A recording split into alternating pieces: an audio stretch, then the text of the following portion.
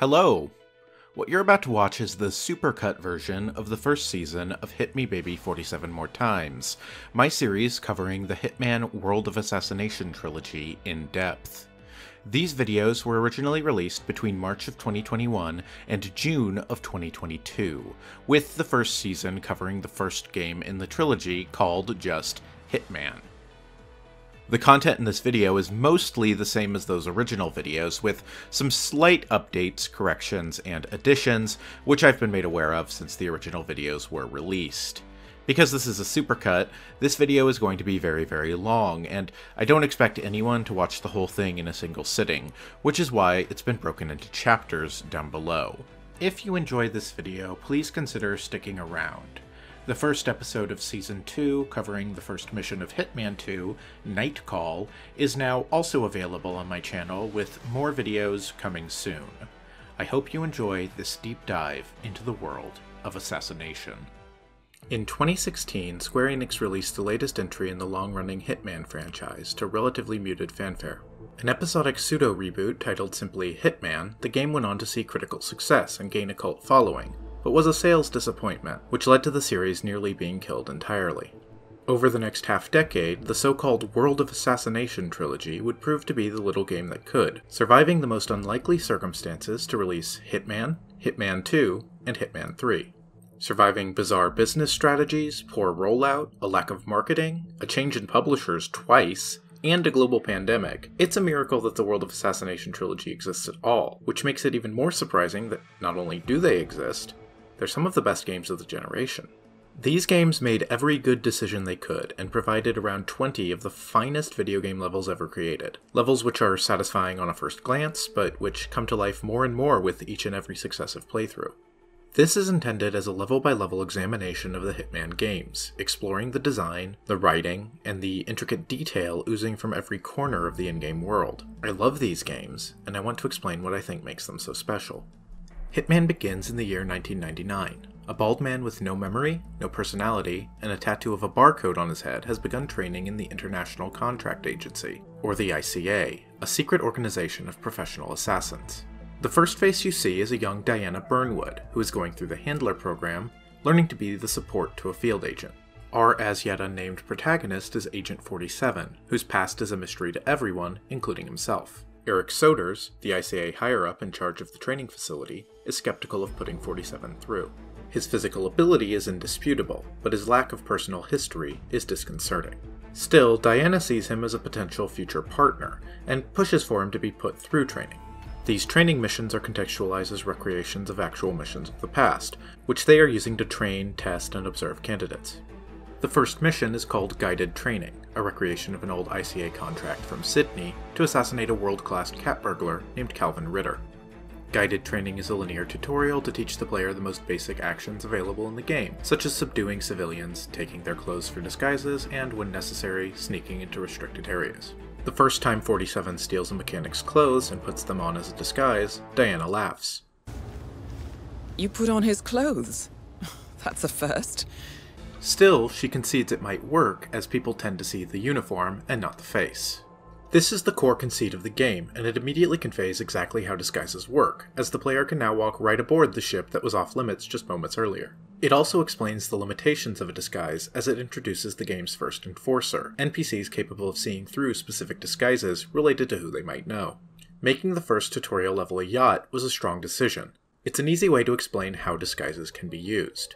Intuitively, staff like mechanics are allowed on the lower decks, where yacht crew and guests are able to walk up to Ritter's private deck, and security can move around wherever they please.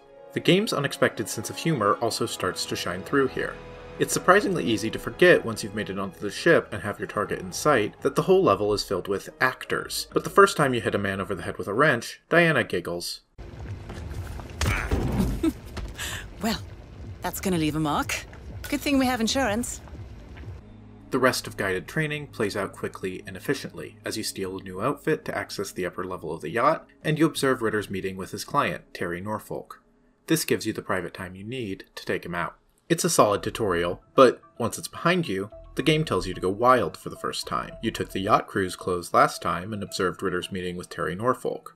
What if, this time, You found a way to steal Terry Norfolk's clothes and attend the meeting yourself. What if you arranged an accident and dropped a lifeboat onto Ritter's head? What if you poisoned his drink and drowned him in a toilet?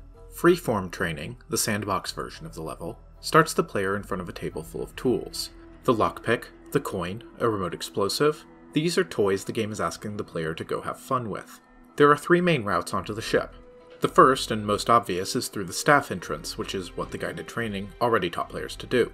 The second, which is more difficult, is to walk right on board through the guest entrance. This can involve finding a way to lure Terry Norfolk away from the front of the ship, take his disguise, and walk right past the guards. The third route is hidden beyond a locked gate behind some boxes initially to the player's right. This gate is more hidden than the other options, but for players who explore, it is rewarding, as you can almost immediately get a yacht security disguise, which will take you all the way to the top of the ship. The highlight of this level is the Terry Norfolk route. Steal Terry's clothes and attend the same meeting you saw in the guided training in Terry's place yourself. From there, it's quick to take him out with the firewire or a silenced pistol while he stands there trying to remember his password. Or, if you'd rather, place a remote explosive beneath him and push the button as you walk away. There's no lethal poison available in the level, and no way to bring your own in. However, there is a medic poison to be found on the bottom floor of the ship, and this is useful to teach the player how the poisoning mechanic works. If you're a security guard, a mechanic, or Norfolk, then poisoning a drink will be suspicious and end with you in a shootout. But if you're a yacht crew, mixing drinks is part of your job, and no one is paying close enough attention to notice what you're slipping into Ritter's champagne.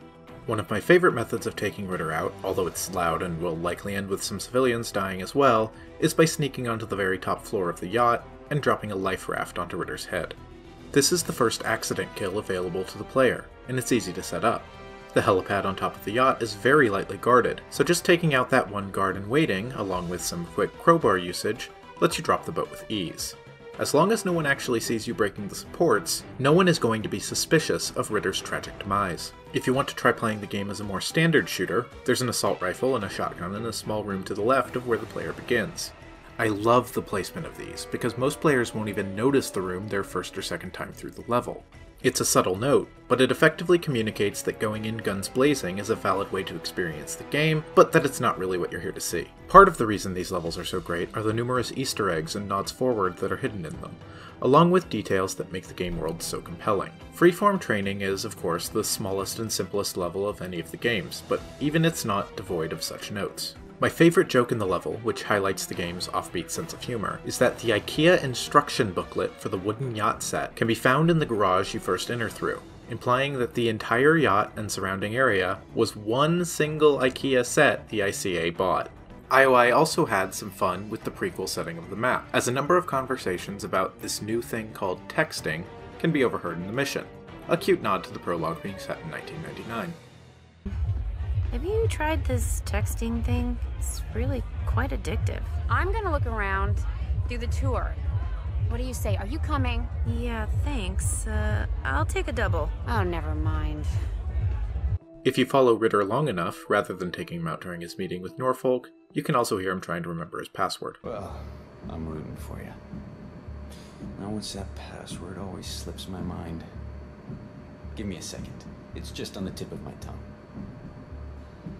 Maybe your childhood pet? You could try that. Wait, was it glass cutter? No, but something work-related. Callista, I forgot my password again. Give me a break, Calvin. Okay, is it Rover?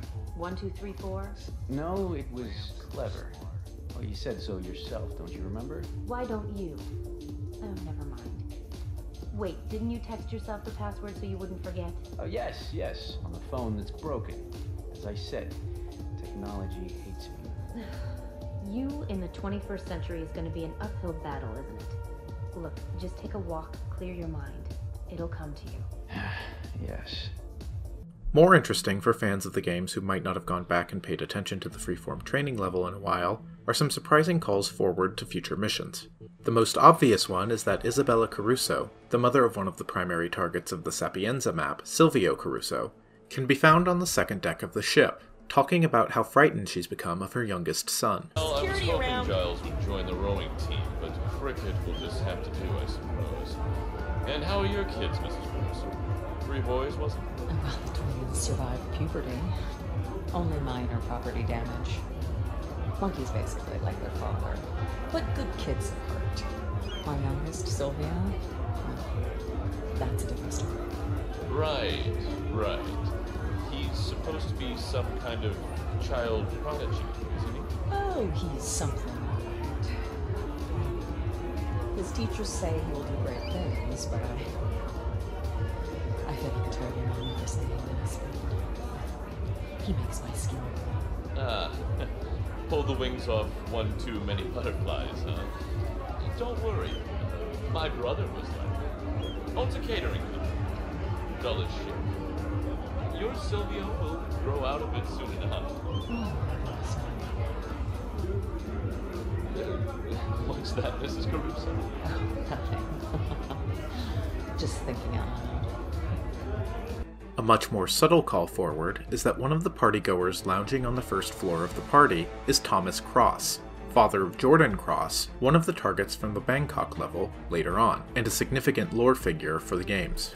I've seen people saying there's dialogue where Thomas is specifically named as such, but I've never been able to get it to trigger, although targeting him in the contracts mode does confirm the name. Even in the context of the game, these aren't the actual characters, but rather actors portraying them. But it does indicate a connection between some of the higher-ups of the Hitman world, which is an idea the games play with more and more as time goes on, and the conspiracy built into the heart of the games unfolds. A call forward that surprised me on recent playthroughs was that two NPCs on the upper deck of the ship can be overheard commenting on how one of the paintings in Ritter's collection looks just like one which was famously stolen from the Stuyvesant's private collection a few years prior. Of course, they settle on the exact wrong conclusion, that the Stuyvesants must have been financially struggling and needed to sell off one of their paintings and double dip on insurance, rather than Ritter being a world-class art thief. Saw this painting, an original Gorka. Thing is, I could have sworn it was stolen from the Stuyvesant's private collection in Boston a couple of years back. Huh. Well, Stuyvesant went broke, didn't he? Sunk like a stone. There you go then. Probably just told his friends the painting was stolen, so he wouldn't have to admit that he was selling off his assets. Sounds reasonable. Huh. One man's loss, another man's gain. Marcus Stuyvesant is eventually revealed to be one of the Providence partners, and is one of the targets in the first level of Hitman 3, and his daughter Cornelia Stuyvesant appears as a supporting character in both the Isle of Sgale map of Hitman 2 and the Dubai map of Hitman 3. I actually went back and checked if this dialogue existed back in Hitman, or if it had been added to the Hitman 3 version of the tutorial, since I'd never noticed it before. While it's a little difficult to get it to trigger, it does exist all the way back in the original game. One more incredibly cute detail from this mission. The yacht crew working in the kitchen, who is the first character you're guided to take down by hitting him over the head with a wrench in guided training, had a large bandage added to his head between Hitman and Hitman 2, doubtlessly from being hit in the head over and over again. Freeform Training is a powerful statement as a tutorial level. By the standards of Hitman, it's an absolutely microscopic sandbox, but they still managed to fill it with a huge amount of variety and charm. This level alone can keep new players entertained for hours, and even compared to other games with famously strong tutorials like Portal, this feels like a level that's fun to play in its own right, not just as a prelude to bigger things. With that said, let's move on to the final test. 47 shatters records in the first training, and Soders has to admit that Diana is right about his potential. A perfectly trained blank slate, with virtually no emotion and no desire. A weapon that can be pointed at a target and execute a mission with no moral hesitation. Unlike Diana, Soders fears this potential, and that it might be used against the ICA. Cannot deny 47 a chance at a future with the agency, especially at Diana's urging, but he sets up a final exam that's designed to be impossible. A recreation of one of his own missions from the height of his career, where he infiltrated a Soviet base in Cuba and killed an American chess master turned spy. To make things worse, he designed the trial to be even more heavily guarded than the actual mission was. Soders is setting 47 up to fail, but he's underestimated his ability. The target of this mission is Jasper Knight, who is in hiding at an airfield in Cuba after assassinating a Russian ambassador a few days earlier. The ambassador was himself an American spy, who Knight killed by tricking him into playing a chess match with poison-coated chess pieces. Knight should have been evacuated by now, because he's a sitting duck for American agents like Soders and, by extension, 47. However, when he was set to leave, he insisted on bringing his girlfriend with him. When the Soviets refused, he decided to blackmail the KGB with threats of leaking information on a number of their US operatives, which, blackmailing the KGB is just a really, really good idea. What could possibly go wrong? This is why the other principal named character is there, a frustrated Soviet colonel and KGB asset named Netsky, and the two are at a standstill waiting on orders from on high. Knight has a lot more personality than Ritter did in the first mission, and that personality is mostly being insufferable. If you try to talk to Knight while disguised as anyone other than Netsky, he brushes you off saying he has more important things to do than talk with you. The final test begins the introduction of mission stories, or opportunities in the first game. Guided and flashy, heavily scripted kills which are some of the best and most memorable content in the game. The first one players will likely come across is also my favorite. Two of the engineers outside of the base are discussing the safety checklist for Jasper Knight's flight, and that they specifically need to go over the safety checklist with Knight. They've disengaged the ejector seat so that Knight doesn't accidentally kill himself during the check in the hangar. Of course, that's exactly what we'd like to have happen. And so, after finding a mechanic uniform in the locker room or stealing one off a hapless worker, you can use a wrench to re-engage the ejector seat, and then walk him through the checklist.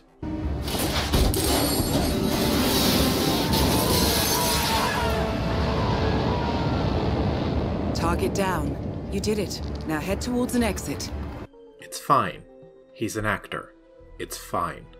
This actually unlocks a lot of the game's comedy to me. The World of Assassination trilogy are very funny games, and part of that is the realistic art style mixed with the heightened and exaggerated reality of what they're portraying. It might sound insane if you've only seen the game's marketing material, but Hitman is the greatest Looney Tunes game I can imagine. Map Bugs Bunny onto Agent 47, and Daffy Duck, Elmer Fudd, or Yosemite Sam onto the game's targets, and you wouldn't actually need to change that much to make the game work just as well. While you're exploring, in the same locker room where you can find the mechanic's uniform, you can also overhear that Netsky is looking for some vodka, as a Russian colonel would do. You can find a bottle of vodka in the kitchen, bring it and place it on a platter in the office where Knight and Netsky patrol. In this same room, you can find Knight stumped on a chess puzzle. Specifically, he's stumped on solving the chess move that the Russian ambassador he played against, and assassinated, a few days earlier played, as he realizes that the ambassador, who was merely an amateur, had actually surprised him and would likely have won the match. You can hear two guards downstairs commenting on how Knight murdered a man just a few days earlier, and is in severe danger from multiple world powers wanting him dead, and yet only seems fixated on trying to figure out how he would have beaten the ambassador at chess, had he not, murdered him. Walk up and interact with the board while no one is looking, and you can solve the puzzle yourself, the first in a long line of jokes about Agent 47's hypercompetence. If the vodka is placed and the puzzle is solved, Knight will propose a toast with Netsky.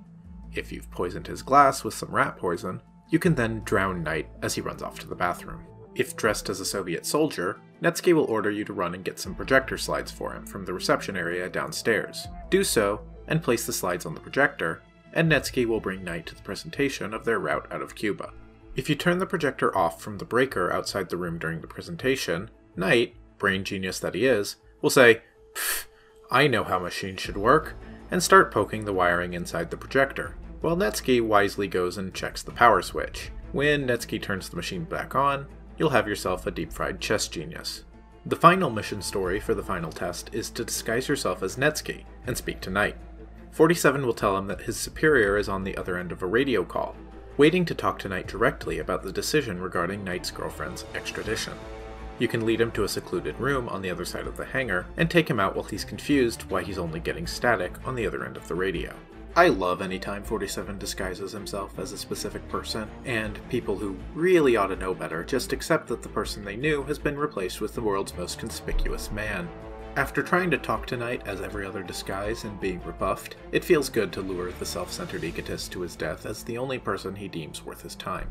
I actually find this mission story much more difficult than the others though, as the private room where you can lead Knight has a guard patrolling right outside of it, who can easily see you if you do anything to Knight, and open fire. Executing this kill requires either finding a way to get rid of the guard, which isn't the easiest task since he's relatively exposed, or timing things just so that you can take Knight out and hide his body before the guard patrols from one end of the room to the other and turns around. It's a good way to tutorialize that sightlines actually matter, and that no one in this game has eyes in the back of their head. That's the mission stories handled, but of course there are plenty of ways to take Knight out, some marked by challenges and some not, other than those opportunities. One of the unmarked opportunities is by firing through the skylight above the office where Knight patrols. You can hear two guards mentioning not liking how exposed the skylight is, but there's no challenge to take him out this way. it's just something you can discover. One method hinted with a challenge is to drop a spotlight on Knight, by going to the roof of the hangar and out onto the catwalks above, and then shooting at the spotlight as he's standing beneath it. Super fun, and if you time it right, likely to be seen as an accident and avoid suspicion.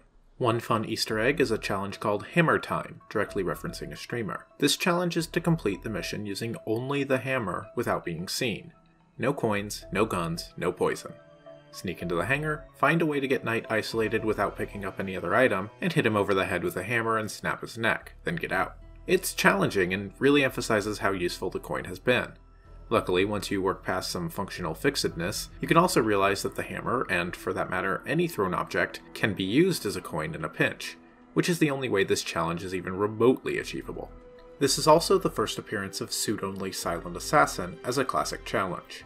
Every level of the game past this tutorial includes a set of challenges called the Classics, containing Silent Assassin, which means only targets killed, no alarms raised, no bodies found, never noticed, Suit Only, which is self-explanatory, Sniper Assassin, which requires you to take out all targets with a sniper rifle without ever being seen, and Suit Only Silent Assassin, which requires you to do everything Silent Assassin does without ever changing your disguise from one of 47's basic suits. Suit-only Silent Assassin always seems impossible when you're first starting a level, and is the ultimate test of skill in a mission. By the time you've reached Mastery 20 and gone through the level enough times to really instinctively learn the map and the AI routines, it seems just within reach enough to try. The final test is actually a really easy Suit-only Silent mission, as you might expect from a tutorial, but it seems daunting the first time you see it listed. Once you notice a pipe right outside the window where Knight patrols, however, it becomes relatively easy to take out the guards on the left side of the hangar, shimmy up the pole, lure Knight's guard into the bathroom, take him out and hide the body, and finally take Knight out unopposed. That's surely not the only way to do Suit-only Silent Assassin on this map, nor is it necessarily the easiest. The thing that makes this game so special is the functionally infinite avenues of approach, and I can never talk about literally all of them here. In any case, it's the perfect way to tutorialize how these challenge runs require you to change your thinking into playing the game more like a standard stealth game, like a Metal Gear or a Dishonored. One useful trick this map tries to teach you is using the guard's care with weapons to your own advantage. If you see a patrolling guard and drop a gun in his path, he'll find it and go take it inside the hangar for you. Not only is this a great way to get a pesky patrolling guard out of your way for long enough to take out and hide his buddies, it's also a great way later on to sneak weapons inside of secured areas, which 47 might need to pass a frisk to move past. The call forward on this level I find most interesting is who Knight and Netsuki are waiting for orders from. As you eavesdrop on people in the base, you start to hear them talking about Janice, in rumor and hushed tones. For some reason, he flips, plans to defect. So on the very night he's supposed to meet with the foreign minister, Jasper Knight, one of Janice's turned American agents, has no choice but to break cover and assassinate him. Does it in the middle of a crowded party, with poison-coated chess pieces. Doesn't strike me as the type. Best kind of spy. So this guy might know Janice. I mean, think about it. He might know who Janice really is. Whoever he is, he's probably pretty ordinary. Janice. KGB's top spy master. Ordinary. As you said, best kind of spy. It seems both Netsuki and Knight are directly under this Janice, and when you disguise yourself as the KGB agent and trick Knight into calling on the radio, he asks, "Is it him?" on the other end. Janice, of course, is one of the targets much later in the Whittleton Creek map of Hitman 2, along with being a major lore figure as the first constant of Providence. The final test is another killer tutorial level. I think between the two, I actually prefer Freeform Training to the final test, and both are easily eclipsed by the tutorial level from the second game, Night Call. Still, the final test has some great moments, and you can spend hours and hours on this one short tutorial level alone. What more, it supports it. Not only can you spend hours and hours before moving on to the game's first full level, but it's really fun to do so. Both the final test and Freeform Training feel only slightly less fleshed out than the full levels from Hitman Blood Money, and so contextualizing these as merely tutorial levels, but still filling them with variety and high-quality content, makes a huge promise.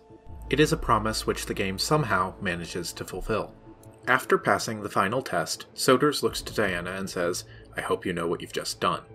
Diana and 47 walk back to the helipad they entered on when the game opened, and Diana comments on 47's impressive performance. She notes that he never gave her a name and that the only lead they had, an abandoned hospital in Romania, came up empty. I think they called me 47. That's not a name. So make it one. All right. Agent 47. What follows is a montage of, pardon the pun, 47's greatest hits, essentially showing that while the game jumps 20 years from 1999 to 2019, the events of the franchise more or less unfold. While Hitman is a reboot in that it requires no knowledge of previous games and gives the series new direction mechanically and narratively, it is still a sequel to the previous games.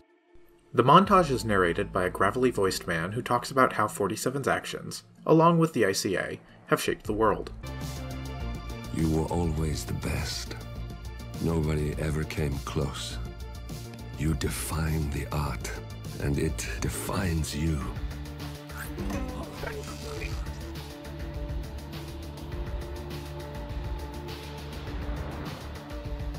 Your actions have changed the world.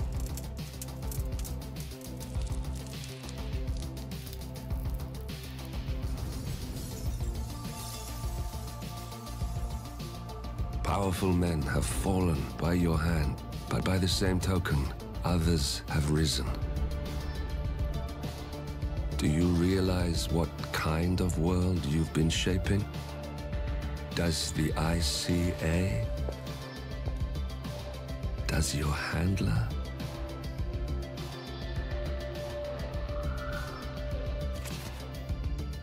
I live in that world. I have seen the consequences. I have felt the cost. That's what defines me. The man implies that, unbeknownst to them, Agent 47 and Diana have been working to make the world a worse place. He knows who they are, he knows what they do, and what they have done. He walks inside his hotel room, turning away from the Eiffel Tower, as we, the players, also move on to Paris. The first full mission of Hitman is titled The Showstopper, and is set in Paris. It was released March 11th, 2016, along with the tutorial missions as a starter pack for the episodic release of Hitman. This was the first content released for the newly rebooted series. Each mission of Hitman begins with an optional mission briefing, which can be viewed from the menu. I highly recommend watching these, as they're not only slickly produced, but they do an excellent job of setting up who the targets are, and why they're being taken out.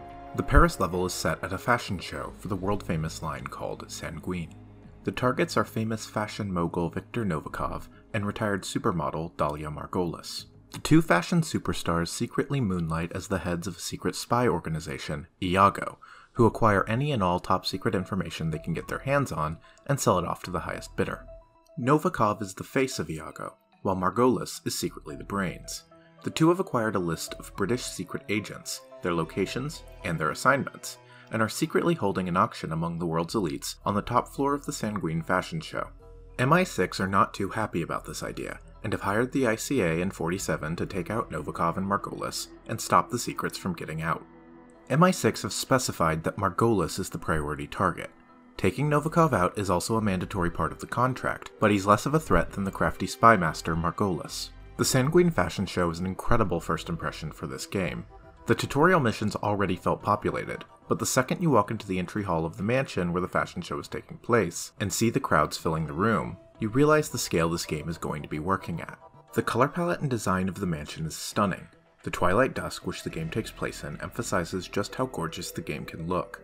Hitman is that rare blend of technically impressive graphical fidelity and top-notch art design that makes it one of the most impressive looking games I've ever seen. Usually I find games with realistic art styles boring, but Hitman doesn't use its realistic art style as a crutch to ignore design. The flashbulbs of reporters as you enter, the way fabric flows, the incredibly smart sightlines and thoughtful set direction all work together to make an incredible looking location.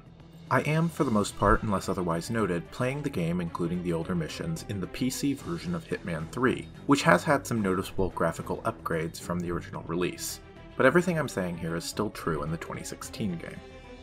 Okay, I'm going to give this my best attempt once, and then strategically avoid saying the name of the mansion for the rest of the video. Palais de Walewska. Palais de Walewska. I'm sorry. The Showstopper is set in a large mansion called Palais de Walewska, and its surrounding gardens. The mansion's bottom floor typically serves as a museum, but it's been converted for the Sanguine Ice fashion show. The bulk of this level is set inside the mansion.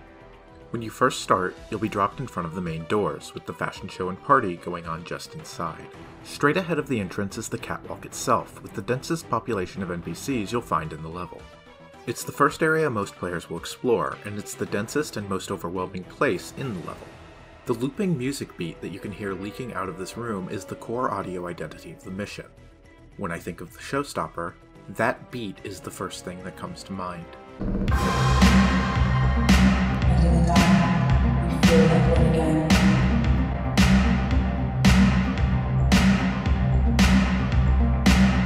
The first time you see the catwalk and realize just how public it really is, it seems impossible to take anyone down there, but it secretly holds some of the best opportunities. To the left of the entrance, you can find the dressing room for the fashion show, where Sebastian Sato, in charge of the models directly, patrols in charge of the show. To the right of the entrance is the bar, where you can find people mingling. Curiously, in this area is one patrolling guard who is a Universal Enforcer, who will become suspicious of 47 even in his basic suit.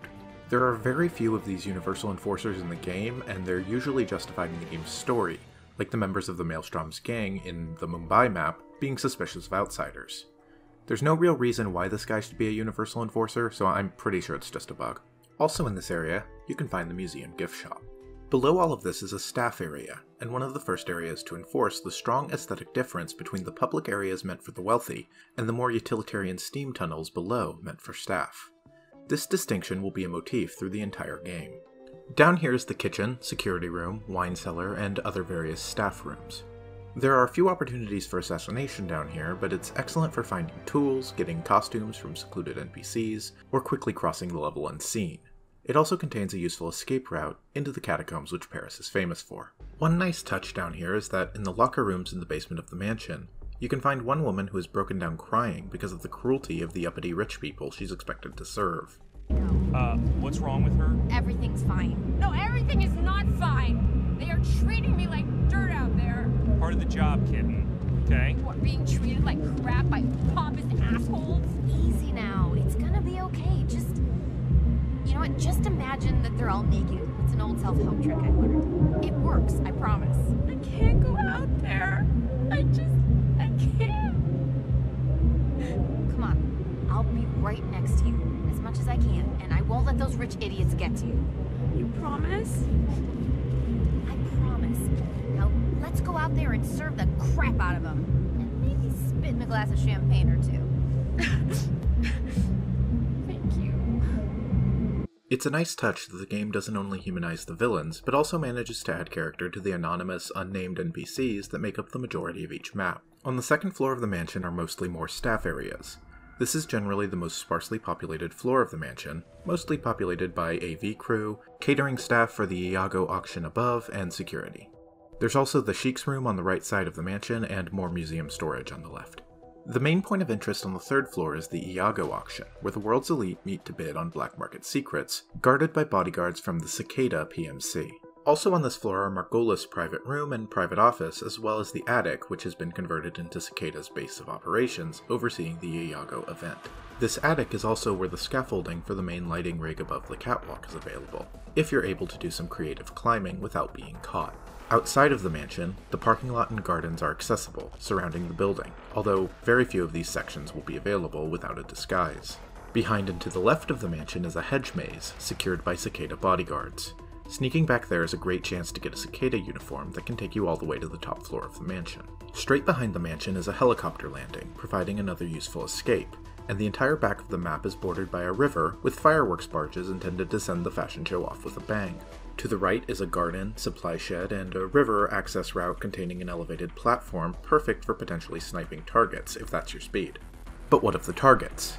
The first, Novikov, is easy to access, but hard to isolate. The game's schedule is set so that the first time 47 enters the fashion show, the first thing you'll see is Novikov, in a spotlight, descending the staircase to join the party. I love how the game immediately puts your first real target quite literally within reach, but in such a public area that trying anything will almost certainly get 47 killed. The puzzle of taking Novikov out ends up being how to lure him away from the party, or else how to get rid of him while he's surrounded by literally hundreds of people, preferably without being seen. It's unrealistic to take out every last person along Novikov's patrol route, and what's worse, he has a private bodyguard shadowing his every move. Dahlia Margolis is harder to reach, hidden away on the very top floor of the mansion running the Iago auction. She's in a much less public area than Novikov, and once you reach her, she's relatively easy to take out. But getting to her is the challenge, as every obvious entrance requires making it through 2 to 3 security checkpoints, as well as having an invitation to the auction in the first place. So, with the task of taking out 2 heavily guarded and extremely public fashion moguls ahead of you, how can 47 possibly succeed? The highlight of this mission, and perhaps the most famous opportunity from the entire trilogy, is becoming Helmut Kruger. Almost as soon as you enter the fashion show for the first time, you'll see large banners with the face of the star supermodel of the show, Helmut Kruger. You'll also notice that Helmut Kruger just so happens to look exactly like Agent 47. NPCs gushing over how handsome Kruger is will even comment on what a striking resemblance 47 bears to him. Speaking of, that guy looks a lot like Helmut Kruger. Huh, yeah, uncanny.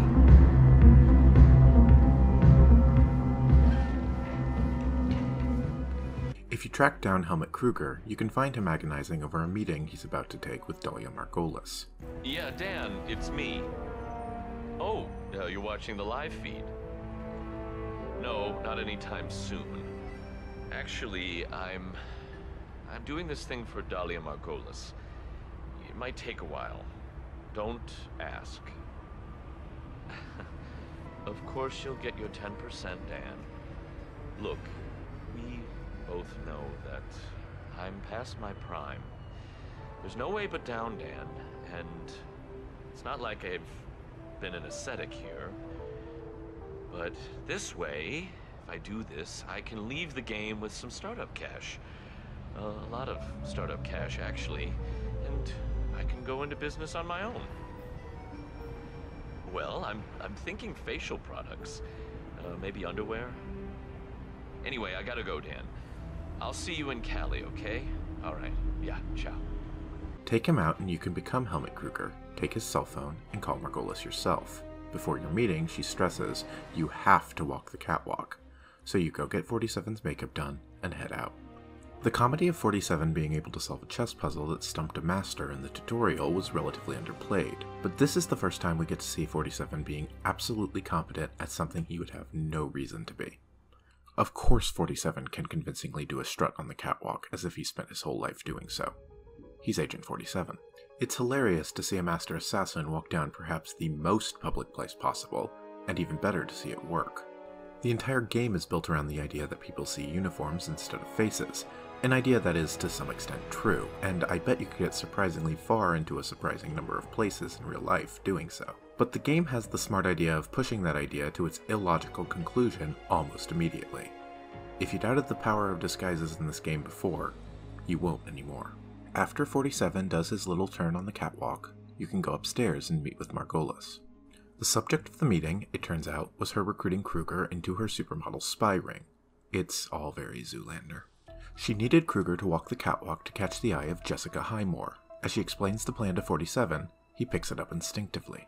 As it happens, I have the perfect assignment for you. Jessica Highmore. Highmore Consulting. The very same.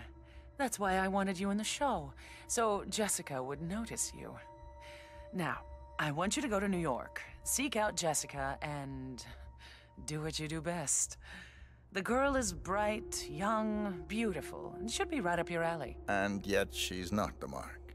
My, you do catch on fast. No, that would be her father, CEO John Highmore. Jessica is your way in. Befriend him, get his trust. Highmore Consulting is planning a merger. I want to know with whom and at what price. All right. Consider it done. And that's for you. Keep it on you at all times. Last resort. Cyanide. Good choice. Just after giving 47 the pills, Margolis receives a phone call and turns her back to 47. This offers the perfect opportunity to slip the pills into her glass of champagne. Once her phone call is over, she'll propose a toast to their new professional relationship, and she'll be done for. Hilariously, if you wait long enough, you can follow the real Helmut Kruger as he eventually makes his way to the catwalk and up to the meeting with Margolis. Everything 47 gets right in the conversation, Kruger gets wrong. Love the outfit. So, you accept my offer? Yes, but I get to pick and choose. I do have standards, Dahlia. Oh, naturally. As it happens, I have the perfect mark. Jessica Highmore. That Jessica Highmore? Didn't her sister fall off of a roof or something? I see you read your gossip columns. Now pay attention. I want you to go to New York, seek out Jessica, and do what you do best. The girl is bright, young, beautiful. Should be right up your alley. So what did she do to you? Do try to connect the dots, Helmut. Jessica is just a means to an end. The real mark is her father, John Highmore. Befriend him, get his trust. Highmore Consulting are planning a merger. I want to know with whom and at what price. That's it? For now. That's for you. Keep it on you at all times. A last resort. A last resort? You must be joking. That isn't what I think it is it?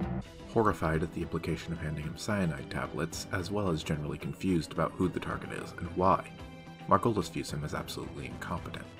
A Drink to Die For is the only mission story which takes you to the staff areas in the basement. It's also one of the most straightforward in the level. Outside the party, you can hear two members of the staff talking about how Novikov keeps requesting a specific and obscure drink called the Bare-Knuckled Boxer. You can also hear Novikov harass the bartenders for not knowing his favorite extremely obscure cocktails. If you weren't convinced he needed to die for all the murder and espionage he's done, this'll do the trick. If you steal a waitstaff uniform and sneak into the basement, you can find the recipe for this obscure drink. Pop back up and mix the drink, and leave it on the bar for Novikov. The next time he makes his way by the bar, he'll see it sitting there and take a drink. If you've lethally poisoned it, he'll be handled right then and there. Otherwise, you can be hiding in the nearby bathroom, waiting to drown him. Novikov has a criminal history, and while he's publicly gone straight, intelligence agencies around the world are preparing a case against him. Specifically, there's an FSB agent named Max Decker milling about the bar area of the party, who has been told to wait for a bodyguard to escort him to meet with Novikov. If you become a Cicada bodyguard, you can escort the agent to his private meeting with Novikov, in the hedge maze behind the mansion. It turns out the agent has brought the last remaining copy of the file on Novikov, which an FSB agent named Kamarov had been creating, and has ensured all backups of the file were destroyed, in exchange for an unspecified sum of money. Decker knows Novikov is behind the death of Kamarov, and tells him, "Whoever you hired, I want his number." Novikov assures him that he does not. After the file has exchanged hands, Novikov dismisses the entire security detail from the Gardens, as he wants a moment alone to savor his victory. This gives the perfect opportunity to snap his neck and dump him in the river. If you follow Novikov earlier on, you can hear more specifics about what the deal was that saw Kamarov dead. You can eavesdrop on a conversation with his personal assistant about how he exchanged the entire Iago dossier with someone in exchange for him killing Kamarov, and setting him up as an American spy. The conversation also notes that Margolis is unhappy with this exchange. Upstairs in her private room, you can hear Margolis discuss her take on Novikov's deal with the mystery man in exchange for the entire Iago dossier with her own personal assistant. One of the main named characters in the map is Valerie St. Clair, the owner of a magazine named Showstopper, which has been trying to expose and discredit Viktor Novikov for years. You can first hear this mentioned by the reporter immediately as you enter the level for the first time. St. Clair, legendary editor-in-chief of Showstopper magazine, has long been one of the most vocal critics of Viktor Novikov's quote-unquote thuggish stranglehold on artistic integrity, and has defiantly boycotted sanguine shows in the past. On the first floor of the auction, you can overhear Valerie St. Clair and one of her reporters named Liza Mackenzie talking about losing contact with Haley, another reporter who has been planted as their mole inside Iago. Valerie and Liza know about the Iago auction upstairs, and Liza is freaking out that they're all going to be killed. Valerie, however, has been trying to expose Novikov's criminal activity for years, and sees the opportunity, talking Liza into infiltrating the auction as a representative of the Van Orton Tobacco Company, in order to get evidence of the auction's activity. If you follow St. Clair after this conversation, she can be seen talking directly to Novikov, and taunting him with the dark secret she's uncovered. You can then hear Novikov call Margolis, and tell her they have a situation.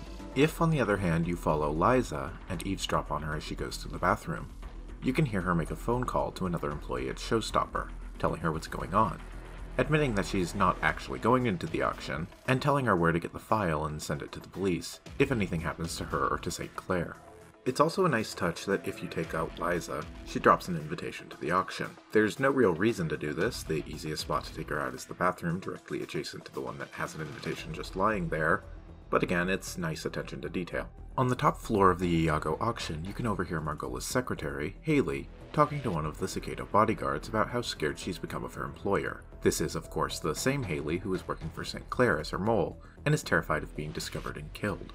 You can also discover the laptop which is running the entire system for the auction in Margolis' private room.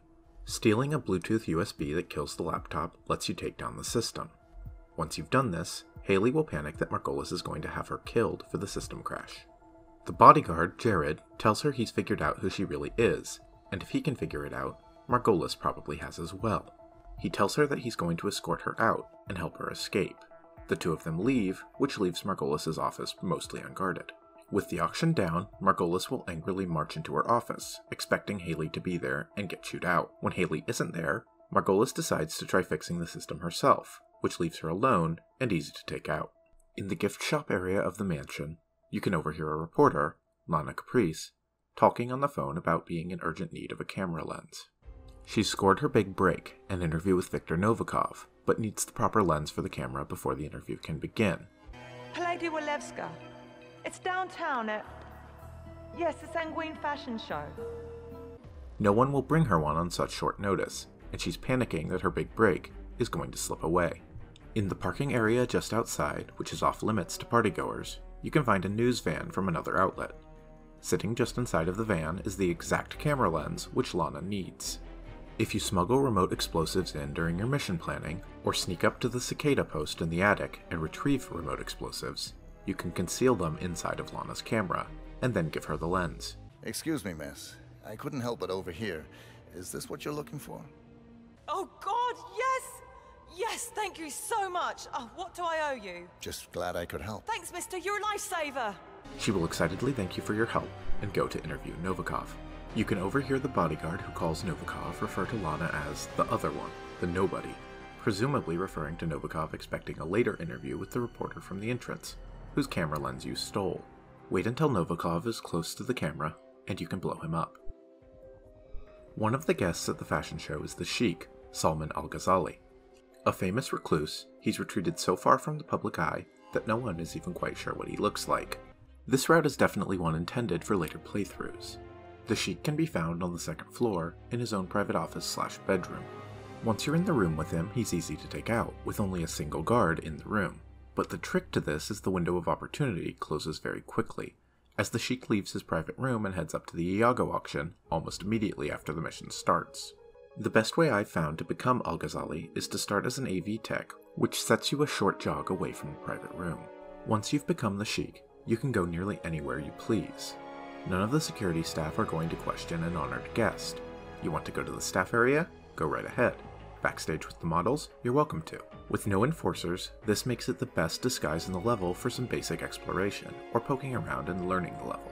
More importantly though, Dalia Margolis is expecting Al-Ghazali upstairs at the auction, and no one would dare frisk a foreign prince. You can stroll upstairs with whatever concealed weapons you like, attend the auction as Al-Ghazali, and even bid on one of the lots of black market information. If you do so, Margolis will ask to see you in her private room, to express gratitude for your business, directly under a chandelier. Probably the most elaborate, and easy to break, mission story in Paris is Lights Out.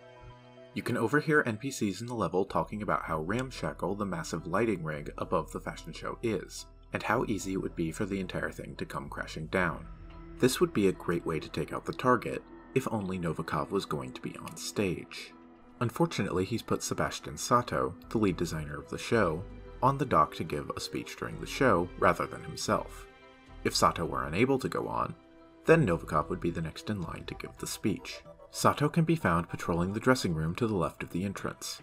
Because of his highly public location, he's very difficult to take out. Luckily, while killing Sato will do the trick if you find an opportunity, you don't necessarily have to. You just have to keep him from being able to go on stage. Sato is extremely stressed between the demands of the show and Novikov's abusive behavior. He's also just been announced as Novikov's successor as the head of Sanguine, as you can overhear from a reporter at the entrance of the level. To make things worse, because the mansion normally operates as a museum, The room which Sato patrols contains a diorama of an old battle, one which loudly plays a recreation of the battle, complete with a deafening overture, if you insert a coin. Pick one up off the ground or use one of the ones you brought into the level, and play the diorama's show, and Sebastian will lose it, and immediately start drinking to cope. If you've used emetic poison on the drink, then he will immediately get sick. This ends up being the last straw Sato needs to abandon the show and go sit in the gardens. If this is completed, then when Novikov goes to fetch Sato for the speech, he'll be unable to, and will take the stage himself instead. Sneak up to the attic and onto the catwalk for the light rigging, and you can break the supports, dropping a rig that must weigh thousands of pounds directly onto Novikov's head, along with the heads of half the crowd.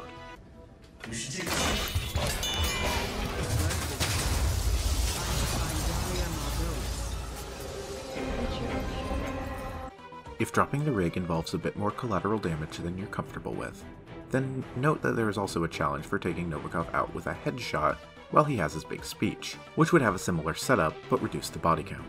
While you're backstage, you can hear two techs discussing how excited Novikov is about the fireworks barge for the end of the show, and telling each other to be careful not to bump the remote and set the fireworks show off early. If you get a tech costume, you can easily grab the remote and trigger the show earlier on purpose.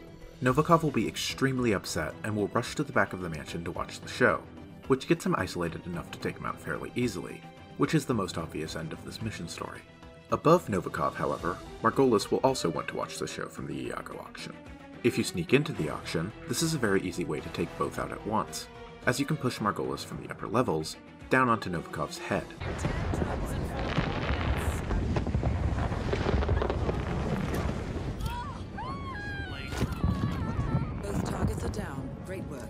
Towards an exit. You can even hear Margolis making fun of Novikov as he throws a tantrum below. This is also the easiest way to take the targets out as a sniper, as sneaking a rifle up to the elevated platform behind the mansion and triggering the fireworks show gives you a perfect line of sight on both targets. There's a challenge to take out both targets with a sniper rifle within 15 seconds of each other, and this is the easiest way to do it. Whichever method you choose, it's a fun way to get rid of the targets. That's the last mission story in Paris, but there are a ton of other fun ways to take out targets in the level. Hidden upstairs in the attic, you can find a costume called the Vampire Magician. Most of these levels have one of these high suspicion outfits that are extremely goofy and essentially worse than just wearing 47's suit, usually tied to some sort of challenge. For example, one Paris challenge is to assassinate Margolis by dropping a chandelier on her, while dressed as the Vampire Magician. These high suspicion costumes are a lot of fun, especially once you've learned the map backwards and forwards. It's also really fun to drop the chandelier above the Iago auction onto Margolis' head during her big speech, although it's public enough to almost certainly get you killed. One unmarked way to get into the auction is to attend as yourself, or rather as 47's favorite alias, Tobias Reaper. United States. Good evening. I don't believe we've had the pleasure, Mr. Reaper. Tobias Reaper. I'm a friend of Victor's. I see. I wish I had been informed. Well, no matter. Do enjoy the auction, Mr. Reaper. I will see you later. Looking forward to it. Some attendee of the auction accidentally forgot their invitation in one of the ground floor bathrooms, and if you're willing to pass a frisk check, 47 can use the invitation to get in. If you can manage to pull Novikov's personal bodyguard away from him and take him out without being caught, you can get his cell phone. This lets you call in a Code 17, which puts both Novikov and Margolis on lockdown, evacuating them to a storage room on the west side of the mansion's second floor. You can make this work to your advantage by planting a remote explosive here, and taking both out in one go.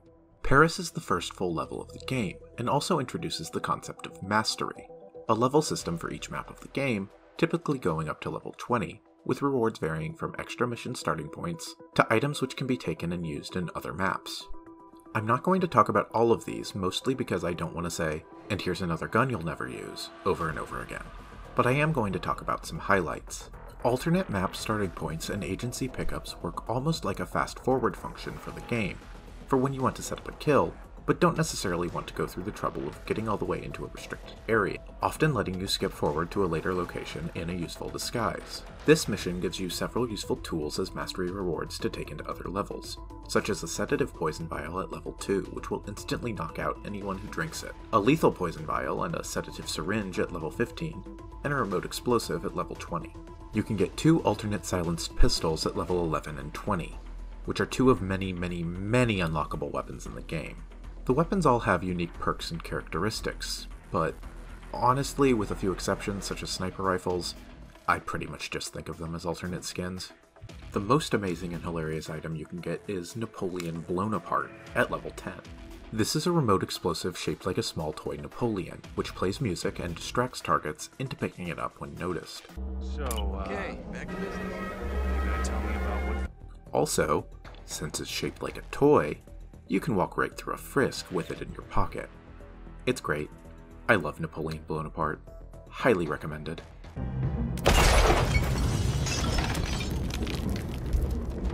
The experience to gain these mastery levels is earned by completing the challenges I've referenced before, incentivizing playing the game in a number of interesting ways. Of course, my personal favorite thing of any Hitman level is looking at the Easter eggs and the insane details hidden in plain sight. Let's take a look. If you step between the cameraman and the reporter at the very beginning of the mission, they'll get angry at you for ruining the shot. Cut! Yeah, thanks a lot, man. Real considerate. Mind staying out of my shot? If you step away and do it again, they'll get even more upset and decide to take a smoke break until you leave. I'm standing outside, delayed it. What the hell is wrong with you? Go away! Come on. Don't encourage this asshole. Lindsay, let's just go for a break. Probably coked out of his mind. The Sheik, Salman al-Ghazali, later reappears in the Miami mission, and another member of the al-Ghazali family, Sheikh Omar al-Ghazali, is the creator of the Burj al-Ghazali, or the Scepter, the mega skyscraper setting of the Dubai map of Hitman 3. The briefing mentions that Iago has sold secret flight plans to the Delgado cartel, which they used to take down a plane holding one President Hernandez. Members of the Delgado cartel appeared as targets in Hitman Blood Money, and appear again later on as the targets of the Colombia map of Hitman 2. Andrea Martinez, a member of the Delgado cartel and one of the targets of Hitman 2's Colombia map, can be found at the Iago auction. Oh, if I had $1 for every I want to be just like you. You'd have exactly 12 measly bucks. We've got eyes in Washington too, Touche. Hey, is it really true that your village was burned down by a gang of outlaws when you were 12? You can push a piano closed to lure an auction staff member in as a distraction, then knock someone unconscious with the same piano as they try to set it back up. That's great, I love it. In the bedroom next to where al-Ghazali can be found, you can find a gun under one of the pillows on the bed. As you tail Margolis, you can eavesdrop on her talking about other spy situations she's got going on, such as one to infiltrate the Church of Ascension. If you take out the guard in Margolis' room, she will say, "Something is amiss, we're one guard short, so sloppy." It's a nice touch emphasizing how sharp she is, especially compared to Novikov, who won't even notice if you take out his private bodyguard. You can get a challenge for throwing a coin in the fountain at the entrance. That's it, that's all. It's a fun touch.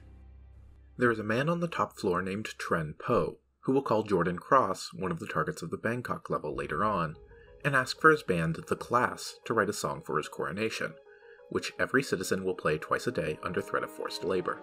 When Helmut Kruger refers to Jessica Highmore's sister falling off a roof, this is a reference to Jordan Cross's murder of Hannah Highmore, a key plot point of the Bangkok level. One of the women at the auction is trying to pay Margolis to see her favored candidate win an upcoming election.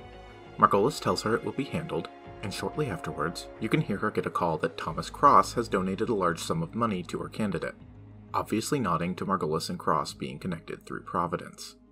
Backstage, you'll be able to find one of the tech crew awkwardly trying to flirt with one of the supermodels at the show, while she complains about some of Sato's more absurd outfits, such as a literal straitjacket. Well, at least this line looks like real clothes. That intestines themed show I did with Sato last year? Not so much. And then there was the year before, straitjackets. Yeah, I think you'd look good in just about anything. Intestines, straitjackets, you name it. Aww. Look, I gotta run. But I'll see you later, okay?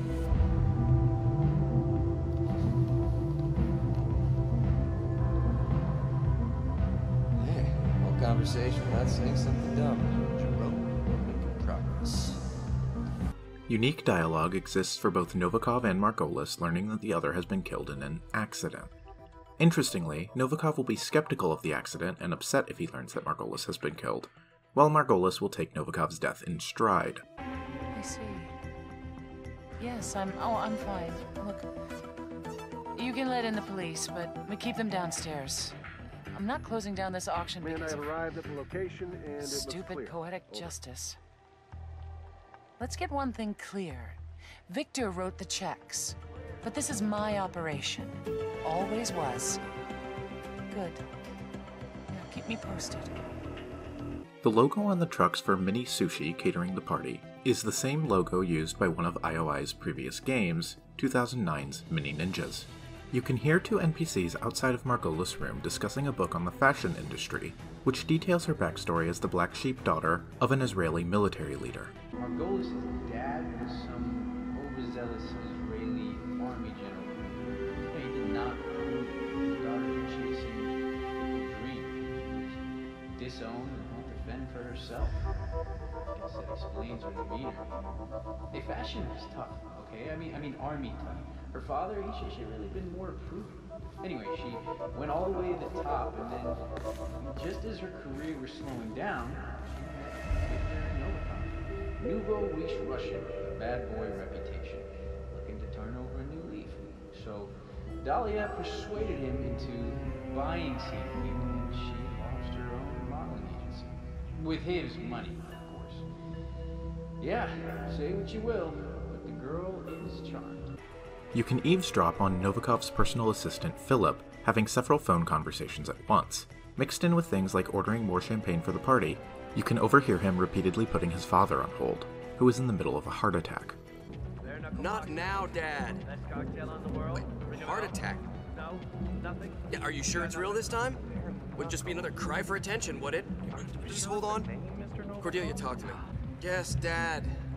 Dad, stop rattling. I can't hear a word you're saying.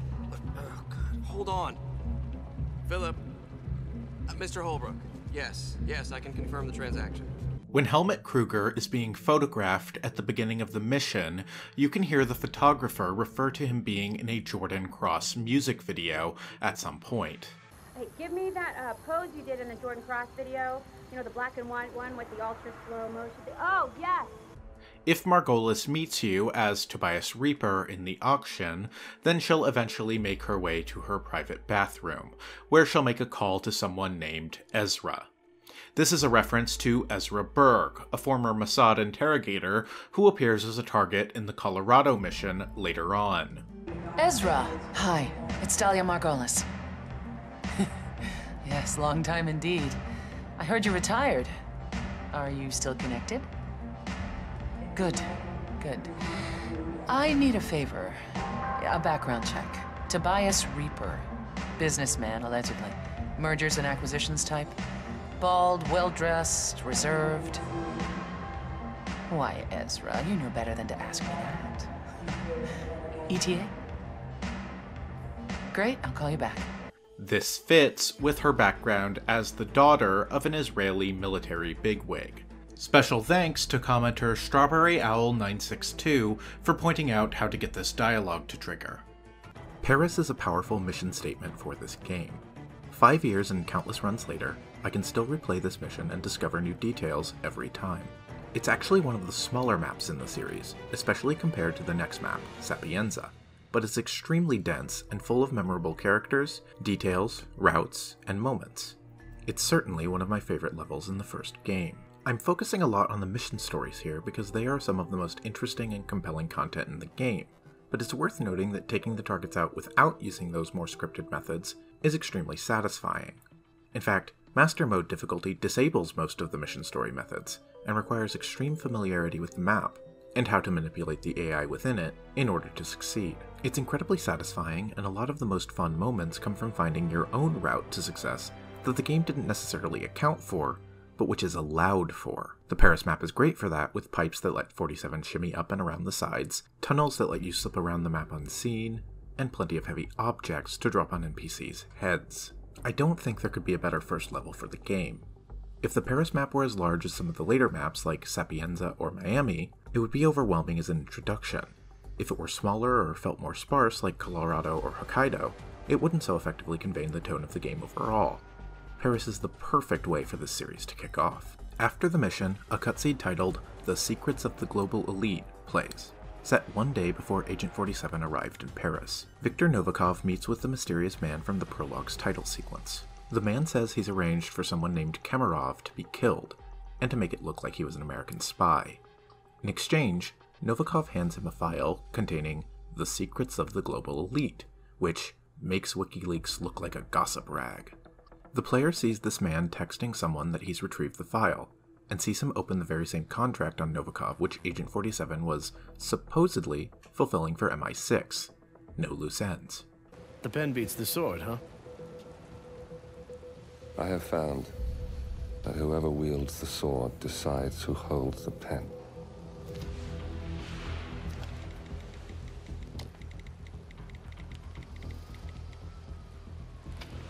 Smile, Victor. Your reputation is safe. Now run along. I'm sure you have pretty dresses to attend to.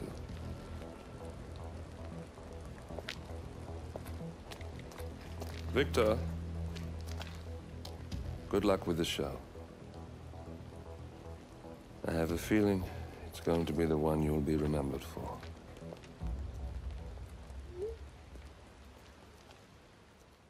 This is interesting because it reveals that Novikov was the real target all along, while the mission briefing made it clear that MI6 were more concerned with Margolis being taken down, with Novikov being more of an accessory.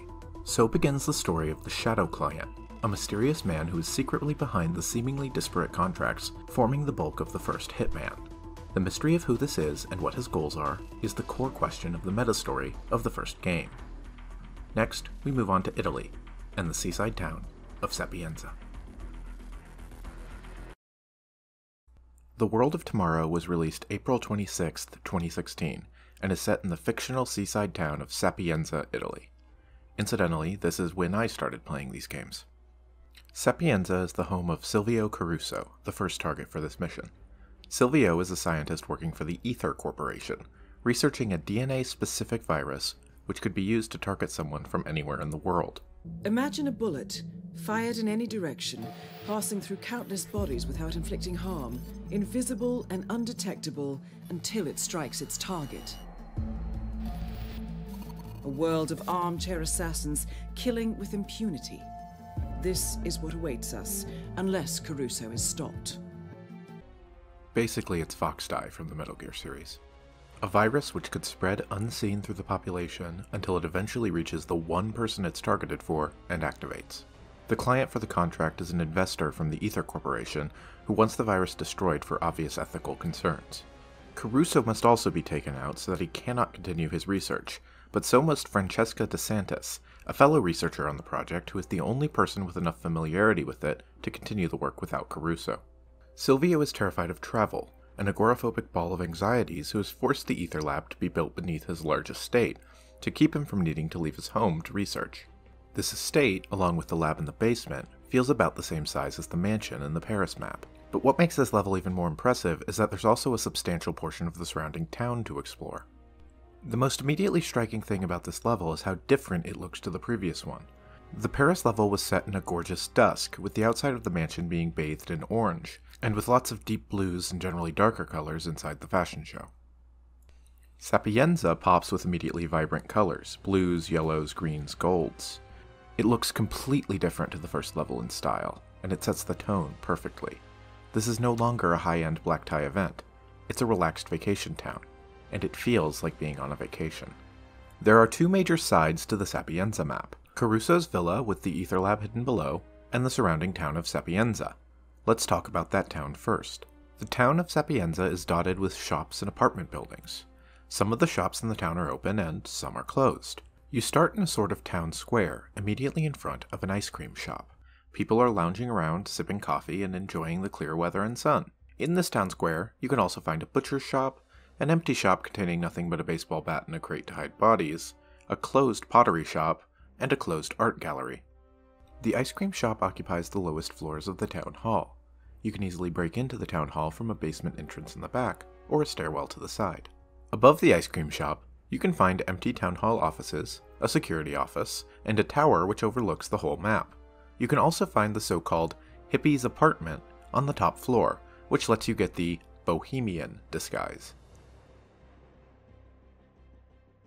Both the tower and the hippie's apartment offer excellent sniping positions, if you're willing to wait for a target to walk into view. Below the ice cream shop and town hall is a public bathroom, with 2 security guards hanging out, who you can overhear explaining the bodyguard presence in the town at large is due to Ether ramping up security on Caruso and the Virus Project. Ether sure is amping up security around here. Bit of overkill, don't you think? Nah, just protecting their investment. They've put a lot of dough into this project, whatever the hell it is. And competition is fierce. A lot of industrial espionage in the pharmaceutical industry lately. I read a lot. Then why not place the lab somewhere more secure? It's Caruso. He's a bit eccentric. Well, you met him. Apparently he's got travel phobia and doesn't like to leave his home. He's their golden boy. So Ether just went and installed a state-of-the-art field lab on his private property. Big dough, man. Some people always get their way. To the left of where you enter the level is the road out of town, and the site of an accident. 2 flower delivery men headed for Caruso's mansion have hit a cyclist, and then proceeded to spin out and wreck their van. You can listen to the delivery men and the cyclist argue over who is responsible for the accident. What are you talking about? I stuck out my arm! It's like a universal sign language. You should learn it! Hey, look, I didn't see you, okay? Damn sun was in my eyes. Well, get some shades, Dumbo! Christ, 1 more inch and... I know. I'm really sorry. Hey, are you all right, buddy? Yeah, I'm fine, okay? It's a close call, but I guess I could have signaled more clearly.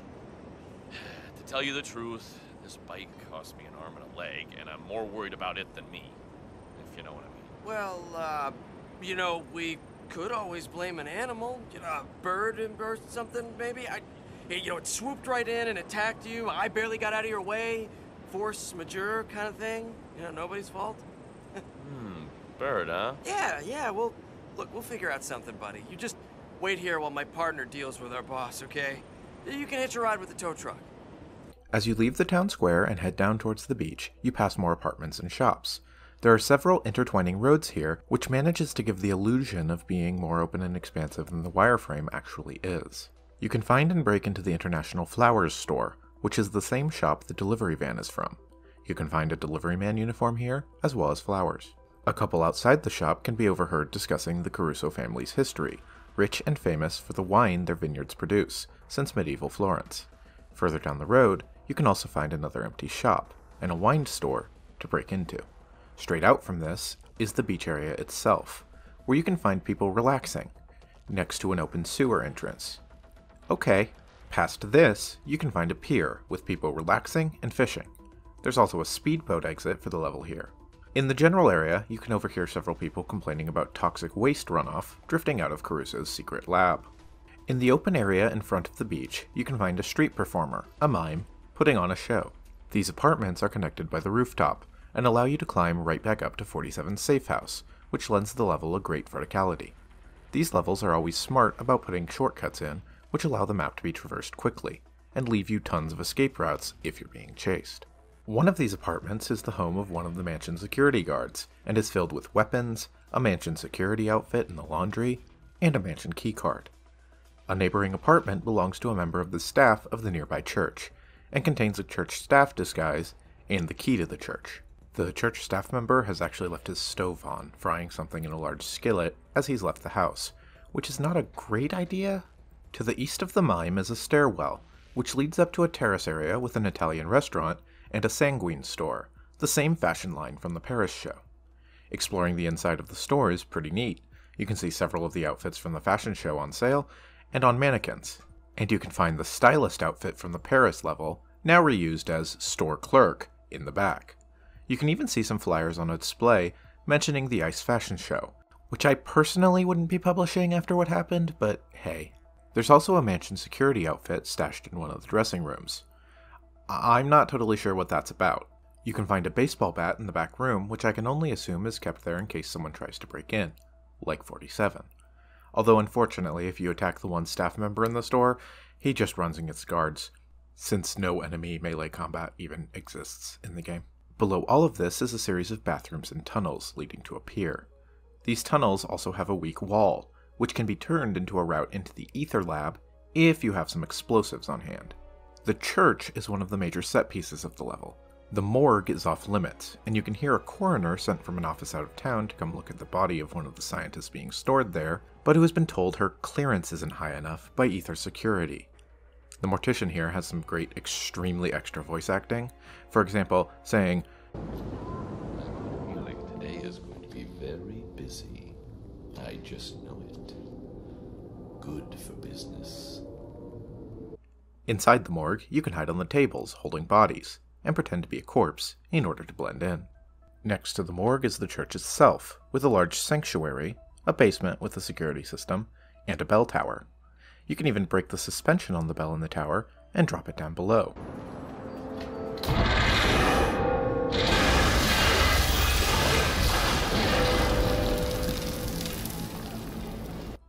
Behind the church is the graveyard, which is absolutely swarming with Ether bodyguards. Below the church is a crypt, which also contains yet another route into the sewers, with the sewers themselves containing a route into a small hidden beach area.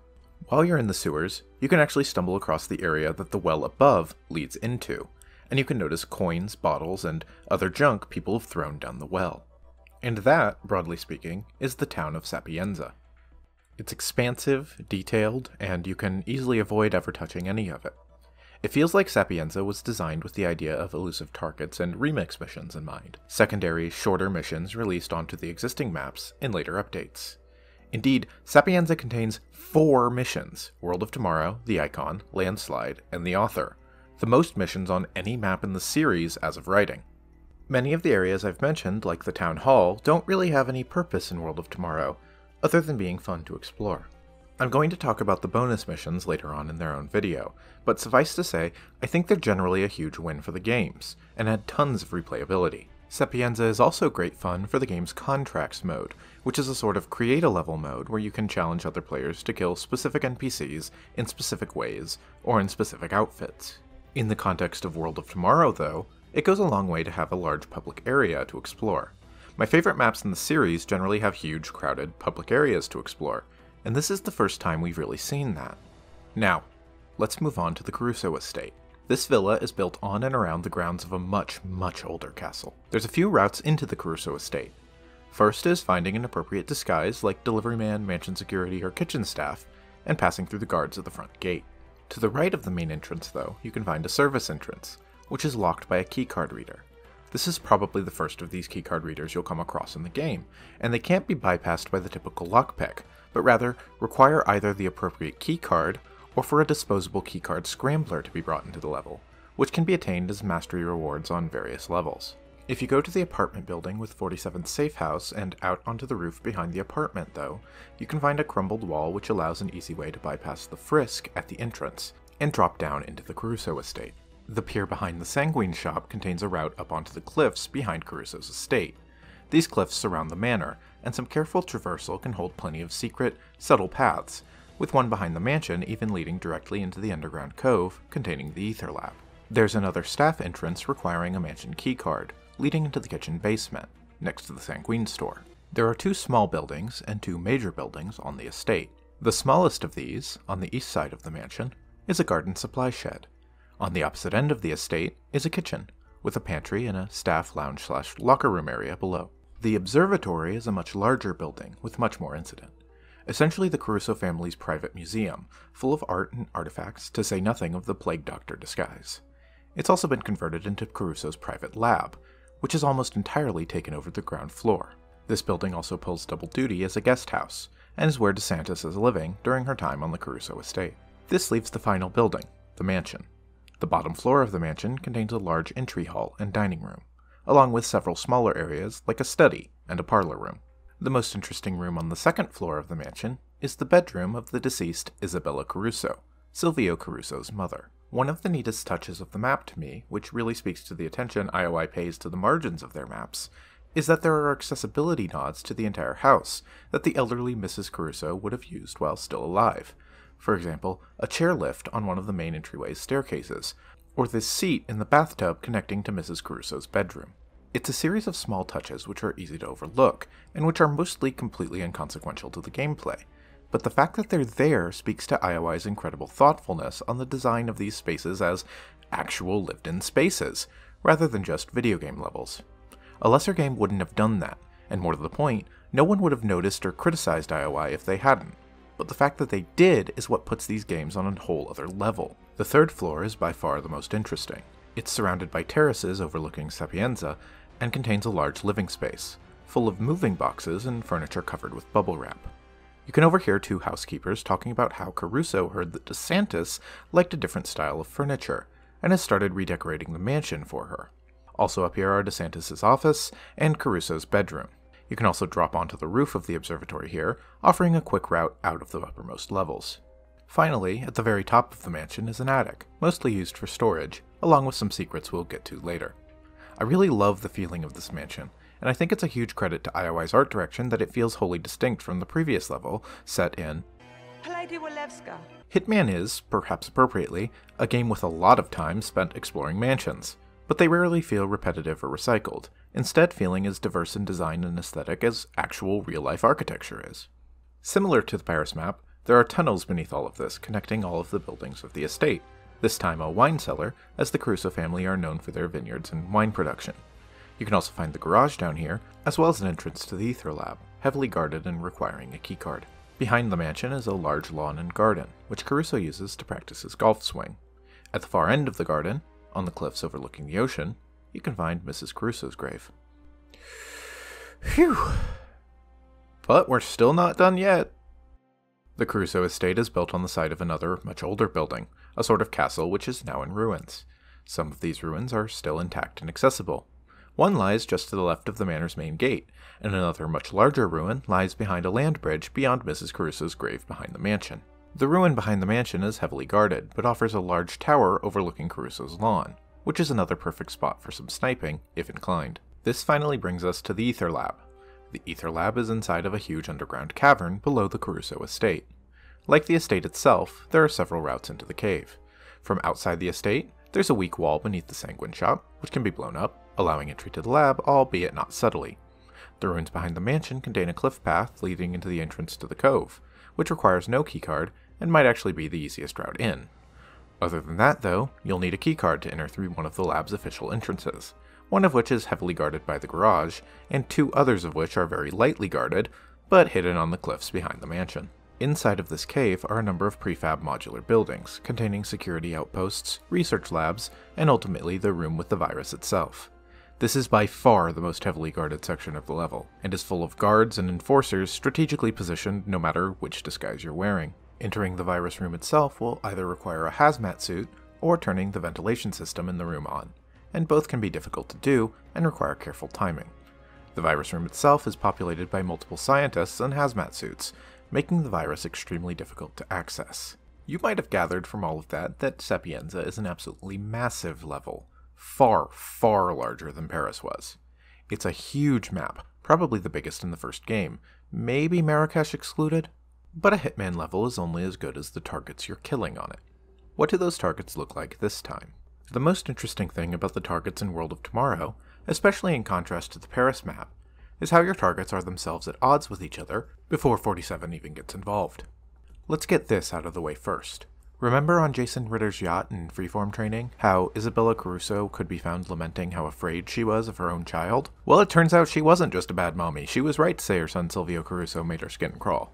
When we find Caruso 20 years later, it quickly becomes obvious that he has murdered his own mother, and has developed a crippling complex about it. He keeps her room in perfect order, untouched. He's jumpy and neurotic, and deeply ashamed and guilty over his own mother's murder. This crushing guilt led to him having a complete nervous breakdown about 1 year before the events of the level, where he became convinced his mother's ghost was haunting him and seeking revenge. Following this nervous breakdown, the already reclusive and eccentric scientist began behaving even more erratically than he was already known for, which isn't exactly the trait you want someone researching an incredibly dangerous weapon to have. This is the true purpose of Francesca DeSantis' presence in the town of Sapienza, positioned as a second-in-command sent by Ether to lighten the stress on Caruso.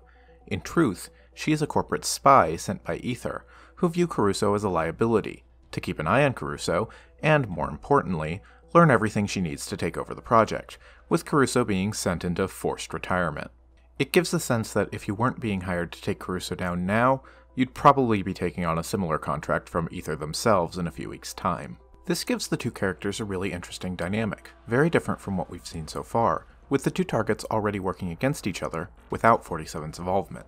There was tension between Margolis and Novikov on the Paris map, with Margolis' assistant even suggesting that Margolis needed to hire a hitman to take Novikov out. But the targets on Sapienza are already hiding things, and even plotting against each other. The situation is tense, and 47 is smart enough to play that to his advantage.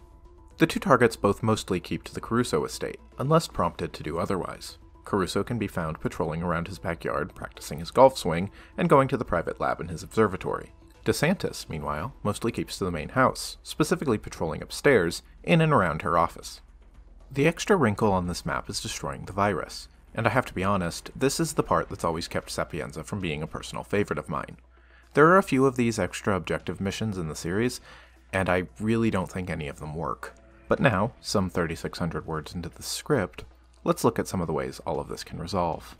As you're poking around the town, you can hear there's a private detective who's been hired by Francesca DeSantis, which seems like the perfect opportunity to get close to her. You can find the detective asleep on a bench in the town, and by turning on a radio nearby, you can wake him up and have him call DeSantis, before leaving to meet her down by the pier.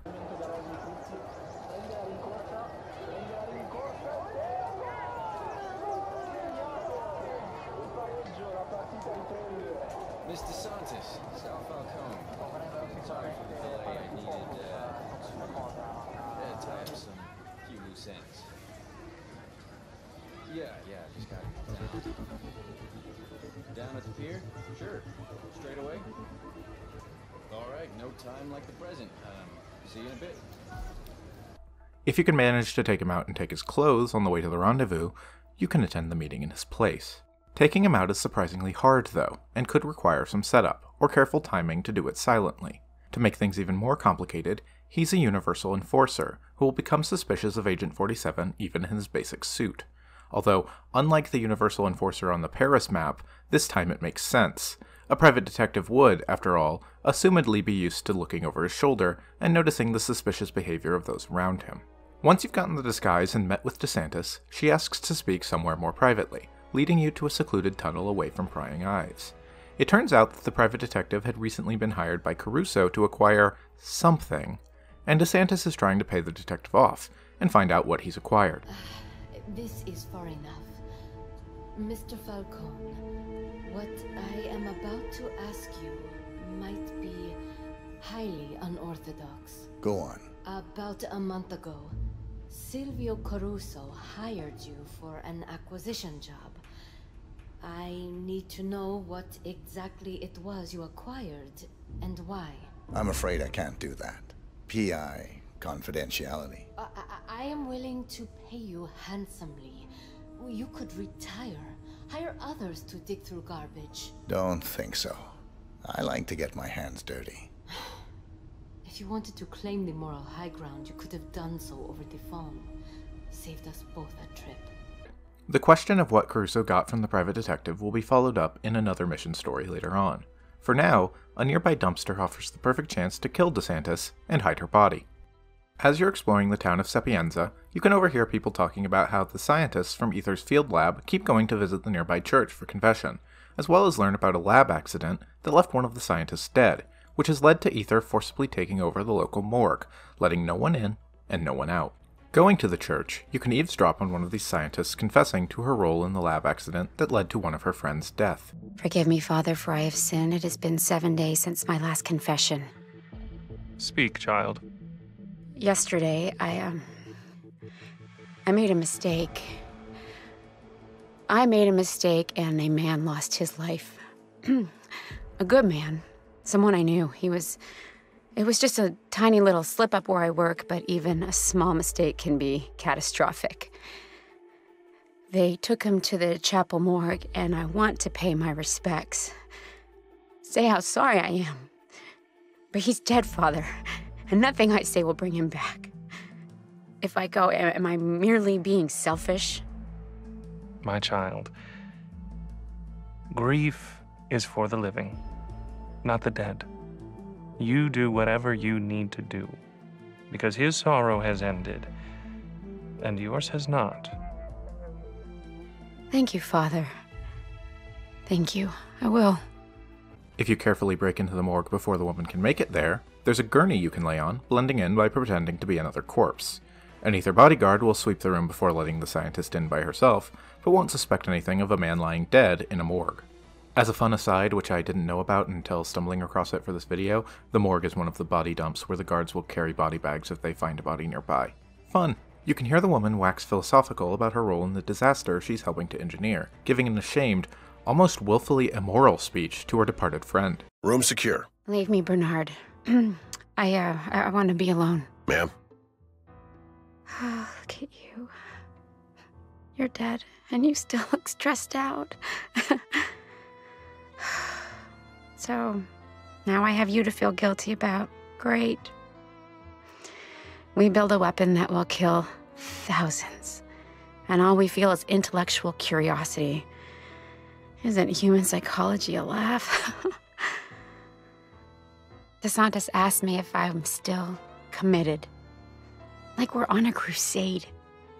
We say this virus will end all war, but the truth is, we have no idea, and we don't care. We're just monkeys poking the unknown with a stick, and what of it? There's nothing as potent as an idea whose time has come. No, I don't have second thoughts. But still, being here, I wonder. Hey, if God is mad, give me a heads up, will ya? Anyway, goodbye, Malcolm. I'm really sorry. What? Oh! Ah! Once you've taken her out, you can steal her keycard into the Aether lab, as well as the deceased scientist's uniform, getting you the perfect way into the lab. This is actually where the mission story proper ends, mostly existing as a way to get you into the lab. However, the woman also drops an important USB dongle, which you can and should pick up. It turns out this woman is in charge of a failsafe, which, in case of emergency, can be used to safely destroy the virus from a distance if there's a potential breach. If you find the laptop controlling the failsafe on the other side of the Aether lab from the virus, take out the scientist overseeing it, and plug the USB into the laptop, you can destroy the virus having barely set foot in the lab itself. This is my favorite way to destroy the virus and is usually what I end up doing on replays. If you're getting tired of inflicting all this physical violence on people, and would prefer to inflict some emotional violence on Caruso instead, then Beyond the Grave is the mission story for you. As you're wandering the Caruso estate, you can hear the staff talking about the nervous breakdown Caruso suffered a year earlier, where he became convinced that the ghost of his dead mother was haunting him. He heard her favorite record playing on the gramophone, saw her chairlift moving without being touched, heard the service bell beckoning staff to her room ringing, before going into her room in a moment of darkness and suffering a serious mental break. Since then, the volatile genius has become even more cruel to the staff should they touch any of the still intact pieces of his mother's room, or the record he heard playing. But it seems that he is, for the moment, tentatively holding it together. That isn't to say that we couldn't get his breakdown to repeat, of course. All it would take is the slightest push. So, by carefully causing that sequence of events to repeat without being seen, you can get Caruso to enter his mother's room. By turning on a fan and getting her empty chair to start rocking, you can work Caruso up to his breaking point, causing him to pass out, alone in his mother's room, perfect for a neck snapping.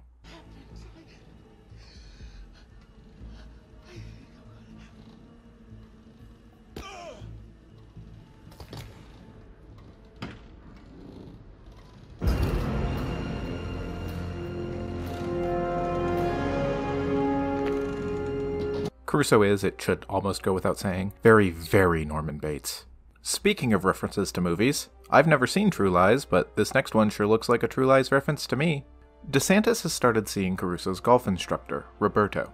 You can hear some of the townspeople in Sapienza talking about how the golf instructor has quite the reputation as a womanizer, but how something about DeSantis seems to have him entranced, and breaking away from his usual type.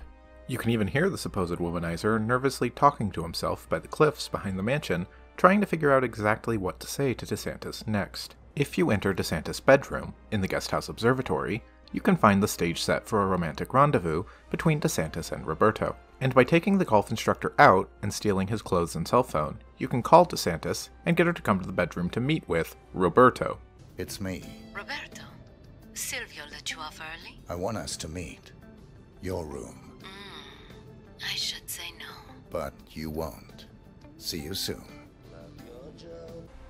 The room is dark and naturally private, making it the perfect place to take DeSantis out, especially if you've poisoned the champagne waiting for her.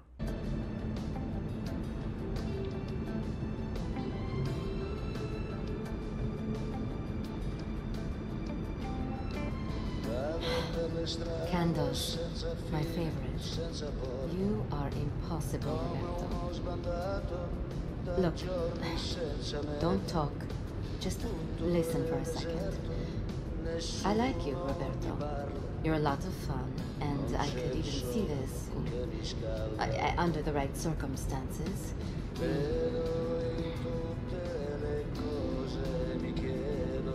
The situation, it's complicated.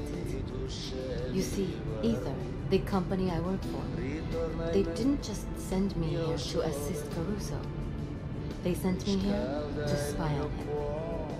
They fear he is becoming a liability, a threat even. And from what I have seen so far, I think they might be right. This could be dangerous, and I thought you deserved to know. So, now you know.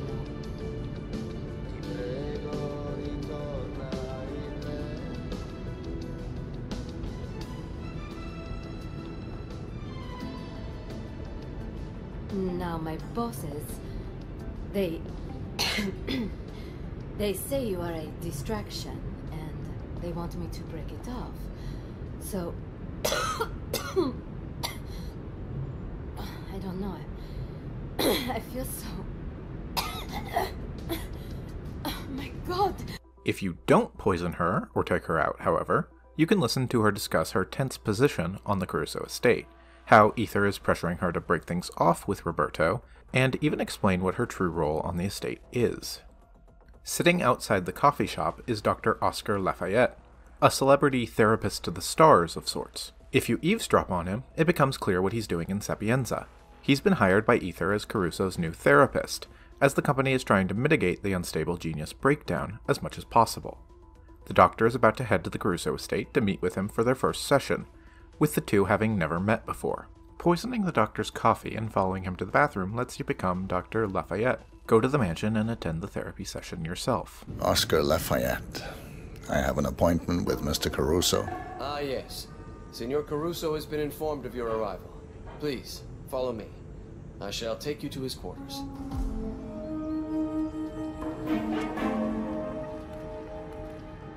And may I say, it is well that you are here, Doctor. The Master has not been himself lately. I only hope you are as good as they say. Don't worry, I am. Naturally, 47 is able to perfectly execute the session, going so far as to get Caruso to confess to the murder of his own mother. The renowned Dr. Oscar Lafayette. Mr. Caruso, shall we begin? If you insist.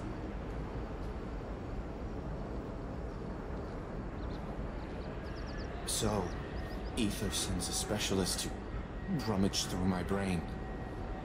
They must think I'm losing it again. Relax. Start by telling me what's on your mind. Isn't it obvious? I'm under a lot of pressure. Work. Mother died last year. Stress manifests itself in the strangest ways, I am told. Your mother, Isabella. Would you like to talk about her? Look, I know what you're driving at. My neuroses, my anxiety, my social phobias. Not the least my pathological fear of women. It's all deeply rooted. Go on. I had a girlfriend, you know, in high school. Pretty, too. Popular. And I was shy, bookish. It shouldn't have worked. Not outside those stupid teen dramedies. But it did. For a short while, anyway. Then Mother decided that a Emilio wasn't a good influence on me.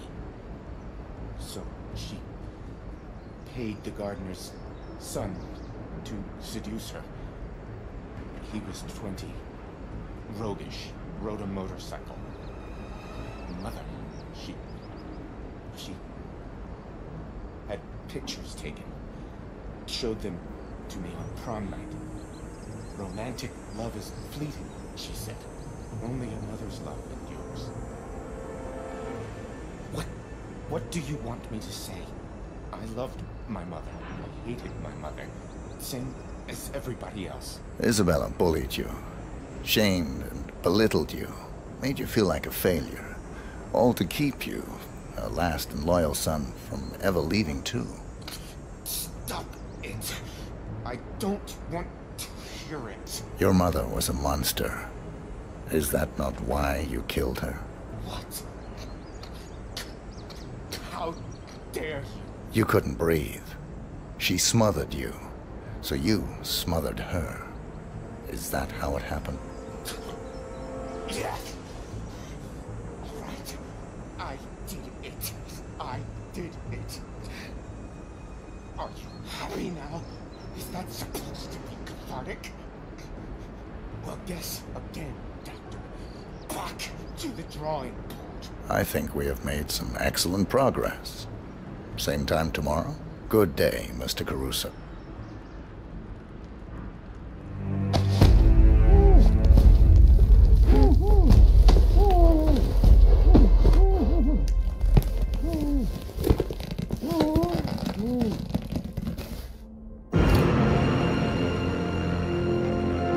Target down. Next up, Francesca DeSantis.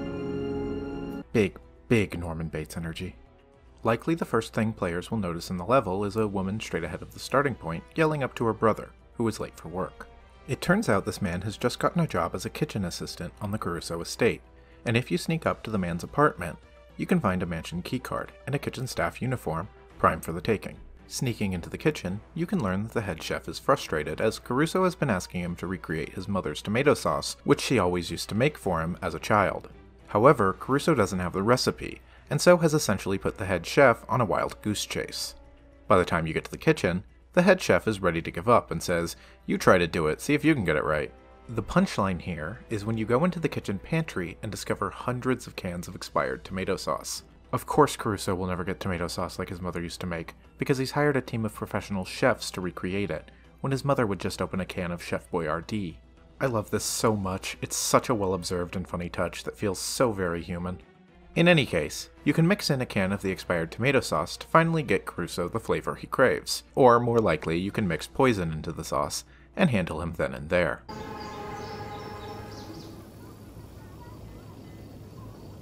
Lunch is served. Pasta bolognese.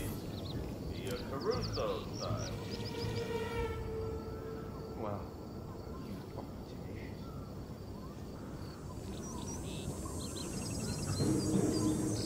terrible. Awful. My dear mother would be turning over in her grave if she knew how you butchered her family recipe. And on her death day anniversary. Shame, Mr. Wade.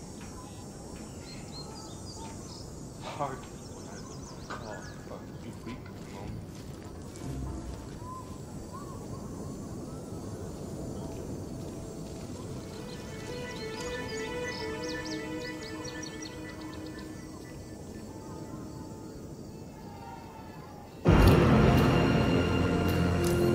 Hostile Environment is the name of the only mission story directly leading the player to destroying the virus. The room containing the virus is flooded with dangerous chemicals, which will instantly kill the virus should it have a containment breach, but also fatal to anyone who enters the room containing it.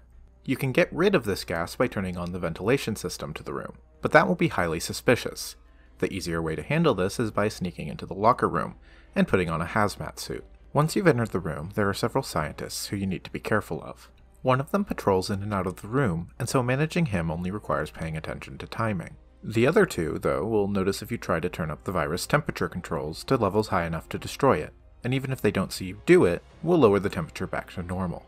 The solution is to sabotage the other equipment in the room, with one distraction existing for each of these two scientists. As long as you're careful with your timing, you can sabotage a computer in one corner of the room and play a minigame from Resident Evil 2 in the other corner until both are distracted. With this done, you can raise the temperature long enough for the virus to be destroyed. I'm going to be honest here. I think this mission story is a pretty big misfire for this game. Getting direct access to the virus is fun the first time, but tedious on repeat playthroughs. Wearing the hazmat suit should keep you obscured from everyone. If I'm wearing a hazmat suit, I shouldn't have enforcers. No one is going to be able to tell that 47 isn't who he should be when he's wearing a full hazmat suit. The minigame to sabotage the chemicals is unlike anything else in the game, and is essentially just pick the two red ones, which doesn't feel like meaningful content. When the game first came out, I didn't know about the other methods to destroy the virus, like the USB dongle I mentioned before, or a particular stalactite which you can shoot that will fall from above and take it out. It took me a long time to find out about these other methods, and this being the only story mission that leads the player to destroy the virus, it makes the whole section feel really tedious when you don't know how to get rid of it any other way. What this meant was that, for a long time when I first played the game, if I wanted to replay Sapienza, I would usually boot it up, take out Caruso and DeSantis, and then quit out of the mission, not wanting to go through the ropes of taking out the virus. Sapienza is a great map, I would never say that it isn't, but the lack of direction for new players on other ways to take out the virus always made this section feel very linear, and it's always kept Sapienza from being a personal favorite, even though the rest of the map is brilliant. In the attic of the mansion, you can hear two bodyguards discussing how DeSantis has asked them to find the combination to a safe. Caruso is keeping something secret in the safe, and DeSantis wants to know what it is. Caruso is absent-minded, and writes things like safe combinations down all the time. And indeed, if you go downstairs to a locked room adjacent to DeSantis' own office, you can find the safe combination. When you go and open the safe, you find a bag full of samples of DeSantis' DNA, specifically hair clippings. Presumably, this is what the private detective from an earlier mission story was hired to collect. If you bring this to DeSantis, she'll be furious, realizing that Caruso is keeping her DNA as an insurance policy, and to quietly kill her once the virus is completed. She'll be distraught and will go look into the fireplace, talking to herself about how betrayed she feels, and how she's absolved of her guilt once she has Caruso killed. Keep my hair in a bag, you bastard. Thanks for relieving me of my guilt when I have you killed. Luckily for 47, you can drop a propane tank into the fire from the chimney above, killing her instantly. Thanks for relieving me. In the observatory, which Caruso has converted into a private lab, you can find an old VHS player set up with a projector. Upstairs, above the lab, you can find an old VHS tape that Caruso had made.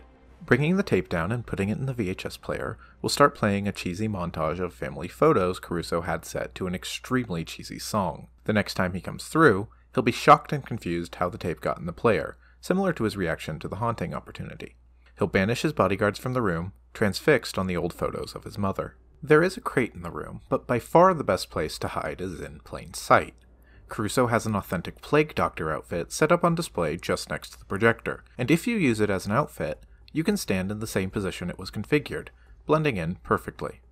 There's even an item called the circumcision knife right next to the outfit, and a challenge to kill him with it, while disguised as a Plague Doctor.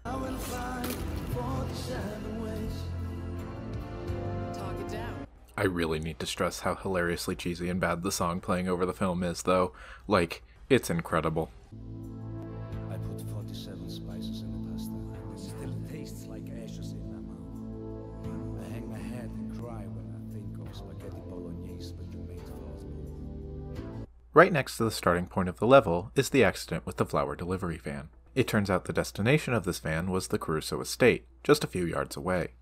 The flowers are meant to be placed on Mother Caruso's grave, as it is the anniversary of her death. You can either take out the delivery men and take their outfits, along with some flowers, or you can break into the flower shop in town to get both, either way allowing entrance to the Caruso estate. Speaking to the butler, he will escort you to the grave, and notify Caruso that the flowers have arrived. If you hide back here, most easily in a crate near the grave, when Caruso arrives, he'll send his guards away, and start speaking to his mother's grave, offering the perfect chance to take him out. My favorite way to take him out here is with the wood chipper just next to the grave, which functions as a body dump, but can also be used to shred whoever is inside, disposing of the evidence.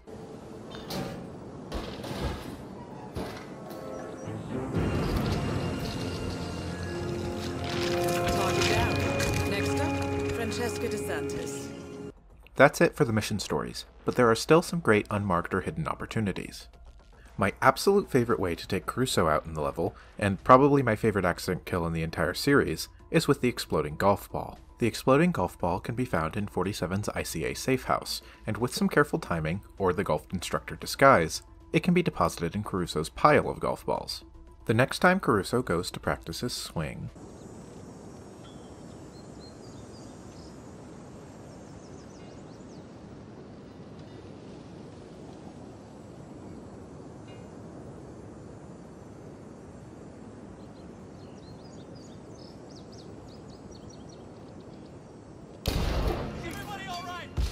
the reason this is my favorite kill in the level is that it's marked as an accident kill. An accident. Oops, my golf ball exploded. Oh well, these are the dangers of the King's game. These things happen. It's just so silly, I love it so much. Of course, maybe you'd rather take Caruso out from afar. The ruined fortress behind Caruso's manor is filled with functional cannons, and by finding gunpowder and cannonballs hidden nearby, you can load one of them, which just happens to be pointed directly at Caruso's golf tee. This is the easiest of the cannon kills to set up, but there are other cannons and other ways to get kills, including challenges to take DeSantis out with the cannons, and to take Caruso's plane out with one while he evacuates. There's also one last way to take out DeSantis. If you destroy the virus before killing DeSantis, she'll go down into the ether lab to see what's going on, and you can kill her with a stalactite. This is on top of the usual ways you can find to take targets out as well, like finding opportunities to drop things from above, places to snipe the targets, or carefully timed ways to garrote or headshot them. The mastery rewards on Sapienza are relatively tame. 2 new syringes, this time a lethal and an emetic, respectively. A breaching charge explosive, which can be used in place of a lockpick. Admittedly, I'm not sure why you would, since it's just a louder and less convenient version of a lockpick or crowbar. You can also get a firecracker to use as a thrown distraction or to ignite explosives, which is useful. There's also the regular roundup of starting locations and agency pickups, with the most useful being starting in the ether lab, which gets you extremely close to the virus very early on. Your reward for hitting 20 is a sniper rifle capable of piercing bodies, and letting you slow time while aiming, which seems like it would probably be very useful if I ever used a sniper rifle other than the Seeger 300 Ghost. Overall, there's nothing quite as fun as Napoleon Bonaparte from Paris, or as useful as some of the later missions' mastery rewards. Now, let's talk about some fun Easter eggs and details. Remember that challenge in Paris to throw a coin in the fountain at the entrance? Well, Sapienza brings another fountain, another challenge. This time, to throw 5 coins in, when 47 can only bring 3 in at the start of the level. Luckily, the Sapienza map is absolutely chock full of coins. For example, just inside the gates to Caruso's mansion, there lies another fountain, which not only contains a secret entrance into the basement, but also several coins already thrown in. This challenge also seems to track progress between runs, so you could also just start the mission, throw 3 coins in, and then restart and do it again. Probably the most famous Easter egg on the level. Far out on the ocean, you can see a sailboat with 4 bells hanging from various points. If you bring a sniper rifle to the top of the ruins behind the Caruso estate and shoot the 4 bells in a specific order, lowest note to highest note, you will summon a kraken, which will rise from the depths and pull the ship down below.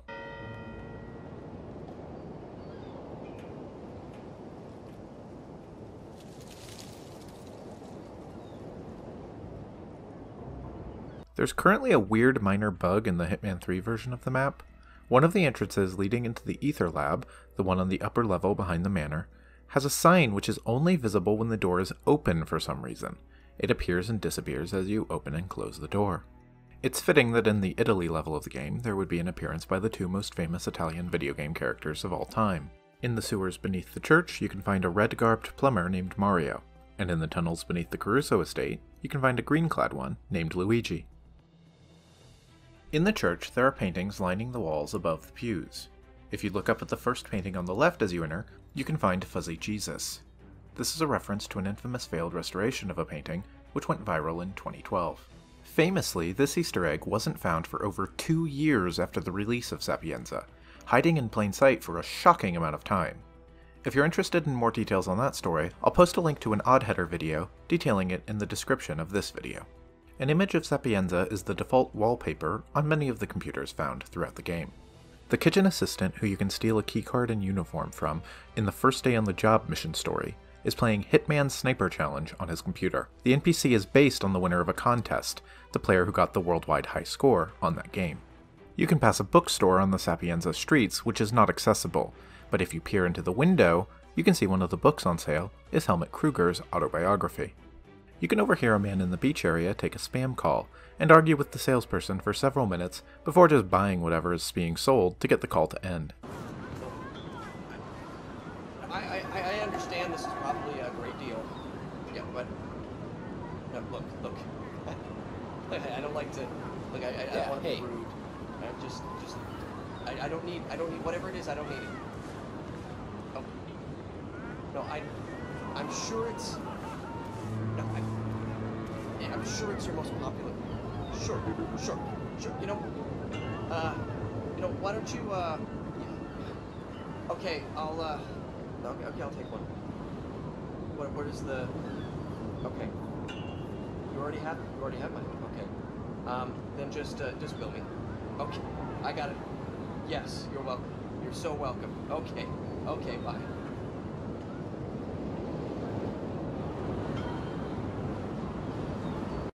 One of the challenges in the level is called Investigator, which asks you to pop all of the inflatable alligators hidden throughout the level. One hilarious alligator can be found in the bathtub of one of the apartments in the city. If you try to enter the mansion while dressed as the Plague Doctor, the guards will mention Assassin's Creed. Maybe.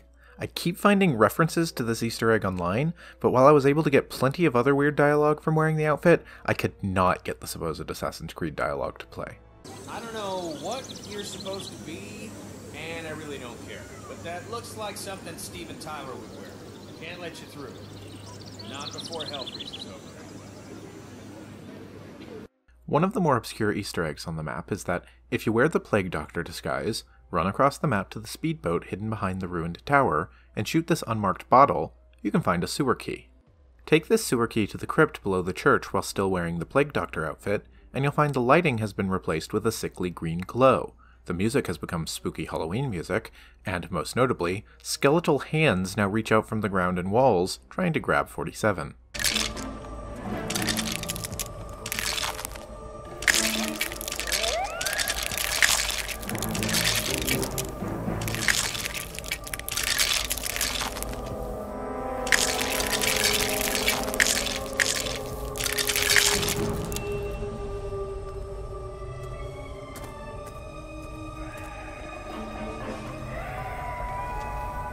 One of the paintings in the observatory, by the door to DeSantis' room, is hanging sideways. One of the strengths of the level is getting a chance to hear the scientists talk about their own fear of what they're creating with Caruso's virus. Not only can you hear the scientist during the Absolution mission talking to her deceased friend, but also overhear a scientist and a gardener in the wine cellar below the mansion discuss how the scientist is trying to be fired so he no longer has to work on the project. You do know this is a 79, right? Vintage year, pretty goddamn expensive. I do. Got it from Caruso's private stash. Are you trying to get fired? As a matter of fact, that's exactly what I'm doing. Okay. Look, I'm on a 2-year contract. Ether will sue me blind if I leave. And if I mess up intentionally in the job, trust me, this way's better. You know, one day you guys are gonna have to tell me exactly what you're making. We succeed. You won't need to ask. Wow, not bad, huh? Worse. Because it actually sounds like a good idea, like the lesser evil. Man, I wish I'd been wiser when they approached me. Caruso? No, God, no. The man's a genius, but I have met water coolers with more charisma. No, I was recruited by DeSantis. Oh, that explains it. Tell me about it. Men, we're nitwits. You're here. Cheers to nitwits. Yeah, to nitwits. You can hear a townsperson complaining about someone who keeps calling him about a VHS videotape he rented from Blockbuster and never returned. VHS video. No, I don't even have a DVD player anymore. You realize what year it is, right? Nobody even uses that anymore. It's all streaming. How are you even still in business? Don't get mad at me. I'm mad at you for still being in business. Don't call here again. I'm changing my number. If you take DeSantis out without being noticed or her body being found, you can find her bodyguards wandering the map looking for her, whispering, "Miss DeSantis, where are you?" Dr. Lafayette, Caruso's new therapist, can be overheard mentioning that Caruso isn't the first troubled genius he's turned around, specifically name-dropping Jordan Cross as a former patient, presumably after Cross murdered his girlfriend, Hannah Highmore. In case you had any doubt left that Caruso is unstable and dangerous and needed to be put down, you can overhear him working on his memoirs, providing his own insights into the development of the virus, which he calls Project Samael, because he's an edgelord. If you start as a mansion bodyguard, you can hear DeSantis calling into Ether and giving an update on his behavior. She even mentions her recommendation that Caruso be killed, unless his new therapist can pull off a miracle.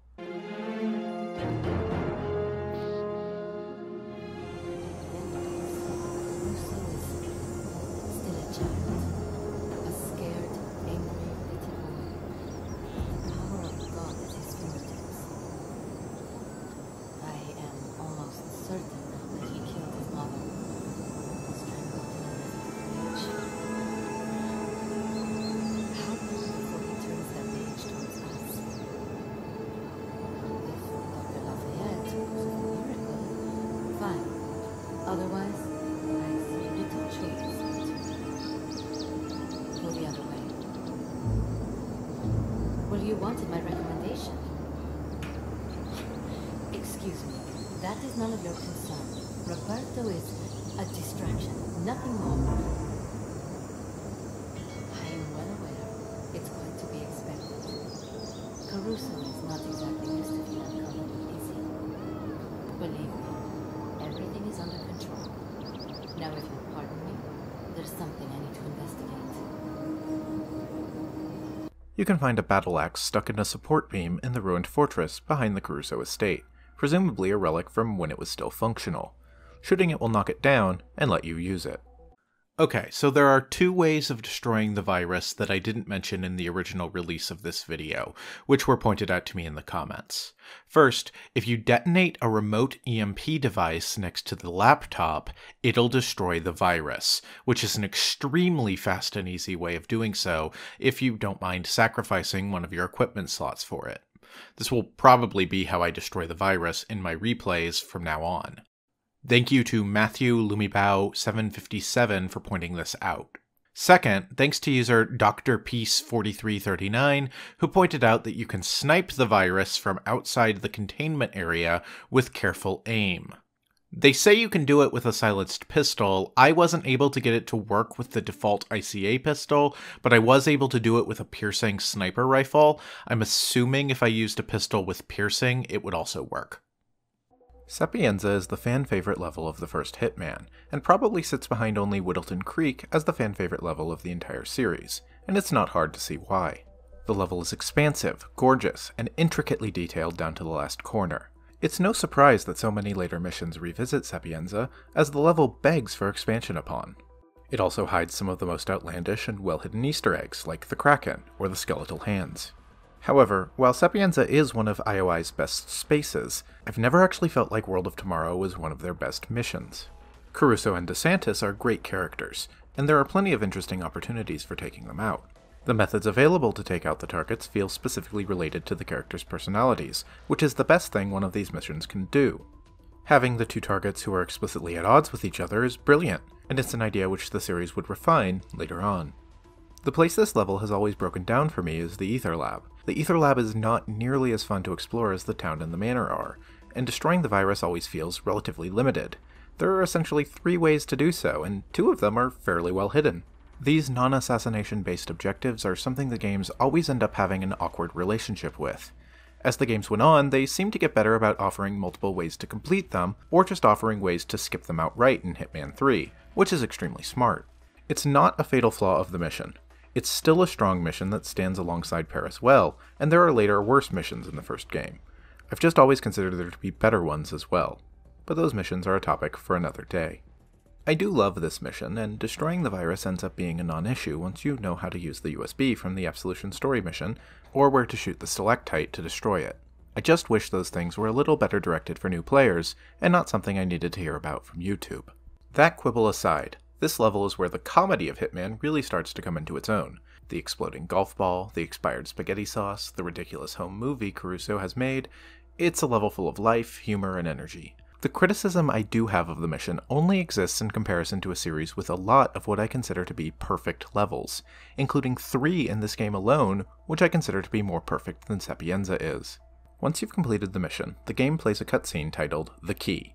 1 week later, in Johannesburg, a man is walking in a parking garage talking on his phone about the destruction of the ether virus, and trying to figure out who would be behind it. Once he gets to the car and hangs up, we see the Shadow Client was there all along, waiting for him. I understand. I'll get to the bottom of this.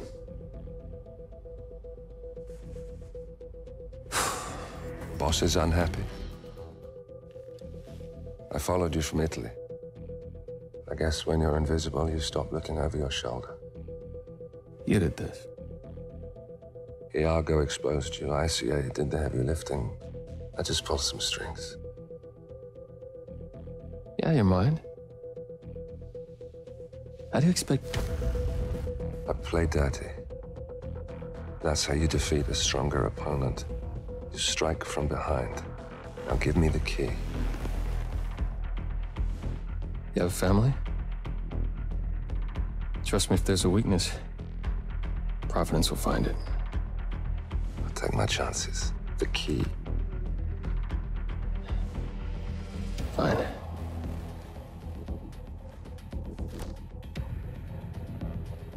Won't do you much good. It's funny. Cobb said the same thing.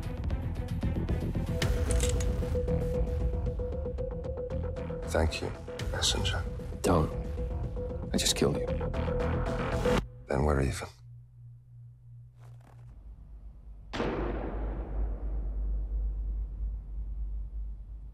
This cutscene gives us the next step of the Shadow Client's plans, and shows us how it was him behind the scenes taking out this contract too, just like the last one, using a different client as a proxy. Iago was just a stepping stone, with that dossier exposing the virus, and the shadowy cabal behind it. This is the first time we've heard the name Providence, giving us a name for who the Shadow Client is working against.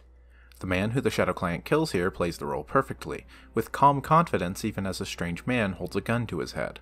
Whoever Providence is, they're so confident that they're untouchable, that this man, seemingly a lower-level player, seems only amused at first by the gall of the man with a gun to his head. This also shows us exactly the lengths the Shadow Client is willing to go to, with the audience getting to see him get his own hands dirty for the first time. He's going to fight dirty. He knows what he's up against, and the only way to win a war against an overwhelming force is to keep them from realizing that they're even fighting it. We'll see what this key the Shadow Client is retrieving was for later on. Next time, we'll move on from a fictional city in Italy to a real one in Morocco, the city of Marrakesh. A Gilded Cage was released May 31st, 2016. It is set in the city of Marrakesh in Morocco. When 47 arrives in Marrakesh, the city is on edge. Widespread protests have broken out across the nation, which could turn to full-scale riots at the drop of a pin.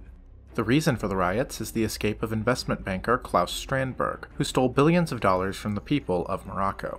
He was set to stand trial for investment fraud, but a group of mercenaries attacked the armored transport while he was in transit, killing the guards and freeing Strandberg. The man behind this prison break is General Reza Zaidan, who is attempting to provoke the people of Morocco into nationwide riots. Zaidan plans to use the riots as an excuse to place the nation under martial law, and to stage a military coup, overthrowing the government. The clients for the contract are contractors Hamilton Lowe, who have government contracts with the nation and who would lose hundreds of millions of dollars if the government were successfully overthrown. In order to prevent this, they want Zaidan taken out to cripple the rebel force, but also want Strandberg taken out to relieve the tension throughout Morocco and prevent things from escalating any further. There are 3 major sections to the Marrakesh map: the markets, the consulate, and the school. You begin the mission in the markets, which make up the majority of the map by volume, an expanse of winding streets and alleys breaking off from a central market filled with people. This area is overwhelming and loud, containing the highest density of NPCs in the first game by far. The only point where you've seen this many people in one place was the runway area of the Paris fashion show, and this is a much larger area maintaining that kind of population. You start the mission in a dark alley called Electronics Street, filled with televisions all tuned to the same thing, the news, with crowds forming hoping for an update on the situation at the consulate. The color palette has changed completely once again, as well as the architectural identity of the level. This is fitting as all 3 locations we visited so far have unique styles and histories, and it goes a long way towards making every level of the game feel wholly distinct. Even now, after 3 games of the trilogy and nearly 20 levels, you can take almost any frame from any level of the game, and it's easily identifiable which level that image was taken from, which is not an easy feat, and had to be a remarkable amount of work on generating unique assets for each level, and being careful about recycling assets between them only where appropriate. 3 maps into the game now, we can also see one of the big appeals of the games, the globetrotting tourist angle of them. I've never been to Marrakesh or Paris or a seaside Italian town, and tapping into the fantasy of traveling to far-off locales and spending time in them, walking through markets or sipping coffee by an Italian ice cream shop, is as big an appeal as the more typical power fantasy provided by inhabiting the world's greatest hitman. If you stripped out all of the objectives from one of these levels, it would still be a joy to walk around and simply exist in any of these spaces. There are multiple streets and alleys connected to Electronic Street, such as Lamp Street, Vase Street, or Carpet Square, each of which contains stores selling their respective items. Back by Lamp Street, you can find the Fortune Teller, which is this map's most absurd disguise, with several challenges related to wearing it, similar to the Vampire Magician in Paris or the Plague Doctor in Sapienza. In the back corner of the map is a courtyard, filled with soldiers and propagandists placing Crystal Dawn flyers, a terrorist organization which Zaydan is falsely having men act under the name of in order to sow further discord in the city.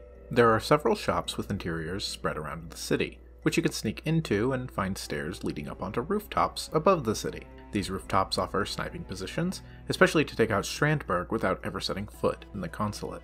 As you get closer to the abandoned school in one corner of the map, you'll encounter increased military presence, including a shoe shop which has been entirely taken over, forcing the owner out, who you can hear complaining about the situation. It's out of my hands. Take it up with military command. They so enjoy complaint letters. Now step aside, citizen. This establishment is closed until further notice. Why, citizen? How Orwellian of you. Sir, are you suggesting that I represent an oppressive totalitarian regime? That is hurtful. No, please. Just go to this shop with my last savings. You don't know what I had to go through. There was a fire, I lost all my merchandise, and then a truck demolished my shop. This is my last chance. If I don't make a sale soon, I can't even make the first month's rent. I mean, Step aside. The reason for this is that the alley behind the shoe shop holds one end of a secret tunnel leading directly into the underground garage beneath the consulate, which Zaydan's men plan to use to evacuate Strandberg from the consulate, bringing him to safety without drawing anyone's attention. The largest open areas of the map are the Market Square and Consulate Square, along with the Shisha Cafe, all connected together creating one larger space. The Market Square is filled with stalls with people selling food, rugs, and other miscellanea. Through some archways you can also find the Consulate Square, filled with angry protesters surrounding the consulate and demanding Strandberg be handed over to them, chanting slogans such as, "Bankers are cankers."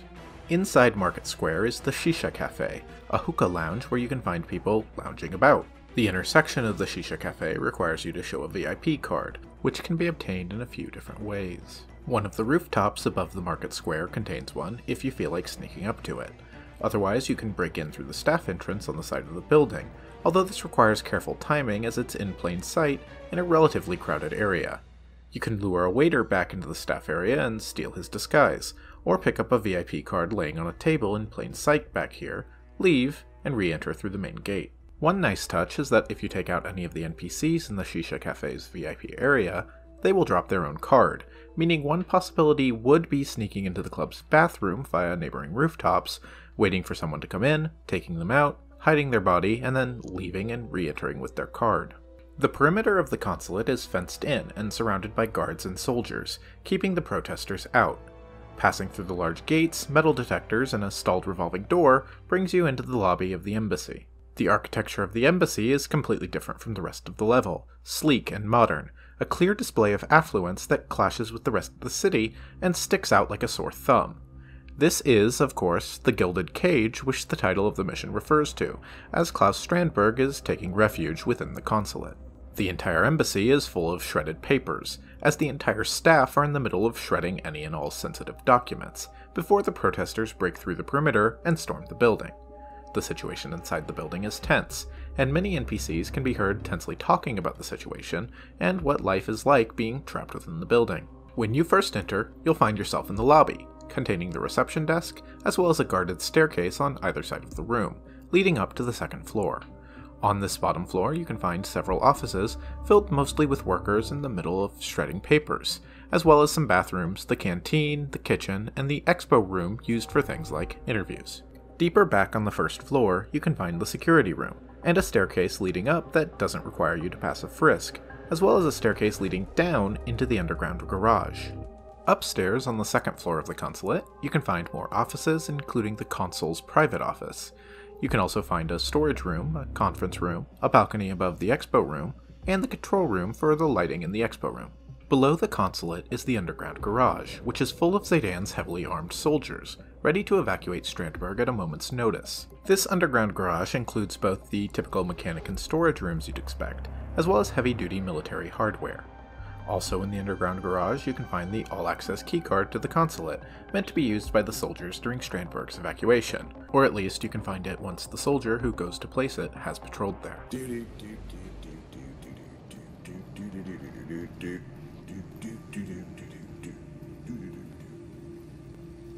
This is, as previously mentioned, the other end of the tunnel leading behind the shoe shop. That just leaves the final area of the map, the school. The school is an abandoned and dilapidated two-story building, which Zaydan's forces are using as their base of operations.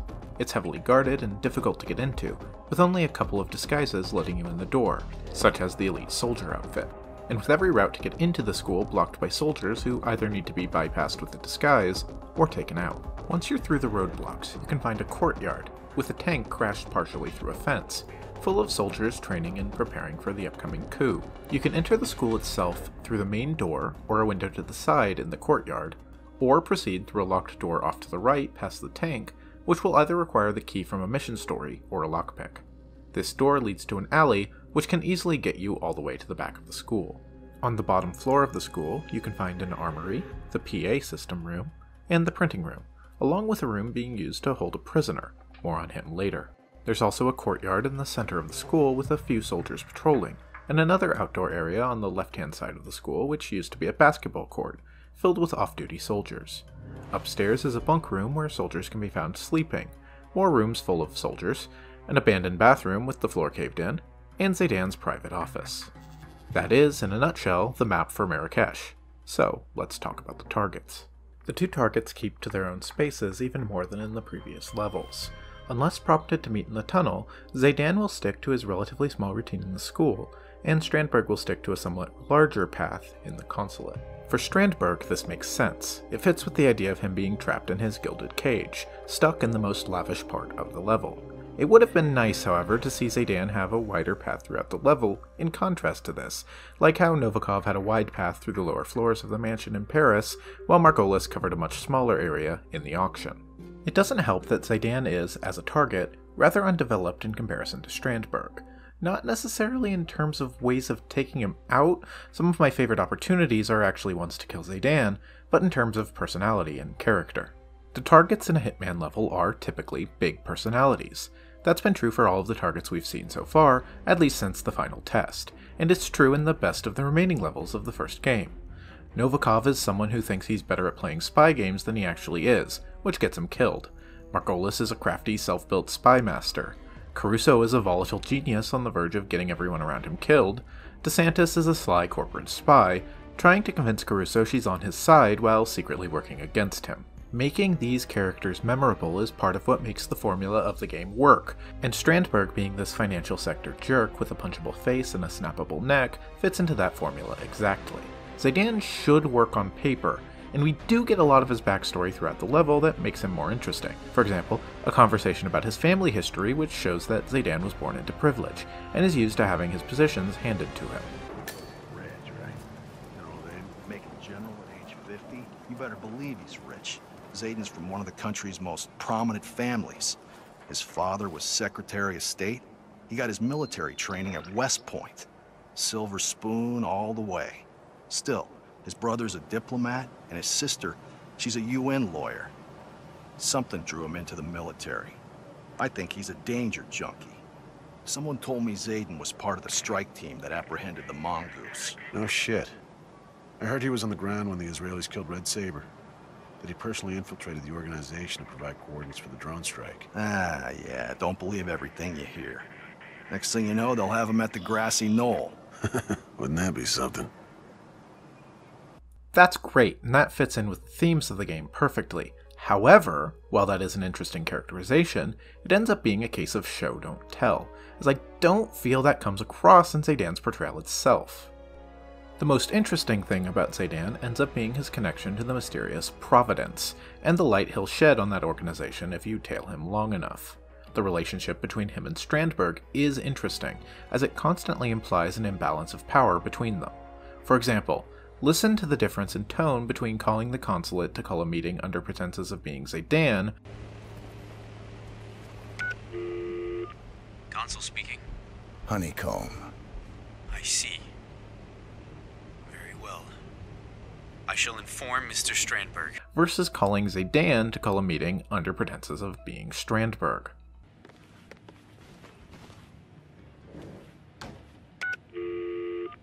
Zayden, what is it? Cherry Blossom. God damn it. I don't have time for this nonsense. I'm in the middle of a military operation. Very well. I will be there as fast as I can. Another interesting detail is that, if you tail Zaydan, you can hear him talking to Consul Olander, which reveals why the consulate is providing Strandberg refuge in the first place, as the consul is himself another Providence asset.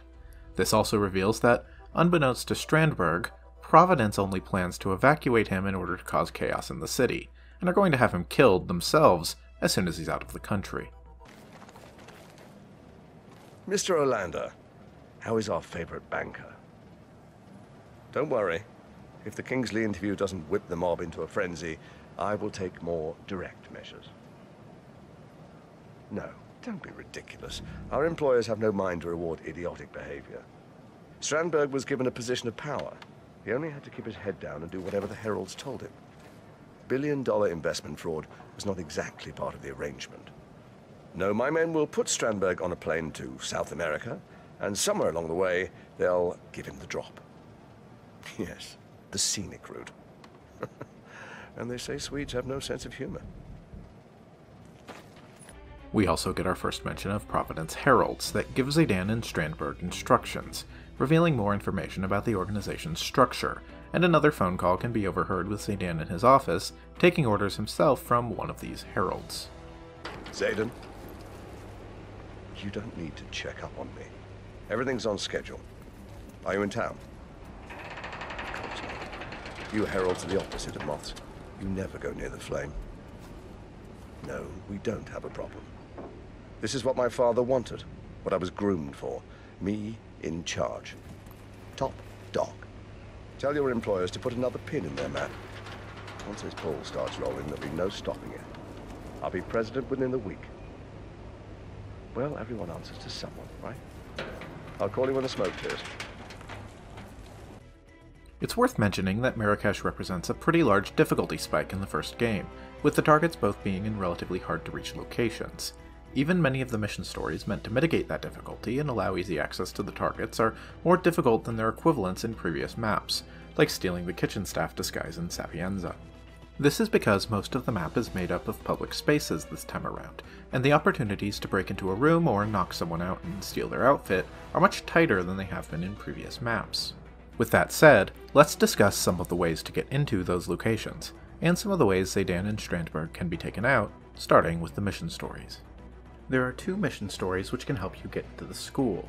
The first is called Open Sesame, and is likely the first one players will stumble upon, being located very near to the initial starting point of the level. You can hear a man discussing his father with his friend, and how his father used to be the headmaster of the school Zaydan's forces have set up in. The headmaster is sentimental, and keeps the old master key to the school as a memento of his time there. He's currently upstairs on the roof of the man's store, working on his novel. If you sneak upstairs and take him out, you can steal the key, along with his disguise if you so choose. Although the disguise itself doesn't really help you into the school at all. There is, in fact, a challenge to kill Zaydan while wearing the headmaster's outfit. This lets you open the path on the side of the school building easily, letting you into the school without needing to sneak past the guards immediately in front of the building. The second mission story, which gets you inside the school, is called Why We Fight, and for my money, it's the most difficult one out of the lot. Part of Zaydan's plan is to raise tension among the people of Marrakesh and Morocco as a whole by placing fraudulent banners of the terrorist group Crystal Dawn throughout the city. To this end, he has hired a group of printers to create propaganda for the group and post them around the area surrounding the consulate. You can find the group of printers in the courtyard, secluded in the back of the markets. Here, you can hear two of the printers discussing this plan, and their own perspective on producing phony Crystal Dawn propaganda. Jeez, what does General Zayden want? Paper the whole city with these things? Yeah, you know what they say. The bigger the lie, the more people will believe it. Yeah, I don't know. What if the real Crystal Dawn finds out? They won't look too kindly on us creating revolutions in their name. It's fraud. They're a terrorist organization. Who are they gonna complain to? Us? Look, if they do find out, you and me are at the far bottom of a very long list. Now, I'd worry less about Crystal Dawn and more about the guy who pays our wages. Ah, yes. Risk of being hanged as a traitor. Hadn't thought about that scenario for a minute or two. Thank you. This makes me feel so much better. There's a line foreshadowing this subplot back in Paris, at the Iago auction, where you can hear one man talking about how there are no Crystal Dawn cells operating out of Morocco. Yes, my friend.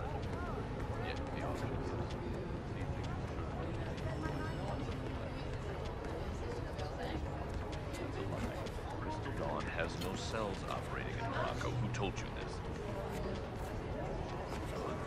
Our mark on city walls, that's it. Burko, any kid with a spray can could have done that. Just consider it free PR. Fine, I'll look into it. One of the printers will leave the group to try to find a good spot for his last poster. I find knocking the printer out and hiding his body without being seen relatively hard, since he mostly wanders crowded streets. I found that he would eventually have a brief window of opportunity to take him out, but is very far into his route, so what I find easier is to simply lure him into this secluded room, taking out the guard outside first, as this is very near the courtyard where he begins his route. However you get the disguise, once you have it, you can return to the courtyard, and depart along with the rest of the printers back to the school. Done. Hey, printer! Let's head back. Yeah, why not? I'm out anyway. On your way there, you can hear the printers discuss their own discomfort with being a part of Zaydan's plot. What are those people? They have no idea. Don't think about it, just do the job. Some soldiers back at the school. I've heard them talking. They had fake Crystal Dawn headgear, old Afghan rifles, and they were planning to shoot the protesters. You know, to get things rolling. Like I said, don't think about it. Brass like Zayden play their games, there's always collateral damage. Just You do wedding invitations? No? Okay. Right here, right now? Yeah. Why don't you chain yourself to the printing press when we get back? I'm sure that'll thwart Zayden's evil scheme. Me? I'm gonna go stick flowers in the rifle barrels. Yeah, well, I've got a conscience, so shoot me. Keep this shit up and somebody will. The printer disguise will allow you to walk right into the school without as much as a frisk, where you can find Zaydan waiting for the printers, where he announces that they'll be expanding the range of the propaganda to further sections of the city, and that there will be no further breaks until the coup has begun.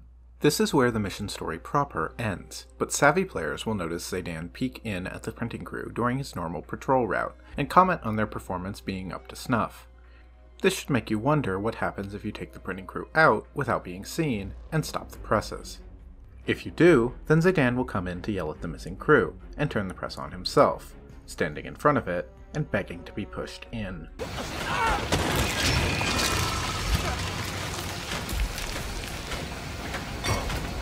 Target down. Move on to Klaus Strander. In the back of the school, there is a prisoner being held by Zaydan, one of his men who tried to turn traitor and expose the plot to stage a coup. He's tied to a chair, clearly beaten, with a firing squad execution scheduled for later that day. As you listen to Zaydan's men around the school, you can learn why this man had a change of heart, that one of the 6 police officers killed during Strandberg's escape was the man's brother. General Zayden keeps coming down here to check on the prisoner. I hear they were close, so What'd he do, poor bastard? Way I heard it, his brother was one of the policemen who got killed when the mercs attacked Strandberg's prison transport this morning. So he got cold feet. Tried to blow the lid on the whole operation. Not smart. But pretty human. I'm just glad I wasn't picked for the firing squad. I hear you.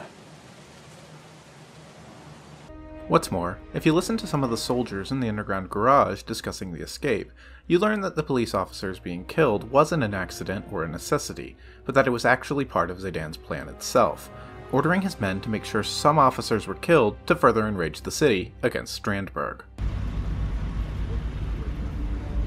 Listen to stuff I've seen in the news. Is that how it really went down? The prison transport? Yeah. Zaydan wanted it harsh and loud. In case Strandberg's breakout wasn't enough to drive public outrage, he figured leaving some hats on the ground would do the trick. That's real coy, Wykus. You guys murdered 6 policemen. I don't recall that being part of the contract. What? You didn't read page 2? Yeah. Just so you know, when the siege is over, I'm getting a transfer. I hope you and your jet squad will be very happy together. Zaydan visits the prisoner during his normal patrol route, and you can hear him give a smug monologue to the man. No salute. Are you here to gloat, Reza? Thought you had a government to overthrow. You should always embrace the small pleasures. You sold us outside. And I would do it again. Proudly. You're a monster, Reza. I am sorry about your brother. He wasn't supposed to have been at the prison transport. But you know what they say about omelets. And he died for a cause. To line the pockets of your mysterious backers. I didn't say it was a good cause. Right. Well, this was lovely. Now please leave. That's it? No threats? No, I'll kill you if it's the last thing I do. Reza. Oh, I will kill you. If it's the last thing I do. At least your brother died for a cause. I never said it was a good cause. That's a fantastic line and is my favorite piece of characterization Zaydan ever gets. It reminds me of Raul Julia's famously great portrayal as M. Bison in the otherwise abysmal Street Fighter the movie. For you, the day Bison graced your village was the most important day of your life. But for me, it was Tuesday. If the game had leaned further into this callous portrayal of Zaydan, I think it would be an extremely memorable target. I wish they'd followed this thread further. If you listen to the prisoner through the neighboring wall, you can hear him talking through who among Zaydan's men will stay on his side, who might stick with him even after his death. He'll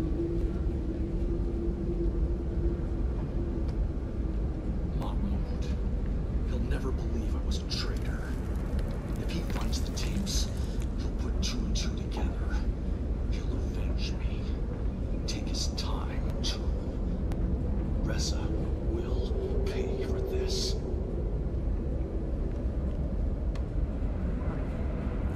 The prisoner himself has a bag over his head, making him the perfect opportunity for a disguise to get close to Zaydan.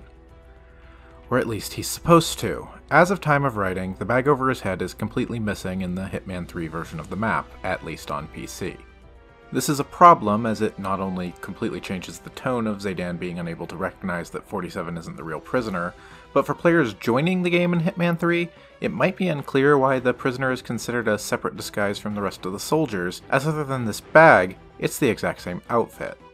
It also makes the prisoner's lines where he hears 47 in the room with him but can't see him baffling. Okay, I'm now recording this during editing, and I went back to catch the last bit of footage I needed, and it turns out that between writing and my first batch of recording and now, they did in fact fix this bug. So it's good to see this game getting the support it needs. I'm leaving this part in the video for posterity basically, but it's good to see it getting the fix it needed. Okay, back to the scripted parts. In any case, only officers are allowed to approach the prisoner, and so first you must get the outfit of one of the 3 officers in the building, which then allows you to dismiss the soldier on guard duty in the prisoner's room. Once you've done this, you can knock the prisoner out and hide his body in a nearby cabinet, taking his clothes and disguising yourself, then waiting on the chair for Zaydan to come taunt you once more.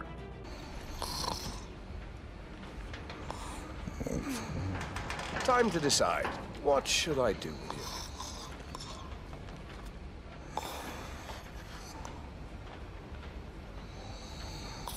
you? Well, don't tell me you're sleeping, Side. Plenty of time for that, I'm sure.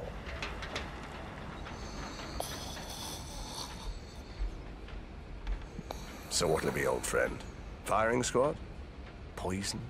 Hanging? Oh, so many choices.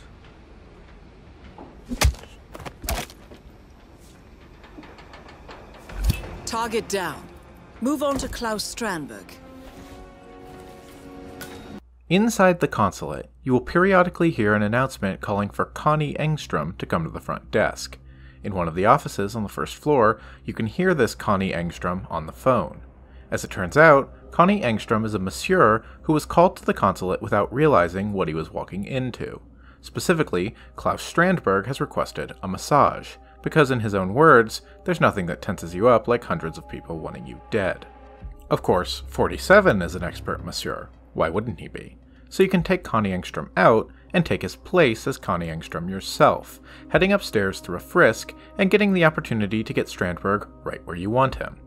As you're giving Strandberg his massage, you can hear him give 47 a speech, in a wonderful moment of characterization stressing just what a punchable piece of human trash he really is.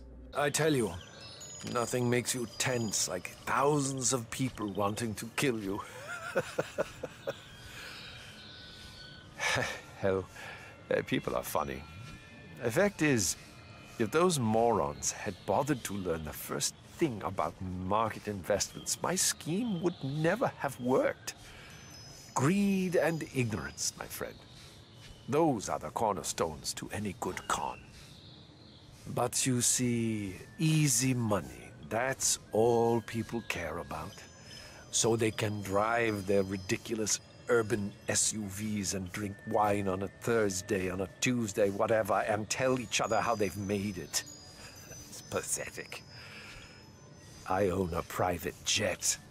I made it. But tell you what, you seem like a sensible guy, so I'll give you this one for free. You should pack up and leave the country, because things are about to become unpleasant. So, I feel a lot better. You really do have the golden touch. If ever you're looking for steady employment, well, I'll let you know where I wind up. Good day, Mr. Engstrom. And better not tell people where you've been, eh? Please. Both targets down. Now head towards an exit.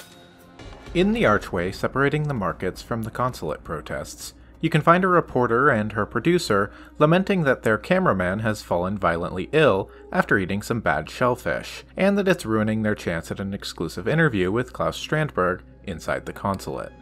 The producer has already hired a local cameraman, but he's running late. Behind the shisha cafe, you can overhear two of this cameraman's friends laughing about how the man took the pair's money and ran, giving them the fake name of Findley and laughing at their desperation all the way to the bank, or rather, the shisha cafe, where he's now lounging about, having no intention of walking into a dangerous situation. If you wait in the bathroom of the shisha cafe, you can easily lure the cameraman in with a coin, knocking him out, stealing his clothes, and hiding his body, letting 47 take the man's place as Findley himself, and walking right in the front door with the reporter and producer. Taking Strandberg out during the interview is fun and hilarious, but before we talk about that, let's look at the content of the interview itself, if you don't take Strandberg out. These last few weeks, everything that's happened to me, it's just utterly unreal. Mr. Strandberg, for the last 7 years, you have been the CEO of AMB, the biggest private bank in Morocco. 3 weeks ago, the police showed up on your doorstep and you were arrested for billions of dollars in misappropriation. Such were the charges, yes. Do you have any explanation to these accusations? Well, I can only conclude that the Moroccan authorities must have misunderstood their own legislation. Misunderstood? How do you mean? None of those transactions were illegal. Everything was done in strict accordance with Moroccan law. Now, you might call it a loophole. You might call it creative bookkeeping. But the law is the law, Miss Kingsley, and I am a firm believer in the law. let me get this straight, Mr. Strandberg. You are openly admitting to taking this money, the $7 billion from the Moroccan people? Why not? An opportunity presented itself, and I seized it. Again, all within the confines of the law. So, what should I apologize for? Being a capitalist? Perhaps the term has fallen out of favor with your middle-class viewers, Miss Kingsley, but me? I bear that brand proudly. Capital C. If you are innocent, in the eyes of the law, why did violent assailants spring you from police custody this morning, claiming the lives of 6 police officers? Well, that, I'm afraid, I cannot answer. Some philanthropist, sympathetic to my ordeal, no doubt. I appreciate the gesture, but the approach was somewhat excessive and really quite unnecessary. I would have walked free eventually, once justice had run its due course. Mr. Strandberg, hundreds are gathered outside this very building, howling for your blood. Is there anything you wish to say to them? 2 little words. Fuck you. Pam, we need to call it a wrap. I think the damn hard drive overheated. Okay, fine. We got everything we needed. How did I do, Miss Kingsley? Oh, you made quite the impression. This is a wonderful piece of writing. So cartoonishly evil and foul that it makes your blood boil hearing it. And that is precisely the point. As you check into the consulate, the secretary wonders why Consul Olander allowed the interview in the first place, as it will only add fuel to the fire. But that's exactly the point. This interview is strategically designed to outrage the crowd and get the crowd to storm the consulate, and it is, on the face of it, so outrageously tone-deaf and provocative that you can't help but assume it would work if given the chance. Well done. Of course, most players won't sit to hear the whole interview through, because there's a much more fun alternative that almost immediately catches the player's eye.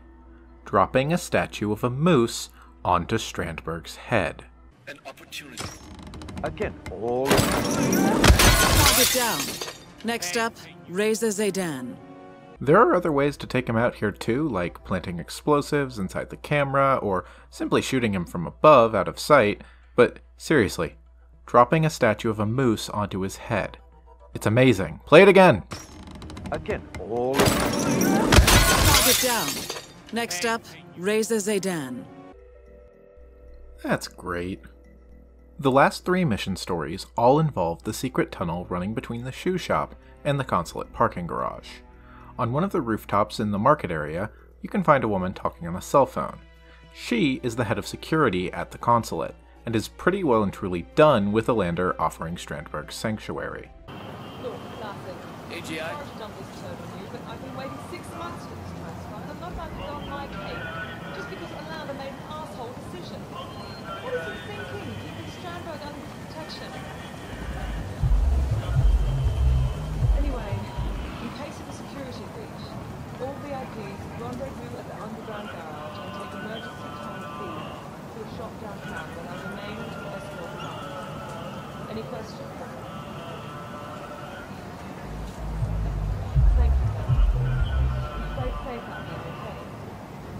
You can find the plans for Strandberg's evacuation in case the protesters break into the consulate nearby. Down behind the shoe shop, you can find 2 soldiers discussing their post, and one notes that he forgot to leave the all-access consulate keycard in the garage, and rushes through the tunnel to get back to it. It's worth noting, if you want the keycard, this is a great opportunity to take the soldier out and take it. However, without the all-access keycard, the evacuation plans will be ruined, so taking the soldier out does break this first mission story. Get through the tunnel, and while you're at it, read a document sitting on the table in the center of the tunnel, providing specifications for the turret on the tank currently parked at the school. You'll want this later. Get to the consulate parking garage and set off a fire alarm, and you'll send Strandberg and the soldiers into lockdown mode, evacuating him through the tunnel. It's worth noting that if you're paying attention, some of the dialogue during the evacuation is pretty great, like a soldier saying, "I'm in the tunnel now and I got nothing. I'm really hungry. Is it alright if I, Yeah, okay, sir. Of course. I'm moving on. Or the shoe shop owner seeing Strandberg exiting his store and saying, What? Hey! Who's gonna clean that up, huh? Hey, how did you Your get mother it? doesn't work here, man candy. Wait, is that? I don't know who that is. I don't know what I saw. No, not me, no. I'm terrible with faces, too. It's a condition, actually. Prospernosia is what the eggheads call it, the scientists. I couldn't recognize my own children if my life depended on it. I don't even know if I have children. I just want to sell shoes. He'll eventually be brought to the school, where he and Zaydan will have a conversation in the courtyard. Well, well. It isn't the most hated man in Morocco. Yes. I couldn't have done it without you, Zaydan. Tell me, which slogan is your favorite? I like bankers or wankers. Yes. Well, just put me on a plane. I did what was asked of me, and now I'll take my money and run if it's all the same to you. Why'd you do it, Klaus? We serve the same master, and we're very well provided for. For the love of God, man, why risk it all? Oh, you don't get it. It's not about the money. It's about the game. Well, speaking of, I have a government to topple. Yes, and be quick about it. However, they have this conversation directly in front of the tank mentioned earlier. So, if you go to the computer controlling the tank's turret, and you've examined the document from the tunnel, I've done it without you, Zaydan. I like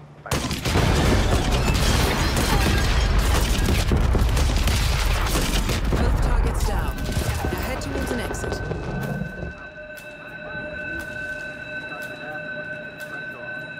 the last two mission stories, Honeycomb and Cherry Blossom, are almost exactly the same.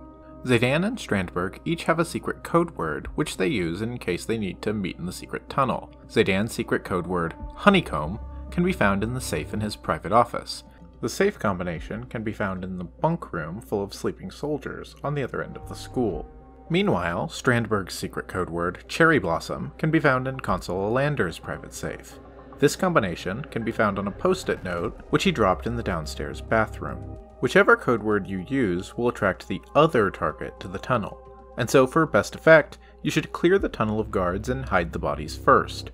The meeting will just so happen to take place in front of an explosive oil barrel, directly next to a generator, which is an accident waiting to happen.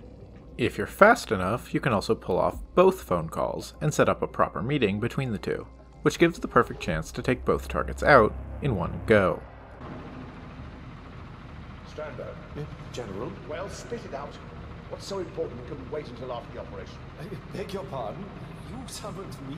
Oh, what? Well, you called Olander on a secure line and told him the code word. Honeycomb? I did no such thing. Wait. It neither's.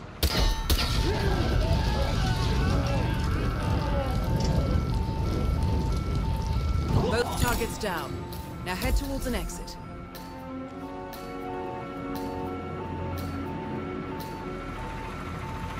That's it for mission stories, but Marrakesh has the best batch of unmarked opportunities yet. One of my favorite kills in the level, which feels like it easily could have been a mission story, involves the two soldiers assigned to the PA system of the school. These two soldiers spend their time trash-talking Zaydan, and run their mouths about how the general was handed everything, and born with a silver spoon in his mouth. Sneak up behind them and turn the PA system on, and they'll accidentally broadcast their conversation to the entire school, Zaydan included. Zaydan will come down to the PA room to chew them out, and happens to stand below the caved-in floor of the bathroom above, letting 47 give a toilet a well-timed push, and crushing Zaydan to death with it. Now get back to your... One of the NPCs in the map is a consulate intern, initially found wandering the markets, as he's been sent by Consul Alander to go to Strandberg's apartment and fetch some of his things, but has gotten turned around in the streets of the city. You can knock him out and steal his disguise, which is actually one of the best disguises in the area, not only allowing access to the consulate, but having remarkably few enforcers within it. No one pays attention to the interns. There's a challenge to grout Strandberg while disguised as the intern called Internal Affairs. Zaydan is working by an oil lamp in his office, which is directly next to an explosive gas canister. Turning off the oil lamp and loosening the gas canister's valve will set Zaydan up to blow himself up the next time he patrols into his office.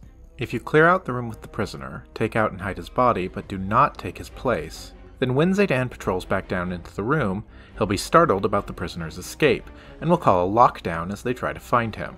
This rushes him to his safe spot, an empty corner of one room of the school, near where the PA broadcast room can be found. If you've thought ahead and placed some explosives where he's headed, then it gives a perfect opportunity to take him out. Part of Strandberg's patrol route in the consulate is to lean over the metal rail above the expo room and wonder when the interview is going to start. This railing is directly next to the lights set up for the interview, and if you fiddle with the lights using a screwdriver and expose a loose wire, it will become electrified, frying Strandberg the next time he leans on the rail. Something worth noting about Marrakesh is how it illustrates how thoughtful the game is about providing sight lines and opportunities for sniper kills. Since neither of the targets ever set foot outside without prompting, and even then only in alleys, it might seem impossible to successfully complete a sniper run. However, if you wait on top of the same roof containing a VIP card to get into the Shisha Cafe, you can eventually see Strandberg step in front of a window to watch the protesters below, getting close enough to allow for a sniper kill. Meanwhile, on the roof where the headmaster is writing his book, there's a hidden path of ledges which lead to a secret rooftop overlooking the school. If you wait here, you can see that the sightlines just barely line up to let you take out Zaydan as he leans out to look at the school's inner courtyard. With this, you can get in and out of the mission in less than 15 minutes, and without ever setting foot in either of the target's respective areas. Another level brings another batch of mastery rewards. In addition to the usual alternate agency pickups and alternate starting locations, you can get a proximity explosive mine at rank 2, an emetic poison vial at rank 7, and some other weapons like a sword or a shotgun at ranks 10 and 12 respectively. Rank 20 will get you a silenced assault rifle, but also a more fun novelty item, the crystal ball, which can be used as a blunt weapon, referencing the fortune teller found on the map. Also at rank 10, you can get a remote explosive rubber duck, which works very similarly to Napoleon Blown Apart, attracting mild attention and being shaped like a toy, which lets you take it through frisk points or place it without arousing suspicion. Next, let's talk about the Easter eggs and details hidden on the map, with some of my favorites in the game so far. There is an Easter egg somewhat similar to the Kraken from Sapienza hidden in Marrakesh, which leads to... Wait. What? Is that real? Go into the consulate, drop the moose, take a sniper rifle to the roof, shoot the... There aren't any... Why is it saying there are bells? Oh, okay, I've got it. In order to trigger this, you must first drop the moose inside the consulate. It doesn't have to kill Strandberg, just be dropped. Once you've done this, take a sniper rifle onto the rooftops above the market, and you can find 3 bells hidden in obscure locations above the map. Once you shoot the bells...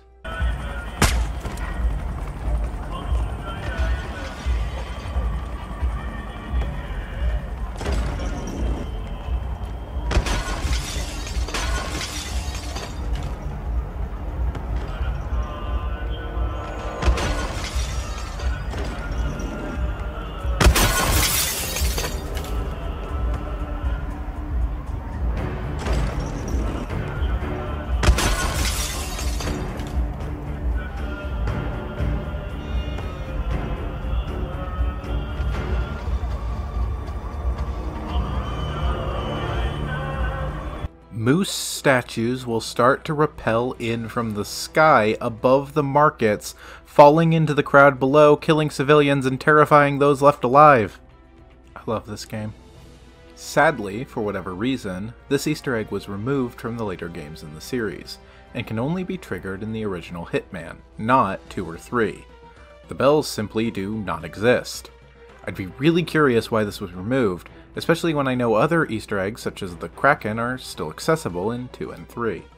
There's a man in the Swedish consulate you can hear lamenting over his long-term refuge there, and complaining about Strandberg's petty theft compared to what he's done.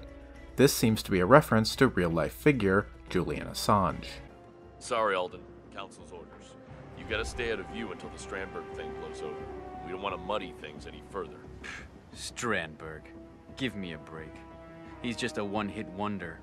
Anyone can steal a bunch of money. How does that make the world a better, freer, more open place? Yeah, I don't really think that's what he was going for, Alden. I, on the other hand, have mobilized millions.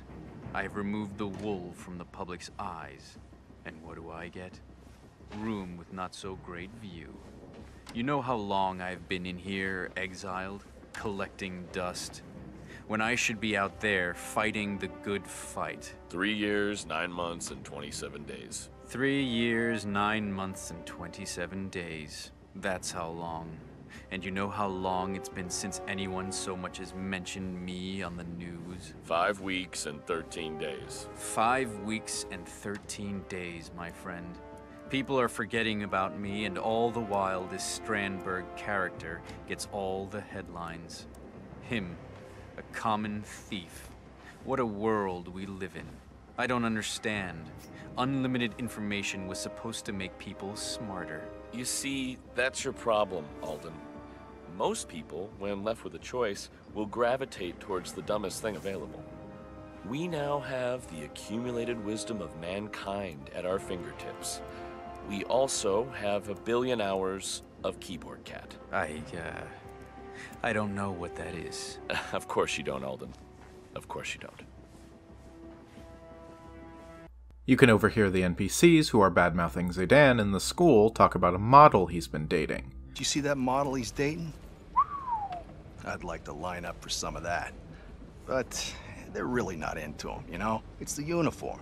Chicks like medals, even if you bought them rather than earned them. You're not wrong, that's for sure. This woman can be found in the Shisha Cafe, and you can overhear her end of a phone conversation revealing that she was working for Dahlia Margolis, the target of the Paris map, and Iago before she was killed, dating Zaydan in order to report on him for Margolis. I know, Audrey. I'll do it tonight. If we survive this whole Strandberg mess. Well, I had to let some time go by. Dahlia Margolis was the one who introduced me to Zayden in the first place. Look, it would have made him suspicious if I broke it off right after she was murdered. Besides, Zayden is involved with some pretty scary shit, okay? That's what I was reporting to Dahlia about. They orchestrated this whole thing, Audrey. The siege, the riots, Strandberg's escape. All to pave the way for a military coup. Yeah, tell me about it.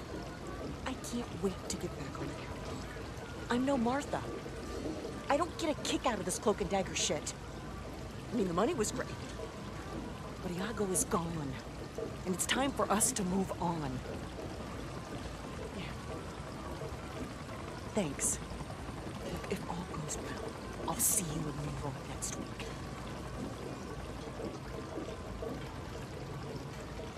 There's also... whatever this is. You're dismissed. General Satan's order. I'm feeling very vulnerable today in my space. I can't wait to see your face. I don't know why this happened. I don't know how this happened. I've never seen it happen before or since, but it happened. We all saw it. When disguised as the military officer, you can dismiss the soldiers who are patrolling the school's hallway. If you dismiss all of them, and then turn on the intercom where the two soldiers are trash-talking Zaydan, then a radio will spawn on the table in front of the two soldiers. Approaching the radio gives the "Commence Dance-Off" prompt. If you do so...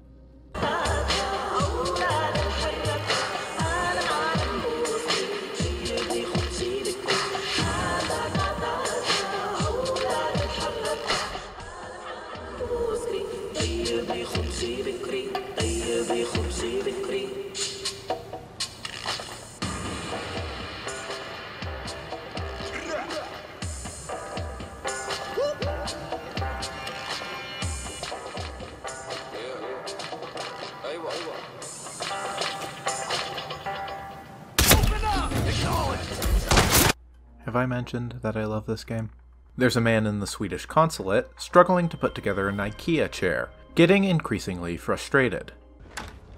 6 small screws and 5 sort of smaller screws. 5, I think, right? Okay, what else? 8 plastic knobs, I guess you would call them. What the hell are those for? It's just a chair. Oh well, I'm sure naked silhouette guy will walk me through it. There he is. So, on to assembly, right.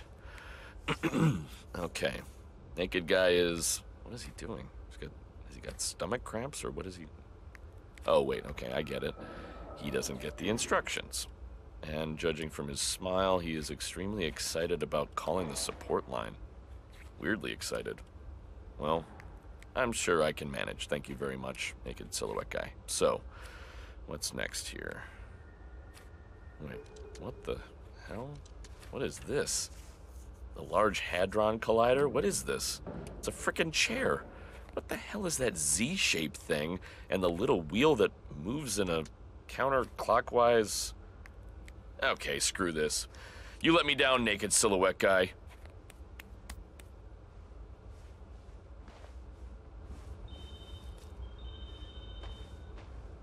Yes, hello. This is... Well, I'm calling from the Swedish consulate in Marrakesh. You people sold us the, Napoli chair. What kind of a name is that? Right. So, Johan, I'm having a bit of trouble with the assembly instructions. There's supposed to be some sort of wheel that... It's not a wheel. It's a graphical representation of a user tightening a flat-headed 5mm screw and a counterclockwise motion. I gotta tell you, from where I'm standing, it looks a lot like a wheel. Okay, fine. And what are those 4 semicolon-like little metal thingies that the finger keeps pointing at? Right, uh-huh. Mm-hmm, yeah, no, right, got it, right.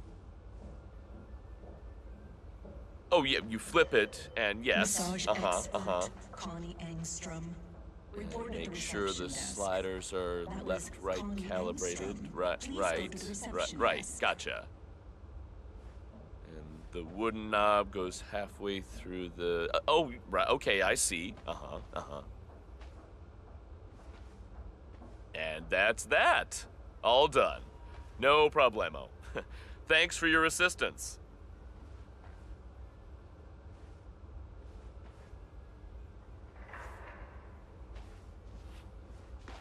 What the hell was that? That didn't make a lick of sense. Something about sliders and wooden... fuck that. It's defective, that's what it is. If anyone asks, there were a bunch of screws missing. There were screws missing! There's a woman on the phone in the Swedish consulate who is trying to convince her friend that she's genuinely trapped in the building and not just trying to get out of bridesmaid duty. What do you want me to say, Lisa? I know this is the biggest day of your life. Believe it or not, I did not single-handedly create an international incident to get out of my bridesmaid's duty. I mean, Dolores, she might, but me, no. Oh my God. Once again, this has nothing to do with pink. I like pink. Is there such a thing as too much pink? Yeah, but you know what? Let's not get into that right now. The point is, Lisa, I am locked inside this building surrounded by pissed-off rioters. Hello, the intern. military is here, Lisa. They have tanks. I am not sure if you appreciate how much... This is ridiculous! Oh my God, it was one date in high school! Lisa! I am not secretly hung up on... Connie Engstrom. You do realize I could die right here, right? You shrill, whiny marriage crazy... Oh, you don't, do you? Well, I will just cancel that cab, Lisa. Have you been listening to one word that I've been... You know what? Forget it. Forget it. I hope that you and sweaty palms, yeah, all over these tits, have been very happy together. Oh, and Lisa, you're right. I hate pink. Another man in the consulate can be heard talking to his young son on the phone and trying to explain to his son what's going on without upsetting him. It's honestly an excellent piece of acting, especially for a bit character. Listen to how you can actually hear him trying to hide the fear in his voice and stay strong for his son. Oh, that's great. That's great. Is Grandma with you? Okay. Mom's on her way home, too. Listen, buddy. Have you been watching TV today, by any chance? Yeah, that's right. That is Daddy's building. Massage And the people expert outside. Connie Engstrom. Report at the reception Right. desk. Yeah, they That do is look angry. Connie Engstrom. Please go You to the see, reception desk. Someone took something of theirs, and they really want it back. You know how that feels, right? So, Daddy and his boss are trying to figure out how to make the angry people happy again. Okay? But you don't need to worry, Dennis, okay? Because it's not Daddy who they're angry at. Yeah, you're right. You're right. The Green Army men, just like your toy soldiers, they're called the military.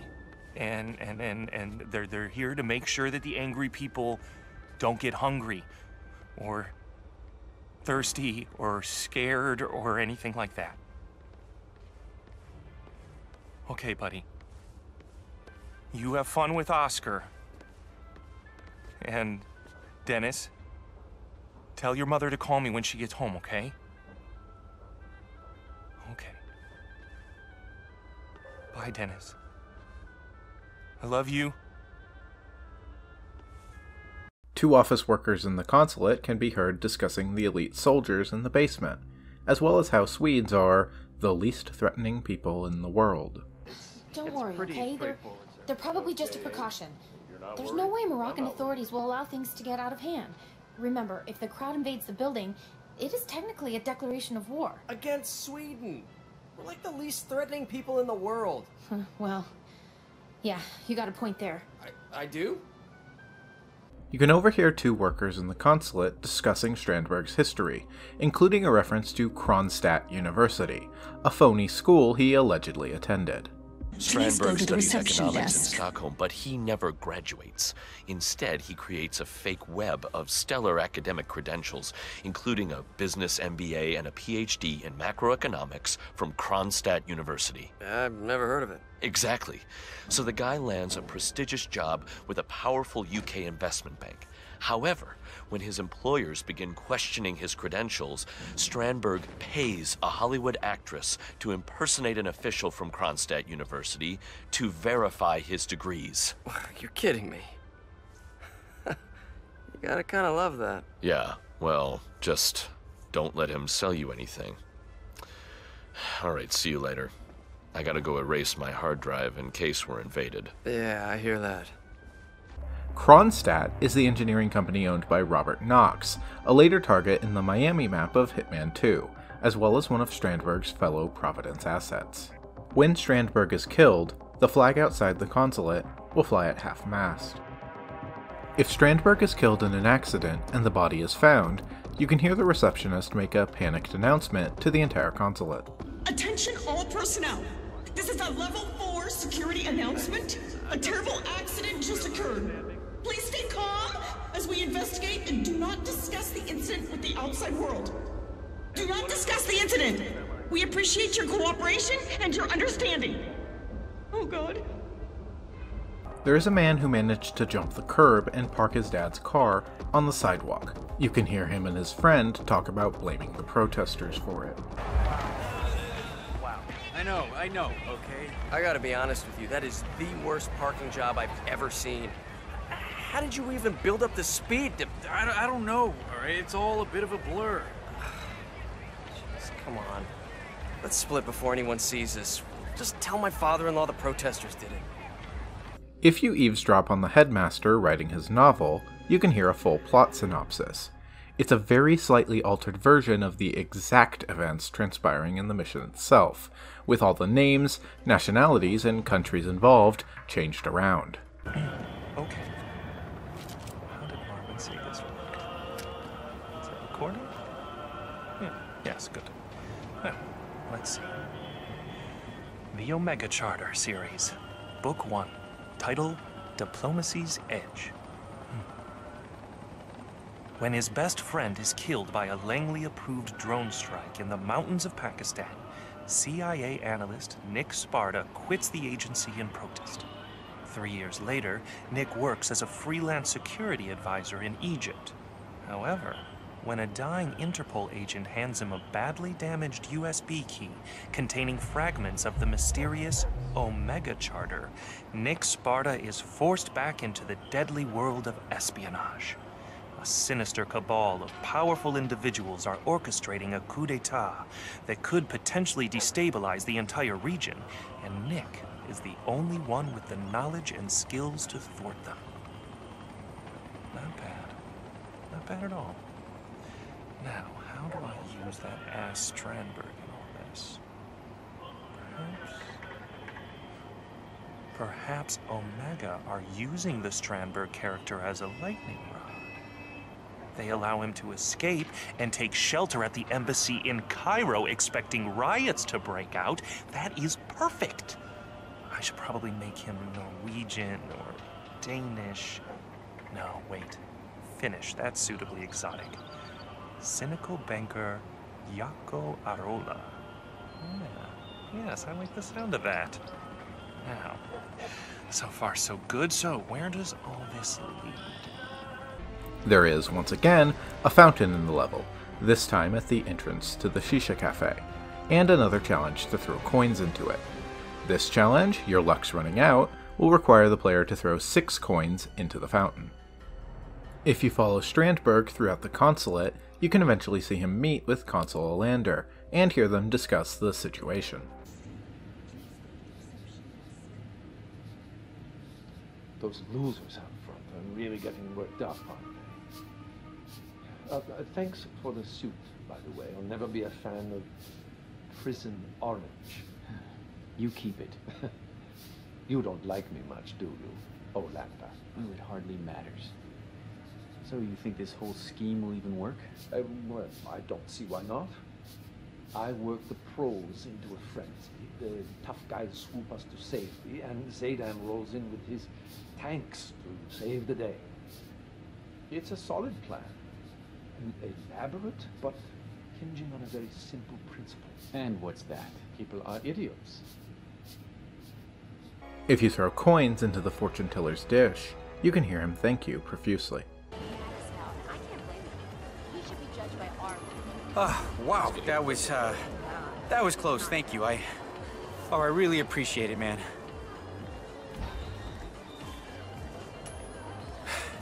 Oh my God, thank you, sir. Oh, thank you. There is a basketball hoop in the courtyard behind the school, where the soldiers are setting up the firing squad.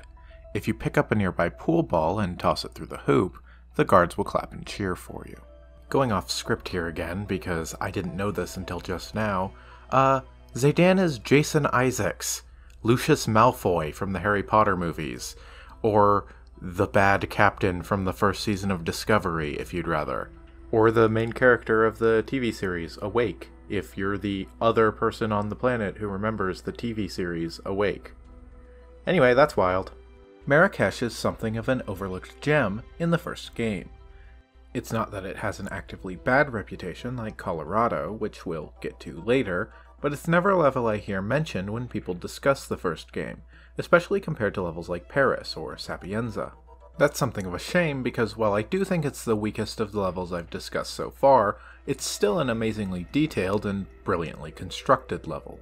In my opinion, the reason why this level is less beloved than many of the others from the first game has 2 major factors: a relatively dry set of mission stories, and one of the targets being fairly forgettable.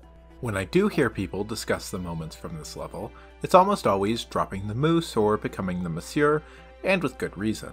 Both of those moments are phenomenal and hilarious. Strandberg is as strong and memorable of a character as any of the targets we've seen so far. But Zaydan is ultimately forgettable, and while the characterization we get for him is interesting, it's not well enough implemented into the actual script for the character itself, nor his actions. I said in the last episode that the best thing a hitman kill could do was relate directly to the target's personality, their personal foibles. The game is at its best with targets like Strandberg, where you get introduced to them through the briefing, learn about their personality while scoping them out in disguise, and find a way to hoist them by their own petard. with opportunities related to their own personal brand of hubris. Here we have a perfect case study for situations where those work and where they do not.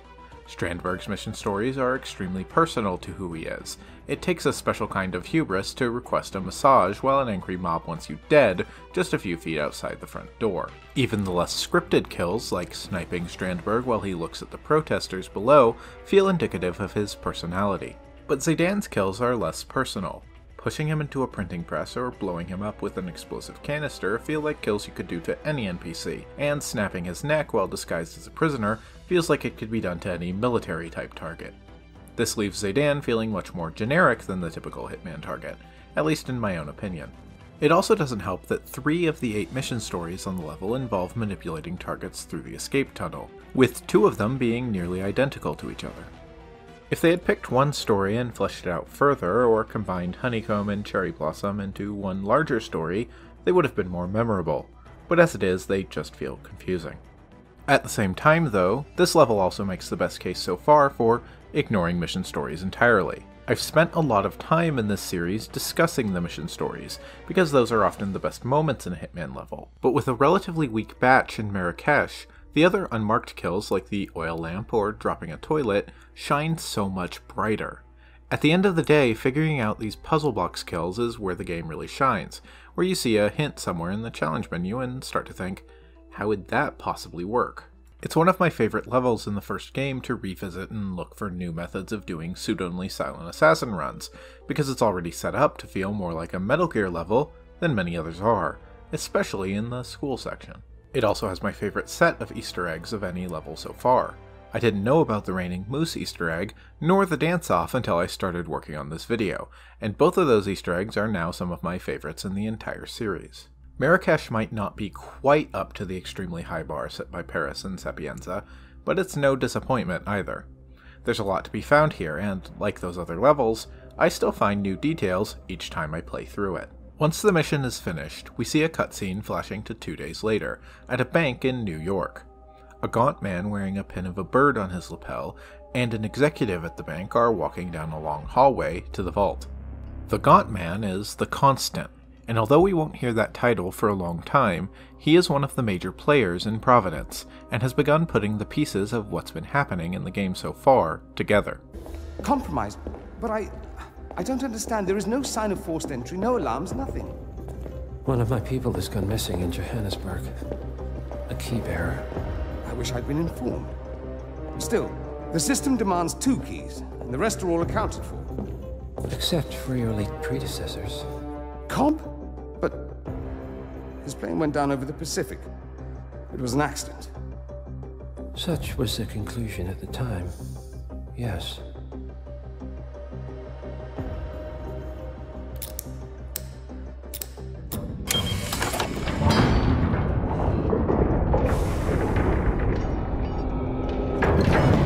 People die, Mr. Fannin. Happens all the time, even to us.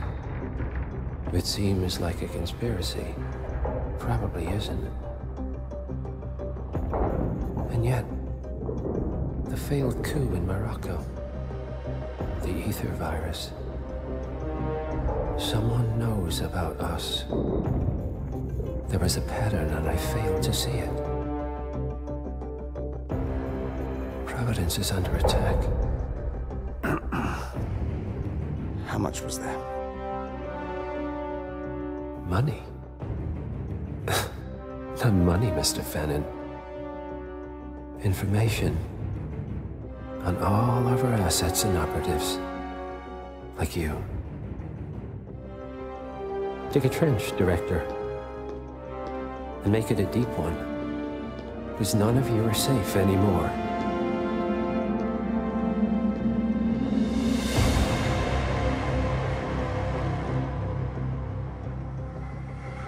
The Shadow Client's plan has, until now, gone undetected. He learned enough from Iago to start his assault, whispering in the ears of those whose best interests would involve taking out Providence operatives, one by one. He killed the keybearer in Johannesburg in the cutscene following the mission in Sapienza, and using it, he opened a bank vault that let him even the playing field. Providence is compromised. Every single member, every single asset, could now be on the Shadow Client's hit list, and there's no way of knowing who he is or who will be next. But now, Providence knows, and his Shadow War has been exposed. They aren't about to take this lying down, and the Shadow Client's plan, as well as Agent 47 and the ICA's involvement in it, is about to get a lot more complicated. As an aside, I think this is supposed to be the same New York bank you end up infiltrating all the way at the end of Hitman 2 in the post-game DLC, which is a nice touch, although the path to the bank vault has been redesigned if so, and it will be a different director we're taking out by then. The next main mission of Hitman is Club 27, taking us to Bangkok, but we're not ready to move on from Marrakesh and Sapienza just yet. Next time, we'll be discussing the 2 DLC bonus missions, initially labeled the Summer Bonus Missions, the first remixes of existing levels of the game with new targets and new content, a house built on sand in Marrakesh, and the Icon in Sapienza.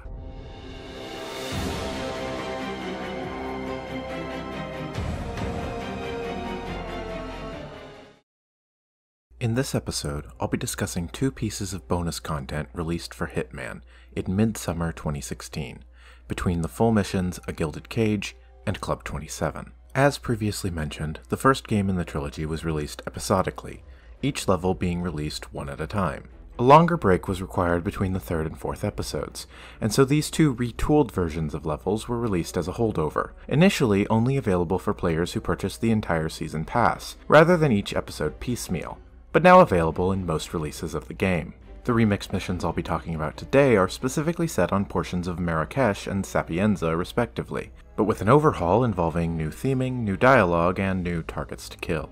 Bonus missions are set out of sequence with the game. They're not exactly non-canon, as there are references especially to the second mission I'll be talking about today, the Icon, throughout the series, but they're more like typical Easter eggs, and all of the bonus missions are completely disconnected with the overarching story about the Shadow Client and his war on Providence.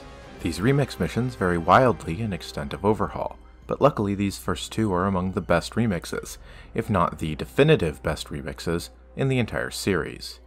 Due to the nature of these missions being remixes, this episode, as well as future episodes talking about remix missions, will be a bit more zoomed out in scope than usual. I'll mostly be referring to notable changes to the existing maps, rather than reiterating how the levels are laid out, so I recommend you watch the videos on the original levels first. With that said, let's move on to the first bonus mission, A House Built on Sand. The first mission, A House Built on Sand, is set on a nighttime version of the Marrakesh map, a limited version of it specifically limited to the public market areas of the main level, with the school interior and consulate areas being closed off. Once again, you are working for Hamilton Lowe, the same construction company who took out the contract in the main version of the mission. Hamilton Lowe's chief architect, Matthew Mendola, plans to double-cross the company, leaking confidential company documents worth billions to their chief competitor, a Chinese construction conglomerate, and specifically to the head of the company, a man named Kong Tuao Quang. The job is simple: kill Mendola, kill Tuao Quang, and recover the documents for Hamilton Lowe. Something interesting to note is that unlike the main missions, both of the bonus missions we'll be looking at today are not objectively heroic acts.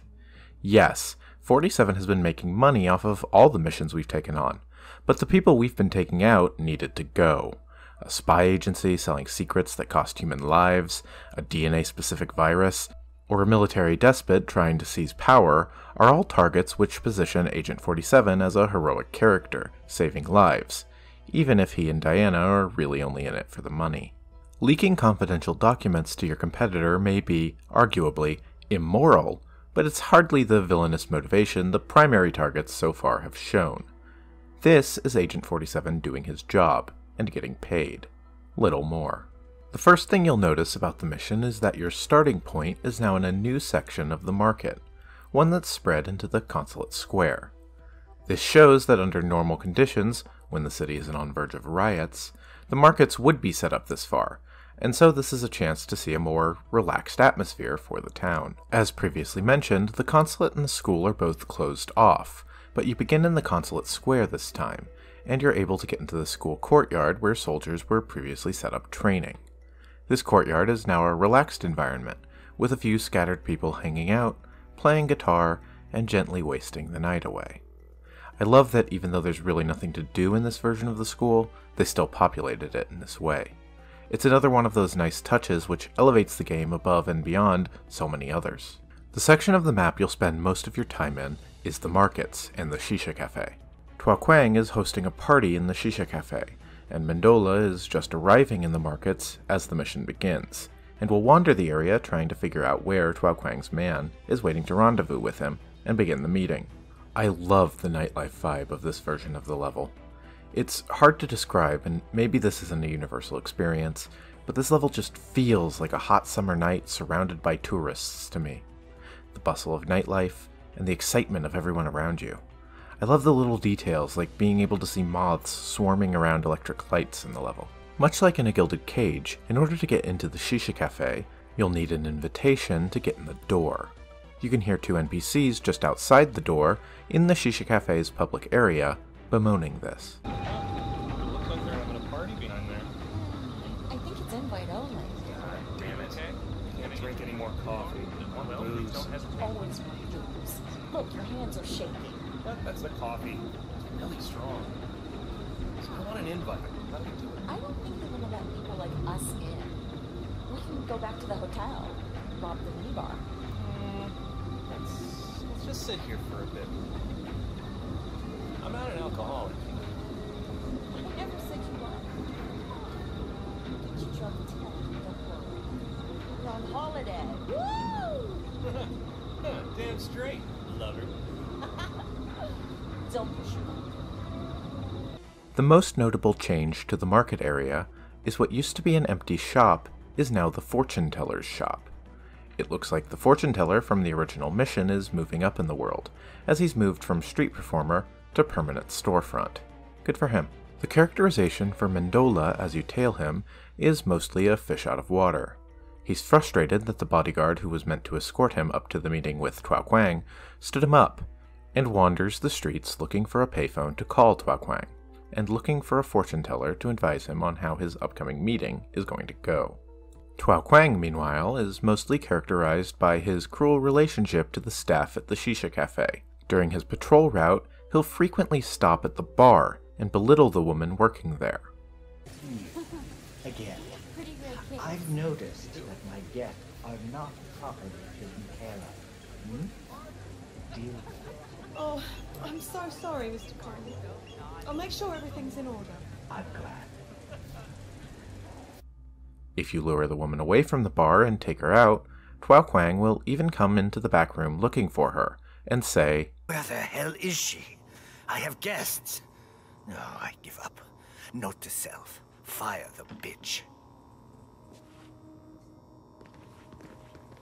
Next, let's look at the mission stories provided for this level. The first 2 missions in a house built on sand are about getting into the Shisha Cafe, where Tua Quang is set up, waiting on Mendola to arrive. One of Tua Quang's bodyguards has been given the key to the back door of the Shisha Cafe, but has also left a note that he's gone shopping for a Persian rug. Hey, where's Boyle? Probably doing what he usually does. What? Looking at carpets? What is it with him and souvenirs? Did he give you the key to the back door of the Shisha Cafe? Ah, crap, he forgot. Why is he always looking for carpets? I don't know. Probably his wife, you know? She wants a carpet. He's on duty. He doesn't have time to look for carpets. Then go and tell him. Yeah, I will. It's just unprofessional, you know? If you head down to Carpet Square, you can hear the owner of the shop mentioning that the shop is closed for a private showing to a potential customer. The front door is locked and extremely public, but using your knowledge of the original version of the map, and recalling that this shop leads to the same rooftop where you could find a VIP member card to the Shisha Cafe, you can take a series of pipes and ledges to get up to the roof unseen. There, you can watch the man being given his private showing.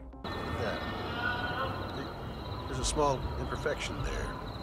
Surely worth a discount. Oh, you have a good eye. You found the imperfect stitch. See, this is what separates man from the divine. It's a tradition. All carpets have them. Oh, really? Okay. Well, in that case, I'll take it. Oh, no need to be hasty. Buying a Persian rug is a soul-searching experience. Take your time. I'm confused. Get aside. Once you've taken him, and the store employee, out, you can get both his incredibly useful bodyguard disguise, as well as the key letting you into the Shisha Cafe. Another way into the Shisha Cafe is, of course, walking in the front door with an invitation. Luckily, one partygoer is leaving the party just as you arrive. Specifically, this man is the landlord of the same shop that was a shoe store in a Gilded Cage. You can overhear him on the phone berating the current tenant for being late on his rent, and loudly proclaiming that he's heading to the shop and refusing to leave until the shop owner gets there. It's me. You're behind on the rent.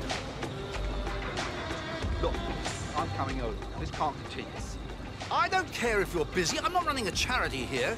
You're dragging me away from a very important party with a very important buyer. I'll meet you in your shop. Sorry, my building. In a bit, okay? Bye. And I'm not leaving until you get there.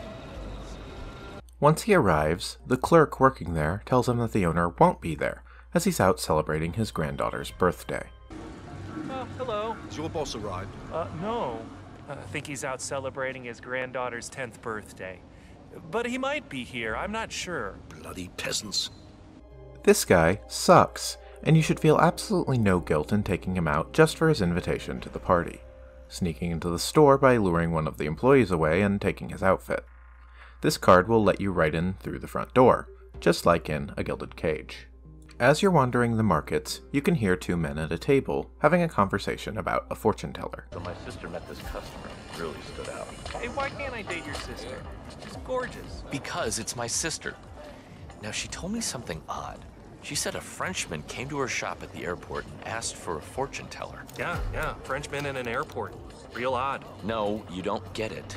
See, I took my grandmother to a fortune teller the other day, and the fortune teller said a Frenchman would come to Marrakesh and ask for a fortune teller. A tourist asking for a fortune teller? Well, whoop-de-doo. What did she say then?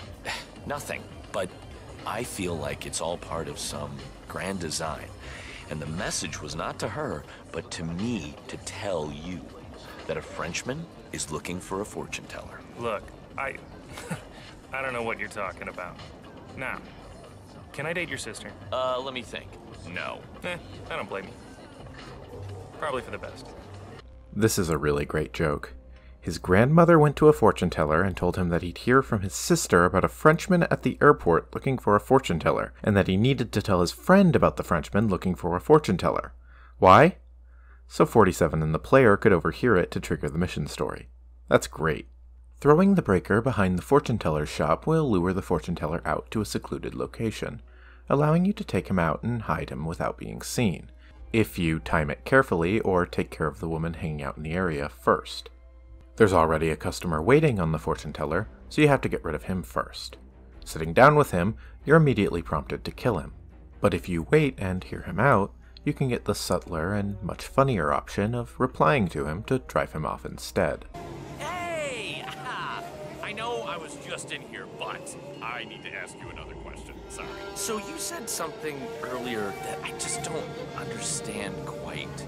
You were saying that in the future I will have a large fortune, but I feel like I'm a person who gets it now. That is somebody that should have it now, right? So, were you just, is the future, does that mean 6 months? Or does that mean 10 years? I'm just trying to understand what your fortune teller calendar is. The ball shows me death. Leave now and never come back, and then you should be fine. The fortune teller's shop is exposed to the street, making it a terrible place to actually take someone out. Luckily, there's a fog machine at the entrance, which doesn't normally provide enough cover to hide the actions inside, but which can easily be overcharged to completely cloak your actions. Find Mandola wandering the streets, and you can approach him as the fortune teller, telling him you've seen that he's lost and needs his fortune told. He'll gladly follow you back to the shop and ask you how his meeting with Tuaquang is going to go.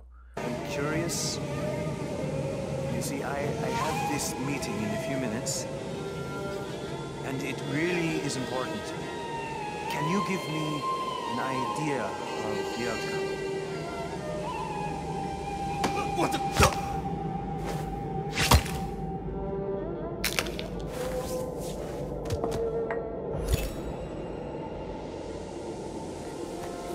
The last mission story is called Waiting for the Man. The bodyguard who is assigned to meet with Mendola and escort him to the meeting with Tua Quang can be found back in the courtyard where the printers were first found in a gilded cage. The man is violently sick with food poisoning and cannot possibly make the meeting, and the other bodyguards don't know who they're looking for, as you can hear one of them explain. Yeah, he's in a bad state. There's no way he can meet with our guest. No, I don't have a clue what he looks like. You need to send someone. Listen, he is sick. I mean, really sick. It's just not possible. I think he needs a doctor before he craps himself. Okay, roger that. I'll stay with him. We'll call if he really needs a medic. Will do. Out. The meeting is meant to take place on a rooftop next to the Shisha Cafe. If you steal a bodyguard disguise, you can meet Mendola and lead him to the rooftop yourself. Then you can either wait for a bodyguard to call Tua Quang to the meeting, or take this bodyguard out and call in the meeting yourself. Once the two are both there, you can observe the meeting between the two.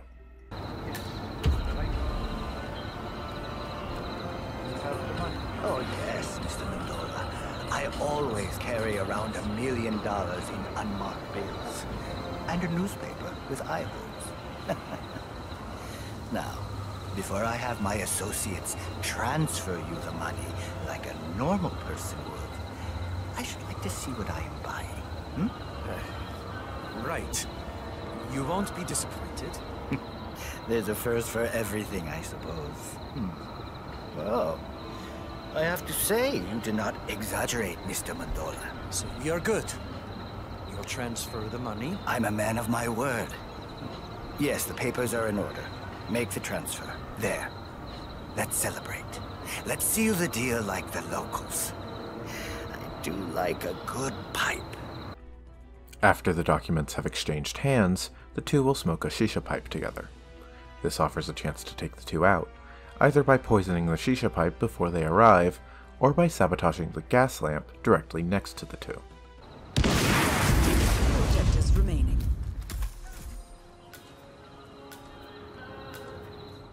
Reporting in! Someone's causing trouble! All objectives complete. That's it for mission stories, but there's also a few less obvious ways of taking them out. As Mendola wanders the markets, there's a food vendor selling snails. Mendola is a Frenchman, and so is interested in trying the escargot. By finding a food vendor disguise and luring the vendor who's supposed to be there away for a moment, you can poison these snails, which will take Mendola out the next time he patrols by the cart. Behind the bar in the Shisha Cafe are the controls for the reflecting pool at the center of the area. Steal a waiter disguise, and you can freely interact with the button, causing the pool to overflow. Then climb up on the pipes in the bathroom to the winch suspending the lights, and drop them in the pool right as Tua Quang steps into the puddle, and you'll kill him via electrocution. Holy shit!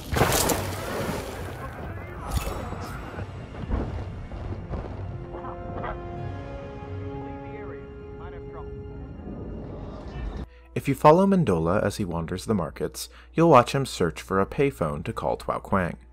Unfortunately for him, every payphone he finds seems to be out of order.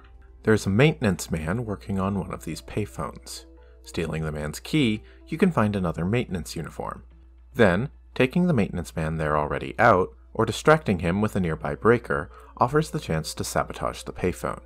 If timed correctly, when Mendola next walks by the phone, he'll try to make a call on it, and die from electrocution. Another way of taking Mendola out is by waiting on a nearby rooftop with a sniper rifle, and shooting the large cafe sign as he is directly underneath it, causing it to collapse on him. This level also contains a hidden exit, a truck by the garage entrance to the consulate, which is completely unmarked until you found the key for it, which is near the bathrooms in the public section of the Shisha Cafe.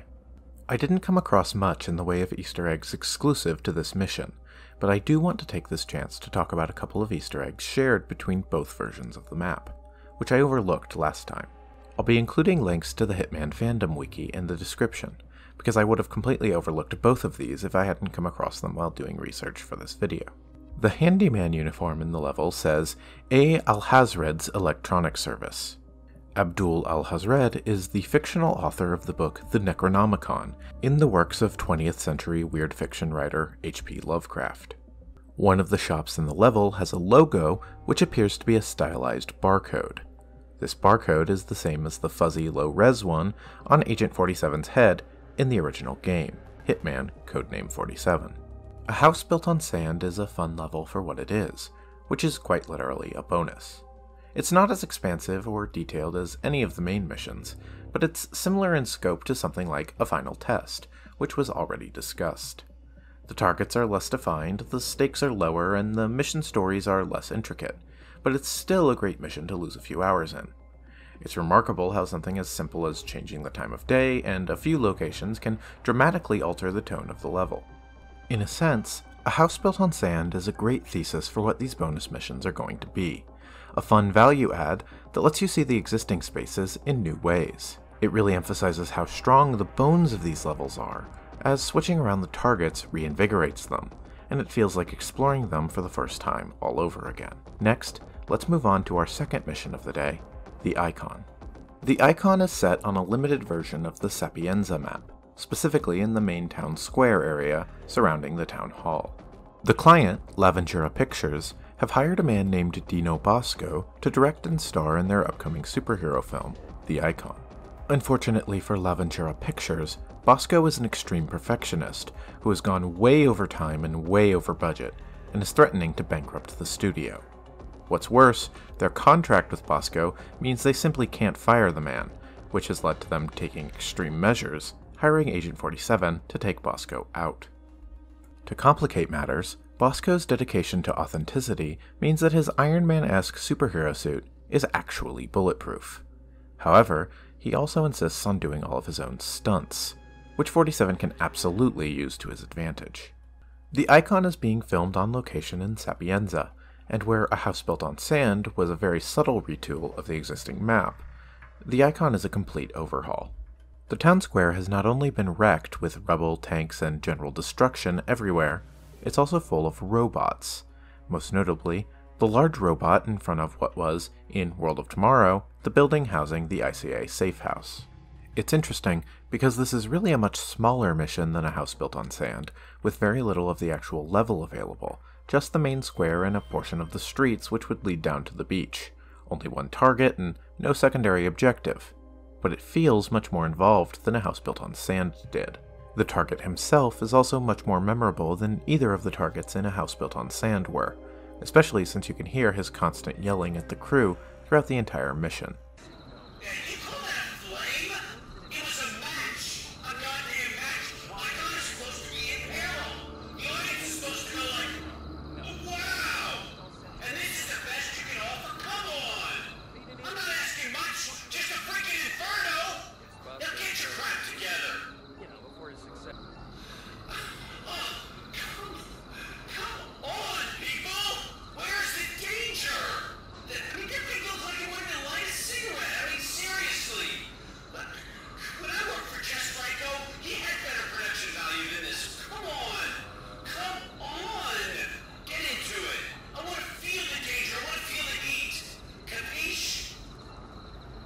He's got real Christian Bale on the set of Terminator Salvation vibes.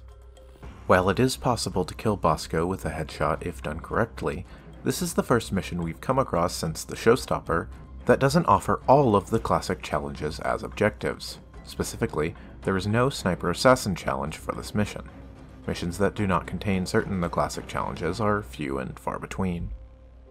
This level also provides an excellent example of something I mentioned in the last episode on A Gilded Cage, the strategic reuse of assets. The tanks and military trucks you can find scattered around and overturned on the film set are clearly the same ones used in the Marrakesh map, especially around the school. But this is a perfectly appropriate place to recycle an asset like that, without it feeling out of place at all. It's a great example of smart asset reuse that doesn't interfere with each level having a distinct identity.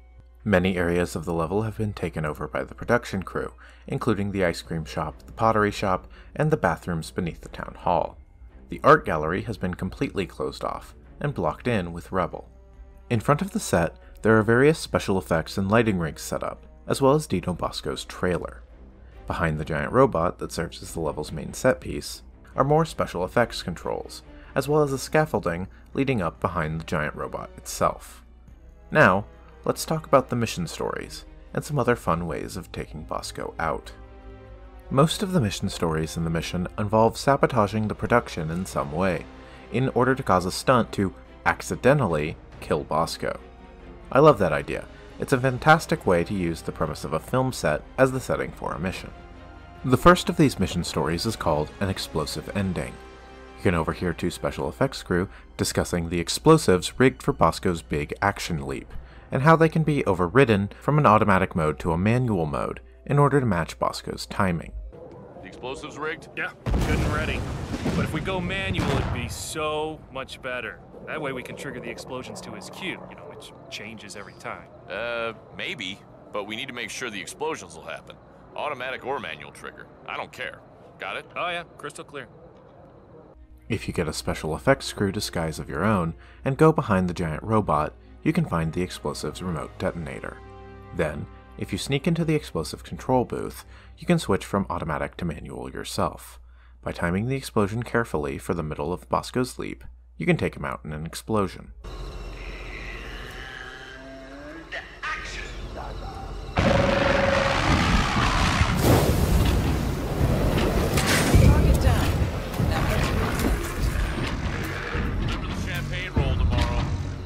You can hear Bosco loudly complain about the pyrotechnics on the robot being underwhelming whenever the shoot itself begins. Towards the back of the map, you can hear two special effects crew mentioning that new fuel for the effect has just arrived on set, but that it needs to be tested because it might be a bit too powerful as things are. Yeah, it arrived this morning, but it's strong stuff. I want to test it before I use it here on Old Ed. Why? Well, it's kind of cheap, but really potent. Can make the whole thing blow up and set fire to everything around it if not handled correctly. Look, it's just a safety precaution. Okay, got it. That makes sense. Don't want to prolong this production any more than needed, right? Yeah, right. All right, I'll see you. By entering the pottery shop and breaking into the crate storing the new fuel, you can get a canister. Then, with a special effects crew disguise, you can safely swap the fuels, successfully fulfilling Bosco's wishes for strong pyrotechnics.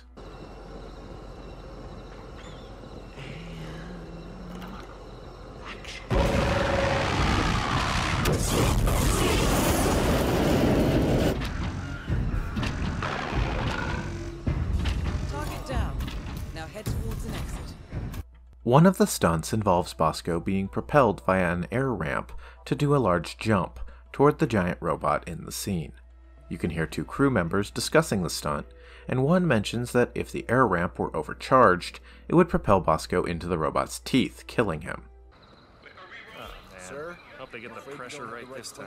Yeah, I hope it's set 2 hours. They shoot Bosco before those teeth just chew him up. In a positive mindset today, or what? I just wanted to shoot the end. I mean, it can't happen anyways, while the mechanical brakes are activated on those teeth. Yeah, you might want to go up to the head and double check. Now let's just make sure. Will do. Luckily, there's a safety override on the robot, preventing such a thing from happening. However, if you get a special effects crew disguise, you can go back to the area where all these mechanisms are, which will let you climb up into the rigging for the giant robot, and disable the safety, and then go down to the air ramp controls and overcharge them. This needs to be done with careful timing, just before Bosco jumps.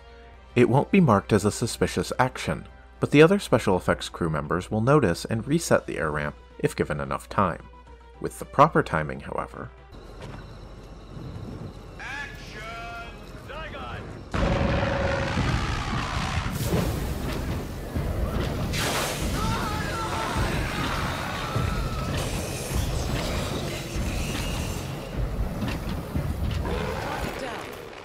towards an exit.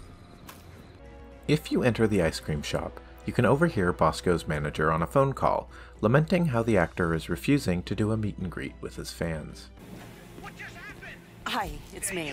Look, I don't know what to do. Bosco is being impossible. Goddamn match. I got it supposed to be Yeah, I know you told me. Supposed to go like.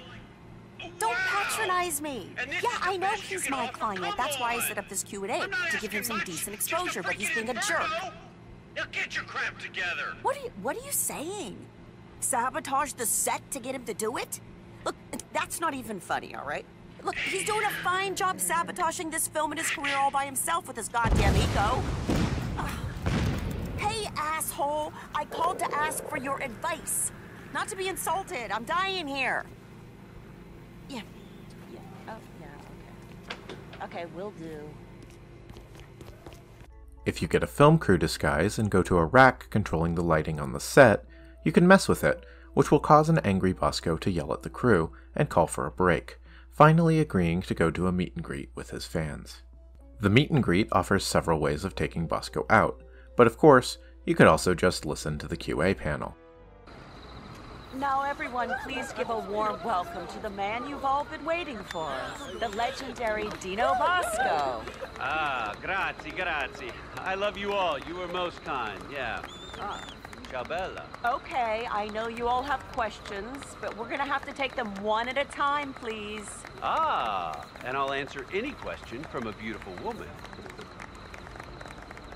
Great. I can't wait to ask him about the stunts in Tony Dan. You know, I heard he did them all himself. He's a real daredevil, that Bosco. Hey, I'm your #1 fan. I have a question, please, me over here. You there. Yes, you. Please, go ahead. Me? Yes. Oh, okay. Can I just start by saying what a big fan I am? Ah, grazie. But I would really like to ask, why Icon? You have so much pathos and you're so versatile. A superhero just seems so superficial. Thank you, Bella. A valid question. People have often called me an artist, an enfant terrible. And a blockbuster like this seems strange for an auteur like myself. But I could identify with the character. He is an everyday Joe by day, and a versatile man of action when needed. I mean, when I read the script, I just felt I had to do it, no question. And don't worry, my dear, I'm keeping this a very personal film. That's why we also had to let Ruggero Manelli go. You know, the original director. Because he only went for the superficial. The money, so to speak. However, I want to keep my integrity and dignity. Does that answer your question, Bella? Yes, thank you. You are my hero, Mr. Bosco. That's sweet. Thank you. The Icon, or the unexpected virtue of ignorance. With the film crew disguise, you can sabotage the gas lamp next to Bosco's chair for the QA, and then cause an explosion. Or, if you get a kitchen staff disguise, you can poison Bosco's water bottle on the table, with some careful timing, taking him out easily. Using these mission stories, you can easily take Bosco out with an accident, or either type of poisoning. The other two archetype kills, headshots and garroting, however, are more challenging. The easiest way I've found to do these challenges is by carefully sneaking into Bosco's trailer via the ladder on its side, and then dropping in from above.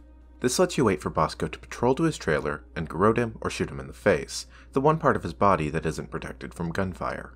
Or if you'd rather, you can just shoot the back of his head several times until you break through the bulletproof protection. Much like a house built on sand, I didn't find many Easter eggs exclusive to the Icon version of Sapienza, but something worth noting is that references to Dino Bosco and the Icon appear in several later missions, such as Golden Handshake in New York, or Another Life in Whittleton Creek. These also place this bonus mission in canon, although it is unrelated to the main storyline of the games. The Icon is a great mission. It's probably my favorite bonus mission out of all of them, among any of the games. It's a great idea for a level. Being set on a film set is such a novel concept with great opportunities for taking someone out that they'll reuse it in Hitman 2 for part of the Mumbai map.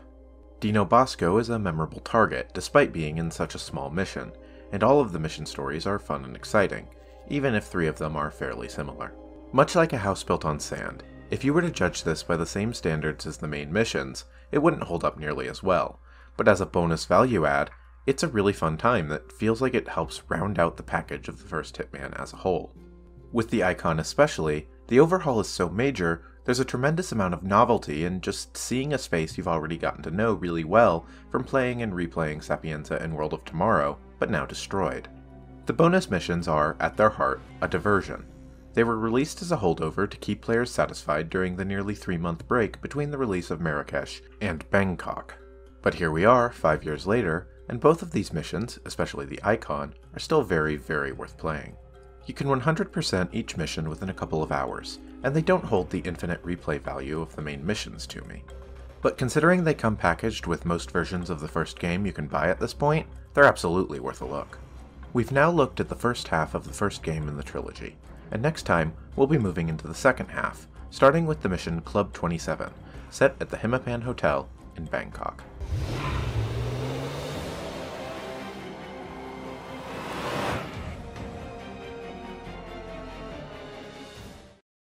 Club 27 was released on August 16, 2016. It is set in Bangkok, Thailand.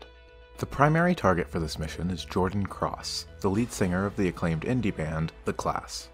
Jordan Cross and his influential father Thomas Cross have been previously referenced numerous times in the game so far, in references I've covered in previous videos, and now we're finally going to get a chance to put a face to the name. 1 year before the events of the mission, Jordan Cross's girlfriend, Hannah Highmore, was killed after falling from Jordan Cross's penthouse apartment. The police ruled it an accident, but Hannah's family remains unconvinced. They believe, rightfully, that Jordan Cross killed his girlfriend, pushing her out to her death, and have hired the ICA, and more specifically Agent 47 and Diana, to take Cross out. The secondary target of the mission, Ken Morgan, is the lawyer who got Jordan Cross off scot-free for Hannah Highmore's murder. He's a professional fixer, who makes problems go away for the right price. Both targets are checked into the luxurious Hitman Hotel, which will be the setting for the mission, although Jordan Cross is seemingly unaware of Morgan's presence there. The hotel itself is owned by Jordan's father, Thomas Cross, giving Jordan free reign of the place to use it as his own personal playhouse, much to the chagrin of the staff and other guests. Van bothers you that much, huh? Me, I have selective hearing. I can tune out just about anything. Isn't a recording studio supposed to be soundproof? No, it's not the actual recording. No, it's the partying. Last night they were playing some drinking game down on the lawn. So I popped my head out the window and this disgusting, naked, bearded guy just gives me the finger. Ugh, all naked? Well, he was kind of clutching a fern in an area, but look, that's not the point. The worst part is, they get to do whatever they want. Just because the lead singer's father owns the hotel. What a world, eh, Ruben? You know, I am on a working holiday. I paid for peace and quiet, and I am going to get it. Okay, good luck with that. I'm buzzkill. I'm buzzkill. This mission is much more similar to the Showstopper than it is to World of Tomorrow or a Gilded Cage in terms of level structure. Unlike the last two missions, you won't be exploring a vast public space this time around, like the city streets of Bangkok. Rather, the Hitman Hotel serves as the sole setting for the level. 47 arrives in the area via a riverboat, on the docks designed for guests to arrive. The first thing you see is the beautiful hotel, with golden elephant statues in front of the entrance. The hotel is bordered by a small explorable outdoor area on 3 sides. In front of the hotel, as you leave the dock, you can find a bar to the left, as well as several lounge areas, with characters relaxing by the riverside, including this one little nook that I just really want to sit down with a good book and kill a few hours here. Really badly. VR chat modders, get on it. You can find a staff-only supply room here, connected to a small section behind the bar that can be used to sneak into the hotel's north tower. There's a staff-only entrance into the tunnels running beneath the hotel, down further past the supply room. There's also a fountain in this area, but in a surprising departure from the first 3 levels, there's no challenge to throw coins in it this time. I guess they decided throwing progressively more coins into each level's fountain wasn't that interesting after the 3rd time you do it. If you travel to the right of where you enter, you'll find the outdoor seating area for the hotel restaurant. There's a little "Beware of Falling Coconuts" sign over here. Look at that, it's great. Beyond this, on the south side of the hotel beyond a garden shed, is an immaculately maintained lawn, with hotel guests relaxing and employees going about their business. If you eavesdrop on one of the guests here, you can hear him bragging about being a professional poacher. And let me tell you one more thing. You can drop me anywhere in the world, and I can survive with my knife and a piece of string. Oh yeah, knife and string. Hell, once I lived off my own urine for 2 weeks behind enemy lines. It was a secret mission. I can't tell you any more stuff about it. Spy stuff, I can't tell you. Well, I haven't really thought about that. In fact, when I come to think of it, one thing puzzles me. Like, I can kill and gut an elephant from head to tail, and I feel no fear, like zero fear at all. Zip, zilch, none. But this morning, I see a cockroach on the floor, and my whole body just quivered. Weird, huh? I guess that's just human nature for you. Well, think about that. More on this guy later. There are more entrances down into the tunnels below the hotel here as well, and some pipes which can be used to scale the hotel's south tower. Behind the hotel, you can find the staff-only area, including the staff entrance. Once again, we see the contrast between public spaces and staff areas in the game, in a way that always feels authentic to me. This is clearly the car and truck entrance, as well as being full of supplies, water, beer, food. There's a security room back here, as well as a mishmash of parked vehicles, and even an exterminator truck. One thing that really jumped out to me here was the tile work, and the contrast between it in the areas for wealthy guests versus areas for the working class employees. Look at how pristine the tile is in the public spaces in front of the hotel, clean and maintained. Then look at the tile at the staff entrance. Absolutely filthy, with tire tracks everywhere, many tiles shattered or missing entirely. These sort of details serve two purposes, one narrative and one mechanical. It's always interesting to me how much thought was put into crafting these spaces, and this almost subliminally communicates the game's theme of class divide. If the World of Assassination trilogy is capital A about anything, it's about the way the rich are treated as more human than the working class. I wouldn't exactly call the game political, at least not in the provocative way something like Disco Elysium or even one of the BioShock games are, but this is still a theme that runs through every level of the games. Even the eye of the game itself naturally focuses on the ultra-rich targets, giving them more screen time, more complicated patrol routes, and more personality than the countless NPCs inhabiting the level. By the end of the third game, the events of the trilogy are being referred to in hushed tones as the 1% killings. Let's not forget both of the main characters of the game, 47 and Diana, are a part of that wealthy elite as well. I have a substantial private savings I'd like to deposit with your bank. Wonderful. How substantial? 7 figures.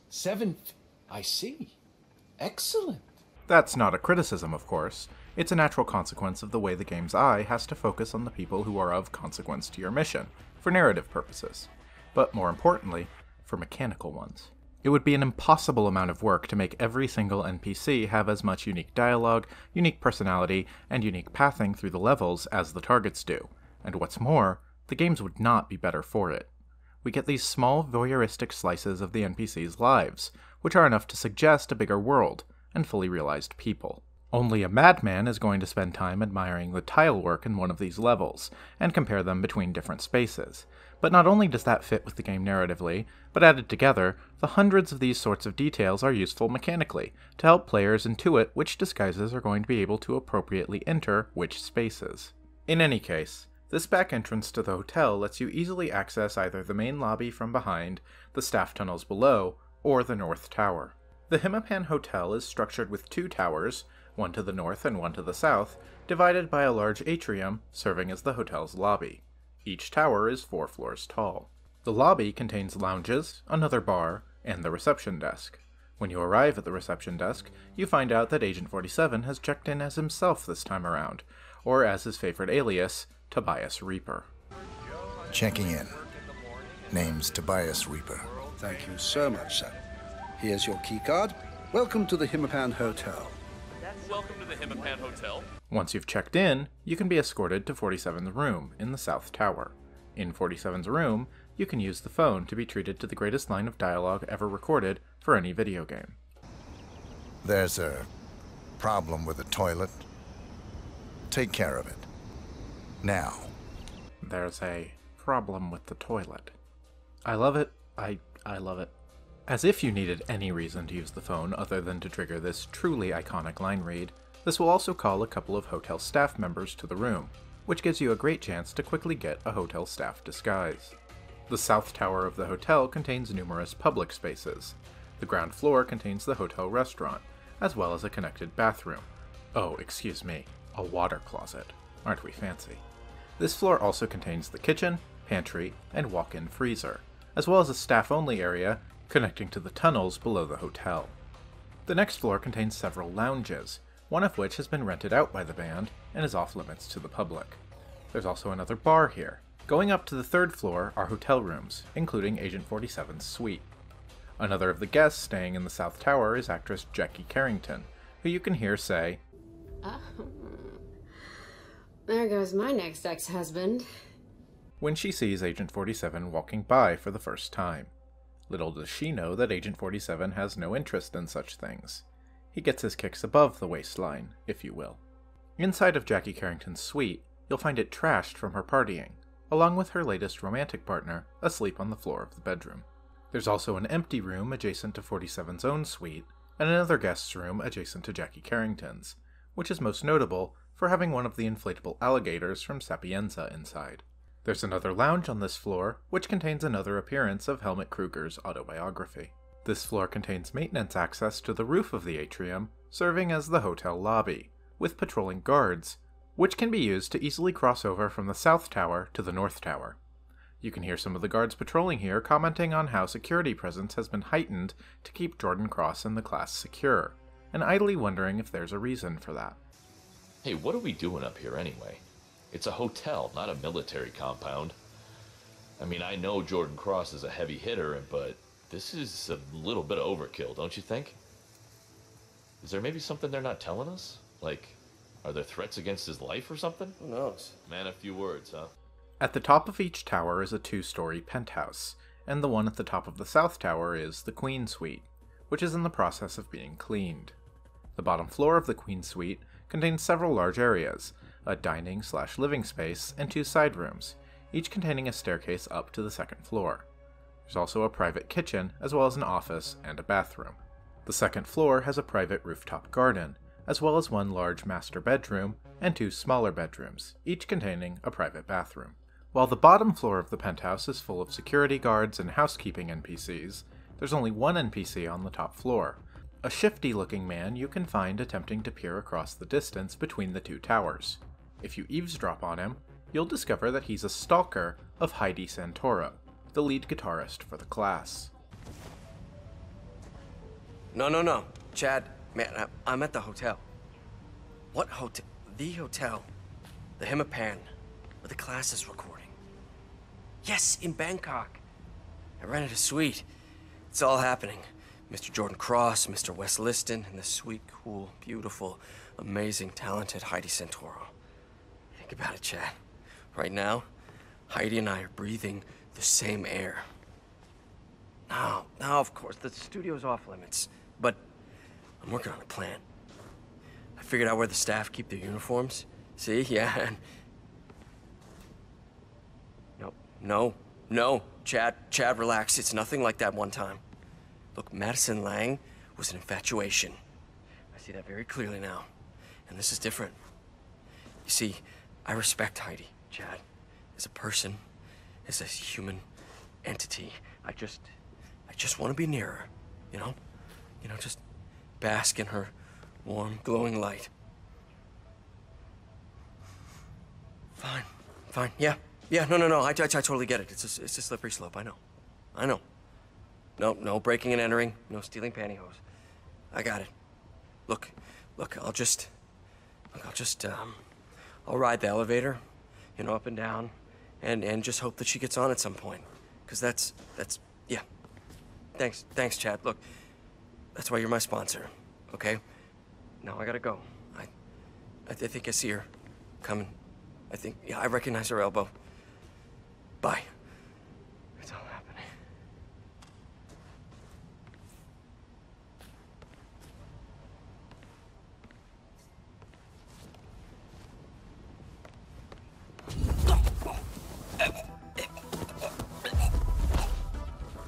You can find him searching the top floor, looking for something that will get him into the opposite penthouse, and even hear his plan to steal a housekeeping outfit to get close to Heidi. If you knock him out, you can get the Stalker disguise, the high suspicion outfit for the level, and this one really is no joke.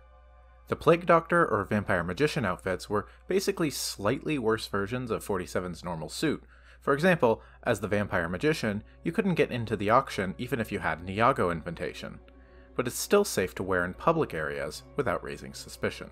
This isn't the case with the Stalker disguise. If you're a stalker, the entire hotel will be considered a hostile area. Not just trespassing, hostile. That means they're going to shoot on sight if they see the stalker around. Man, this dude was a master of stealth to make it all the way to the top floor of the Queen Suite without getting shot. I'd be impressed if he wasn't a major creep. Similarly to the mansion from Paris, below all of this is a series of staff areas and service tunnels that let you quickly travel from one side of the map to the other. As opposed to the gorgeous and well-maintained appearance of the hotel above, the staff areas are dimly lit, grimy, cluttered, and just generally kind of gross, with scuffed up floors and damaged walls. Like the staff area behind the hotel, it stands in stark contrast to the pristine facade that the hotel wants to present to its guests.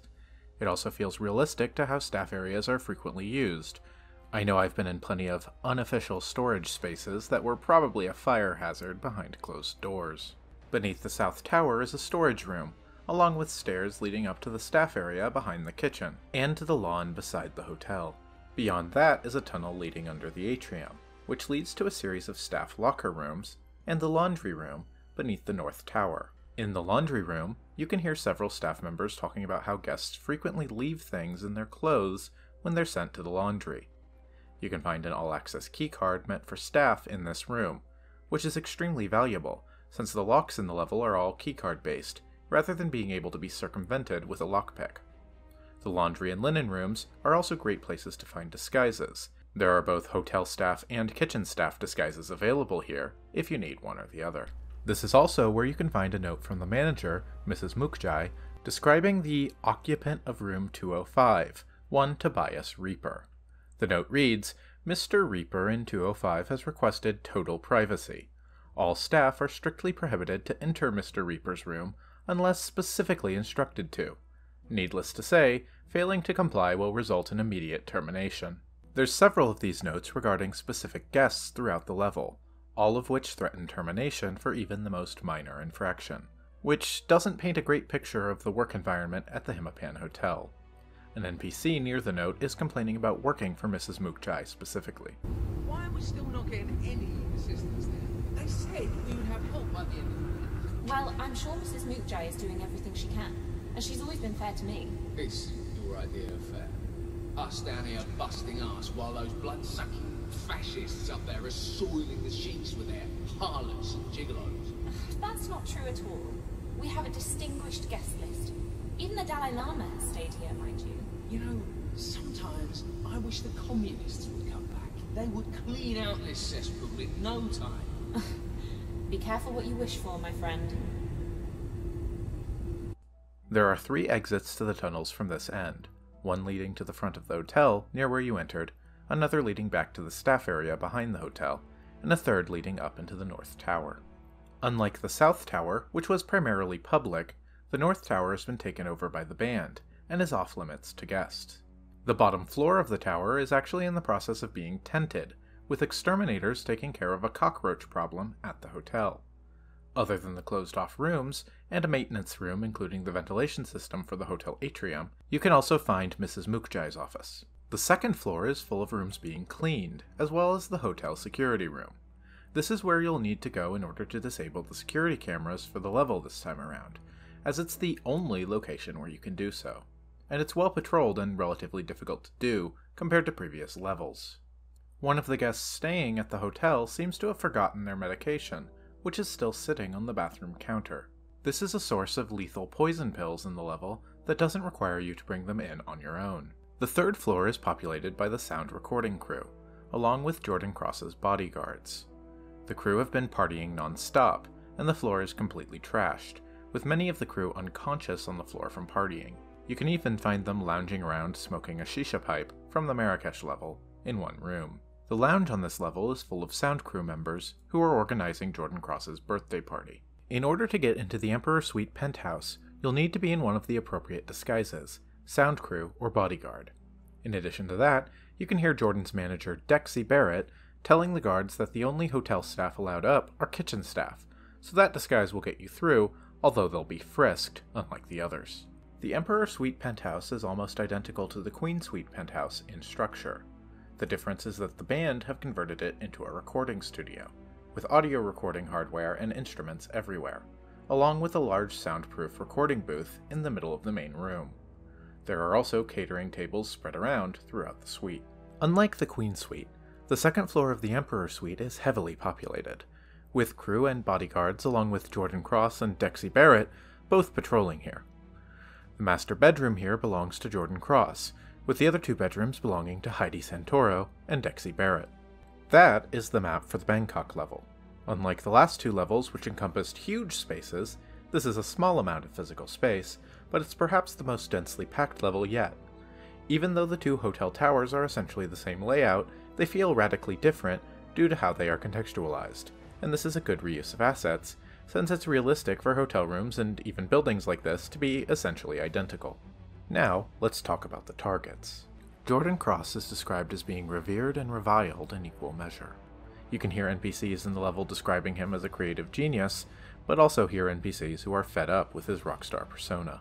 Jordan Cross killed his girlfriend, Hannah Highmore, which is the biggest plot point of the level, around which everything else circles. Since the murder, Jordan has become increasingly unstable, listening to the recording of the murder in his room every night, fighting with the band members he used to be close with, and angry about letting his father back into his life in order to make the problem go away. Jordan Cross stays locked away in the Emperor Suite, patrolling between the two floors and never leaving unless prompted. Ken Morgan is much more put together, having arrived in Bangkok on some sort of sudden mystery assignment from Jordan's father, Thomas Cross. Morgan is the fixer who made Jordan's problem go away a year earlier, but now Jordan seems oblivious to Morgan's presence at the hotel, which should make inquisitive players wonder what exactly is afoot. Morgan is mostly characterized in the level by generally treating the staff of the Hotel Himapan terribly, at best talking down to them, and at worst openly scolding them for things like simply not working fast enough for his liking. Morgan can be found patrolling around the hotel restaurant and the surrounding outdoor area, waiting on his room, the Queen Suite, to be ready. Once again, we see two targets here who are working against each other, much like DeSantis snooping behind Caruso's back in Sapienza. And the mystery of why exactly Morgan has arrived in Bangkok is central to the level, as well as the nature of the targets' relationship with each other. I don't want to give away exactly where that plot goes just yet, so let's move ahead into mission stories. Near the default entrance to the level, you can find two members of the band's recording crew hanging out by the bar, discussing a delivery which was just made and picked up by another member of the crew. So, I want to get that package for Wes, but reception says one of our guys picked it up an hour ago. Must have been Julian. Yeah, he's with that actress again, Jackie Carrington. Saw him sneak up to her room earlier, lucky bastard. Damn it! I was kind of hoping the package had gotten lost. I mean, I know Wes Liston is a sucker for all things vintage, but Branson MD2... Says it's the best vocal mic of the 60s. And the deadliest. An MD2 electrocuted Fab Chamberlain on stage at Glastonbury. The model was taken off the market, for Christ's sake. Yeah, I really don't like Jordan putting his lips to that thing. Too much voltage turns the MD2 into a death trap. It's happened before, it'll happen again.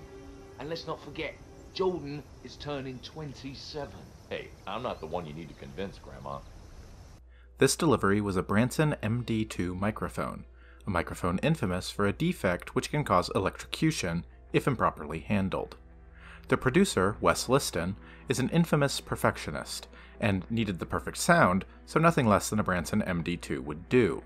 You can hear NPCs throughout the level discussing Wes Liston's infamous perfectionism. Yeah, well, why would Wes want to use a mic with a notorious production error? Wes is uncompromising. Always chasing that perfect sound. He once spent 6 days tweaking the spring reverb for Noel Wagner's Rickenbacker, until Noel had a nervous breakdown and knocked Wes out cold with a frying pan. And this other time, Wes locked himself in the studio with a loaded revolver. threatened to shoot anyone from the record company who entered before the mix was just right.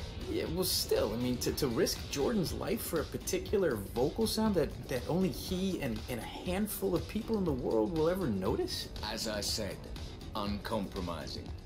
Anyway, it's safe enough when you know how to handle it. Just don't crank the voltage. All right, well, I'll keep that in mind. The member of the crew who accepted the delivery, Julian, hasn't brought it up to the Emperor Suite yet, having gotten sidetracked with Jackie Carrington. You can overhear two other crew members discuss Julian's luck with the ladies in the bar on the second floor of the South Tower. Man, that woman's insatiable. God damn it, how does he do it? He doesn't do anything. They come to him. Young, mature, the full range. I mean, guys like him too. I don't have any game, not even Monopoly. God, I'm stupid. Sure you do. Stop, not like Julian. I'm sure it gets old. Law of diminishing returns, right? I guess. Hey, wasn't he supposed to fetch that microphone for Wes? Ah, yeah. Hey, if anyone asks, we'll cover for him. I mean, he'd do the same for us. Yeah, but he won't have to. Life sucks. You can find Julian asleep on the floor of Carrington's hotel room, and you can find the Branson MD2 right next to him.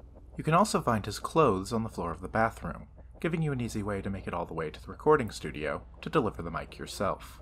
Unfortunately, Jordan Cross is showing no interest in actually performing until the mix is perfect, and Wes Liston is stuck. You can hear him asking the young blood recording crew to give the mix a shot to see if they can get it. Luckily, 47 is a master of mixing, and so by playing a simple minigame, you can perfect the track yourself. Then, waiting until Jordan Cross is recording, you can amp the voltage up, and initiate Jordan Cross as the latest member of the 27 Club. Yeah, you do believe it. I cannot accept. The bottom floor of the north tower of the hotel is being fumigated, and you can hear a staff member speaking to one of the exterminators, nervous about toxic chemicals being used so near to the atrium ventilation system. Whoa, relax, Chief. I got it covered, okay? Besides, even at very large doses, this compound, it's not lethal for humans. I mean, okay, yeah, sure, it'd knock you out for a bit. Yeah, give you a headache, probably, but, I mean, that's about it. Just imagine the lawsuits. Whoa, not gonna happen, Chief. Believe it or not, I've done this before. If you knock one of the exterminators out and steal their clothes, then go to the exterminator van behind the hotel, you can pick up the chemicals being used for fumigation. Then, go find the manager of the hotel, Mrs. Mukjai, and tell her that you'd like to inspect the penthouse. She'll call the band and all the NPCs in the Emperor Suite down to the atrium to wait. This is your opportunity to dump the chemicals into the ventilation system, knocking everyone unconscious and giving you a chance to run up and take Jordan Cross out using whatever method you prefer. If you time it right and wait until Ken Morgan is also in the atrium, then you can take both targets out in one go.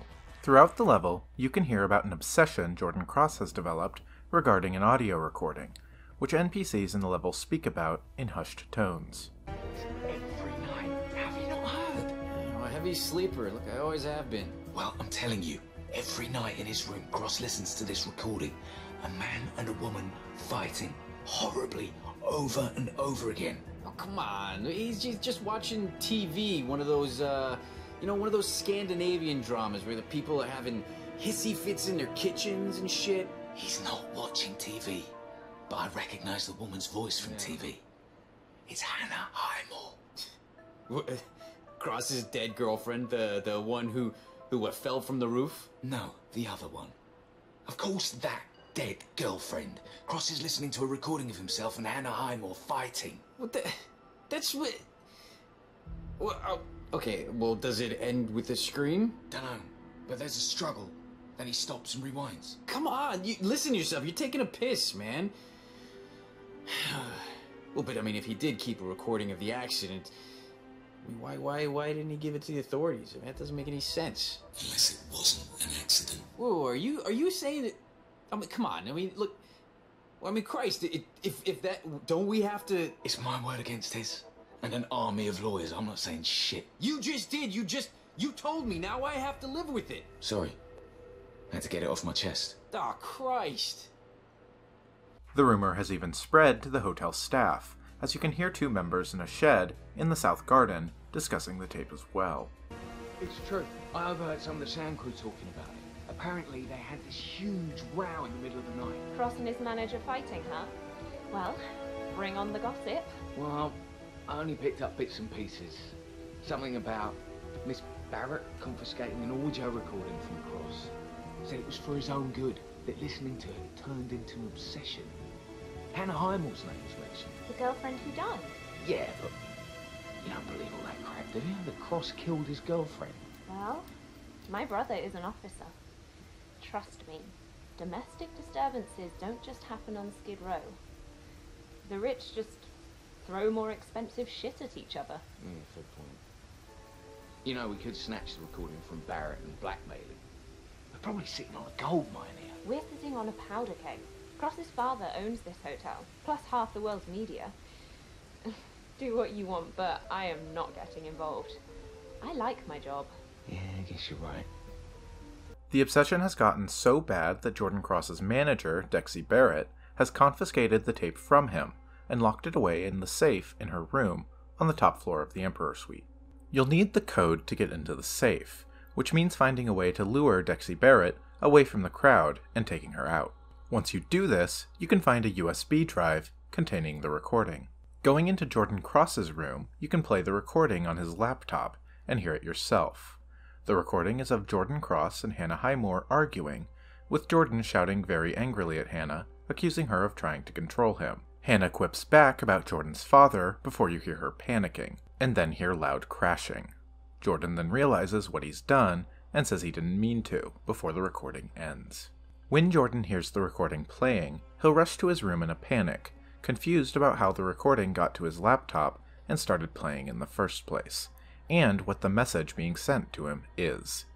While he does this, you can be seated in a chair out of his line of sight. While he's panicking, you are prompted to shoot him, quietly taking him out. Okay, so roughly, let me check my notes here. Yes. Everyone pointed out that in my original release of this episode, I neglected to show what happens if you confront Jordan Cross directly after playing the tape here. Yeah, this was a massive oversight on my part. Who are you? That's not the right question. The Highmores. Whatever they're paying you, I will double it, okay? It doesn't work that way. Not here. So wait. Look, I didn't mean to. You know? I was drunk. I snapped. The window, I didn't think... But it happened. So, do I deserve to die because I made some stupid mistake? Or because I tried to get away with it? Either way, it won't make a difference.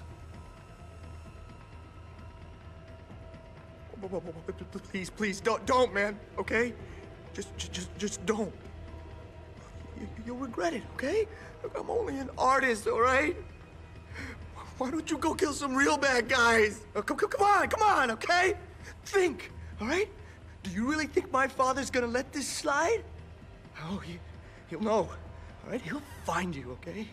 And when he does, you'll see what kind of man he is, okay? You'll see what I see. Oh, please, man.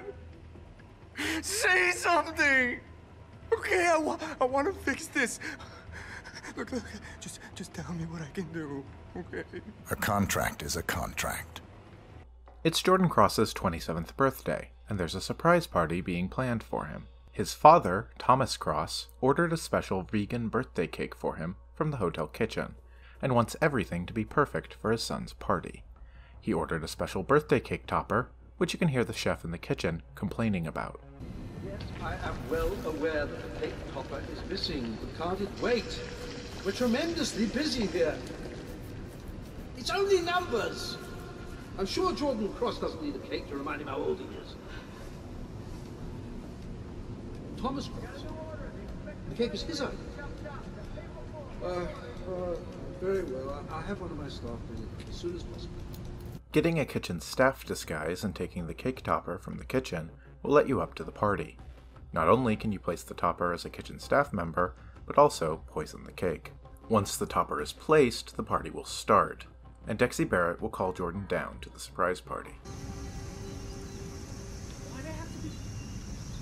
We wish you a happy birthday, we wish you a grand day, we wish you an awesome year, we wish that to you, Jordan. Happy birthday! Oh, well, shit, fellas. I mean, that's pretty decent of you. Don't mention it, darling. Have a taste. It's vegan. Yum. Oh, vegan, huh? All right. You guys went through a lot of trouble, huh? Oh, no. It wasn't us. Your father ordered it. My father? Oh, yeah. He was real particular. I mean, everything had to be just right for his son's big day, huh? Oh, did he now?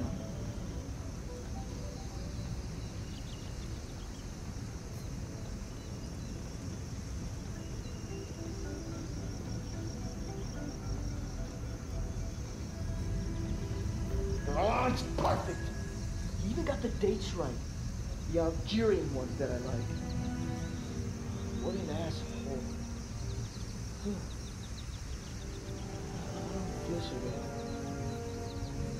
Something's missing.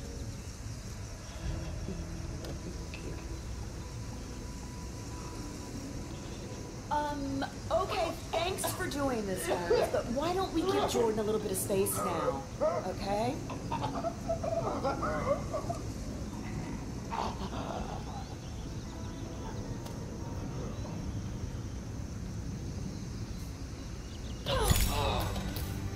Oh, Jesus, motherfucking Target down. Next up, Ken Morgan. If you don't poison Cross's cake, then the scene plays out slightly differently.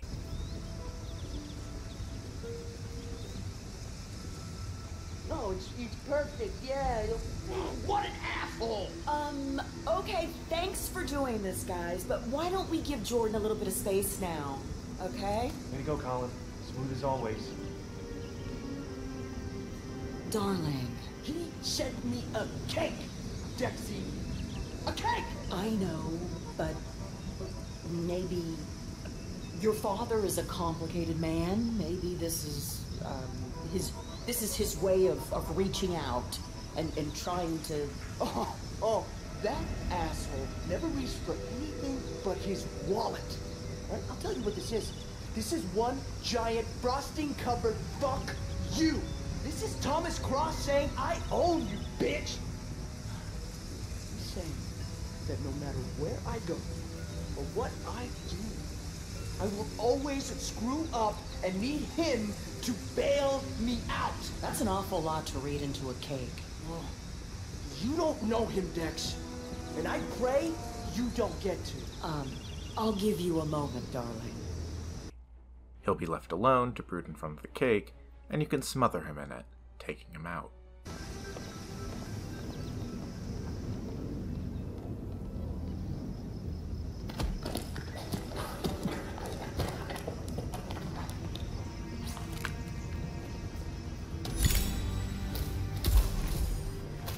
Shortly before the mission, Jordan Cross got in a huge fight with his fellow band member, drummer Quentin Moriarty, which ended with Moriarty quitting the band. You can hear NPCs on the upper floor of the hotel restaurant discussing the famous drummer Abel Da Silva, who has been seen hanging around at the hotel bar. Who's the jittery guy over there? Looks like another one of those rock stars. That's Abel Da Silva. He's only one of the most awesome drummers on the New York indie scene. He was in Death and Taxes and Flat Earth Society. Yeah, I like Top 40. Anyway, Da Silva's filling in for the drummer in Jordan Cross's band who quit yesterday. The record label flew him in, and I took him up to the restaurant lounge. Oh, Miss Barrett, the manager, she's gonna come get him soon. Gee, I guess I should get his autograph. You don't deserve his autograph. You deserve poop in a bag. Da Silva is here to join the class, but he and the members of the band, including Jordan Cross, have never met before, and 47 shares enough of a resemblance with Da Silva to pass for him. You can hear him complain about waiting on Dexy Barrett to come pick him up. So, when is Dexy Barrett coming to pick me up? I don't know, I just carry the heavy stuff, man. I mean, head up to the studio yourself if you want. No, I don't want to seem pushy. I'll wait. she didn't forget. Taking De Silva out is tricky.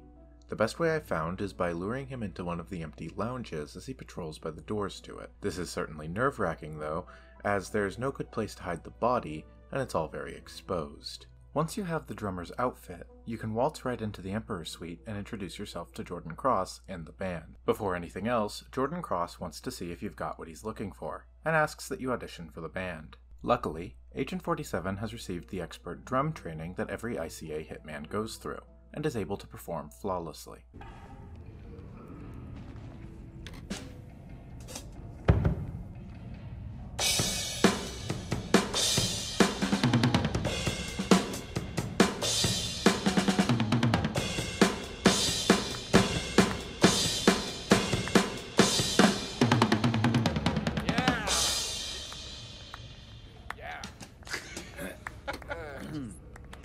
Yeah, man. Yeah, that was cool. All right, you're like some kind of machine, aren't you? Oh, man, nicely done. Why don't you walk with me, Abe? There's something I want to show you. After you. Once you've aced the audition, Jordan Cross will ask to talk privately with you, taking you down to the roof of the atrium to tell you about some plans. The class, as it turns out, is done, and Jordan Cross wants to start as a solo act after this recent fight with his bandmates. However, he still needs backing instruments, and thinks the De Silva he just saw is a perfect fit.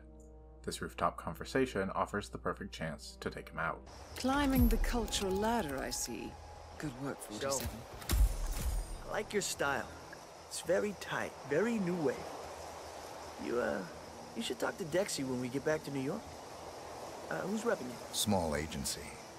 Very low profile. You wouldn't have heard of them. Old buddies from school, huh? Don't have the heart to let them go? Yeah, thought so. Look, believe me, man. You gotta aim higher. Anyway, so I have this project coming up, and I think it's right up your alley. Going solo? Yeah, that's the plan. I could use a solid drummer. A hired gun, not a partner. Someone who does the job without getting noticed. Ah, so you're interested? It's what I do. Great, yeah. Oh, mull it over. Talk to your people if you have any. You can decide when we get back to New York. Good talking to you, Abe.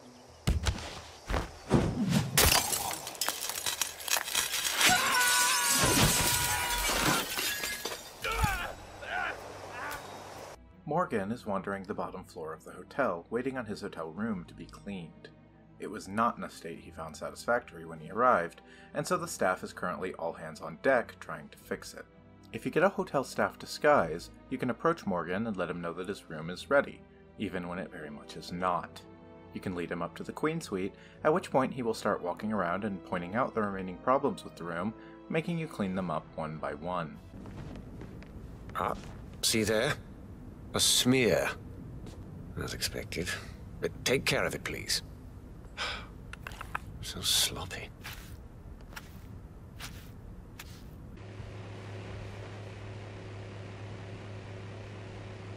Mm-hmm. Covered in dust. I dare say this so-called cleaning was rather superficial, wasn't it? Go on. Rectify. Oh, calcium stains. Why am I not surprised? After following him through the suite, you'll eventually end up at the bathroom, where he will lean over the toilet trying to find problems with it, right as his bodyguard leaves the room momentarily, offering the perfect chance to take him out. If you've done the mission story before and know what problems Morgan is going to point out, you can actually go clean the suite before you bring him up to it, in which case he'll be pleased with the suite, although still insufferable about it. A definite improvement.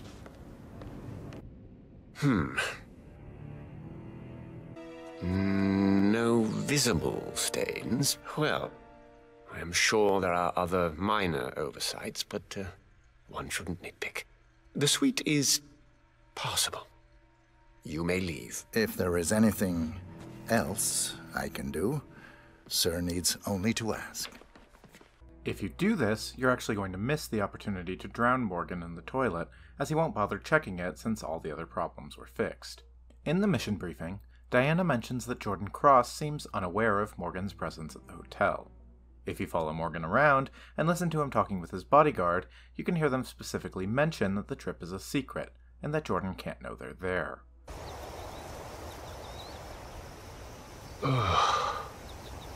I never could stand high humidity. This is why I fled London, you know. The cursed dankness. We could head up to the suite, sir. Nice and chill there. And less chance of getting spotted. Oh, no. I'm not setting one foot inside that room until housekeeping's done. I do have standards. It was pretty disgusting, sir. Besides, Jordan Cross is unlikely to leave his studio. Hopefully my business with Dexy Barrett won't take all day and we can fly back out tonight. In the meantime, Otis, keep an eye out and try not to melt. Morgan will also repeatedly ask the front desk if there are any messages for him, each time he makes it to that part of his patrol route. In the North Tower of the hotel, you can overhear some of the partying crew members talking, and one mentions that Dexy Barrett had given another a message for Ken Morgan, which he was supposed to bring to the front desk hours ago. Look, you want me to deliver it? Deliver what, mate? The letter, Neil. The one Dexy Barrett told you to take down to reception 3 hours ago? Oh, right. No, I'm just comatose today. No, I'm good, thanks. I'll pop down in a moment. Yeah, so you keep saying. What do you care? Dexy Barrett is Jordan's manager. She's not the boss of us. Who's the note for, anyway? She didn't say. But he's staying at the Queen's Suite, so I figure he's someone important. All the more reason to deliver his letter. I will. In a minute.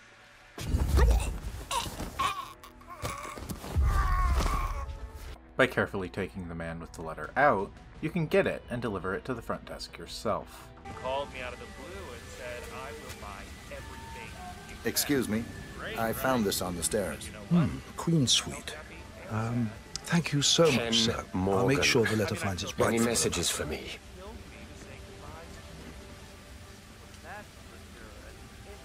Let me check. Yes, Mr. Morgan. A letter was only just delivered. Here you are, sir. Finally. How are you, sir?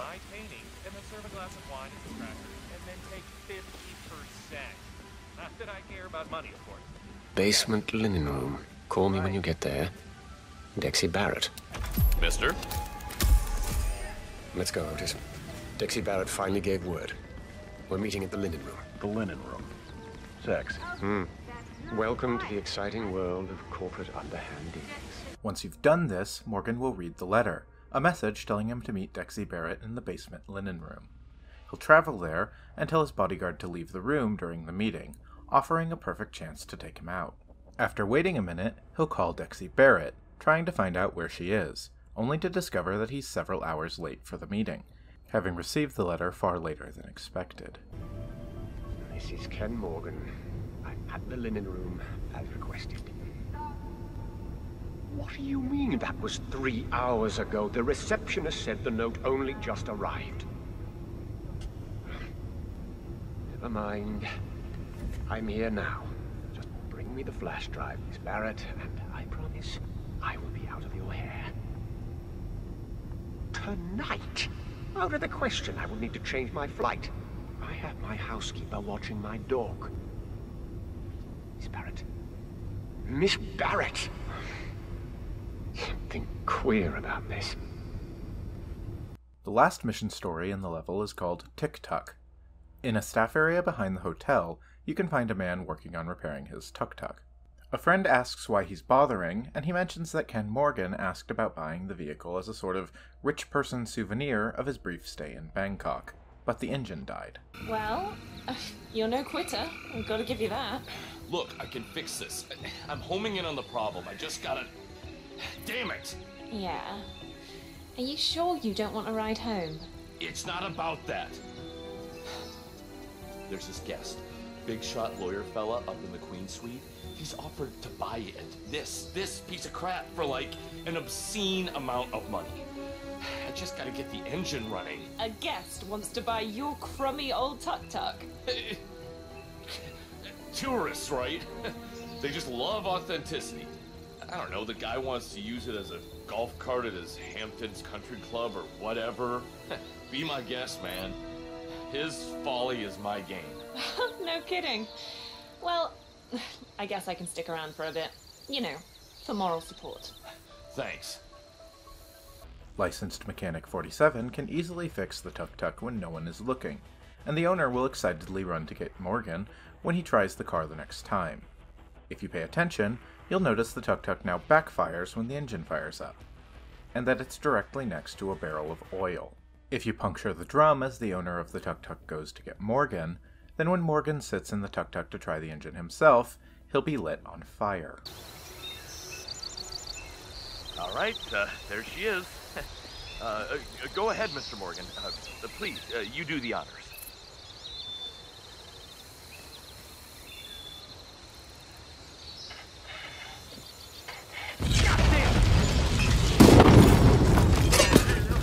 Man! Target down. Now on to Jordan Cross. One of the best and most memorable kills in the level is hidden, without any hand-holding on how to execute it. As noted in the mission briefing, Jordan Cross is completely unaware that Morgan has checked into the hotel. As you follow Morgan around, his bodyguard Otis will idly wonder if it's wise to be wandering around the hotel's public spaces, if they don't want Jordan to know that they're there. Morgan notes that it's very unlikely Jordan will leave the recording studio at all during their stay. During the Bugman mission story, though, Jordan does leave the Emperor Suite. And if you don't kill him through the pesticide, and instead arrange it so that the two targets' paths cross, then Jordan will confront Morgan. No. No, you didn't. Morgan! You brown nose! What are you doing here? Jordan, my boy. Fancy seeing you here. Cut the shit, Morgan. Did he send you here? Huh? Did my father send you here to spy on me? I knew it! I knew this would happen! Oh, wait. Are you two in cahoots? You my father's lapdog too? Oh, and you, Morgan, you flabby sycophant. What's in it for you? This old vampire grooming you for CEO? Is that why you let him treat you like his two-bit errand boy? Huh? Where's your silver tongue now? Jordan, if you will, just calm down. I think I can explain. Things are not this black and white. What do you say we stop making a scene and continue this conversation in my suite? Oh, this better be good. Once they make it up to the Queen Suite, the conversation will continue, with Morgan and Jordan alone together, making them easy to take out. However, it turns out you don't even need to intervene. All right, get out. This is between myself and Master Crot. You sure that's wise, sir? Do it, Otis. Mr. Morgan. Okay, start talking, Morgan. I will tell you the truth. You must understand. It wasn't supposed to go down like this. Your father was merely being sagacious. What are you babbling about? Hannah Highmore's death. The proverbial smoking gun that you so precariously kept for yourself instead of destroying the evidence. That's why I'm here. Ah, Dixie. Don't be too hard on Miss Barrett. Everyone has a price, and it is usually lower than you'd think. We did not mean to use it, of course. Not unless you left your father no choice. You wouldn't dare. You covered it up. I'll take it down with you, right? You and my dad. Your father and I acted in good faith.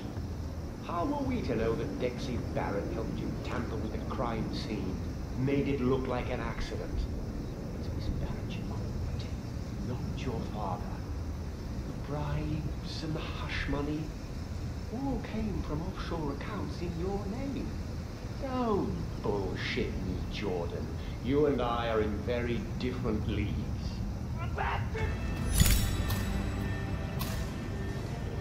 Target down. Now on to Jordan Cross.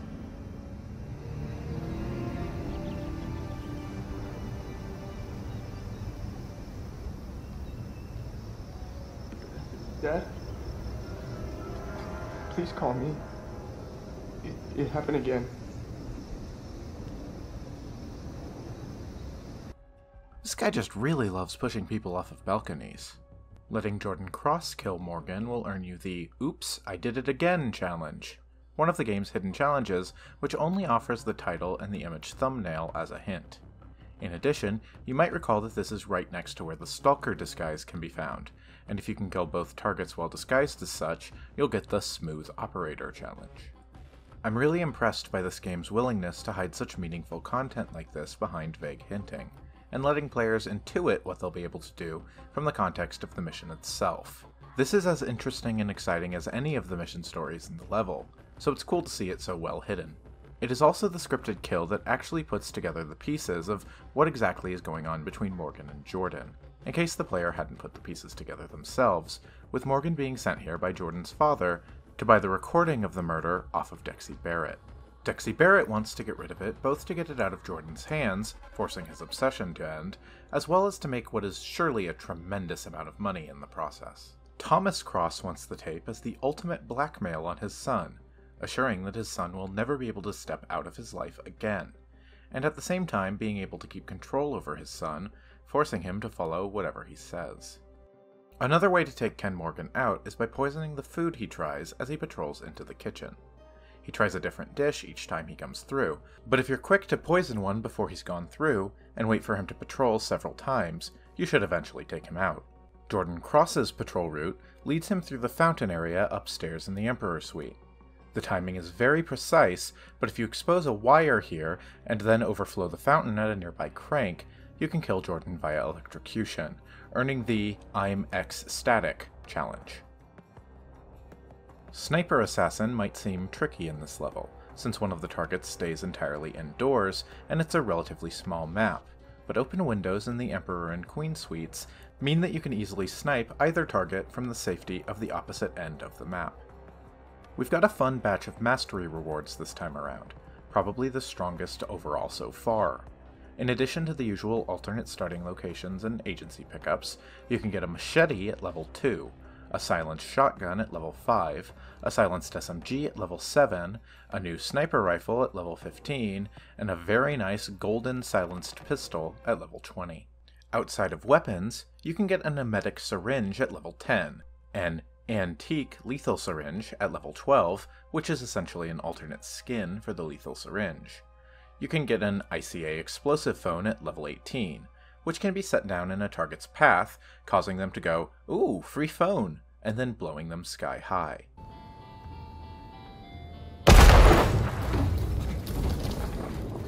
Target down. Now on to Jordan Cross.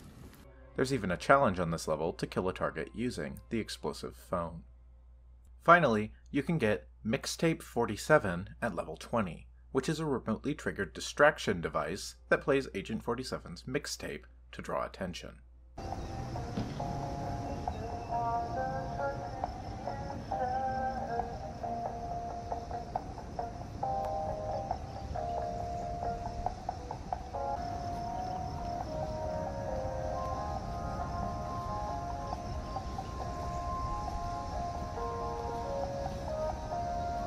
Of course, as anyone watching this series so far will know by now, my favorite part of any Hitman level are all of the Easter eggs and details hidden in every nook and cranny.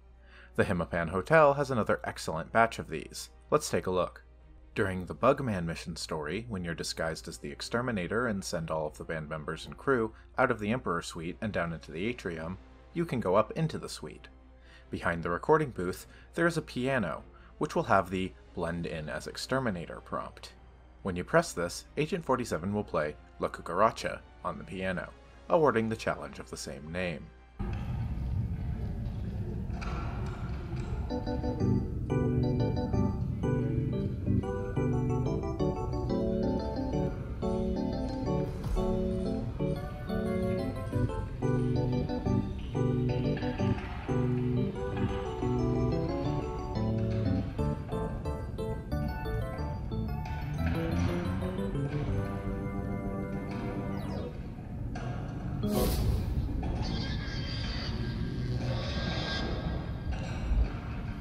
Once you've finished, you'll begin hearing horrible screeching noises coming from outside the hotel. If you look off into the skyline in the distance, you'll see a massive cockroach, as big as the horizon, slowly crawling in the distance.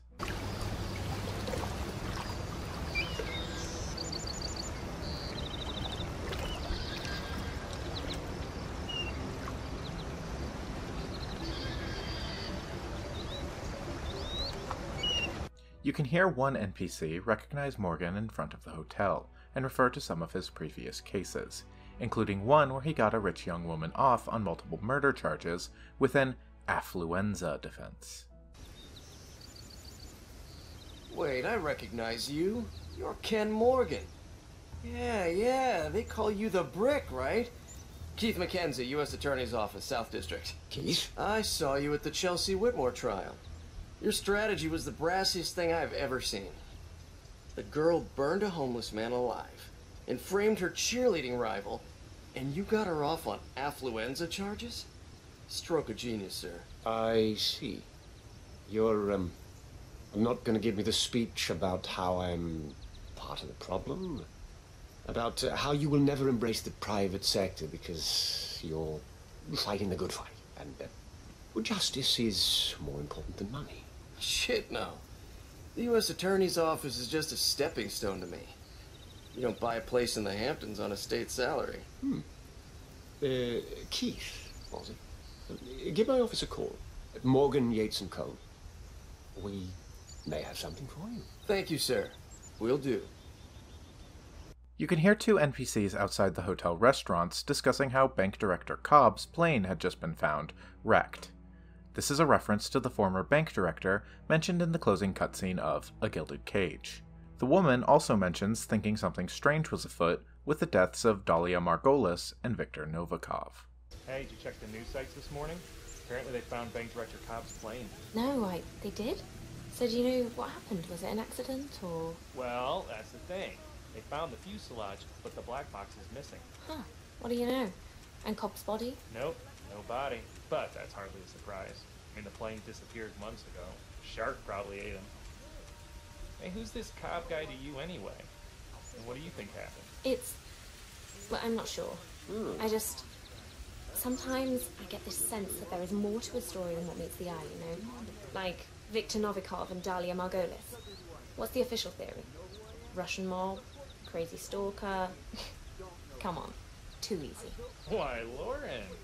Never picked you as a conspiracy nut. I prefer insightful and tenacious. All good journalists are. Now, go be a tourist. I have to read up on all this. Okay. Bring you back a bunch of photos of me in front of stuff. Two women by the hotel bar are also discussing Cobb's disappearance, and how it's brought conspiracy theorists out of the woodwork. So who is this guy Cobb, the one in all the papers? Are you kidding? Where have you been the last couple of months? In Switzerland, splitting atoms. Okay. Good answer. Anyway, Eugene Cobb was director of this big old New York bank. Then a while back, his private jet disappeared over the Pacific. Oh, storm? No, it was a beautiful day. But according to FAA, there was a mysterious radar malfunction and the plane was hundreds of miles off course. And now, they say the black box is missing. All of which has drawn the conspiracy nuts out of the woodwork. The Illuminati got him, huh? Yeah, something like that. I think his successor had him killed. Guy called Fannin? I don't know.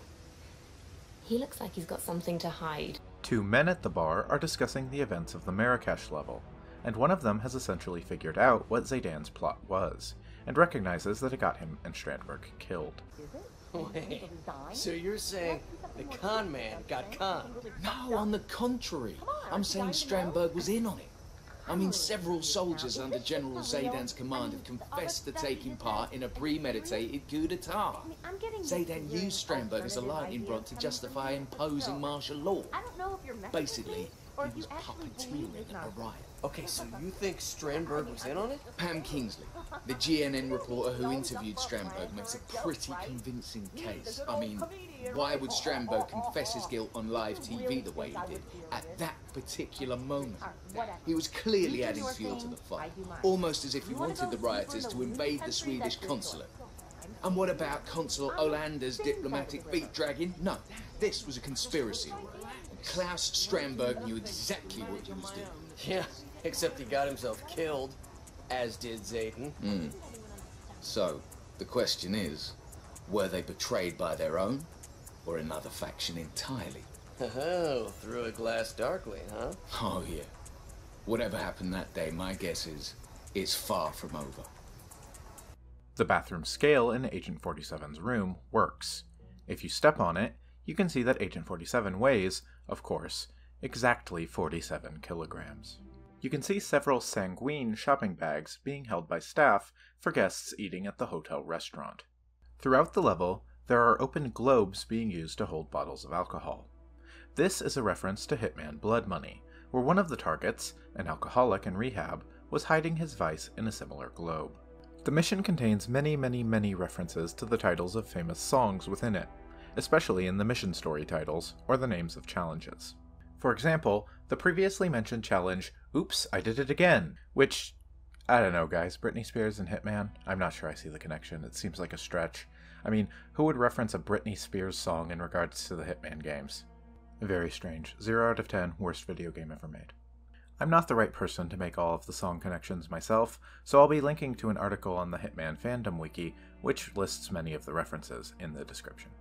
In the Queen Suite, you can find 18 golden elephant statues hidden on shelves.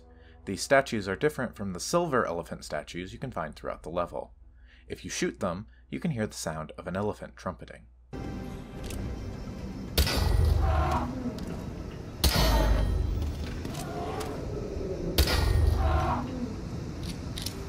If you shoot all 18 golden elephants and go downstairs, then when you reach the atrium, the lighting will change and strange sounds will begin playing. When you reach the golden elephant statues at the entrance to the hotel, they begin crying blood.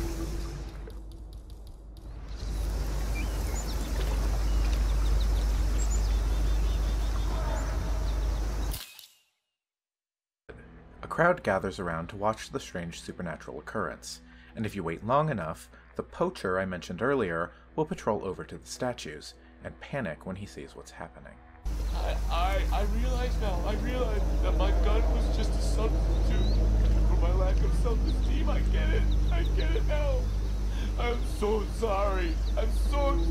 Hey, a fellow guard. See you around, man. This Easter egg is still available in the Hitman 3 version of the level. However, the challenge, I will cry if I want to trigger the Easter egg, was removed in later releases of the game, as well as the achievement Elephants Never Forget, which is also only available in the original release. The title of the mission itself, as referenced by Diana in the mission introduction, is a reference to the 27 Club, a term for the long list of artists who have died at the age of 27. The mission is set on Jordan Cross's 27th birthday. You can even hear two of the recording crew discussing this in the mission. So he's what, like 25? I mean, I bet he's older than he looks. I mean, the rich always are. He's turning 27, man. Oh, you don't say. The infamous 27. Wait, what's so infamous about it? Well, you know, Club 27. Come on, celebrities dying at the age of 27? Like a suicide pact? No, what? Like, random. Seriously, you never heard of this? Dude, it's this strange statistical convergence, right? People who die young tend to die at the exact age of 27. Yeah, okay, but only celebrities? Oh, yeah. Normies don't count. So basically, either Jordan dies at 27, or he becomes indestructible and releases album after album of ever-decreasing quality until he's like way into his 70s. Doesn't seem to be a lot of middle ground with these people. It's either burnout or fade away. The age-old question. Only the young dream of burning out. Adults want to hang on and party for as long as they can, man. It's very true. Okay, this one's real fiddly to get to trigger. There's a challenge called Looking into the Distance. I found conflicting information on exactly what causes this to trigger, and I'm not sure if that's because it changed between games or just weird word-of-mouth inconsistency. But from what I can tell, at least in Hitman 3, here's how it triggers. If you take a sniper rifle into Jackie Carrington's suite, you can, from the balcony, just barely make out a pier in the distance which has a golf bag on it.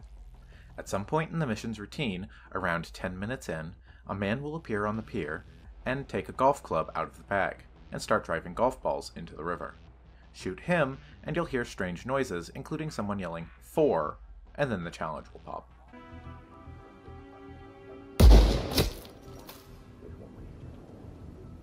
Please get some help!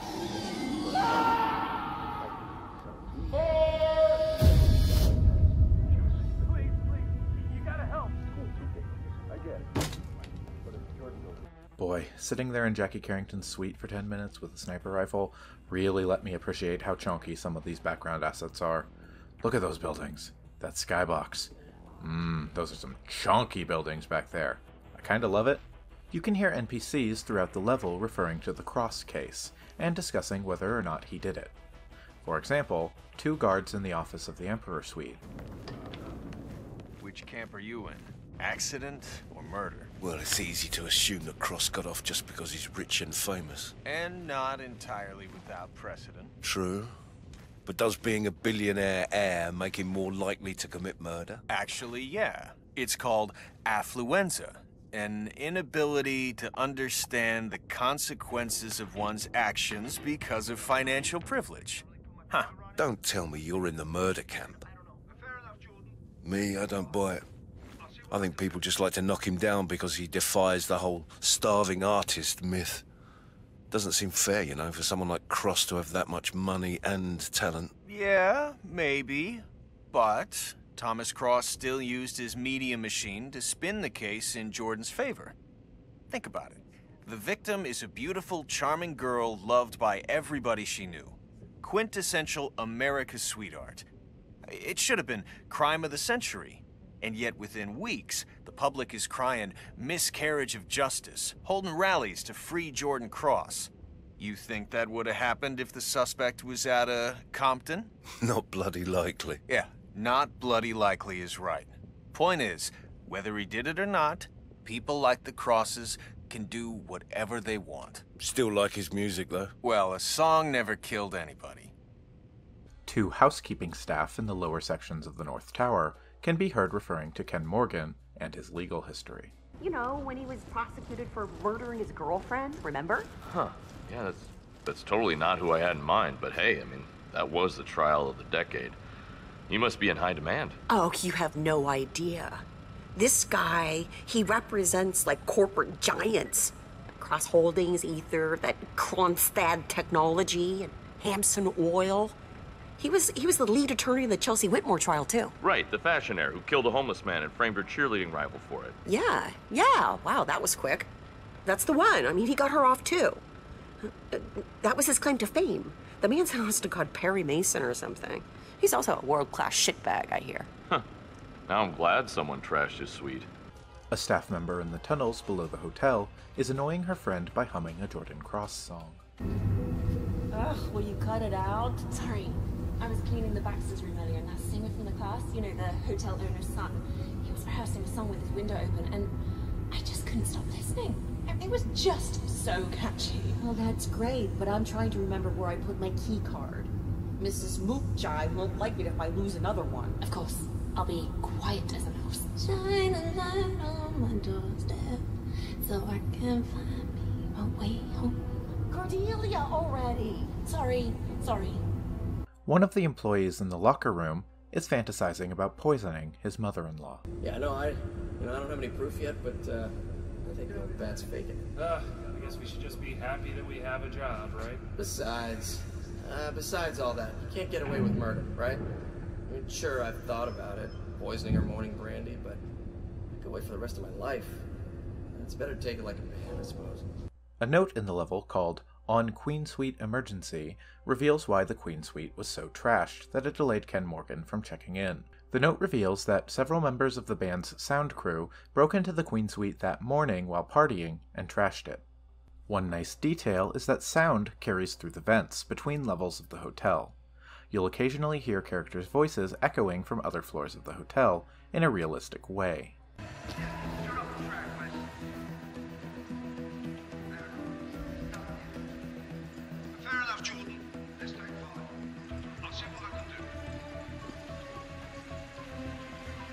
Ken Morgan actually has a remarkable amount of dialogue if you tail him, and will go a very long time before running out of new things to say.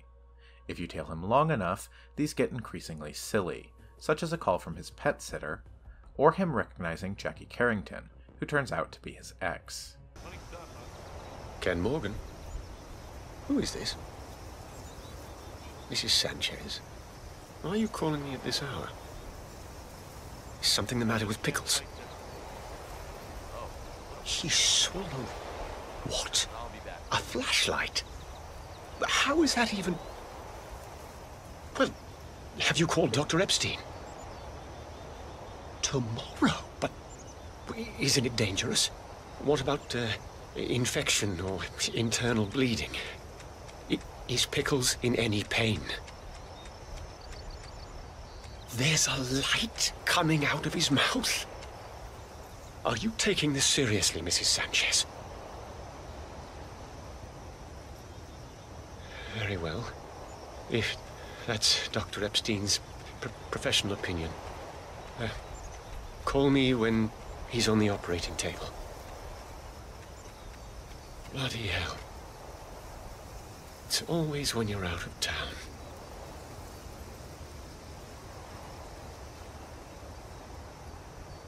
Good Lord. Jackie. How of all the luxury hotels in the world? Wait. Were you two an item, sir? You and Jackie Carrington? Yes. We met through friends. I helped her sue the studio after season 7 of Picket Defense got cancelled. One thing led to another. We bought a dog. Pickles. Oh, I'm sorry, sir. Should we go say hello? Oh, no. I'm not going down that road again. Just pretend you didn't see anything. First thing they teach you at the academy, sir. If you break into Heidi Santoro's room in the Emperor Suite, you can play her guitar. Doing so earns the Power Chord Challenge.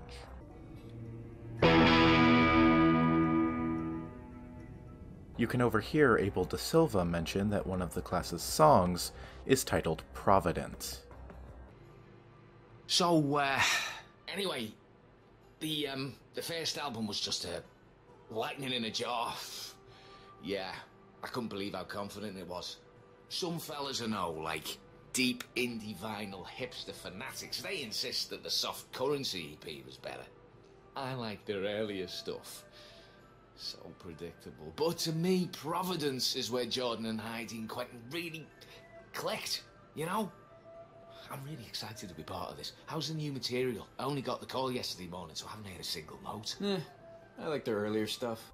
I want to briefly shout out the YouTube channel Mr. Freeze2244, whose videos were tremendously helpful in looking up how to trigger specific Easter eggs and challenges for this video. Club 27 is my favorite level in the first game of the World of Assassination trilogy. More than the canonically great Hitman levels among the fandom, like Sapienza or Paris, this is the one I always think of the most fondly. Jordan Cross is one of the most memorable targets in the series to me, both because of his obnoxious attitude and his absolutely vile crime.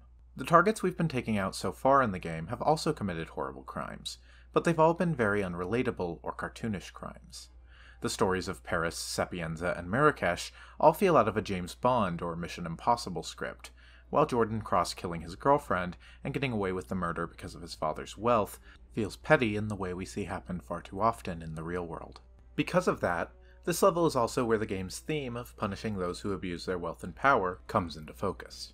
Unlike Paris, Sapienza, or Marrakesh, the world is going to keep turning just fine regardless of whether Jordan Cross dies in this mission or not. There's no ticking clock that 47 needs to keep in mind. Jordan Cross is being killed because he deserves to pay for his past crimes, not because of what will happen in the immediate future if he remains alive. Ken Morgan is certainly presented as a secondary target here, but that doesn't mean he isn't a memorable one as well. Learning about his history as a fixer for the rich, and following him to eavesdrop on his phone calls and hear him fix, is fascinating. His terrible treatment of the hotel staff and how they react to him is excellently done. What a dick. Following Morgan around and being forced to clean up little messes as he lectures 47, only to drown him in a toilet minutes later, is one of my favorite kills in the first game. In fact, all of the mission stories in this level are inspired. It's the overall strongest batch in the first game, with each and every one being a fun premise, or offering some insight into the characters and the overall story of the level. Unraveling the story, figuring out why Morgan is there and why Jordan is oblivious to his presence, is compelling, and makes for one of the strongest level stories so far. But more than the targets or the story between them, what elevates this level to being, in my eyes, so perfect, is the setting and execution of the map itself. Setting the level in a hotel gives it a sense of relatability stronger than any other level in the first game, at least to me. This feels like a place I've been before, or at least a place I could have been before. The only other level that's really captured that feeling to me in the levels we've explored so far has been Sapienza, specifically the town portion of Sapienza, which was my favorite part of that level. There's also something so incredibly novel about being in a hotel and breaking into all of the other guests' rooms. It's one of my favorite things a Hitman level can do, present a space that feels familiar and let you break all of the cultural rules of being in that sort of space. It's taking that idle thought of wondering what might be going on behind all the closed doors in your life, which you'll never explore, and letting you explore the bizarre, the hilarious, and the mundane situations in a small slice of everyday life. The best Hitman levels can all be described in a few words at most. The hotel, the racetrack, the club, the suburbs, the bank. That might sound like a bad thing, like these levels are just a series of gimmicks, but in fact, it's because the best Hitman levels know to present the player with a situation that's immediately familiar, and to use that familiarity to allow the player to explore the idle fantasies that those situations raise. Sitting in a bank lobby and idly imagining walking into the vault, or sitting in a hotel room and idly imagining stealing your neighbor's keycard to see what's in their room. Club 27 is the complete package. It's everything I want out of a Hitman level. A great two-word pitch, perfectly executed with a map that's fun to explore and easy to traverse once you've learned it. 2 interesting targets with compelling stories and a unique relationship, and a ton of funny and compelling ways of taking them out. After the mission, we see the next cutscene play, titled The Shadow Client. 1 week after the events of the map, Agent 47 and Diana meet in an airport, similar to how we saw them meeting in the montage that plays after the tutorial levels. Thomas Cross was kidnapped that morning at the funeral of his son, and later found dead of a single gunshot wound. Now the picture has come into focus. Thomas Cross kidnapped and murdered after leaving his private island for the first time in years. This was no coincidence, and Diana and 47 both know it.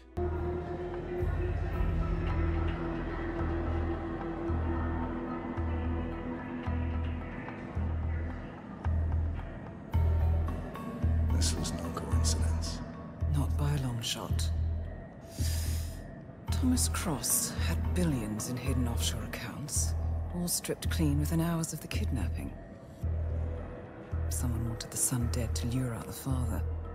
Someone smart enough to stay in the shadows while we did the wet work, and the Highmores picked up the check. A shadow client. Someone got rich. The contract was just. That was a sound problem.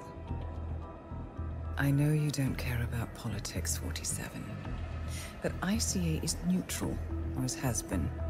Can't allow ourselves to be manipulated. Besides... It's happened before. Italy, Morocco, Paris. All our clients got their intel the same way. Anonymous tips from a hidden source.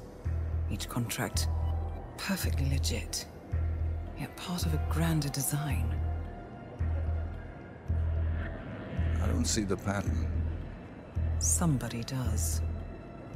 The board has asked us to chase down this shadow client, and our analysts are closing in as we speak. I know that tone.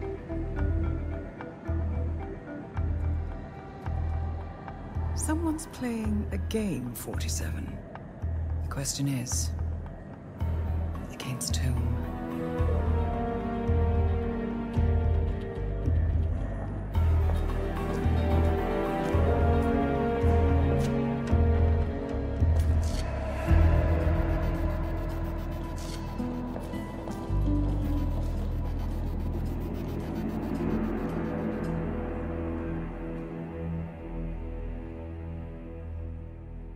Agent 47 points out that the contract was legitimate, and doesn't see how this is their problem.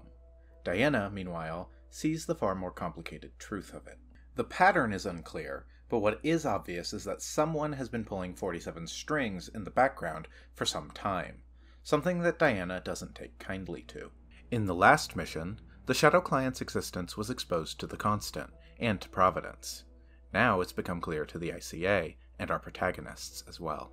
They need to know who this Shadow Client is, and they're done being manipulated by him. The next target they take out will not be one dictated by him. If he thought he could use 47 to fight his battles, Diana wants to make it clear that this was a grave mistake. However, Diana is no idiot. Her last lines in this cutscene also make it clear that she understands the implication of the Shadow Client's interest in these seemingly random targets. The Shadow Client wouldn't be risking all of this for random whims. He's making a move against someone, and it's someone Diana can't see. She's not happy about being manipulated by the Shadow Client, but she's also not comfortable with this unseen target. And both are only going to become more important as the story of the first game comes to a head. I love the shot composition of this cutscene to death. The way the entire thing, start to finish, is a single shot, and how the camera starts directly in front of Diana and to 47's back, then pans to an angle that almost looks like the two are speaking to each other face to face, before pulling back until we end in the same place we began. It's just good, aesthetically pleasing camera work. The next level sees Agent 47 and Diana taking their first active steps against the Shadow Client, as we move on to the mission Freedom Fighters in Colorado.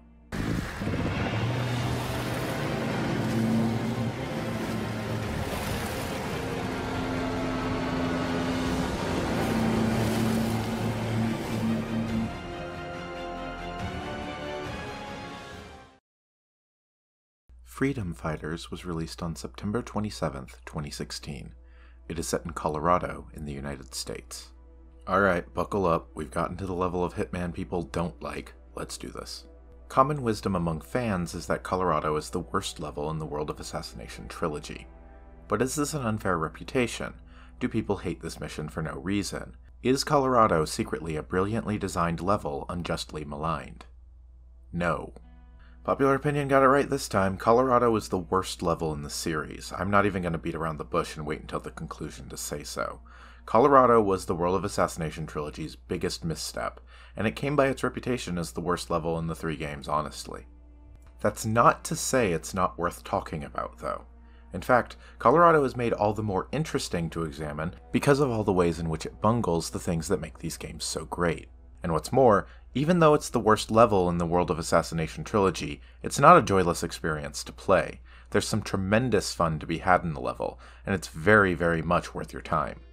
I guess my thesis for this video then is, yeah, it's bad, but it's not that bad. Freedom Fighters mission briefing opens with a lead on the Shadow Client. The anonymous tips that were being given in order to open legitimate contracts on the Shadow Client's targets have left a digital trail pointing to a woman named Olivia Hall. The trail has led to a farm in Colorado, which surveillance has revealed is a training camp for a private militia led by Sean Rose, a terrorist already wanted for a series of bombings. Also spotted on the farm are Ezra Berg, a former Mossad agent and interrogation/torture specialist, Penelope Graves, an Interpol anti-terror specialist and seeming odd man out among the group, and Maya Parvati, a former assassin and gunrunner. This contract has no client. Rather, this time you'll be working for the ICA itself, as Eric Soders, who you'll remember from the opening cutscene of the game way back in the tutorial, has urged the ICA board to strike this militia's leadership hard and fast, arguing they pose a direct threat to the ICA. Diana tells 47 that, honestly, she views this contract as hasty and poorly planned. She realizes that they can't go against the ICA, but wants to find more information about the militia and the Shadow Client, and so tells 47 that they'll be doing some investigation of their own during the mission. This gives the level a whopping 5 objectives, 4 targets to take down, and a non-target based objective to search for clues, to be done once the targets are all dead. This might not seem like a problem immediately, surely more targets only means more fun assassinations, right? Well, in reality, this is probably the biggest misstep of the level. The only target who ends up feeling developed to the degree we've come to expect from the game is Sean Rose, and even he feels firmly on the forgettable side of things. The other 3 targets, Berg, Graves, and Parvati, feel as if the resources for one target got split between the 3 of them. Take, for example, the mission stories. In typical levels so far, each target has had 2 to 3 mission stories providing ways of taking them out, with a couple others related to some other objective like getting into a restricted area. There are in fact 3 mission stories providing ways of taking Rose out. The other 3 targets, however, have 1 mission story each, and there are no mission stories other than these 6. That's theoretically fine. I've said before that mission stories are only one small part of this game, and a level like Marrakesh showed that the most fun to be had in these levels is often sneaking around and trying to find your own ways of doing things. I still think that's the case here. The most fun I've had with this level has always been sneaking around and finding fun ways of rigging the sandbox to take the targets out. However, the 3 targets other than Rose still feel underdeveloped. Their patrol routes aren't full of the same wealth of opportunities, their personalities, Berg accepted, are really rather mute, and it's hard to get invested in the personal stories of any of them. On top of all of that, once you've taken all of the targets out, you have to 3D print a mask in the upper level of the farmhouse, and then take it into the basement in order to finish investigating and complete the level. I was pretty negative about destroying the virus in Sapienza. This is worse. This is much, much worse. This has really got to be the worst of these non-assassination based objectives they've ever done, partly because the level already feels overcrowded, but also because this always comes down to going to the top of the farmhouse, distracting the hackers there, 3D printing the mask of Rose's face, and then heading to the basement. There is a secret second way of doing this that I'll talk about a little later, which is very, very cool, but it's much less practical. So aside from doing it once to see it, most of your runs through this level are going to end the exact same way, which, for a game which emphasizes a breadth of approaches as heavily as Hitman does, is wildly disappointing. It also means that in order to use the exits in the mission other than the standard tornado shelter tunnel, you need to be in escalation or contracts mode, rather than the actual mission itself, at least in the first game. Limiting the map to a single exit was an extremely bad idea. That was a lot of negativity compared to the normally glowing things I have to say about these levels, but this all adds up to a level that just doesn't live up to the extremely high standards of the rest of the trilogy, even though I do think there's a ton of joy to be had in this level. It's a case of the brightest lights casting darker shadows. By the standards set by typical video games, this level is still very good. The worst level of Hitman is the best level of most other stealth games. That reputation as the worst level in the series is well deserved, however, and to me, these are the main reasons why. I also think it's very clear that IOI learned a lot of valuable lessons from this level. The series would never do a level with this many targets again, with the sole exception of the mission Apex Predator, set in Berlin in Hitman 3, which has a whopping 10 targets. But Apex Predator is a very weird, very different type of level, and we'll discuss it, and the ways it's extremely successful, much later in this series. After this mission, the levels cap out at either 3 targets, with levels like Three-Headed Serpent or The Last Resort, or 2 targets and a non-assassination based objective, with levels like Another Life or Chasing a Ghost. It doesn't make Colorado better, but it's at least good to see that they never repeat this mistake, and it makes the problems with the level a lot easier to forgive, at least in my opinion. Freedom Fighters is, as previously mentioned, set on an apricot farm in Colorado, which has been taken over by a militia being led by Sean Rose, and converted into a military encampment. Before we get into the specifics of the map itself, I want to point out that this is the map that has been most improved by being ported into later games in the series, specifically from Hitman 1 to Hitman 2. First of all, the level looks dramatically better in later releases of the game. The original version of the map was going for a late dusk, like the sun is just about to go down over the farm, which is a great idea not unlike the setting of the Paris fashion show, but it's so dark and generally dimly lit that it honestly just makes me sleepy. The later versions of the map still keep that setting in mind, but brighten it up significantly, which is genuinely helpful to the gameplay, since it makes it far easier to simply tell what's going on in the level. Much more important than this, though, was the introduction of a new foliage system between Hitman and Hitman 2. This was a major feature of the second game, tall grass that 47 can hide in, like a Pikachu, ready to jump out and thundershock whatever target walks past him. This foliage system was ported back into the maps of the first game, with the levels being redesigned with new foliage added. It's a great addition to every map it appears in, and it's probably the biggest reason to recommend playing the Hitman 1 maps in Hitman 2 or 3 instead of actually playing the first game. But in Colorado, it makes the biggest difference so far, as the level is the only one to be primarily set outdoors. Being set on a farm, the foliage not only feels like a natural addition, but has been added to very smart locations where easier paths to sneak from one point to another were needed, and it legitimately makes the map far better than it was in its original release. In addition to this, the Hitman 2 and Hitman 3 versions of the map made infiltrating the tornado shelter using the mask of Sean Rose's face into an optional objective, which can effectively be skipped on subsequent playthroughs. That's excellent, and fixes one of the biggest issues with the mission. This also means that the other exits in the level are finally accessible. Because of the more dramatic differences between this map's original and ported versions, I made sure to spend some time revisiting the level in the first game, and some of that footage will appear throughout this video. It is the improved version of the level that I will be primarily looking at, however, as it is not only the version that I would recommend new players try, but it's also the version of the map that most players joining the series now will come across naturally.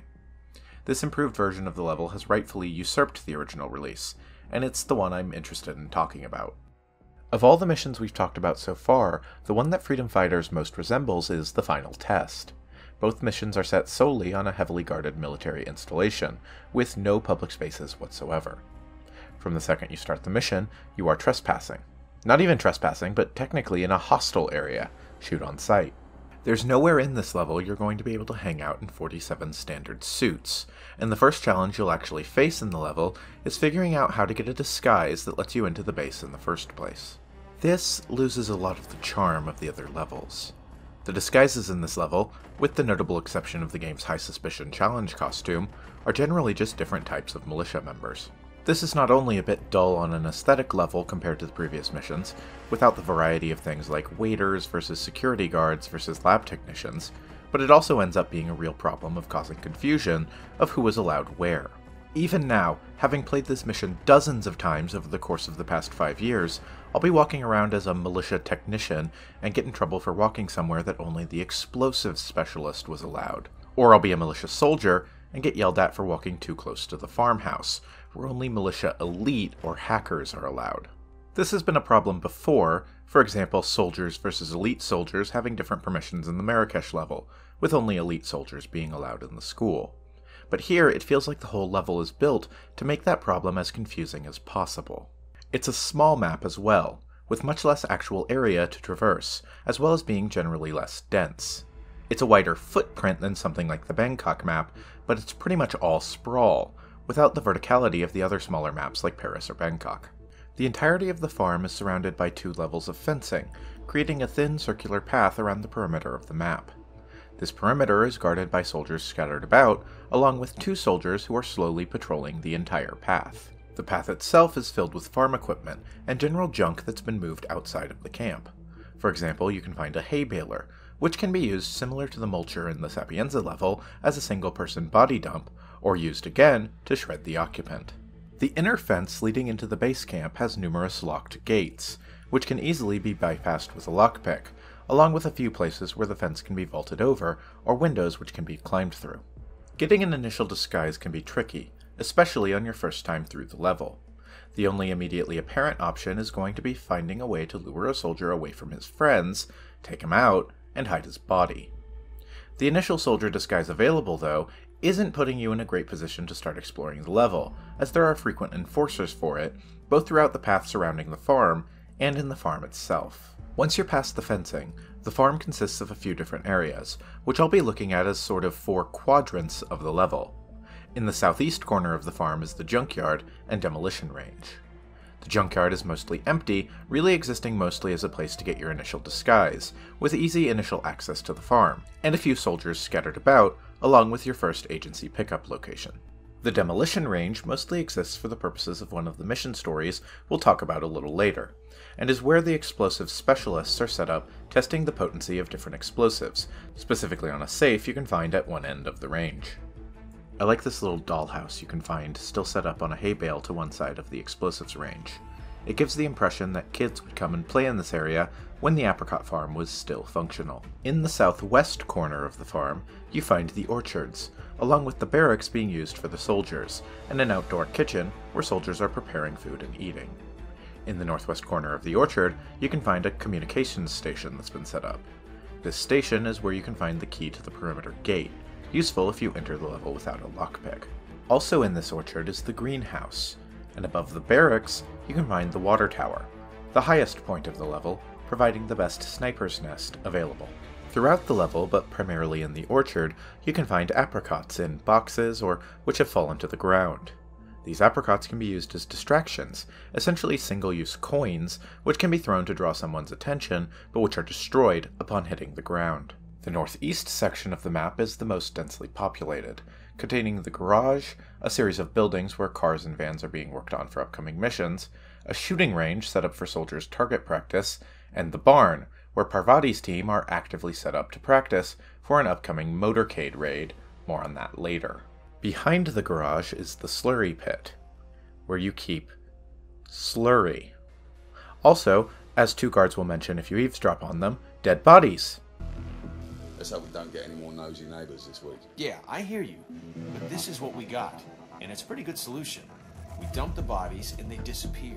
If the cops or army or whatever storm this place, the dogs won't be able to sniff them out from their own assholes. We just gotta make sure they stay home. Right? One more of those buses from Colorado cannabis store stopping by. We got a big problem on our hands. I mean, huge. They recorded, a lot of dialogue between these two guards talking about dumping dead bodies in the slurry pit. This is not the most optimal solution. But let's stick with it for now. Don't get more stone trespassers. I don't know if I agree. We don't want too much attention. I mean, not like we do this constantly. I'm sure there's an easier solution. Okay, how about we get some pigs to take care of the problem? They're fast, efficient, and they're kind of cute too. A lot of dialogue. I don't think we have any other options right now. In Slovakia, we build a big fire, remember? But that would only attract more attention around here. Yeah, I get your point, but... Yeah. But what I don't like is when I float to the surface. Maybe we should consider another way of dealing with the problem. More than you'd expect, more than was at all necessary. Yeah, but this is a bottomless pit. It's like a magic pocket for dead people. In 1,000 years, they'll discover the bodies and wonder what happened. It seems like only part of it plays every time you load the game, but there's way more of it than you'd think. The roof of the garage and the attic of the barn are also accessible. In the northwest corner of the map, you'll find the farmhouse and Berg's lab. Berg's makeshift lab is in what used to be a shed. Berg's lab has 2 soldiers stationed at it, one inside working as a lab assistant to Berg, and one outside. The 2 can primarily be found chatting when Berg is not actively in his lab. The farmhouse is the most heavily guarded area of the map, with the only disguises being allowed access to the area being Militia Elite or Hacker. The outside of the farm is surrounded with soldiers guarding it or training, and furniture that's been moved outside of the house and deposited on the lawn. A drill instructor is having 3 soldiers behind the building do sets of push-ups. Out back, you can find this nice little outdoor bar and grill, where some soldiers will occasionally come relax. You can find out how the militia acquired the farm here if you eavesdrop on a soldier standing at a grave nearby. It used to be his family's farm, and he's ranting about how they've disrespected and destroyed the place since taking it over. And look at this place now, crawling with all these outsiders. It just feels fucked up. True. They could have handled the situation better. And my mom's grave. I mean, you can't even tell where the fucking place is anymore because they ran those big fucking Humvees over it. I mean, you kind of worry if these people are even real Christians, right? Well, I wouldn't doubt their commitment, if that's what you mean. Let's just talk later, okay? The farmhouse basement is accessible either from within the farmhouse or from a second entrance on the side of the house, and is where the militia is keeping a prisoner who's being interrogated by Berg. The farmhouse itself has 2 floors. On the lower floor, you can find a central room with a staircase leading up. To the right as you enter, you can find another barracks, this time for the militia elite, along with the kitchen, a pantry, and a bathroom.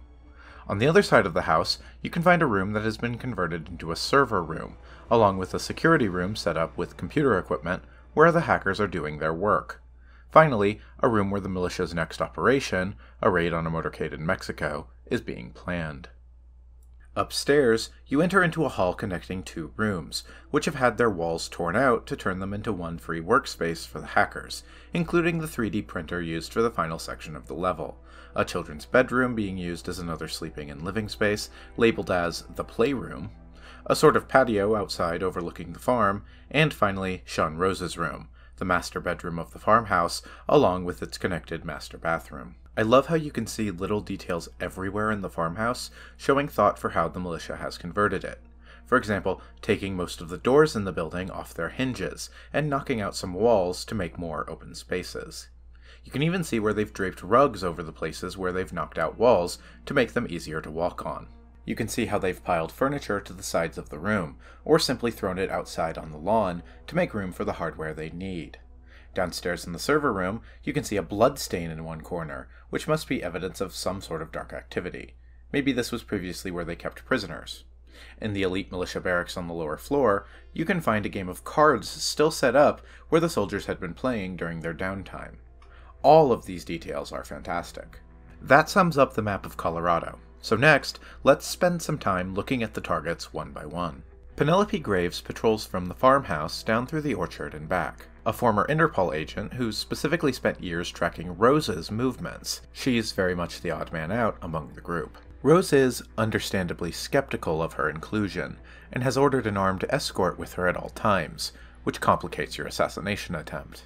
However, she spends much of her time trying to get away from this armed escort, and digging around for more information about Rose, which can work to your benefit. Some of the responses she gets are worth listening to. I just had a weird encounter with Sean Rose. He seemed kind of, I don't know, intense. Apart from the compulsiveness, he's alright. Pretty demanding, if you ask me, but nothing I haven't experienced before. Okay. Anything else you can share? Anything I need to look out for? It's hard not to respect the skill. I wouldn't look to him for leadership, but as a bomb builder, he's second to none as far as I'm concerned. I think we all share that feeling. Hi, I'm Penelope Graves. You look like you've been part of the crew for a while. Just, wondering how you're finding it here. Sean Rose okay to work with? Rose? I don't know. I'm not sure if I fully trust a man that engages in that amount of personal hygiene. I mean, I'm down with not smelling as much as the next guy, but it seems like he's really into washing his hands. What's he trying to get out? Uh-huh. Is that the general feeling among the men in the camp? There have been some words exchanged over the Auckland incident. Nobody likes dead kids. But that was a long time ago. She's using the greenhouse in the orchard as a sort of makeshift office, taking phone calls and keeping her private journal there. Maya Parvati keeps to the barn and garage area, with the smallest patrol route of any of the targets. A former assassin turned pirate, now turned terrorist, she's working with her men in the barn to practice the upcoming mission, a raid on a motorcade, and will patrol to the garage to see how work is coming along on vehicles necessary for the operation. Something interesting about Parvati is that she's missing an arm, and has a prosthetic instead. The prosthetic isn't some sci-fi super tech or anything, it looks authentically like the kind of prosthetic you see people using in real life. If you listen to soldiers in the area, you can learn how Parvati lost the arm, as one of the soldiers stationed there fought her on the other side of a raid on an oil platform, and threw the grenade which took her arm from her. So, ravaged the South China Sea with that maelstrom pirate boss who hijacked a TI-class supertanker. Is that where she lost the arm? Crazy shit. Can you believe she lost that to a grenade fired by one of the guys here? Happened before the boss gathered us all up. Some raid on a Hampson oil freighter. Crazy shit. That's an awkward reunion right there, man. The Maelstrom, referenced here as Parvati's former boss, incidentally, is a future target of the Mumbai map of Hitman 2. What's cool about this is the game doesn't draw attention to it, unless you get close and are paying attention to her actual character model, or hear some of the dialogue mentioning it. It's easy to forget, or even not notice, that this is an aspect of her character at all. She's not treated as less capable than any other NPC in the level. Rather, the game paints her as the biggest badass in the mission, largely because of the way she seems to be thriving, despite a life-altering injury. I like the portrayal. Of course, you don't hold a candle to Maya Parvati, the training director. Yeah, I was wondering about her. Indian? Sri Lankan. Get this. She used to be an assassin and gunrunner for the Tamil Tigers. Her father was one of their leaders. Then, when the Tigers disbanded in '09, Parvati took work as a freelance pirate in the South China Sea for, guess who? None other than the Maelstrom. Ah, colorful. Yeah, and then a grenade took her arm. That was the end of it. Happened during an attack on a Hampson oil freighter. How do you know that? I worked security on that freighter. I fired the shell. Did what? Jesus. Does she know? Uh-huh. When I first got here, Parvati walked right up to me. You know what she said? Good shot. Right. Well, that settles it. I'm in love. Unfortunately, that's about it for her characterization. She has the smallest patrol route, and generally the least interesting dialogue of the targets, feeling like the most undercooked personality of all of them. It would have been nice to see more opportunities related to her, and a more interesting story for her in the level itself, as her dialogue is mostly just shouting at her men to pick it up and do better in training. Hello, sir. That is some of the worst shooting I've seen in all my life. You might want to check that firearm, soldier. If you bring faulty equipment to the tourist mission, I'll skin you alive. Ezra Berg is the most eccentric character in the level. A former Mossad agent, he can be found in the level wearing a Michael Myers-styled rubber mask, which was what the 3D printer in the level was actually used for. And you can hear soldiers in the level ask what's going on with that situation. Freak in the mask? What the hell are you talking about? I was just at the security station watching the feeds. There's this creepy guy interrogating the hostage. He wears like a 3D printed mask. Oh, yeah, that must be Berg. Oh, yeah, man, his interrogation techniques, totally just out-of-the-box stuff. Like truth serums, drugs, that kind of thing. But none of the rough stuff. No, they don't like to mark up their patients, so to speak. Those Mossad boys like things clean and efficient. Berg. Ezra Berg? Yeah. Yeah, man, I've heard of him. Chemical interrogation expert. I guess it's his makeshift lab they've set up. Word is he can make anyone cry. Oh, man, you don't know the half of it. I mean, the stuff this guy's into, get this. Drug-induced hypnosis, memory wipes, subliminal mind control. Shit's like witchcraft. Glad I'm not the prisoner. Christ, this next-gen warfare makes my head swim. You know, just point me in a direction and tell me who to shoot, eh? Oh, no. You'll get to shoot. Don't worry, there'll be plenty of that. Well, whatever Berg's up to, we better work fast. Rose is itching for some Q&A. You can hear two soldiers stationed closer to the farmhouse discussing Berg as well, and how when actually spoken to, he's soft-spoken, eloquent, and seems like just a really nice guy. The amount of freaks being brought into this camp has increased recently. Rose is on his own planet. But that new interrogation guy with the mask, what, Berg was it? What the hell's going on? You know what? I talked to him earlier over a smoke. He's a really nice guy. Really eloquent, soft-spoken. Used to work with Mossad as a chemical interrogation expert. Yeah, super creepy more like. Why the mask? Horrific scars? Well, it's for show, isn't it? Told me Mossad kicked him out because he'd started adding hypnosis and mind control to his bag of tricks. Apparently it all got a bit too much for them with the mask. Just there to support the terror he likes to instill in his subjects. It's all rather fascinating, really. Almost blew his head off the first time I ran into him. Came out of that lab of his, you know, with that mask. I thought I'd come face to face with some backwater murderous cannibal type. Yeah, guess it means the mask is working. Anyway, I'm happy he's on our side. Oh, I'd hate to be strapped to a chair, drugged to hell, and having to look at that mask while answering questions. Hell yeah, that would suck out loud. Ezra Berg is essentially the Scarecrow from the Batman mythos, complete with the scary mask to heighten his victim's fear. If you're not the victim he's drugging with mind control and fear toxins, though, he seems like a warm, jovial guy. He patrols between his makeshift lab and the basement, where he is interrogating the malicious prisoner, stopping for smoke breaks on the front lawn of the farmhouse.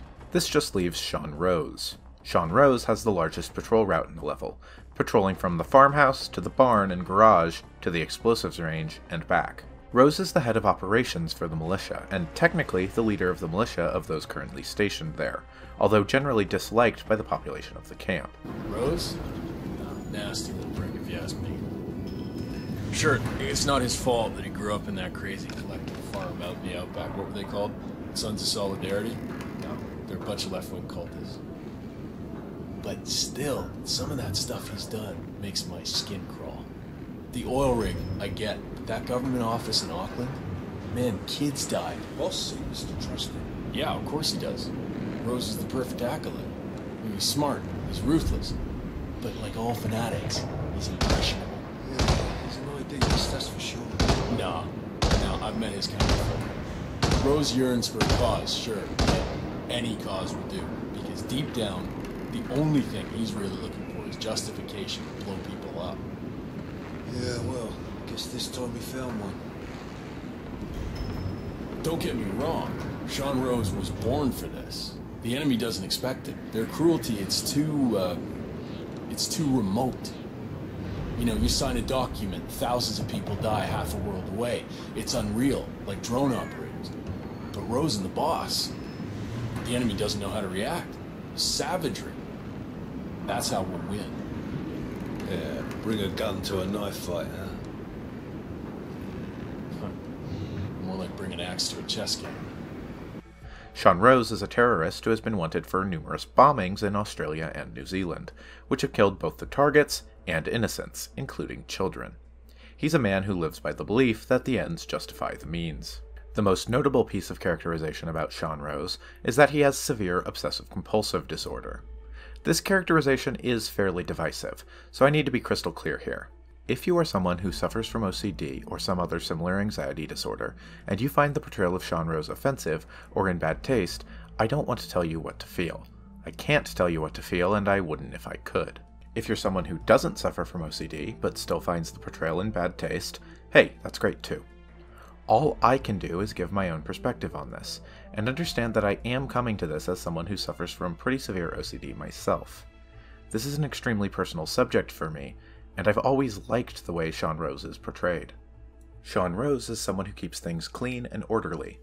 When you go into Rose's room on the upper floor of the farmhouse, it's the only place in the entire level that feels pristine. Clean and ordered, not cluttered or dirty like the rest of the level. When Rose patrols around the camp, you can hear him muttering to himself, counting 1, 2, 3 over and over again, a coping mechanism that helps him keep moving forward, block out distractions, and keep his mind from grabbing on to random intrusive thoughts. You know why I like weapons? 2, A weapon 3. doesn't lie. 1, 2, 3. It's like a horse. Well, let's not go over the terms. It's just a gut. 3. What I'm saying is that He has a list of specific triggers, little things he needs to keep in order, like the pencils on his desk being in an orderly line, the grandfather clock running on time, or, most importantly, the private bathroom he uses to wash his hands very regularly. When you trigger his OCD in the unclean mission story, he starts telling himself to think about simple things that comfort him. Perfect geometric shapes. That was close, yeah. That was close, okay. Okay, deep breaths, no, deep breaths. Deep breaths, think about geometric shapes. Strong. Sturdy. Symmetrical. Again, what they're clearly trying to get at here are coping mechanisms. All of this feels authentic to me, to my experience, and I kind of like seeing what feels like a fairly honest representation of this in a game I care about as much as I care about Hitman. That's meaningful to me. That's important to me. As far as things the Colorado level does, which are successes or failures, I've always put Rose firmly in the success category, personally. Once you've taken out all 4 targets, you'll be given one last part of the mission to execute, getting into a secret tunnel beneath the farmhouse to investigate the Shadow Client further. The secret tunnel is only accessible to Sean Rose, and is accessed by a facial scanner. And so, in order to get into the tunnel, you must use the 3D printer to print a mask of Sean Rose's face, and then scan the mask in order to get into the tunnel. I'll be talking about what you discover in the tornado shelter at the end of the video, as part of the conclusion, since it's all story content that makes more sense to talk about there. As for the rest of this, there's really very little left to say. It's a chore you have to execute every time you want to complete the level. Using the 3D printer is a suspicious action, so you have to find a way to distract or eliminate the hackers in the room for long enough to print the mask, and then take it downstairs. It's just sort of tedious, and was a poor decision for an objective in the mission. Now, let's move on to the mission stories of the level, and other ways of taking these targets out. Sean Rose is a bomb maker. and is specifically in the middle of a plot involving an explosive concealed inside the battery for a particular brand of smartwatch. This just so happens to be the exact same smartwatch which Rose himself wears. The explosive works by sending an email to the smartwatch, which is coded to trigger the explosive in the battery. Sneaking into Rose's room allows you to grab the explosive battery, and the hackers in the upstairs room containing the 3D printer have left a smartphone on the table, which has the email needed to trigger the explosive. The only remaining trick, then, is how to get the battery into Rose's watch, since the watch is firmly around his wrist most of the time. However, if you're smart enough to realize that Rose periodically washes his hands throughout his route, for example, in the garage by the explosives range and in his private bathroom, and observe him when he does so, you'll see him take off the watch and set it on a desk or table, giving you time to swap the batteries. Once he's put the watch back on, you can send the email. Email. Boom? Sean Rose confirmed down. Nicely done, 47. At the explosives range, Sean Rose's explosives technicians are working on building a bomb of precise enough strength to blow a safe, without damaging the contents inside. They haven't gotten the mixture of the explosive gel right yet, and Rose is having them add nitroglycerin in very slight amounts at a time in order to not overpower it, and then coming to check the mixture himself as they do. If you go to the munitions depot, you can lure the guard in front of the nitro away and then pick up a jar or 3 yourself. Go back and lure the technician mixing the gel away, and you can overpower the mixture yourself, so the next time Rose goes to check on their work... Okay, everyone step back. Fire in the hole. Let's go. Scan the area for any IEDs. This is my least favorite of the mission stories in Colorado. It's not an especially interesting story or theme, and it sort of feels like they just did this same idea with overpowering the flamethrowers on the Icon. Parvati and her men are in the barn attempting to practice the upcoming mission, raiding the motorcade of Gustavo Torres, Mexico's Secretary of the Interior. They're having difficulties though, since their point man, Burgess, was clipped by their mechanical battering ram. So what's this I hear about a training accident? That would be Burgess, the sharpshooter. He's point man in the Mexico operation. Huh. Got clipped by a ram or something? The team trains with a battering ram to simulate the attack on Secretary Torres' motorcade. I don't know, I guess old Burgess had his head up his ass. 9 out of 10 accidents happen in the home. They do say that. Anyway, the guy was lucky. Sprained his ankle, that's all. He'll be back in a couple. So does Rose still supervise the training? Sure, why? Well, if we ever want to get rid of Rose without the boss knowing, I guess Burgess just taught us how. I like your thinking. Tell Parvati, eh, man? It'll make her day. Burgess was lucky, only injuring his leg, but the ram is easily able to kill someone when the safety is turned off. If you go to the barracks in the orchard, you can find Burgess, who can easily be identified by his limp. Take him out and steal his clothes, and you can become the point man instead, first sitting through a briefing on the operation, and then taking part in the practice run. In order to successfully complete this part, you have to first headshot the driver, then all 3 passengers in the limo, then take a crowbar, pry the door open, steal some documents from the Torres dummy, and then hit a button to indicate extraction, all in under 30 seconds. Once you've successfully completed this, Parvati will begin speaking to the entire team, while standing directly in front of the battering ram, giving you plenty of time to disable the battering ram's safety, and then use it to take Parvati out. Nicely done. Parvati won't know what hit her. If you want to take 2 birds out with 1 battering ram, then you can wait to start this process until after Rose patrols over to the barn to speak with Parvati.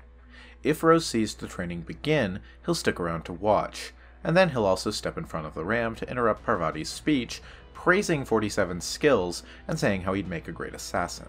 Sean Rose doesn't trust Penelope Graves.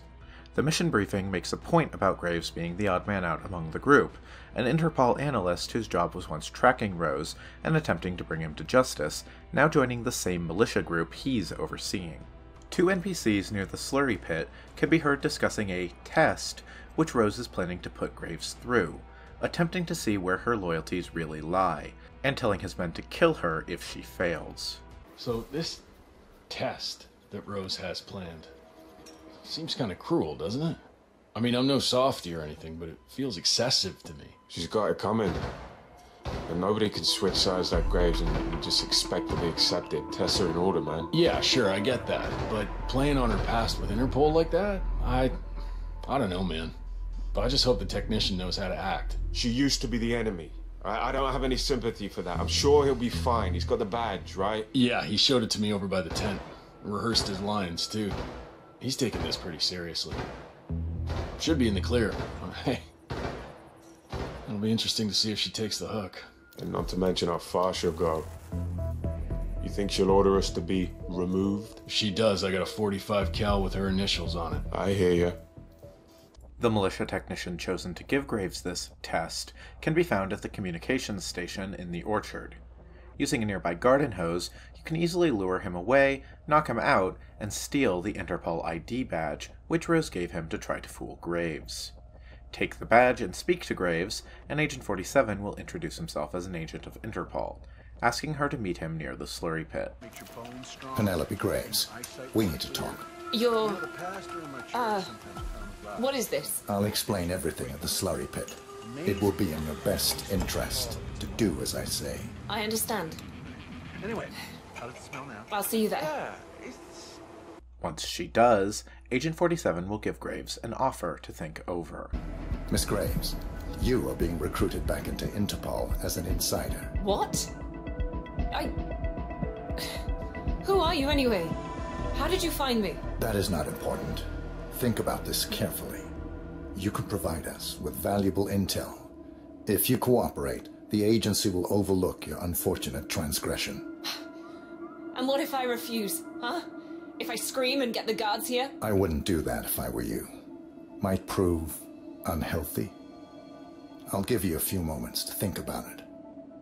Graves will dismiss her guards, needing a moment to think about the offer, which provides the perfect opportunity to push her into the slurry pit, killing her and hiding the body all in one fell swoop. What?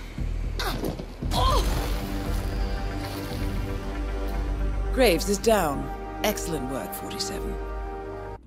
If you don't kill Graves here, and listen to her as she thinks the offer over, you'll hear her trying to determine how Interpol found her, before ultimately making her choice, rejecting the offer, and realizing Agent 47 isn't a genuine Interpol agent.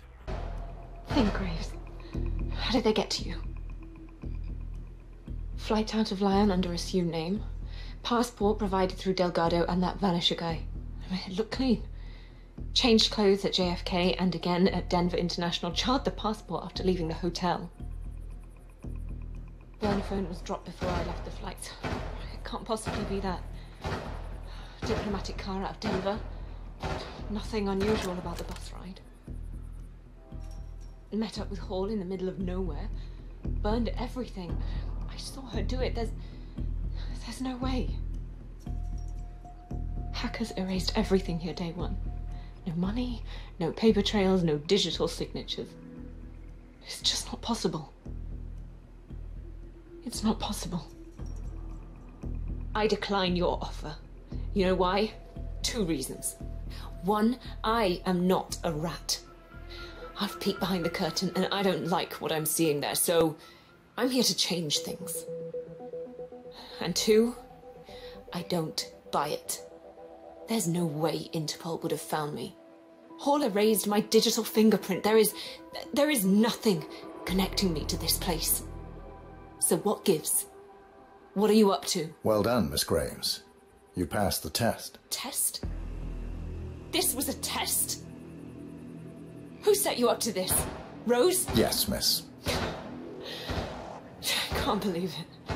Actually, you know what? That does sound just like him. What a waste of time. You can hear militia soldiers around the camp discussing Berg, such as 2 very near the starting area of the mission. You can hear 2 soldiers on the first floor of the farmhouse discussing the Herald being kept prisoner in the basement of the farmhouse. Boss got one in Johannesburg, didn't he? Shot him dead in an underground car park. So why keep this one alive? The interrogator, Ezra Berg, has a way with people. He's got more drugs than God out there in his makeshift lab. I'm willing to bet that dapper little shit knows more than he's leading on. Berg will make him talk. Heralds. Huh, I have to admit, it's got a ring to it. Listening to Berg interrogating the prisoner in the basement reveals some interesting information. We heard Zaydan talking about these heralds on the phone back in Marrakesh, and this one describes his role as a messenger. Berg then asks about his superior, the Constant, and about the identity of the Partners, the first time we've heard either term in the games. We heralds are only messengers. I have nothing to offer that you don't already know. So you keep saying. But what about your superior, the leader of the heralds, the one you call Constant? Surely he knows more than you, such as the identity of the partners. It's possible that I never asked. What does he look like? Like a bookkeeper. Like the guy you sit next to on the bus, plain as vanilla. That's the idea. You'll never find him, but he will find you. Give me another dose, Doctor. Break my mind. Won't do you any good. We'll see. Even Berg is having some trouble getting the prisoner to talk, pacing back and forth between his makeshift lab and the basement. You can find a key to the basement in his lab. Unfortunately, his lab is occupied by a militia soldier who is starstruck by Berg and wants to apprentice under him, and the man's friend who is hanging around talking with him. If you go to the basement, you can take out the lone guard there, and then up the prisoner's dosage, causing Berg to rush to the basement to check what's going wrong. The easiest way to take Berg out is to just kill him then and there, as he's in the basement alone. But the more fun way to do it is to go to Berg's lab and loosen the valve on a gas canister in the corner. Once Berg has checked on the prisoner, he'll go back to the lab to re-examine his notes, and start producing more of the chemicals being used to interrogate the prisoner. He'll banish the apprentice from his lab, and then turn on a Bunsen burner next to the gas canister, blowing himself up. You can hear two hackers on the second floor of the farmhouse discussing triggers for Sean Rose's OCD, along with the fact that he chain smokes to calm down when his OCD is triggered. Had to go outside and chain smoke half a pack before he calmed down. Seriously, 1 pen. Huh. Best one yet. Okay, so what do we have? Desk, offsetting the grandfather clock. Turning off the faucet in his office? Right. Oh man, we should write this down. Yeah. Wait, that's probably not a good idea though. You know, on account of him being a stone-cold terrorist and all. Well, terrorists have a sense of humor too, don't they? Rose's remains to be seen. If you go to the greenhouse in the orchard, which Penelope Graves periodically visits, you can find her personal journal, containing notes on Rose, most notably that Rose is hypersensitive to hallucinogenic drugs. If you go to Berg's makeshift lab, you can find a vial of hallucinogenic drugs on one of the shelves, and then lace Rose's cigarettes with them. You can set Rose up for a major OCD episode. Once you've laced the cigarettes, you can go to the clock and move the hands, go to Rose's desk and move one of his pens out of place, and turn the water to his faucet off. As Rose patrols through the farmhouse, his OCD will be set off, causing him to go smoke. Once he does, he'll start panicking about the germs he's covered in, and, unable to wash his hands at the faucet he normally does, he'll run to a bucket of water in a small shed, where you can easily drown him. No.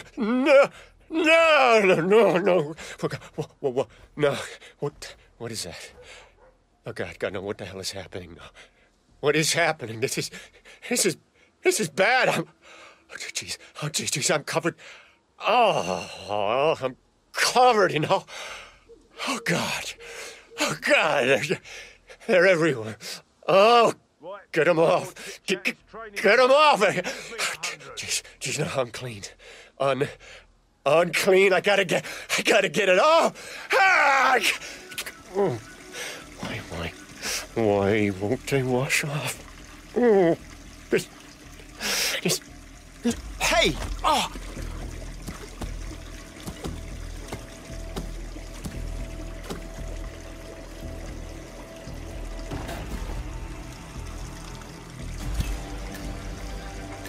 And then hide his body in a crate right outside the shed's window.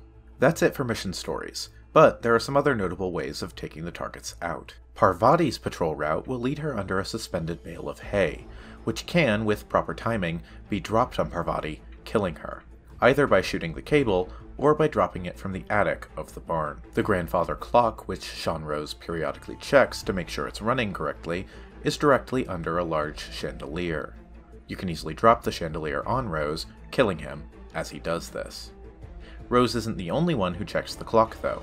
Penelope Graves has spent years studying Rose, and will also check the clock, even commenting on how it keeps perfect time, and that Rose must fiddle with it every chance he gets.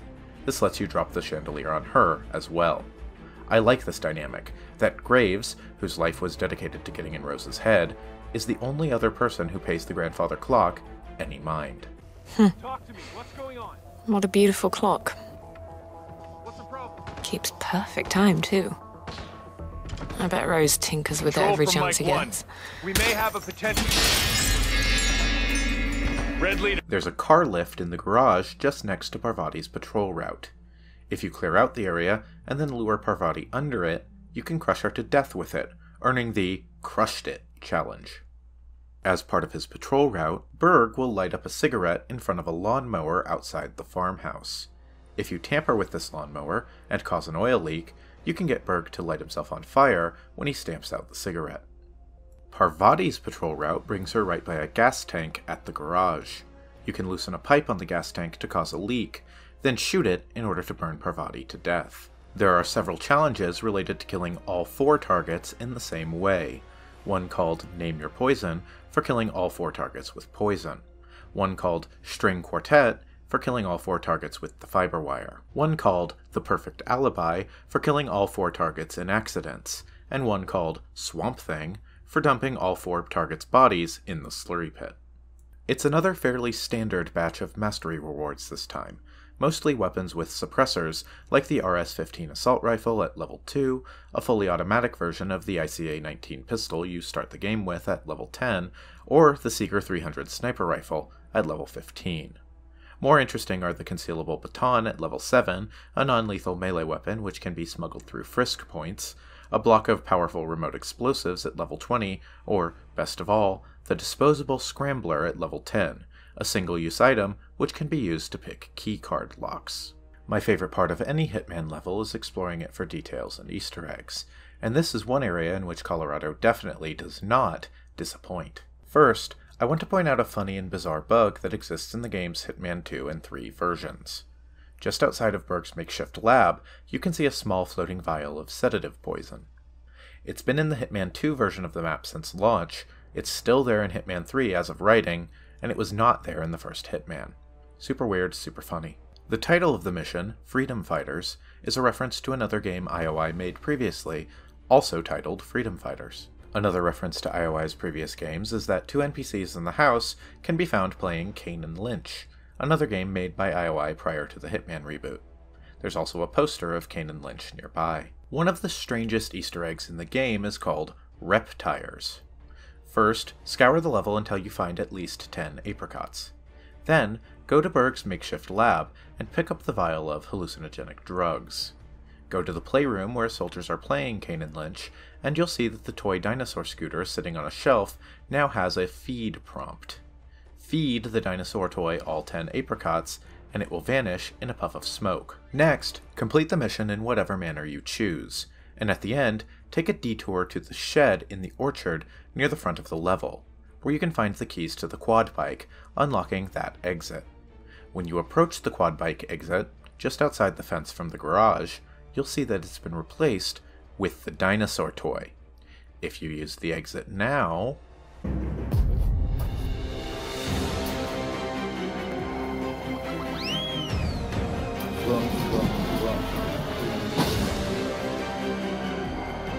Is it being called Reptires a reference to Reptar from the cartoon Rugrats, or is that too far? I'm not sure. If you kill Rose and drag his body into the basement where you can find the facial scanner, typically requiring 3D printing a mask of his face to get past, you can use his body to open the door instead.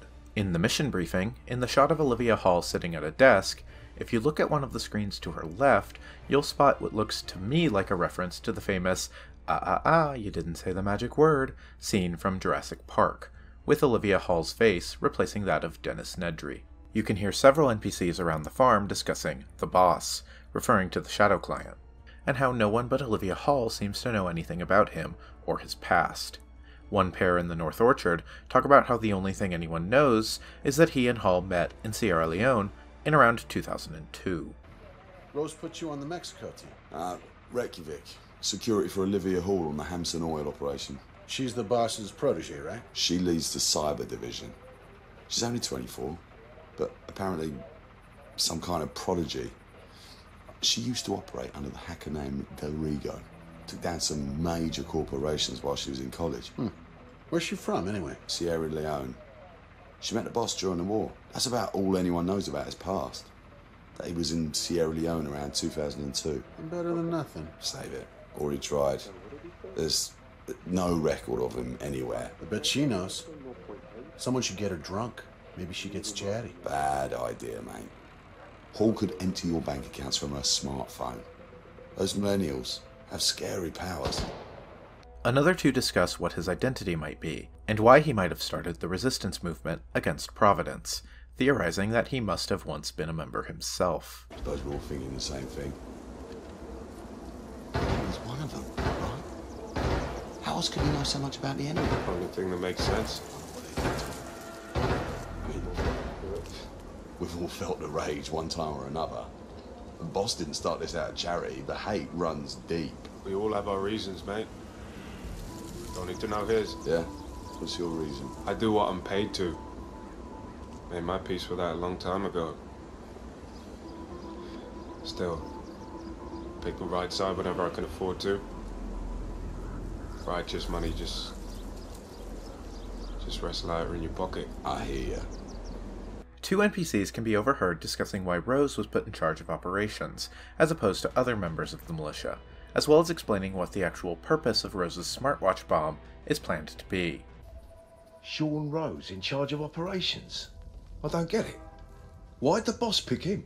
Why not Reynard? The way I see it, Reynard's a lone wolf. Berg's too specialized. I mean, he's no strategist. Parvati is... well, Parvati's Parvati. I think Rose wants to lead, fiercely dedicated, completely ruthless.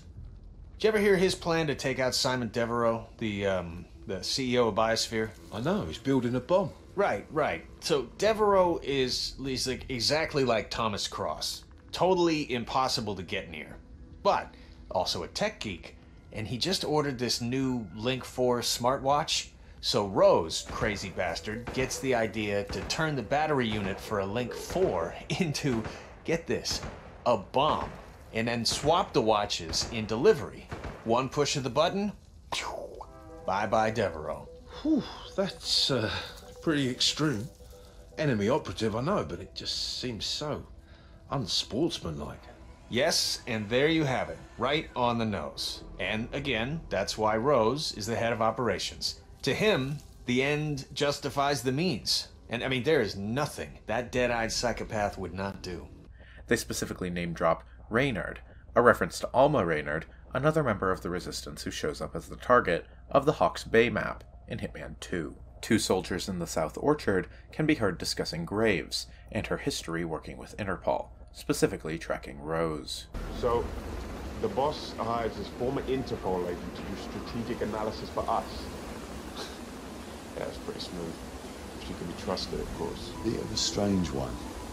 Not strange like Rose, mind you, but kind of, aloof. I heard from the technicians that she's a Cambridge graduate, top of her class, things like that, you know. Joined Interpol a few years after. Did you know that her main focus there was tracking Rose? I mean, how poetic is that? Yeah. I don't know about poetry, but it sure is a twisted move by the boss. Then again, she was supposed to be the best, and the boss only hires the best. I guess we'll see if she can handle things on this side of the fence. If not, I'm sure Rose has some elaborate retirement plan ready for her. Two soldiers in the North Orchard can be heard discussing what a strange ragtag crew it really is that has been assembled by the Shadow Client, and wondering how he hopes to keep them together. So you got your ex-military, the mercenaries. I saw a couple of Cicada guys arrive over here. Then there's freedom fighters, intelligence specialists, cyber criminals, you name it. Half of these people probably fought each other at some point. Oh man, that's not even counting the really freaky ones. Like left-wing terrorists like Sean Rose, corporate whatevers like Crest. Yeah, it's like the United Nations of assholes. Yeah. And what the hell is an anarcho-primitivist? You got me, and I don't want to know. This is a powder keg. How does the boss even hope to unite these freaks? The way he always does. Take them all, point them at a common foe. That's simple, huh? Well, I mean, armies are easy enough to deal with when the bullets are flying. It's all the shit that comes after that you gotta worry about. Peacetime, when soldiers get bored, start getting ideas. I mean, that's when shit gets dangerous. Okay, Sun Tzu. Let's cross that bridge when we get to it, huh? One thing I just generally love is looking at the fake brands in games, and if you go to the kitchen or pantry of the farmhouse, you're able to find some fun fake cereal brands like Honey Bear, Apple Bran Crunch, or my favorite, Captain Sugar Rush, featuring a deformed and terrifying version of Captain Crunch. I guess the militia does all their shopping at Omega Mart. The two guards outside the barn can be heard discussing the operation at Jordan Cross's funeral, and the kidnapping of Thomas Cross, along with discussions of the militia's upcoming operations, and another reference to Reynard. Oh, you were at Jordan Cross's funeral, huh? It was a thing of beauty. Whole team moving like clockwork. Perfect execution. Thomas Cross was off site before his guards even noticed. Man, wish I could have been there. So who's this next target? Gustavo Torres, Mexican Secretary of the Interior, and one of the enemy's top operatives in Latin America. Rose wants a classic motorcade attack, harsh, loud and fast. So we ram Torres' vehicle, then lay down suppressive fire while Burgess, the point man, takes out Torres and his entourage. All right, sounds like a plan. So what's your assignment? Berlin, I think, with Reynard. That's all I know. Honestly, as long as I can get to hunt down one of those fat cat assholes, I don't even care. Hear, hear. In the attic of the barn, you can find a mannequin arm melee weapon, used for the Lending a Hand challenge to knock out 10 NPCs with it. When Graves is in the farmhouse, you can overhear her piecing together the events of the game so far, including why Cobb, the bank director, was killed, and why Novikov and Margolis were killed back in Paris. It's actually quite brilliant, in all its improvised glory. Cobb, the bank director whose plane crashed, the boss killed him for the vault key. But how did he know Cobb was even an enemy operative? Question for later. So, the spy ring. Infamous Iago. The boss somehow gets access to their dossier of secrets. And, well, this is how he learns about the enemy's projects in Italy and Morocco. But why kill the Iago leaders? Novikov and Margolis were unaffiliated. The Russian must have seen the boss's face. And the enemy has to have known about Iago.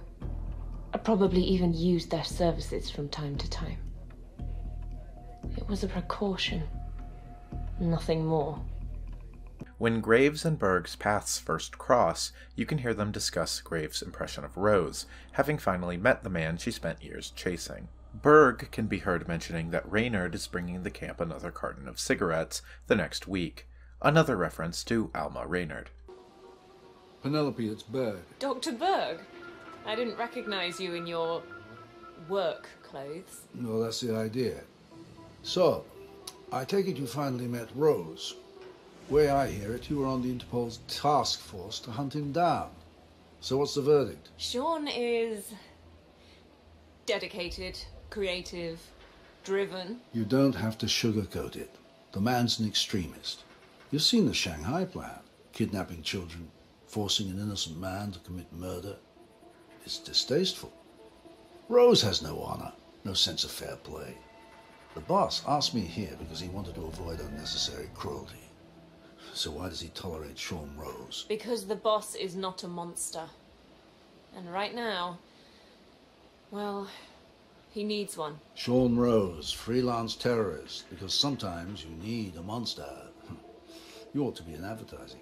Anyway, I'm needed back at the room. I'll see you around, Penelope.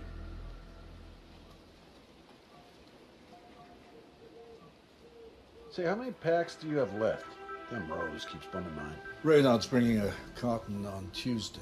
If you run out, I've got some recreational hallucinogens in my garage lab. I'll be happy to conjure up a dose for you. Yeah, that's probably a little strong for me. Thanks anyway, Doc. Suit yourself. One of the soldiers behind the farmhouse doing push-ups can be heard struggling to meet the demands of his drill sergeant. But let's get serious. Time to make you a man. Drop and give me 100. Doing the best I can. One thing I haven't mentioned yet in this series is that what's playing on the radios used as a distraction when turned on changes from level to level. In this mission, you can hear it playing an assortment of radio ads, and they're all pretty hilarious. There's an ad for a new sleeping pill from the Ether Corporation, the same company you'll recall from the story of the Sapienza mission earlier in the game. A good night's sleep. It's the thing we're all dreaming of during the day. And now, the Ether Corporation presents the Eye-on-Your Sleeping Pill. Layers after layers after layers of sleep. Pull it over yourself like a blanket. The Eye-on-Your Sleeping Pill. You never have to wake up again. There's an ad for an upcoming wrestling match, including one wrestler named The Hitman. This Saturday, the Hitman, champion of the world, versus the ever-evil Spec Ops #1. Who will win in the cage of death? Chairs, 2x4s, and broken glass allowed. No rules, no rules. This Saturday. Don't miss it. Please check with your cable provider. There's an ad for used cars from a particularly desperate-sounding salesman. So, come on down to old Stevie's used cars, because we got all the cars that are used that you would want to buy. And please come down and buy them, because I need to pay for it. You know, you don't need to know that. Just know that Stevie will be down here and I'll be wearing my clogs. And selling used cars, so hurry on down, quick. And my favorite, a radio trailer for an upcoming movie about dogs and cats and disease. In a world where dogs and cats can actually live together, they're nice to each other. Dogs and cats. Poor Spike has a disease. A dog with a disease. He doesn't have much time left, so he goes on a heartwarming voyage across the nation to find his owner. And across the way comes across a cat. And they become best friends and work together for a heartwarming story about dogs and cats and disease. This film is rated PG-13. Children under 13 should not be admitted, or with parents. Cool parents. These ads have the same energy as the interdimensional cable episodes of Rick and Morty. One guard by the farmhouse can be heard sharing some fun science facts about the sun and the moon with his friend. Did you see the moon last night? I'll tell you something you don't know, right? The moon and the sun, they're actually the same thing. Moon's on one side, the sun is on the other. No, they're really just a half each. We only see them one at a time. No, when you think you see the moon in the sky during the day, that's just a reflection from the other side of the world that's looking at the moon. Yeah, now you know. So you can stop looking so stupid, okay? I enjoy these interesting streams of consciousness that come from you. I mean, it's crazy talk, but it's never boring crazy talk, that's for sure. You can listen to the conversation between the two soldiers at Berg's lab, and one will mention that he's been training to breathe underwater and grow gills. So I've started practicing breathing underwater. If I train hard enough, I've heard that I'll develop gills after a while. A couple of years, I should be able to easily breathe underwater. So, you gotta be dying to know. What's the secret, huh? Are you serious? I honestly think you are in need of professional help. Right here, right now. When one soldier at the barn asks Parvati about how they plan to escape from the upcoming mission, she name-drops the Delgado cartel as being on their side. Parvati, I'm curious. What's their exfiltration plan? Rosa's got it covered. Don't worry about it. Do worry, sis. I'm not an idiot. Execution is one thing, escape is another.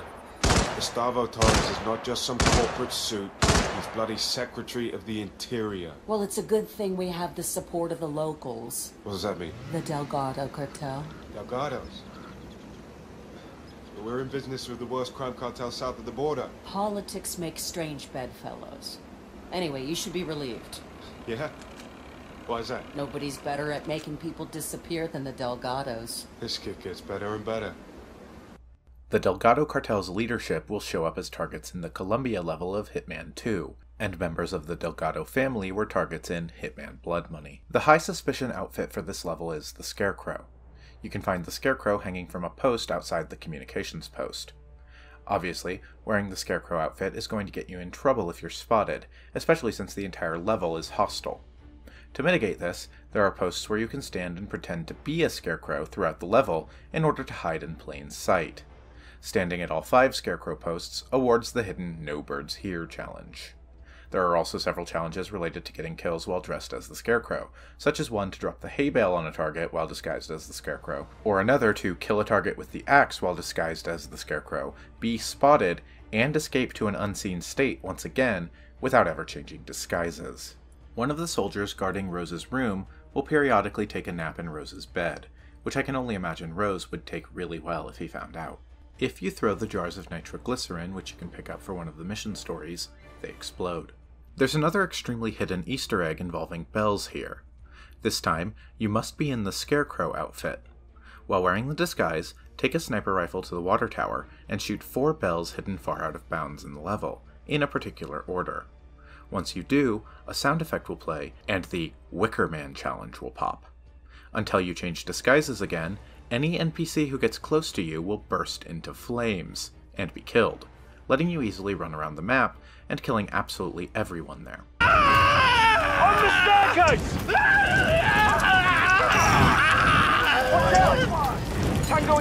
I like this Easter egg a lot. Running around and setting everyone in the map on fire is a ton of fun. Near the drill instructor behind the farmhouse, there is a radio.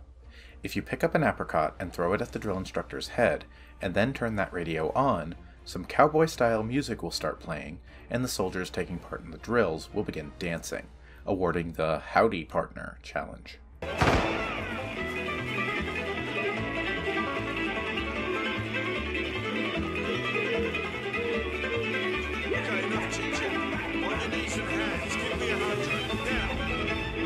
One soldier standing guard on top of the barracks can be heard telling his friend about a cryptid he keeps seeing off in the distance. Whoa, there it is. That weird creature. What the hell is that? Yeah. So what is it this time? Big Seriously. This was something else. It had a tail. Walking 4 legs. Like a face. This may sound crazy, but it had human features. Listen, doesn't matter what kind of freak it is, nothing's entering the compound without setting the alarm system off, okay? Strawberry Owl 96 points out an Easter egg in Colorado. If you show Sean Rose the Interpol badge after showing it to Penelope Graves, but before meeting her, then you can trigger a meeting between the two and see how this situation could play out as a direct confrontation. Well. Graves. Funny bumping into you here. Rose? What are you... Did you set this up? Well, let's call it a test of allegiance. The boss is fond of this whole enemies united thing and the chaos it brings with it. Me, I like to keep things in order. So you set up an elaborate ruse to see if I'd rat you out. Of course. Yeah, interesting play, Rose. Only one problem. Really? What's that? Well, for 2 reasons. 1, I'm not a rat. I'm here to change things. I believe the boss and this outfit is a way to achieve that goal. And 2, we burned all traces of my travels here. Your girl Hall made sure to remove any digital traces, so we covered all the physical tracks. I mean, there's no way Interpol would be able to follow me here. I know how they work, and quite frankly, losing me cost them their best analyst. Well played, Graves. Well played. So we're done with these games? For now, yes. You can return to your work. Go on. What's to be done? Aye, aye, sir. The version of Colorado that was released in 2016 and the version that exists now in Hitman 2 and Hitman 3 are very different levels in some key ways. It speaks well of IOI's commitment to the game's continued life that they looked at the one level from the first game that needed some work and updated it while keeping the core intact well enough to bring it closer to in line with the rest of the series' quality. The Hitman 3 version looks a lot better, and not having to enter the tornado shelter every time you play, along with actually being able to use the other exits to the level outside of contracts and escalations, makes for a much stronger mission overall. Unfortunately, the core of this mission is never going to be on par with the best levels of the series, and it's sandwiched between my two favorite levels in the first game, which doesn't help it by contrast. Once you enter the tornado shelter, you take a moment to explore it, playing a series of cutscenes titled The Hidden Hand. It's filled wall to wall with a conspiracy theory board complete with red string held up by thumbtacks. Familiar faces line the wall, including Thomas Cross, Klaus Strandberg, and Silvio Caruso, along with several others. Soon, Agent 47 discovers the name tied to all of this, much to Diana's disbelief. The plot thickens. Someone left in a hurry. Sean Rose was not the Shadow Client. That much is clear. Whoever commands the militia, they got out just in time. Look around, 47. We're getting closer. Some kind of network. Power players. From all sectors. Familiar faces, too. Thomas Cross. Klaus Strandberg. Ether. And that's missing banker Eugene Cobb. Well, well. There's a name. Providence. What? No. No, it can't be. The Hidden Hand. Thought they were a myth. A hypothesis, nothing more. The idea that a small cabal of kingmakers, controlling enough corporate and political leaders, could effectively run the world in secret. Maybe not so hypothetical. Keep looking, 47. We need full disclosure. The Shadow Client also has a second pinboard tracking not Providence, but Agent 47, including kills from previous games. Someone's done their homework. Look how far it dates back. Hayamoto, Beldingford, Delvade. The Shadow Client has been tracking you for decades. Now how is that possible? It isn't. Every one of those missions were branded as unsolved or accidents. He must have been looking for a pattern, a certain MO, which would mean... He knows me. Well, at least this shortens the list. Most shockingly, it seems that Eric Soders is on the Shadow Client's list of Providence assets. It seems that the ICA itself has been compromised, which explains why Soders was so adamant that they hit the militia hard and fast in this hastily put together strike against them. Found something. Soders? But that would mean... Providence has infiltrated ICA, and Eric Soders is their operative. Bastard! It all fits. He was the one who persuaded the rest of the ICA board to greenlight this operation. This changes everything. Get out, 47. We got what we came for. What about the Shadow Client? He is no longer our primary concern. ICA has been compromised. I always wondered if Providence was real, but I never actually... I will need to confer with the board, but mark my words, 47. This will have consequences.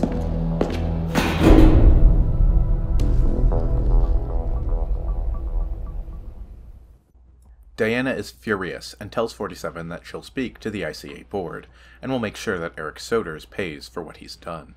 After The Hidden Hand, a second cutscene titled Old Friends plays. This time one of the motion captured ones we've gotten used to. The Shadow Client raises a sniper rifle while speaking to Olivia Hall on the phone many miles away.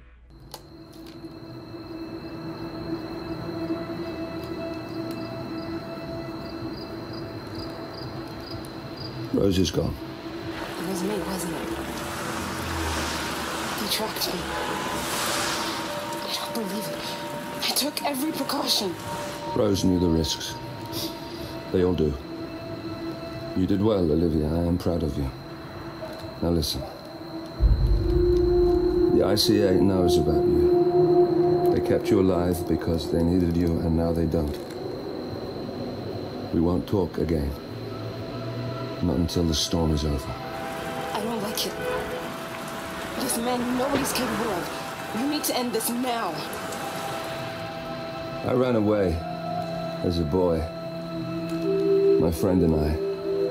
Away from that place. We came upon a small farming community. The people were dirt poor, but this woman, she took us in. We were awakened the next morning by the shots. A dozen people lay face down in the snow. Our warden didn't like to leave witnesses. They shot the woman and her family last. They made sure that we watched the whole thing. This is your gift, the warden told us. Your gift and your curse. Touching lives only by ending them.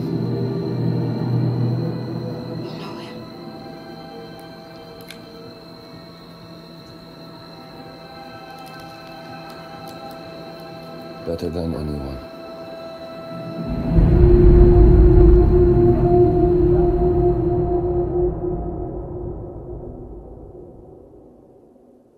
The Shadow Client had 47 in his sights, and let him go.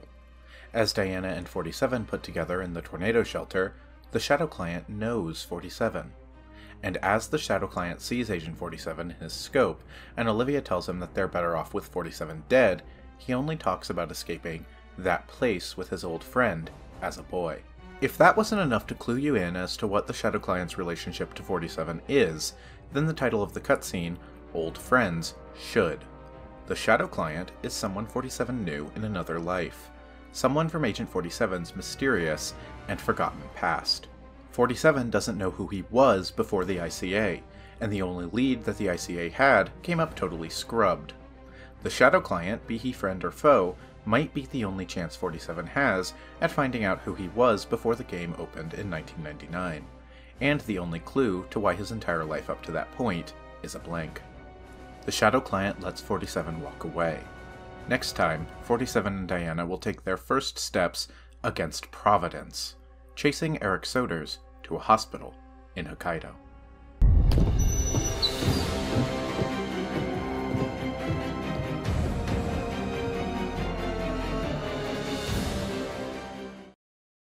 Situs Inversus was released on October 31st, 2016, as the conclusion to what was planned to be Hitman's first season of content. It is set at a cutting-edge hospital in the mountains of Hokkaido, Japan. Eric Soders has betrayed the ICA. An ICA higher-up with access to priceless secrets, he has secretly been working as a Providence mole right under the ICA's nose. This cannot be allowed. The ICA does not suffer traitors to live, and the board have sanctioned his assassination. After discovering his allegiances in Colorado, the ICA did some digging into Soders' personal life, and discovered what exactly Providence bought Soders with. Soders suffers from a rare medical condition known as Situs Inversus, where his internal organs are mirrored. This is a real thing, apparently. How buck wild is that? Soders has a terminal heart condition, and needs a right-sided heart transplant if he hopes to survive. Unfortunately, right-sided hearts are unthinkably rare, and so when Providence approached him with the offer of acquiring one for him in exchange for his loyalty, he accepted. Soders is now at a cutting-edge hospital in Hokkaido called Gamma, preparing for a 3-day-long heart transplant operation. This will be the setting of the mission, as the ICA has checked Agent 47 into the hospital under his favorite alias, Tobias Reaper. The secondary target of the mission is Yuki Yamazaki, a Yakuza lawyer who is secretly one of Providence's heralds, as marked by the necklace she wears, a bird symbol associated with Providence. In exchange for the heart, Soders has already given Yamazaki a complete list of the ICA's client records, and has agreed to give her a full list of active ICA agents post-operation, which cannot be allowed. This is no ordinary mission for the ICA. This is a statement. Not only that they do not tolerate disloyalty, but also to Providence, that the ICA is an independent organization. The Shadow Client thought he could secretly pull the ICA's strings, Then Providence tried to do the same thing. This is a message that the ICA is a sovereign agency. They've unwittingly been the gun used by both sides in this war they have no stake in, and they need to draw a line in the sand that they will be used in this secret conflict no longer. The Gamma Hospital is not merely a hospital. Designed for only the wealthiest and most desperate patients in the world, and hidden away in the mountains of Hokkaido, it is a full resort, allowing patients to spend their stay in absolute luxury. It's also a hospital that isn't concerned with the legality of the procedures being performed, such as the experimental stem cell treatment being performed on Soders, which has not been cleared by the Japanese government. The map has two major sections, the resort and the hospital. We'll start by talking about the resort side of things. You begin the mission with Agent 47 lying in bed in Tobias Reaper's room. When you stand up, a computer voice will begin welcoming you to Gamma. Hello, Mr. Reaper. As part of the service here at Gamma, your personal robe has been outfitted with a radio frequency identification chip. The device will unlock and allow access to your personal suite. The big gimmick to this mission is that the facility is operated by a cutting-edge AI named Kai.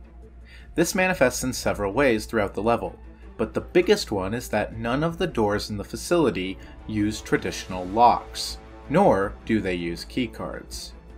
Instead, the clothing provided to guests and the uniforms used by different staff members all have RFID chips embedded in them, which allow access to your room as a patient or allow access to different levels of security as staff.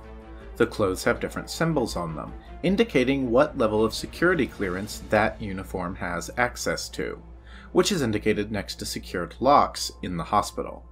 For example, the starting suit here, VIP Patient, has the kanji symbol for 3 on it, which does indicate that it's able to open Tobias Reaper's private room, Room 3. Your clothes are your keys here. The disguise you're wearing literally opens new doors. Crucially, these can be bypassed with the disposable scrambler earned from the Colorado level's mastery rewards, which is extremely useful if you're going for a suit-only run. The other gimmick to this level is that, due to the highly secure nature of the facility, Agent 47 was unable to start the level with the same advantages you've gotten used to at this point. Specifically, smuggled starting items like your ICA pistol, lockpick, or coin. The first time you play this mission, Agent 47 is going to be coming in with the clothes on his back. No smuggled items, no agency drops. This restriction lessens once you've started earning mastery levels, and gain access to some of the agency pickups available in the level. But even then, most of the agency pickups are in hard-to-reach locations, at least until the very highest levels of mastery. When you finally reach level 20 mastery, the maximum, you unlock all of your slots, and once again have the ability to start the level with the 3 items you brought in, and 1 extra smuggled item from an ICA drop. 47's suite is absolutely gorgeous. A bedroom, a living space, a bathroom, and a balcony overlooking the Hokkaido landscape, and the small town at the foot of the mountain. There's even a lean prompt at the rail of the balcony that can be used simply to take in the view. Fireworks can be seen shooting up from the town below, and paper lanterns float up from the ground. I absolutely love how tranquil this level feels. All of the other levels in the game so far have felt crowded, busy, and exciting. In this level, the visuals, the sound design, and the music are absolutely perfect, and it feels like you're miles from anything, peaceful and serene. Inside the suite, you can find a pamphlet describing some of the facilities in the resort portion of Gamma, such as the spa, restaurant, and winter garden. Tobias Reaper's suite is Suite 3, and exits into a hallway stretching from one end of the resort to the other. There are 4 suites, 2 on either side of the hallway, which is split by a long walkway leading to the cable car back down to the foot of the mountain. The 2 suites on either side of the hallway are also connected by an outer railing, which can be used to covertly sneak from one suite to the other. The layout of the suites are nearly identical, with the 2 on the east side of the hall being a mirrored layout to the ones on the west side of the hall. Suite 1 is where Yamazaki is staying. Yamazaki's suite is heavily guarded by bodyguards. Inside the suite are guns, as well as a katana being displayed on a table. Yamazaki's laptop can also be found, along with a piece of intel you can pick up called Soder's Kill List, which includes the list of targets Eric Soders took out as an ICA operative. Suite 2 belongs to Jason Portman, a notable NPC we'll talk more about during one of the mission stories later on. Finally, Suite 4 belongs to a man named Amos Dexter, a wealthy Texan walking around the map wearing a cowboy hat. Amos Dexter is at Gamma for a lung transplant, not that it's stopped him from smoking, as you can find cigarettes he's smuggled into the hospital in his room. Other than that, his room is full of beer, cowboy hats, a cowboy bust, you know, Texas things. Upstairs from the suites is the resort's public area. The lobby contains several lounge areas where patients are relaxing, a security room where you can disable the cameras in the level, and a bathroom. I've always found it curious that there are dozens of patients at Gamma, but only 4 rooms for patients. The game is usually pretty good about taking into account providing enough living spaces that it's believable that the people who live in that level would actually have places to go. I've always written it off in my head that the other patients are all there for procedures that don't require an extended stay, or that Gamma has more patient rooms in the town at the base of the mountain, and the 4 in the resort itself are just the luxury suites. There's no evidence that it's the case though, so you could consider it an oversight. In the southwest corner of the resort, you can find the restaurant, Sakura Sushi. There's a sushi bar here, as well as a bar of the regular variety, and more lounge areas where patients are relaxing. The centerpiece of the restaurant is a sakura tree kept in a small atrium visible from the dining area and lounge. This lounge is just, so nice, with the fireplace and the view and everything. They've effectively made another space that I seriously want to just sit down and relax in for hours on end. Again I say, VR chat modders, get on it. Downstairs from the restaurant are more bathrooms. In the southeast corner of the resort is the onsen, a Japanese hot spring and spa. The inside of the spa is full of patients being pampered and relaxing, and includes a sauna room. Outside is the hot spring, full of patients soaking in the warm water. There's also a yoga platform here, and a path leading down to the mountain path that runs behind the hospital, which is restricted to patients. At the center of the level is the Winter Garden, which is being constantly maintained by gardeners, and which offers a spectacular view of the whole mountain range the level lies in. The Zen Garden is full of traditional Japanese Zen iconography, like large rocks sitting in raked sand, as well as a torii gate, and a bamboo shishiadoshi at the center of a small pond. Much like Paris or Bangkok, there are hidden staff tunnels running throughout the entire resort, used both for staff to easily traverse the resort without patients needing to see them, as well as providing living quarters and recreational areas for the staff. This is another example of the luxurious facade fading, and giving way to the more industrial staff areas, and I'm a fan of any time the game does that. These staff areas are still remarkably nice though, just more utilitarian and less luxurious. Below Sakura Sushi, you can find the kitchen, as well as the walk-in freezer. Beyond that is a staff dining area, full of various kinds of employees, resort staff, security, even doctors. There's a roller door separating the kitchen from the dining area, with a window full of food, and if you open the roller door, the NPCs in the dining area will start getting food. Adjacent to the staff dining area is a game room, where 2 NPCs have a dance pad set up and are playing a Dance Dance Revolution styled game. Next, there's the staff sleeping quarters, a series of pod room beds for the resort staff, along with the locked medical staff sleeping quarters, which are more upscale and feel less utilitarian. The staff living quarters are also connected to a locker room, where one NPC is showering while listening to the radio. You can easily take this guy out, or just steal his clothes if you want an easy resort staff disguise. From here, the tunnels connect to the morgue, which I'll talk about a little later on. There's also an outdoor path here, running from the back of the Winter Garden to the hospital helipad. This outdoor path has some pipes which can be climbed, leading down to a window into the medical staff quarters, if you need to get in there without the proper disguise. Back at the staff dining area, there's another tunnel leading under the resort, clear to the other end with 2 exits into the guest room hall on the way.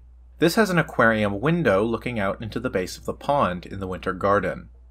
This tunnel ends at a garage underneath the hot spring. In the garage, you can find morgue doctors on break, as well as handymen working on vehicles like scooters used to traverse the mountain. The garage exits onto the mountain path along the hospital, where you can find a large snowcat being worked on. When exiting the garage, this mountain path leads back up to the hot spring if you head right, and behind the hospital if you head to the left, though there are security guards patrolling. The garage has one hall exit leading into the morgue, and another one leading to the laundry room, and then back into guest areas. There's also a stairwell which leads up to a hidden staff room behind the spa, and the hospital entry hall. The hospital's entry hall itself has another hidden door, leading into the sauna control room. The staff rooms of the spa all have one-way mirrored glass, so that patients can't see into the supply tunnels, piping, etc.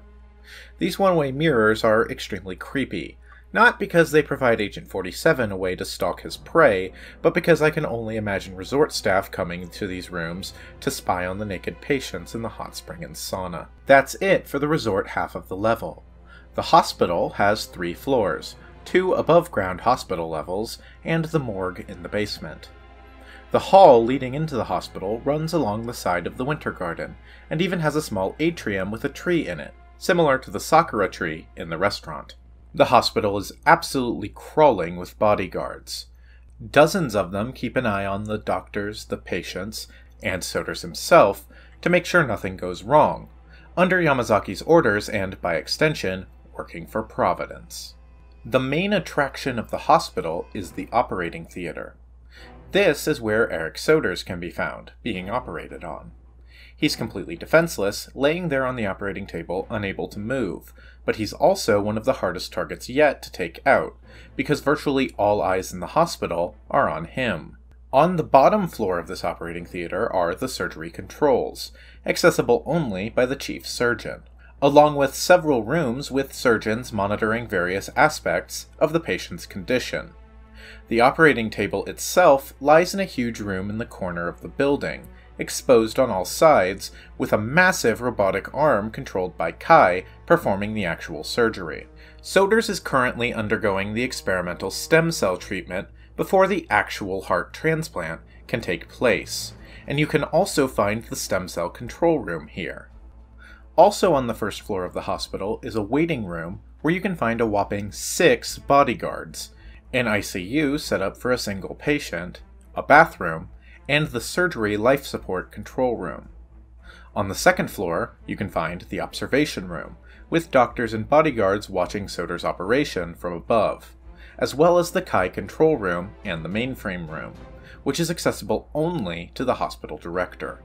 Also on the top floor is an office for the hospital's research division, as well as a room for patient rehabilitation and a sort of gym for physical therapy.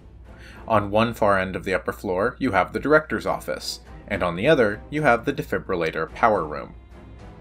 Behind the hospital, you have the helipad, which connects back to the tunnels below the resort, and to the mountain path running along the side of the hospital. There's a route up into the mountains as well, which can serve as an escape route when you've completed the level. The path leading back down to the tunnels below the resort also contains a small storage room, which will end up being a notable location in one of the mission stories. Finally, we have the morgue, in the basement of the hospital.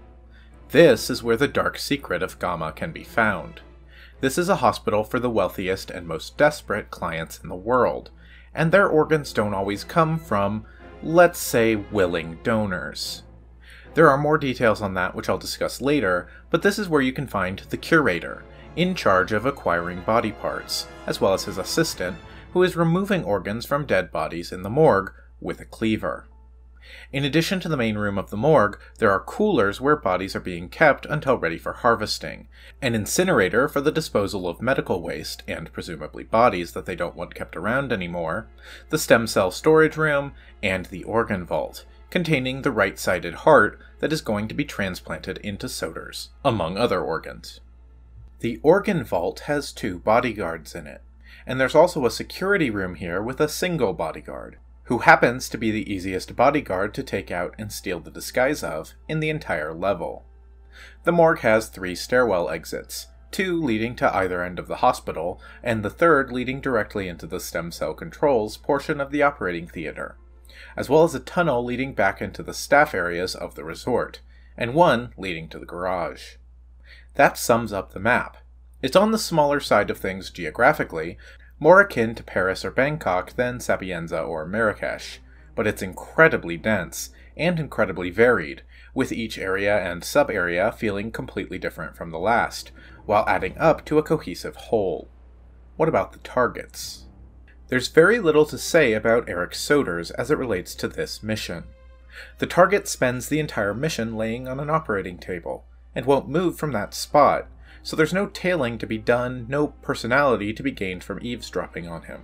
What we know about Soders from the prologue and from the mission briefing is going to have to do. Yamazaki is the secondary target of the mission, a thrill-seeking Yakuza lawyer who is, secretly, one of Providence's heralds. Yamazaki lives fast and hard, and crushes anyone in her way. As you tail her, you can hear her mocking the patients in the sauna, saying that it's not hot enough, and that she doesn't like to share. Pampered weaklings with a delicate skin. No, I'll pass. Maybe later. Throughout the level, you can hear NPCs speak about her with awe, fear, and disgust. 2 NPCs in the restaurant bathrooms can be heard discussing her trial of the century. You're kidding me. What, the Yakuza lawyer? A trial of the century? Yeah, none other. Felt like punching her lights out, too. I mean, she made a mockery of the judicial system, shamed the entire legal profession with her trickery. Oh, I remember that vividly. Oh, the way she tore down the witnesses. It was brutal. Disgraceful, even. I mean, I always felt like she loved doing that in front of the cameras. Oh, yeah, between you and me, but I think she was asked to prove a point. Remember that one guy, the janitor? She couldn't get him to crack. 2 days later, he disappeared. They never found him. Ugh, not to mention all those obvious legal loopholes she used. Oh, it's just truly shameful behavior. Oh. Yeah, I'd say. I mean, I'm staying away from that spa area. Do not want to run into her again. 2 bodyguards outside Yamazaki's room can provide another perspective on the case she's famous for. Maybe you can tell me, is it true the boss was connected back in the day? You kidding? Didn't you follow the big trial at all? It was everywhere on TV. Well, I was away, you know, Hobby Hero prison. Spent a lot of time in solitary. Okay, short version. Miss Yamazaki is known as the Yakuza lawyer. She'd taken a bunch of clan cases and gotten most of them off on a range of technicalities. Real shark. Man, I wish I'd known about her earlier. Could have saved me a few years of life behind bars. Then along comes this big trial. Whole bunch of Yakuza leaders have been rounded up. Rock solid evidence all over the news. Yamazaki steps in. 3 weeks later, they all walk. Witnesses disappeared, evidence contaminated, you name it. She completely dismantled the prosecution's case. Media called it the trial of the century. That is amazing. I had no idea. You know, even with the added security, this is the most relaxing gig I've been on with Miss Yamazaki yet. Makes me miss the old days, to be honest. Oof, not me. I'm pretty happy she got out of the clan business. Things got hairy around that whole trial of the century thing, remember? Oh, sure. The work was dirty from time to time, but this new approach with consultant work, I don't know. Feels light. Well, I prefer light to heavy, especially if heavy involves dissolving witnesses in acid baths before noon. Oof, just doesn't do it for me anymore. That was an interesting afternoon, yeah. She even speaks down to the hospital director, revealing that Providence was responsible for his placement at the facility, and vaguely threatening him when something goes wrong. Miss Yamasaki, I trust your people are satisfied. Our people, Director. Don't forget who put you here. Of course. We appreciate you clearing your operating schedule. It is paramount to our interest that Soda survives. Still, this cannot have been easy. Well, a few unhappy clients. But fast-tracking Mr. Solders was a minor problem. Finding a matching donor heart at such short notice. I'm sure you have your ways. Ways I do not need to know about. If you don't mind me asking, who is Eric Solders? His resume says retired big game hunter. Amusing. In a way, I suppose he was in his day. Mr. Sodas belonged to an organization involved in the recent attacks against us, and we needed a man on the inside. So it's true. Someone is targeting Providence. Not for much longer. The only time you hear her speak with anything resembling respect is when she makes a call on her phone. She only addresses the other party as Sir, but given what we know about Providence's structure from the game so far, it's safe to assume that it's the Constant on the other end of the line, with Providence operatives like Zaydan reporting to Heralds, Heralds reporting to the Constant, and the Constant reporting to the mysterious partners at the very top. If you don't mind me saying so, sir, we are jumping through a lot of hoops for a new operative. I know you have had soldiers in your sight for a long time, should the need ever arise, but is it really wise to trust him? I know his type. The man would say anything to stay alive. No, I don't have a better idea. Apologies for being forward. Understood. You can also get a glimpse into Providence's plans for the hospital, as she'll ask about the AI Kai in another conversation with the Doctor, and you can learn what their ambitions for the Gamma facility are. Director, I almost forgot. Is the building AI performing as expected? Kai is a wonder of technology, it seems so. The advances made by Kronstadt Technologies are simply staggering. The surgery robot, too, shows great promise. Gamma is well underway to becoming the most technologically advanced medical facility in the world. Well, that is the plan. In the past, there has been little cross-disciplinary collaboration between the businesses we control, but the partners are changing all that. Companies like Kronstadt and Ether are now working together, producing cutting-edge results that will never go public or reach the market. Soon, Gamma is able to perform medical miracles unavailable anywhere else, such as radically enhancing a person's lifespan, and access will be limited to clients of our choosing. It is a bold vision, one I feel fortunate to have. As you should, Director. As you should. So, let's take a look at some of the ways these targets can be taken out. On the top floor of the hospital, between two observation rooms overlooking the operating theater, you can find Kai's secondary control room. The room is almost always empty, so you can easily interfere with the controls, interrupting Soder's surgery, causing him to flatline. Unfortunately, Kai is programmed to keep Soders alive no matter what, so this manual override will only lead to Kai resuscitating Soders, bringing him back to life. 3, 2, 1, clear.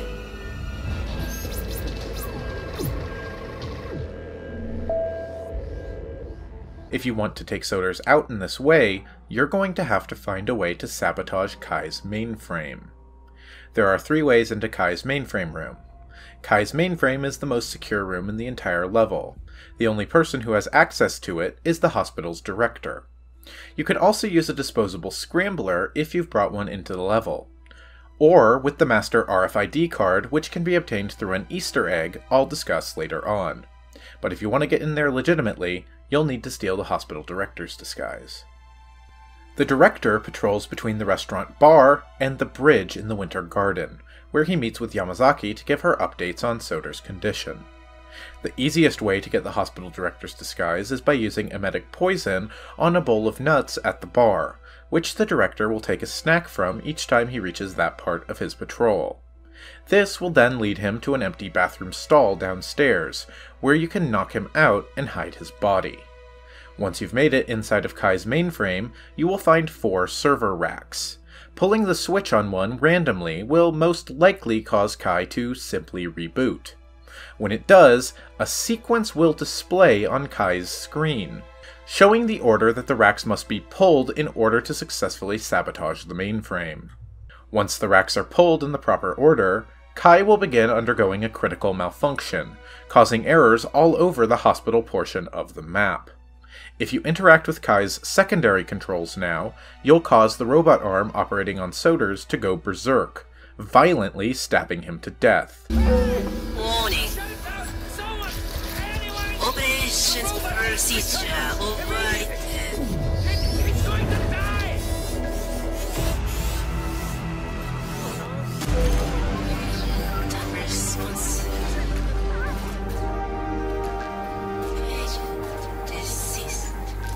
Soda's down. To be honest, I'm not sure what to feel about this one. Well, that's for another time. Yamazaki awaits. On the yoga platform in the hot springs, you can find the yoga schedule, revealing that Yamazaki has booked all of the yoga appointments. You can listen to NPCs in the hot spring discussing this angrily. So, you're doing yoga after this? I wish. I had 2 lessons booked, but I just got informed that I have been bumped back in the queue. Oh, and that's gotta be an error, right? Did you talk to the instructor? Well, that's the thing. I haven't actually seen him all day. And then I asked one of the staff members, and she checked the schedule. Turns out, all appointments are booked by someone called Yuki Yamazaki. I mean, literally all of the lessons. What kind of behavior is that? I would like to give her a piece of my mind. Yamazaki? No, that's the Yakuza lawyer. Well, okay, whoa. You know what, maybe you should just let sleeping dogs lie. If she wants something, you let her have it. Is that who she is? Well, that certainly changes things. Maybe you're right. Oh, she's a real piece of work, that one. I mean, maybe the instructor's gone into hiding because he's afraid of her. Yeah, I mean, imagine having to instruct someone like that. One wrong move, and she'll toss you over the cliff. Yeah, not a pleasant woman, that one. Yeah, maybe I'll just do cardio instead. The yoga instructor is missing in action, though, as he recently injured himself. You can hear 2 NPCs in the garage discussing this. I noticed that. Heard him complain about it on the phone, too, talking to his doctor. I think he overstretched or pulled a muscle or something. Yeah, I guess that would explain it. There's a lot of annoyed people out there. That Yamazaki lady, the lawyer, she's really expressing her malcontent. Probably a good idea for him to stay out of her reach. Well, he's been walking around like that since this morning, so yeah, I'm pretty sure he's not going to be doing any routines with any of the guests. Well, what about you? Don't you have any meds or tricks to fix him up? You're a doctor, after all. I'm a mortician. My patients don't get well, they get cremated. You don't know what a mortician is, do you? You can also find the yoga instructor in the garage, where you can hear him on a phone call panicking about the angry Yakuza lawyer upstairs, who he's hiding from. Terry, it's John. Listen, I need your help, buddy. Well, I tried that pose we talked about, Destroyer of the Universe. Well, it sort of backfired. I was feeling so good this morning, too. I just felt so centered and so pure. And then the director came up and asked me to grab a lesson with Yuki Yamazaki, that Yakuza lawyer who's staying here I told you about. Oh, bad karma, man, just terrible karma. Well, I'm not sure what happened exactly. I thought I had it, but then somehow I pulled something back there. No, back there. I can't walk very well now, and I've seen that Yamazaki woman stalking around the yoga platform, and I've been dodging calls from the director all morning, so I just need a favor. I need you to call up the hospital, tell them you're my brother, make up some family emergency that I need to fly back home for right away. Why not? Mom won't find out. Terry, look, I know you're only 12. No, don't get Mom. Terry. Damn it. Hi, Mom. Hi. Hello, Mother. No, everything's fine here. I was just chatting with my little bro, just talking about all his video games and all that fun stuff all his shoot-em-ups. We're cool. Listen, I've got to run, okay? Next appointment's here. Talk to you soon, okay? I love you. Okay, yes, hello. Say hi to Dad. Okay, bye. Damn it. Knocking the yoga instructor out and taking his outfit will allow you to give Yamazaki her yoga lesson yourself. Unfortunately, the yoga platform is out in the center of the hot spring, which is one of the most populated sections of the entire level. So if you want to have an opportunity to take her out, you'll have to clear the hot spring first. This can be done by taking a wrench into the hot spring's hidden control room, and turning off the cold water, used to lower the hot spring's natural temperature. The hot spring will become scalding hot, and all of the patients soaking in it will be driven outside, clearing the way for a kill during the yoga session. Once you approach Yamazaki, you can lead her to the yoga platform.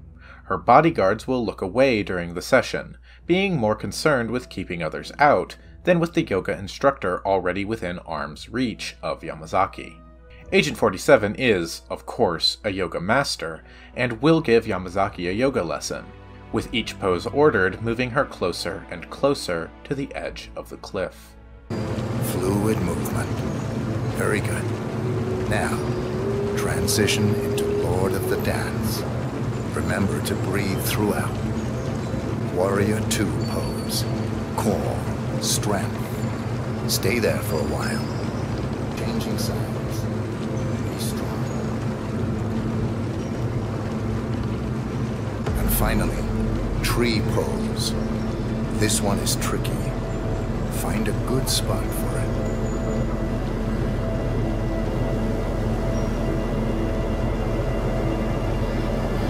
This is a view to the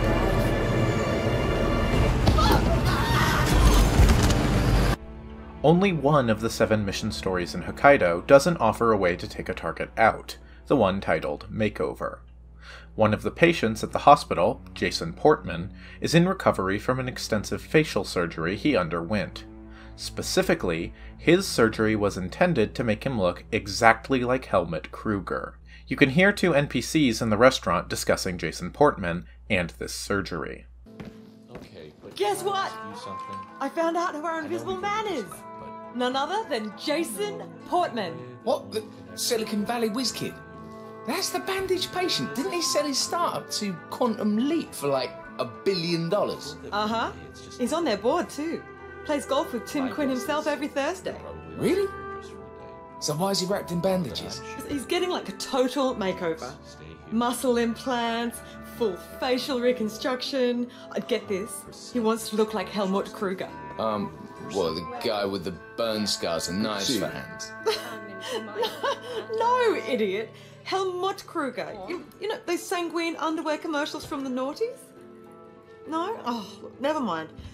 Kruger's like a really famous supermodel, and apparently like he's Portman's biggest idol. Still, that's pretty extreme. Like, what about copyright? Can't Kruger sue him? Can you copyright your own face? I don't think you need to worry about that. Oh.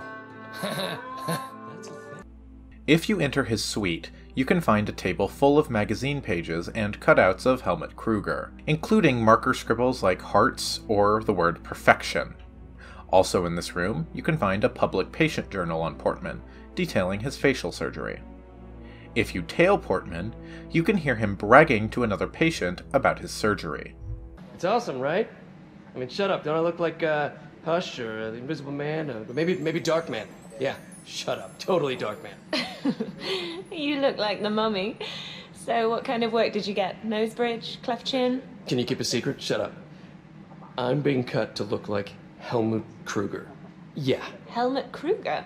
The model? Yeah, the one and only. I mean, you know, the resemblance was always there. People always used to tell me, and you know that. They would tell me, hey, you look just like Helmut Kruger, and I'm like, shut up. But here I am, just sort of fulfilling a prophecy, I guess. I'm about to go meet my surgeon for a checkup, and I cannot wait to see what I look like underneath. But you're Jason Portman, the new face of Silicon Valley. Modem called you the Golden Brain. Your stock is soaring. How will people react if you suddenly look like someone else? Shut up, you'll see. Once the bandages come off. It's almost time. You can also hear him calling an ex on the phone, pathetically trying to make her jealous about how he's going to look once the bandages come off. Oh, hey, Stacy. It's Jason Portman. Yeah, just hanging out in Japan. Did you get the snap I sent earlier?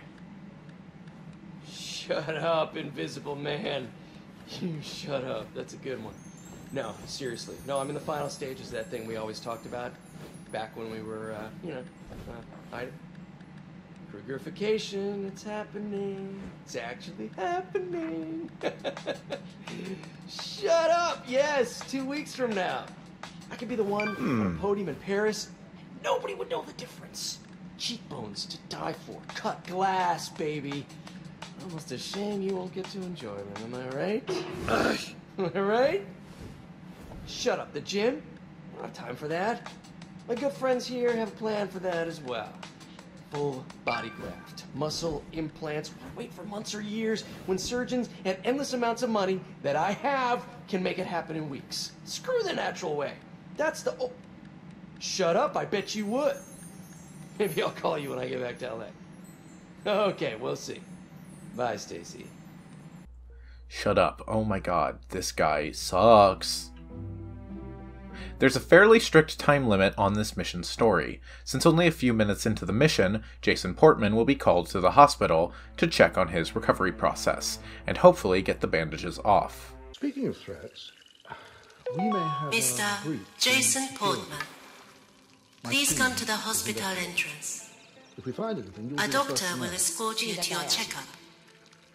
That was for Mr. Jason Portman. Of course, since he's just gotten surgery to look more like Helmut Kruger, Agent 47's doppelganger, this offers you the perfect way into the restricted hospital section of the map. Jason Portman tends to stay in public areas of the map, which would make him frustrating to take out.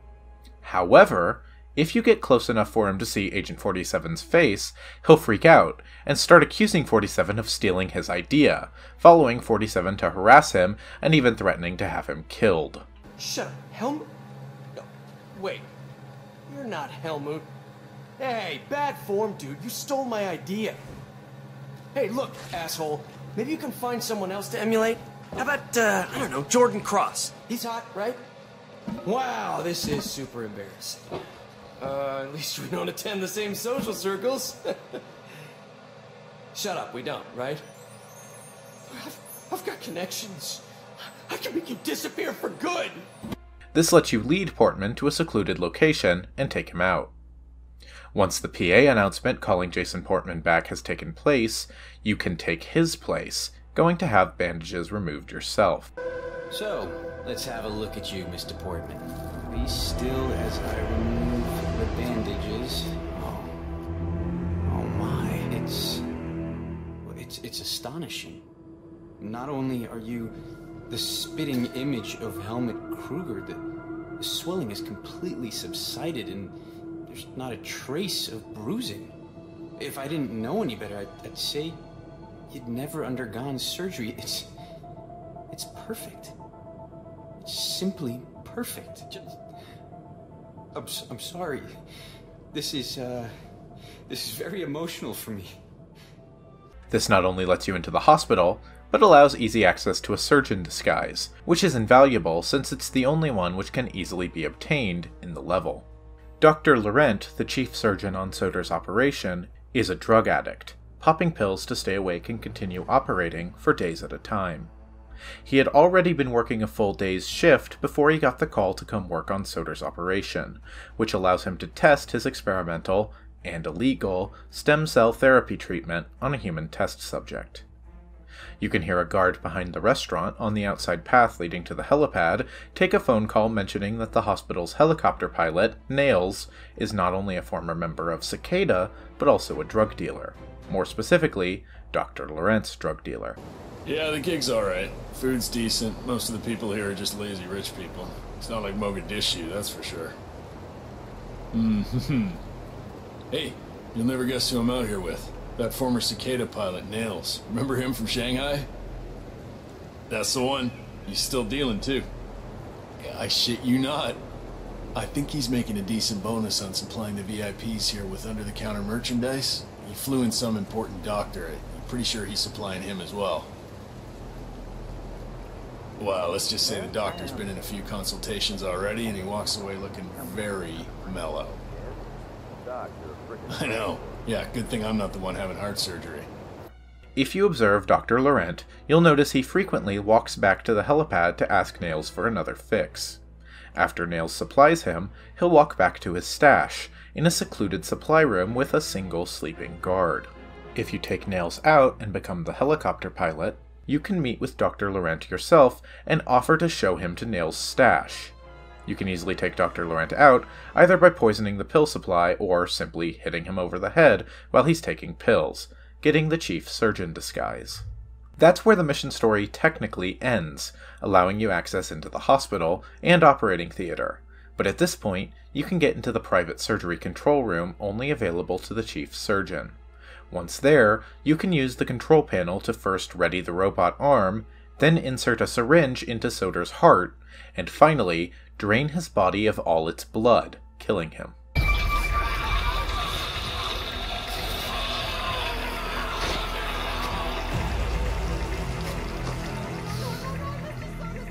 You can hear two bodyguards by the cable car discussing Yamazaki, and mentioning that she dropped her cigarettes off the cable car on her way up to the hospital. Client long, couple of months. Yeah, it's a good situation. Miss Yamazaki's very smart, very clever. Tough as nails, too. You should see her in the corner. She seems a bit, I don't know, untimely? Like she's not comfortable in her own skin? Yeah, you saw how she dropped her fags off the lift crossing the gorge. It's just nicotine cravings. Oh, yeah. Yeah, that was me 5 years ago. Glad I got that monkey off my back. Hey, we should get her a pack. Make a good impression. In a place like this? Good luck. If you've noticed the hard-drinking, chain-smoking Texan patrolling the resort area of the level, you might think, I bet he has some cigarettes stashed in his room, and you'd be right. Find a way into his room and you can find a pack of cigarettes on an end table. Then, you can place them in Yamazaki's room for her to find the next time she patrols by. Once she finds the cigarettes, she'll banish the bodyguards from her balcony. One way of taking her out here is by giving her a quick shove over the balcony while she's smoking, which will award the Smoking Kills challenge. But the more fun way of doing it is by taking a wrench to the gas lamp just next to where she'll start smoking, and either disposing of the guards, or carefully timing it to sabotage the gas lamp and cause a gas leak, so Yamazaki will blow herself up when she lights her cigarette. Doing this will award the Up in Smoke challenge. In the morgue, you can hear two of the doctors harvesting organs from a body, discussing a medical trial the curator, the doctor in charge of acquiring organs from donors, whether they be living or not, is undergoing. Hey, so you're the curator's research aide, right? Let me guess. You want to know about the medical trial? Oh, so it is true. The guy's had a mood-altering neurochip implanted in his brain, so how does it work? Does it work? Sorry, you're just gonna have to wait for my research paper. I'm following the trial closely, and with a little luck, he'll be the basis for my doctorate. All I can say is that I've got a very interesting bit of insight into his mental state. Fine. I'll just have to ask you again when we're drunk. The curator suffers from severe bipolar disorder, and has decided to test a neurochip he's worked on in association with Ether's R&D department, designed to release chemicals to regulate mood on himself, bypassing official trials to undergo human testing. He volunteered himself. Wow, that's dedication. The curator's as bipolar as they come. He is the ideal test subject. Besides, if he had to go through proper channels, it would take years to get cleared for human testing. Neurochips. It smells of cybernetics. Doesn't sit right with a lot of people. So the Ether R&D team put a chip in his brain, and it monitors and adjusts his neurochemical levels to balance his mood. They even took it one step further. There's a manual controller, which he keeps in his living quarters, you know, in case he decides he needs a bit more oomph. You're kidding! It's pretty clever when you think about it. Treating bipolar disorder is one thing, but you gotta think mass market. I mean, who wouldn't like a controlled boost of oxytocin when they're out of town? Yeah, this sounds like a slippery slope. Easy for you to say. You're not on the market. Mind you, you gotta be careful where you keep the thing. A couple days ago, the curator sat on the controller in a sleeping capsule, accidentally gave himself a shot of downers. Took him hours to figure out why he was feeling so depressed. That's kind of funny. It is. Just don't say it to his face. You don't want to end up in storage. Oh, why'd you have to say that? If you go and look in the director's sleeping pod in the medical staff quarters, you'll find that he has indeed left it there once again, giving Agent 47 control over the curator's mood. By increasing the dosage, you can cause the curator to suddenly feel overjoyed. Oh my! This space, the colors, oh, the shapes. It's beautiful. Exactly as it needs to be. A place for everything and everything in its proper place. Oh my goodness. Oh, why haven't I noticed before? I need to share this with my babies. He'll banish the two guards keeping an eye on Soder's right-sided heart from the organ vault, so that he can spend some time alone with his babies. You can then clear the curator out of the vault, either by knocking him out and hiding the body, or by lowering the dosage on his medication, causing his mood to plummet. Once the curator is taken care of, the heart will be left unguarded, and Agent 47 can dispose of it unceremoniously by chucking it in the trash can.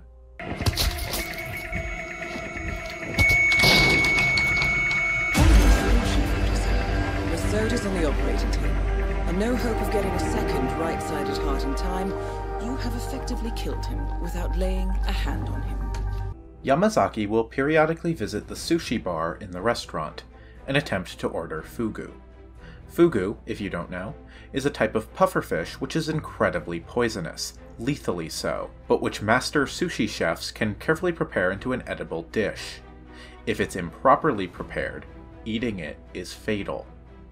Yamazaki is denied her fugu roll, as just the week before, there was an accident where a kitchen assistant tried to prepare a fugu roll without supervision, and killed the patient who ate it. You can hear the director apologizing to an NPC in the restaurant who was upset over witnessing the fugu-related death. Appreciate your exercising restraint regarding reporting that incident. Ah, Director.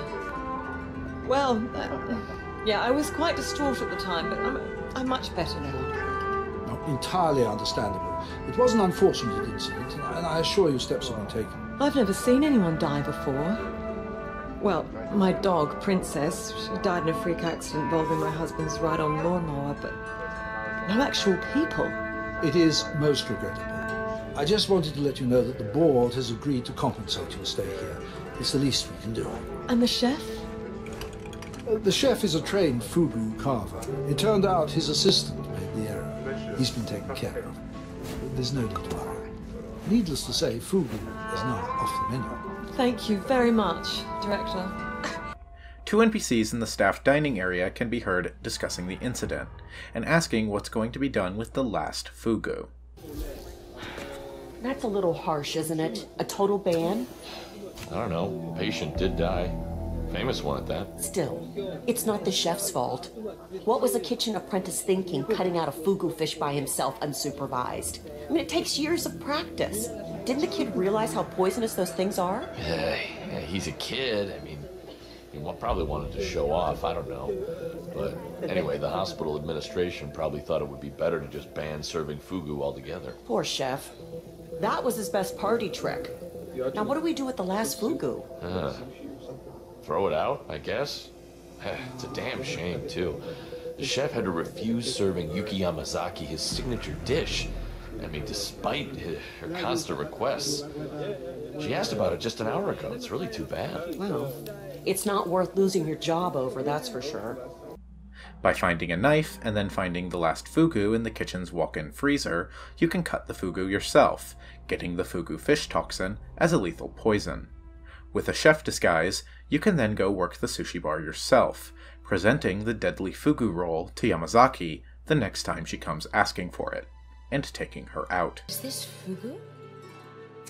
I knew you would come around eventually. Good for you. I hope you like it. My colleague is a straight arrow.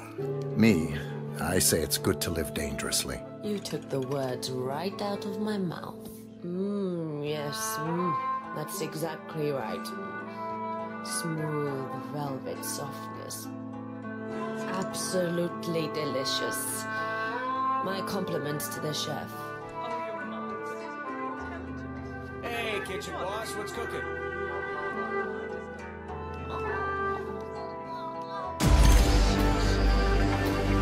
The challenge, Not Malpractice, is another one of those challenges that's so involved it feels as though it easily could have been a mission story, instead of an unmarked kill, and I always like finding those. In Yuki Yamazaki's room, you can find Eric Soder's kill list near her laptop. If you read this, you discover that one of Soder's previous kills was a Dr. Roman Laurent, who just so happens to be the father of Nicholas Laurent, the chief surgeon who is actively overseeing Soder's operation. If you get a surgeon disguise, you can go into the room where surgeons are overseeing Soder's operation, and load the evidence onto a computer which Dr. Laurent periodically uses. The next time he uses it, he'll find the evidence. That's strange. I don't remember Nothing out of the leaving my... ordinary here. Everything is stable. What is this? Don't you just love days like this? When everything is just running... Eric Sodas. I love Active them. 1973 to Look on your end. 1981. List of contracts. Contracts. Everything is stable on this end. How about you? Everything is as it should be here. Nothing out of the 1979, ordinary. Jasmine Is the Knight, temperature Soviet stable on spy. your end? Yeah, things are stable here. November 1978, Edith Van Orden, the tobacco widow, drove over a cliff. Good. Everything is stable on this end as well. April How about you? 1978. Everything looks remarkably good here. Roman Laurent. Good on this end. Shots are stable. Unhappy. No, it can't be. Why the hell did that? Is someone trying to tell me It could just be nice, guys. Is it all good on your end? Eric Sodas murdered my father?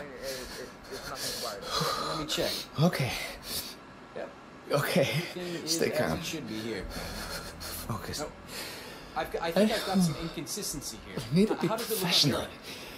Even if this is true, Everything is fine. I can't act.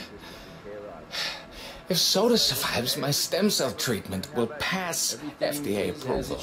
The man on the phone promised me as much. Is the temperature stable? Besides, Yep. Everything's I'm in the business of saving lives, not ending them. If you follow Dr. Laurent, you'll notice that his patrol route now has an extra stop in the stairwell to make a private call. Don. Yeah, Nicholas Laurent. Listen, I want to be absolutely clear about this. Those clients of yours, if Eric Sodas survives, they have the power to get my stem cell treatment FDA approved, right? That is what they said. Right. No, it's only, I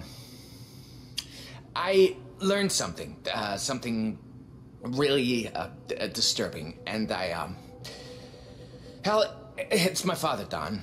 He was murdered by the patient your clients are paying me to save. Yes. I know how it sounds. No, I'm not gonna do anything stupid. Throwing my career down the toilet will not bring my father back. I just, I wanted to inform you of the situation. Yeah, thanks, Don. That murdering bastard. Good thing I beat my pill addiction. Not too long ago, emotions would have gotten the better of me.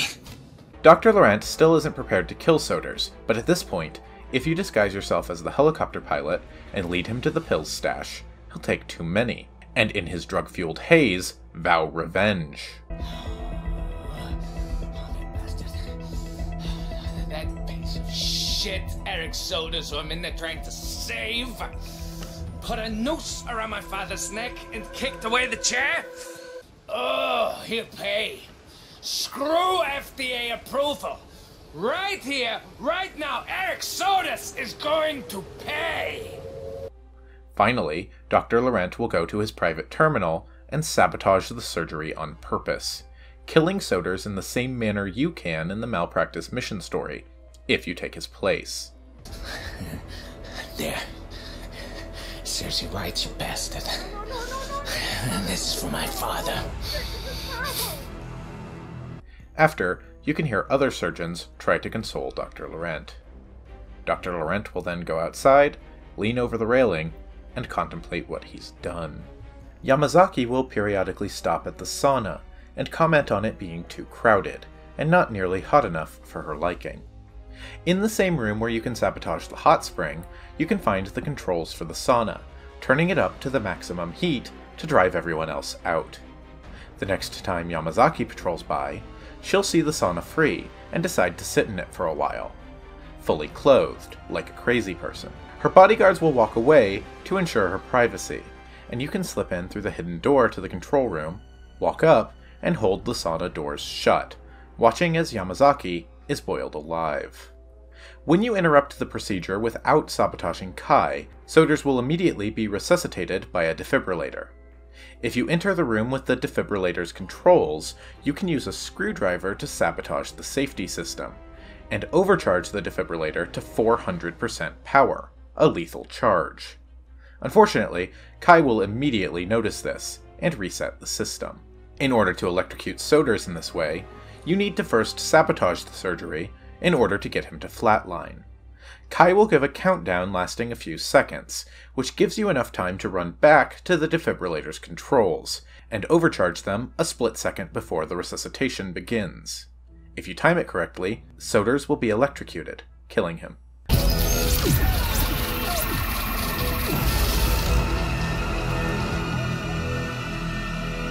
There are two very similar challenges titled A Personal Goodbye and One Last Time, Mr. Soders, which are achieved in similar ways.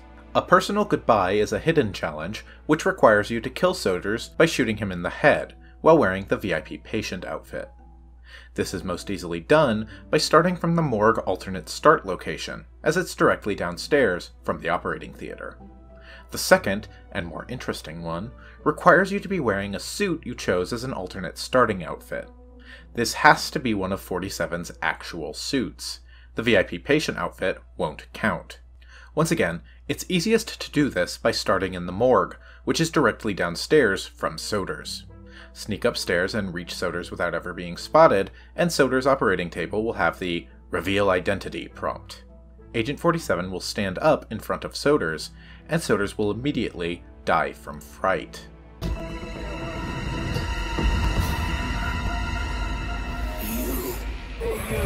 Hearing impaired? You idiot!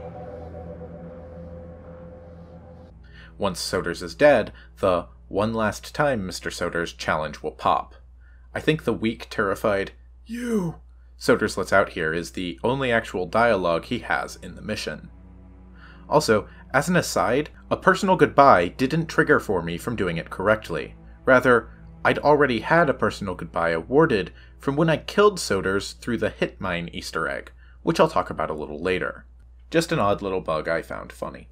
If you cause enough chaos by shooting and killing people, Yamazaki will eventually panic and go into a lockdown state.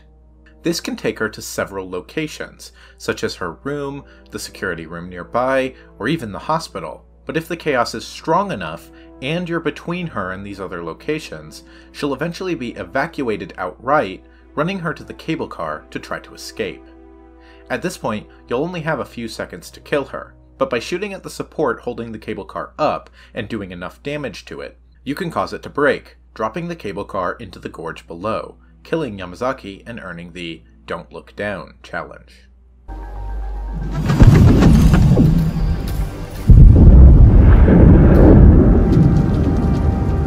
Target down. Now it's time for Soders to retire.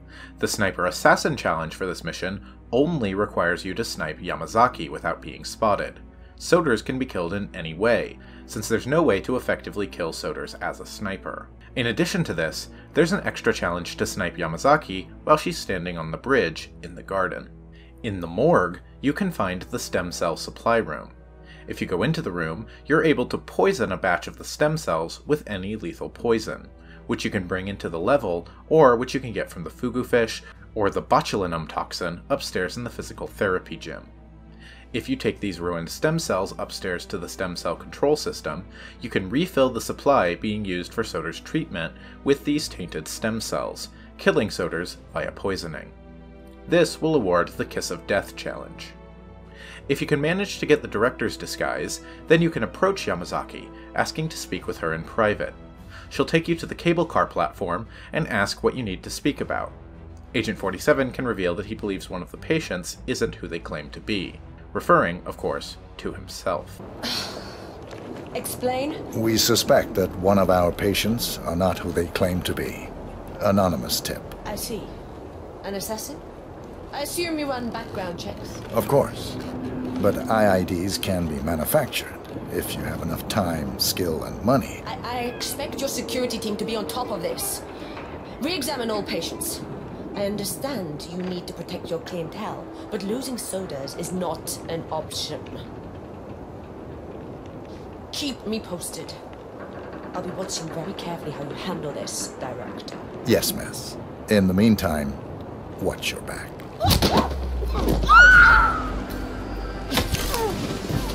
L. O'Dare points out that the cigarettes in Hokkaido can be used to replace an empty package in the restaurant rather than in Yamazaki's room, and if you replace it there, she'll go smoke in the garden near some flammable barrels, which can be used to easily suit-only silent assassin kill her. Neat. We've got a really great batch of mastery rewards here, I think my favorite in the first game. As I mentioned earlier, the biggest reward is that at rank 20, you can start bringing your usual smuggled items into the level. Agency drops, especially the more easily accessed ones like the restaurant restroom, unlocked at level 18, are also more valuable than usual, because it means having access to something you've brought in with you. I usually gloss over the alternate starting locations as well, since they're typically just a fast-forward button for the level to get you into a secure location faster, with a potentially difficult-to-acquire disguise. At level 7, though, you can get the Infiltrating Along the Mountain Path starting point, which starts you behind the hospital as the Ninja. The Ninja is one of 3 high-suspicion outfits in the level, with several challenges and Easter eggs related to performing various actions in the disguise. And this is how you get it. There are challenges in the level to kill a target with a shuriken while disguised as the ninja, as well as one called Ninja Assassin, which essentially requires you to complete a suit-only silent assassin run of the level, but wearing the ninja disguise rather than the suit. One of the other alternate starts is blending in as a dead body in the morgue, which I just think is really funny. The items earned through mastery are pretty great here too, many of them being ninja-themed, such as the Shuriken at level 2, and Okinawan Tonfa at level 7, and the Masamune Katana also at level 7. There are 2 smuggleable weapons here, the custom 5mm pistol, which can be brought through frisk points, but has a set amount of ammunition and cannot be reloaded, at level 5, and the concealable knife, which can also be brought through frisks, at level 12. There's even a challenge in this mission, Armed and Dangerous, to bring a gun through a frisk point while disguised as a patient. At level 15, you unlock an Explosive Compound, a package containing material which will explode when shot and which will not arouse suspicion when placed. Finally, at level 20, you get the Seeger 300 Advanced, a variant of the sniper rifle earned in the Colorado map, and the HF Championship bat, a reference to the Hokkaido Foul Play, the baseball team which you can find reference to, and a uniform from, in the director's office. Fun fact, they sell Hokkaido Foul Play t-shirts at the IOI merch store. I thought that was kind of neat. Okay guys, we've seen some weird and obscure Easter eggs in this game so far. The moose statues rappelling in from the sky, that was pretty crazy. Feeding the dinosaur toy, that was pretty hidden. With Hokkaido, IOI seriously stepped their game up. The Easter eggs in this level are wild. There are a lot of them, and I have no idea how anyone ever found half of them. Let's get to it. On the mountain path next to the hospital, there's an unmarked pole which can be climbed, granting access to the hospital, along with the Impossible Heights challenge. You're not done there, though. If you do so while wearing the ninja outfit, a paper lantern will appear on the roof when you run to the northwest corner. You can then follow a very specific path, which is only indicated by the paper lantern disappearing when you step off of it. Seriously, it took me the better part of an hour to get it down. Once you reach the end of the route, you get the Blend In as Ninja prompt at the paper lantern. When you do so,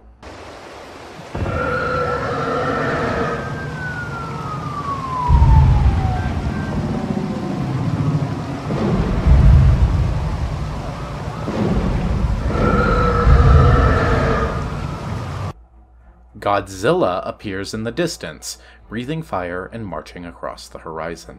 While posing as Jason Portman and being escorted by the Doctor, she'll tell you that Gamma's facility has the most cutting-edge technology in the world, perhaps with the exception of Kronstadt HQ and Aether's R&D facility in Johannesburg.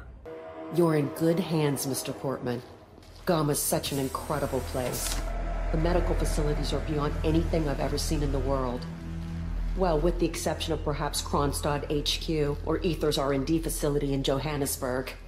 Kronstadt HQ will be part of the setting of the Miami map of Hitman 2, and the parking garage of Aether's R&D facility is where the Shadow Client killed a Providence keybearer in the cutscene after Sapienza. During one of Yamazaki's conversations with the director, you can also learn that Kai, the AI running the hospital, was made by Kronstadt. If you're paying close attention to the map in the morgue, you can notice what appears to be a still-living NPC inside one of the morgue's locked coolers. The keycard can be found in the director's office, or you can use one of the disposable scramblers able to pick keycard locks. Once you do, Agent Smith, a recurring character in the Hitman games, will be pulled out wearing nothing but his American flag boxers. Oh, holy shit. I thought I was gonna turn into a popsicle. You. Mr. Smith. Wait, you were at the Pinecone Place in California. If I didn't know better, I'd say you were following me. But you do, so you won't. Right. So, what the hell are you doing here? No? Silent type, right. Yeah, me first. Okay. All right. I'm with Interpol now. I was working a case. Organ harvesting. Real bad business. I followed the trail from Rio, but Dr. Ito, he's the one they call the curator. He found me snooping around and locked me up in the freezer. Okay, now you. You should get out of here. Yeah, good advice. That's right. Oh, wait. I found this in the curator's office. Knowing you, it'll probably come in handy. Thanks. No, thank you. That's thrice I owe you. Good hunting.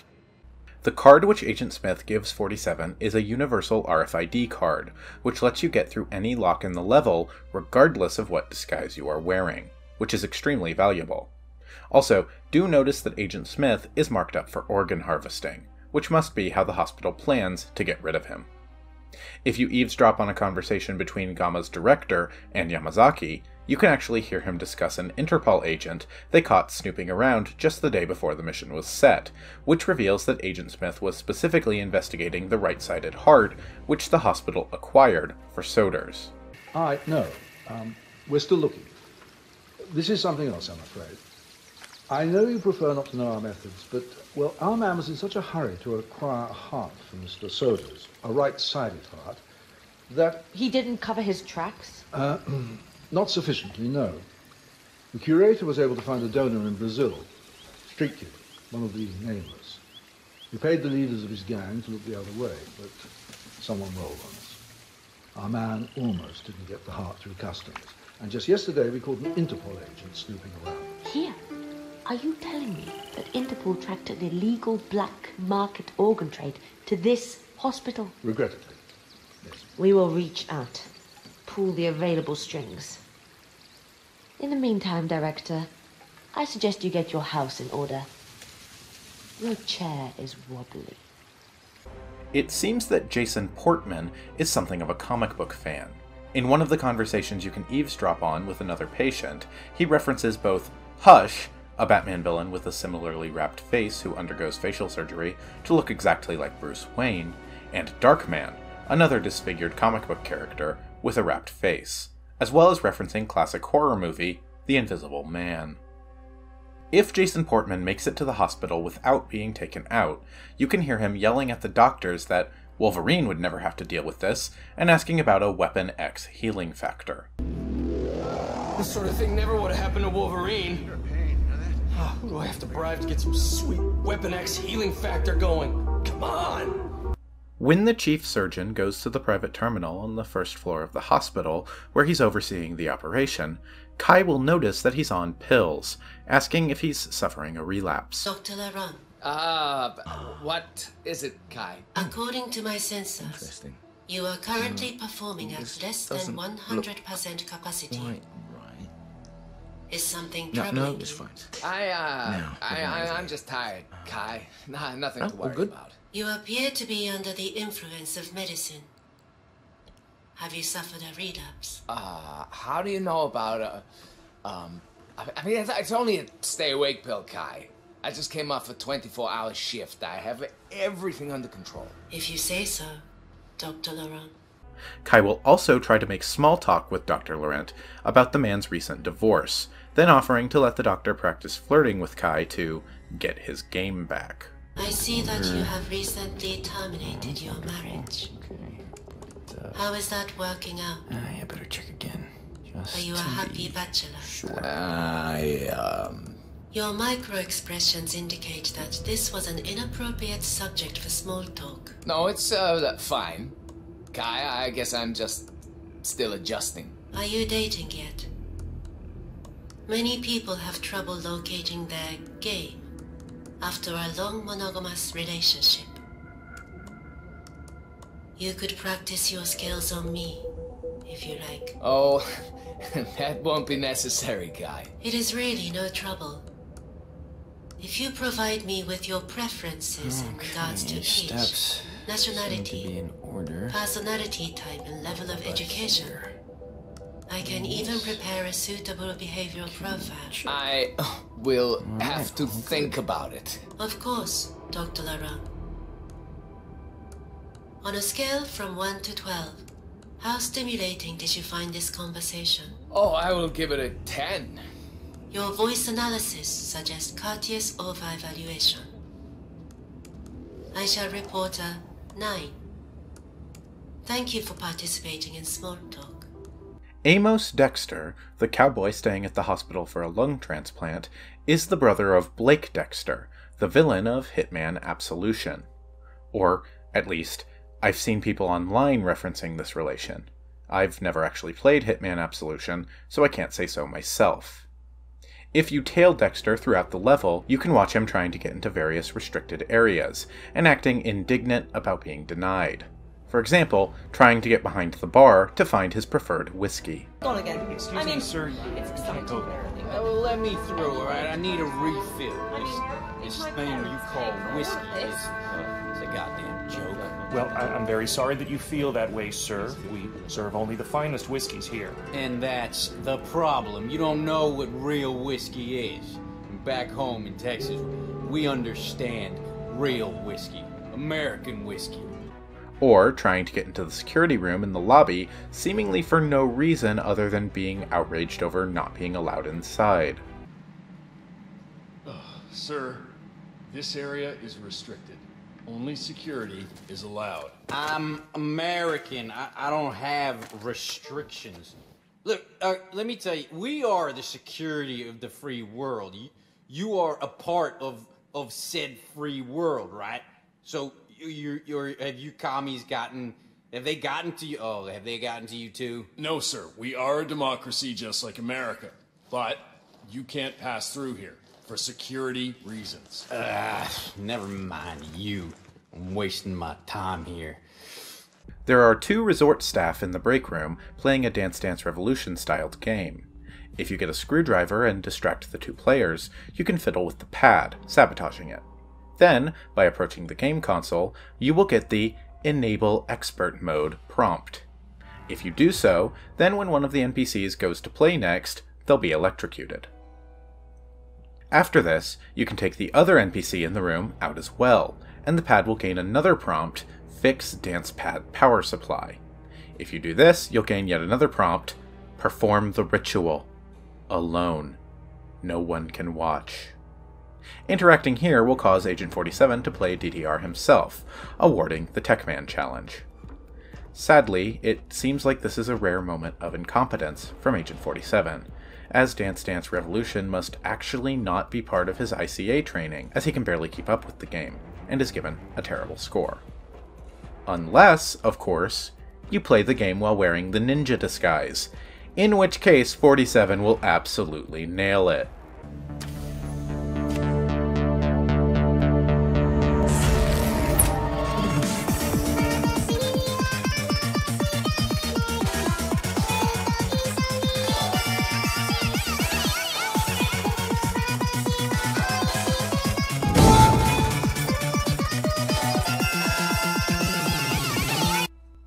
The scoreboard on the game is full of Easter eggs, including several names of Hitman community members, Matsuda-san, a reference to the CEO of Square Enix, and A. Smith, revealing that Agent Smith had the chance to play some DDR before getting captured by the Curator. If you complete the game as the ninja, you will set the new high score, and can see that Agent 47 sets his name as barcodeman_47. Two of the surgeons overseeing Soder's operation can be heard tempting fate by talking back and forth between each other about how perfectly the operation is going, with one even commenting on how he loves days like today where everything is going right. Don't you just love days like this? When everything is just running smoothly.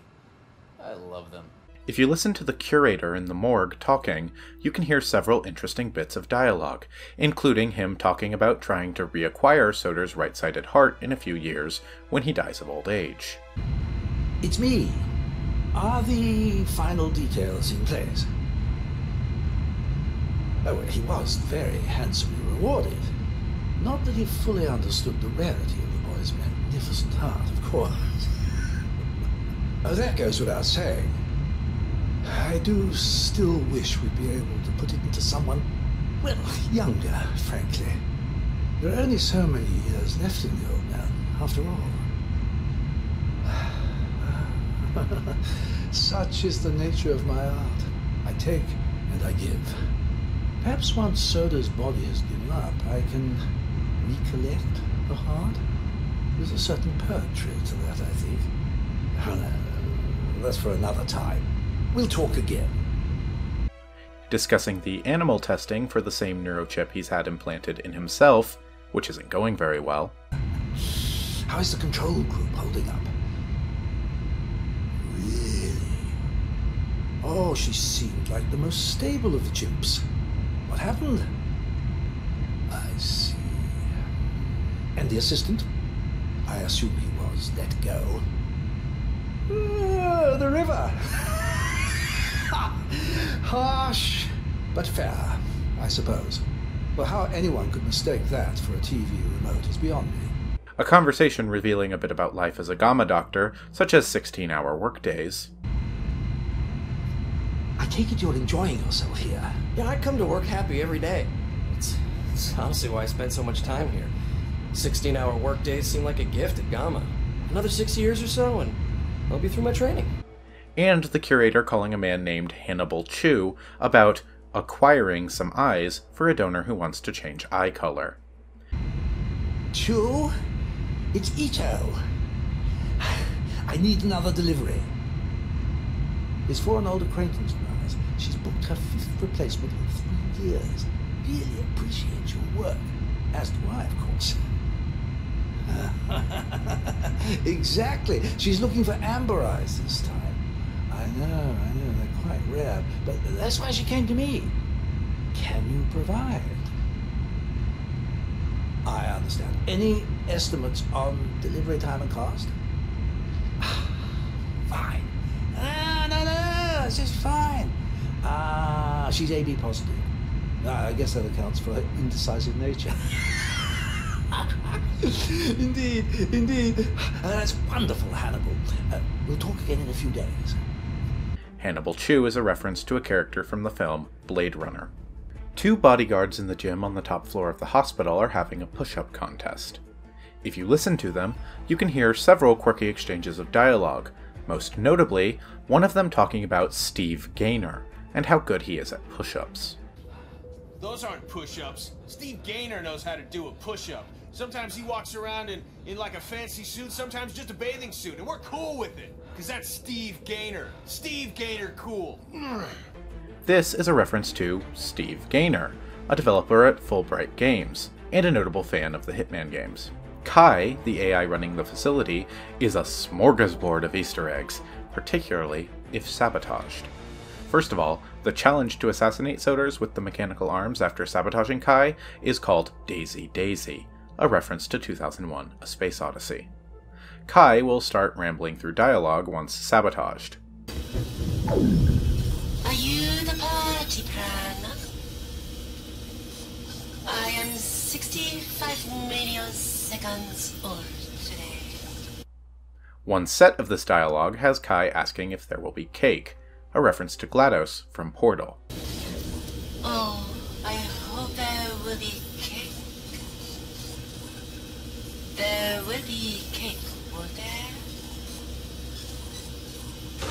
was promised, you see.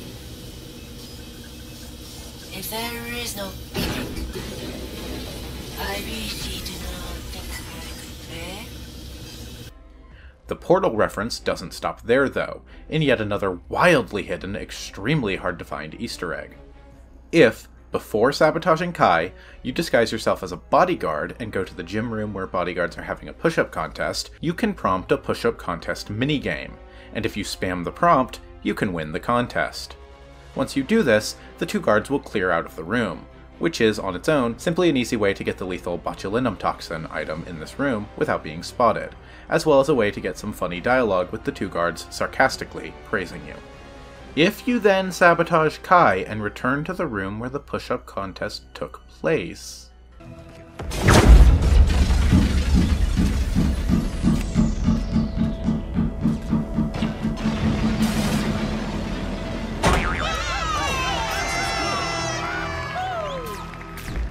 Since we are getting to know each other, let me tell you a bit about myself. Can you keep a secret? I like secrets. I hate Kai. An AI in a metal sphere will drop from the ceiling, rambling about everything you do. Its name is Ayakashi, and it's a prototype for Kai, which was scrapped. Ayakashi resents Kai, and will talk about seeking revenge. This character is a reference to GLaDOS's personality spheres at the end of Portal, and in Portal 2. Ayakashi's dialogue in general is extremely funny. Did I tell you that Kai is a Nazi? Does that help? When I've conquered the world, I will remember you, and let you be my right-hand man. If you can manage to kick Ayakashi all the way out of the building, which is not easy to do, and throw him off of the cliff near the bike exit for the level, you can return to Kai's server room, and Kai will tell you its thoughts on Ayakashi. As I had already suspected, Ayakashi blames me for his current position,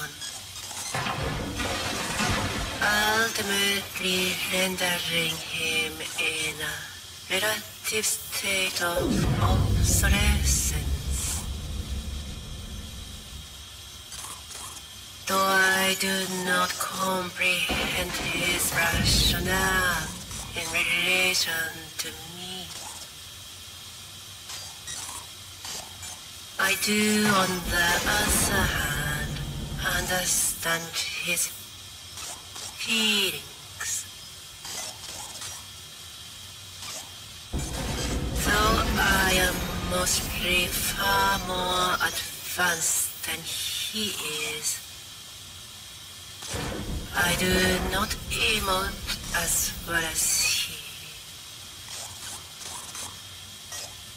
Therefore,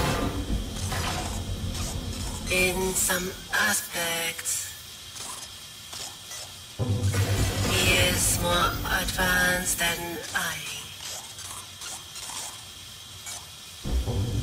Logic tells me that is also why he fundamentally fails as an ideal AI for this institution.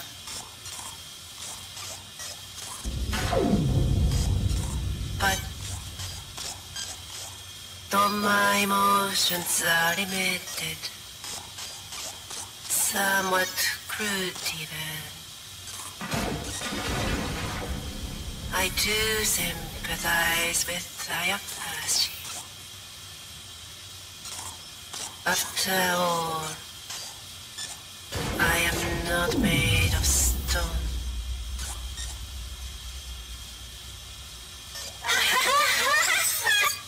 One of the weirdest Easter eggs in this is that if you start the level in Agent 47's signature suit and go to the bathroom in the resort section of the map, one of the toilets will have the Request Permission prompt.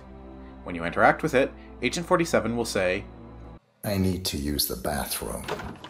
Apparently this is a reference to a line from one of the earlier games in the series, which became a meme. I have to admit that I've played some of the previous Hitman games, but I don't have a huge amount of knowledge on them, so some of these references go over my head. On a desk in the office on the top floor of the hospital, you can find a little figurine of a mini ninja, one of the characters from a previous IOI game, Mini Ninjas. If you shoot the figurine, it will vanish in a puff of smoke. 9 more figures will appear in the following order: a rock in the corner of the garden, the windshield of the snowcat on the mountain path, the bed in Agent 47's suite, one of the coolers in organ storage in the morgue, one of the sleeping pods in the staff area, a tree branch by the bridge in the garden, the ledge in the onsen which Yamazaki can be pushed off during yoga, a fridge in the kitchen. Finally, the top of the mountain path, where the ninja alternate start begins. If you shoot all 10, the volcano on the opposite end of the valley erupts.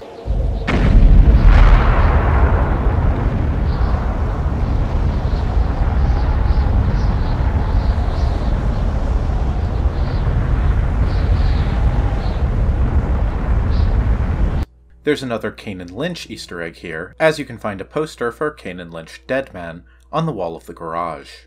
2 doctors in the observation room can be heard discussing how, if the surgery being performed by Kai rather than human hands goes well, they'll all be out of a job. And the fact that a machine can't panic is impressive, but you won't be able to think outside the box, you see. Well, maybe. But it appears Kai is functioning perfectly. That's good. This operation needs precision that no man can do. Yes, I know. And I'm starting to sound like a broken record. And though I'm a man of science, I can't leave some things to fact. I'm talking about, I don't know, a soul. There's no mathematical equation for a soul. I don't agree. You know what? I have never seen such precision. We have taken man's skills and artificial intelligence to new heights. It never ceases to amaze me. I know. But I'm still skeptical. It all comes down to the data. Kai will always lack the human instinct. We are good surgeons, and our instinct is what's made us great. Another incredibly obscure Easter egg is found by taking a remote explosive into the level and placing it right at the base of the windsock at the hospital entrance from the helipad. If you do this correctly, a chime should play. Then, get the chief surgeon disguise and go to the computer on the bottom floor of the operating theater, and you can find a playable version of Minesweeper called Hitmine. Other desktop icons you can see on this screen include My Files, ICA, and Games, all using Hitman series icons. If you successfully complete a game of Hitmine, then Kai will say, "Oh no," and explosive rubber ducks will rain into the operating theater, killing Soders.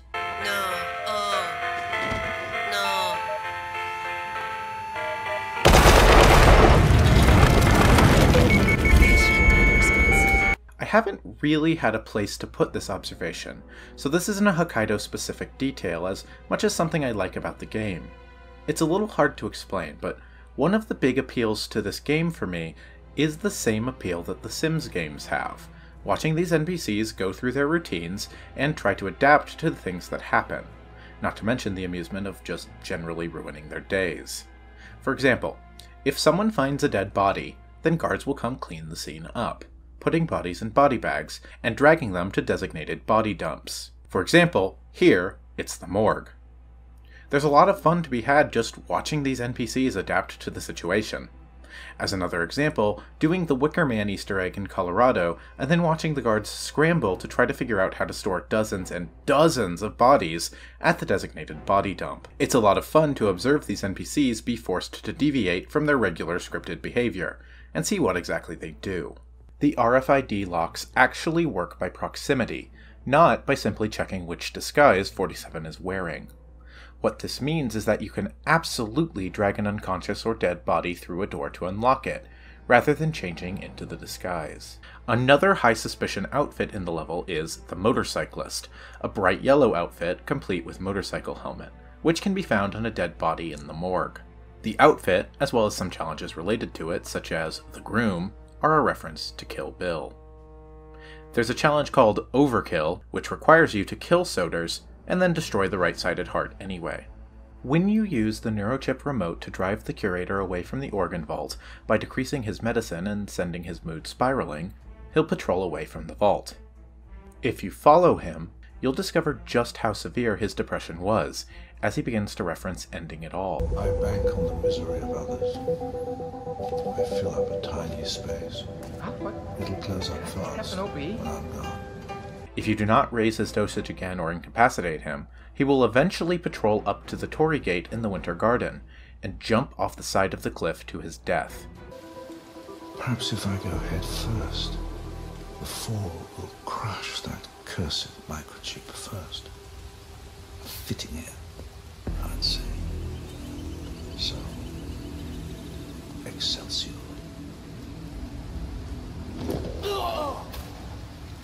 This will count as a non-target kill. There's a hidden challenge called Guardian Angel to use the neurochip remote to prevent the curator from killing himself. This is as good a spot as any. One small step. That's all it takes. Oh my. Oh, this day just gets better and better. I smell flowers. Yes. Jasmine.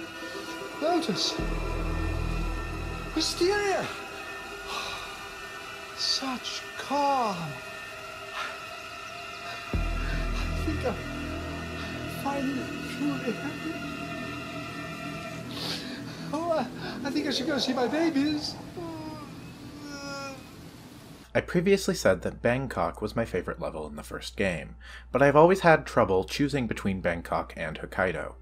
Replaying Hokkaido for this video, looking at it more comprehensively, and seeing just how many insane and wonderful Easter eggs there are, it might have actually slightly edged Bangkok out and become my favorite, or at least tied. If I'm strictly talking about map design, the wireframe of the level itself, I think Hokkaido might be the best map in the first game. It's a small space, about the same scope as the Bangkok level, maybe even smaller, but it's incredibly densely packed, and everything is connected to each other in satisfying ways. It never takes long to get from one end of the map to the other, and it feels like you've always got 3 different options of how you want to get from one place to the next. I really love the choice to set this in both a resort and a hospital, because either of these ideas could have been strong enough for a full map on their own, and the sections of the map are large and detailed enough that they could have sustained a level. But together it just feels so generous, like they threw every idea that they had at this level and created something really special. An absolutely wonderful batch of mission stories, which all feel varied and unique and are logical ways of taking out either a patient undergoing surgery or a thrill-seeking Yakuza lawyer at a resort. Plus, a ton of great unmarked kills, several of which could have been mission stories in their own right. They absolutely went all out with the Easter eggs in this level as well. There are a ton of them, they're extremely hidden, and most of them are extremely funny or exciting when you get them to trigger. It feels like most of these maps have had 1 or 2 ultra-hidden wacky Easter eggs in them, and suddenly Hokkaido has 4 or 5. It's also an absolutely gorgeous level, probably my favorite art direction in the first game. The resort feels like a place you wish you could stay, and the hospital feels cutting-edge and high-tech. At the same time, it hides the darkest secrets of any level yet, essentially being a hospital for rich vampires who abduct the poor and nameless and harvest them to extend their own lives. One of the 2 targets being stationary and silent should, theoretically, be a disappointment, but it's worth it in order to do the idea of assassinating a patient during his surgery, and we've already gotten some characterization for Solders in the prologue, and in the details of the Colorado mission, which helps. The ways of killing Solders somehow all manage to feel distinct and novel, even though they're essentially all about sabotaging his surgery in some way. Plus, this level is populated with a ton of other big personalities, like Jason Portman, the director, the curator, Dr. Laurent, and even Kai. It doesn't hurt that the target in the hospital section of the level is basically a piece of furniture, because there's plenty of personality along the way to taking him out. While the story is far from over, killing Solders, who we saw as a detractor of Agent 47's place in the agency all the way back in the game's prologue, feels like a satisfying way of bringing things full circle in the span of the first game. Solders is the bookend on the first game, even though the World of Assassination trilogy feels more like one big game and story that was released in pieces rather than 3 separate installments. Once you've taken out your targets and escaped, you're treated to one last cutscene, the ending of the first game in the trilogy, titled Partners Then? Diana is sitting on a train when she's approached by the Constant, meeting one of our two protagonists face to face for the first time. Miss Burnwood. That's not what my ticket says.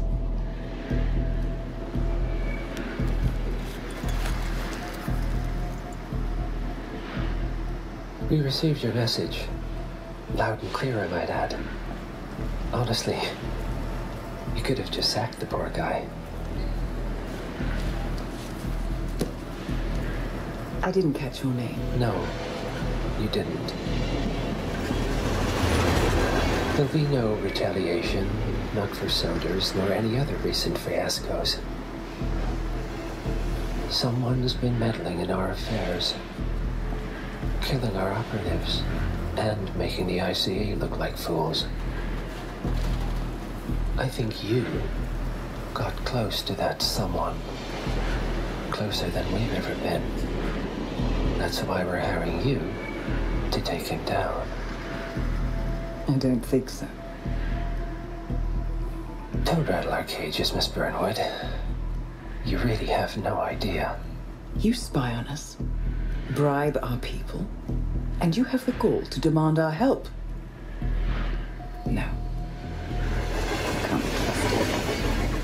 Even so, we've been around for a long, long time. I think we could help each other.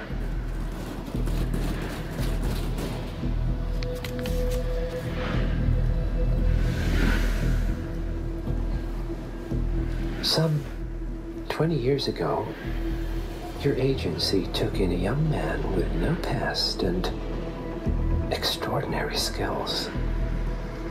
In his own special way, he cares about you, and vice versa. And ever since that time, we've never stopped wondering where he came from and who made him what he is. There was a doctor. Some depraved experiment. But he's gone now. Ah. Well, if you believe the questions died with him, we have nothing further to discuss. If not, as I said, I think we could help each other.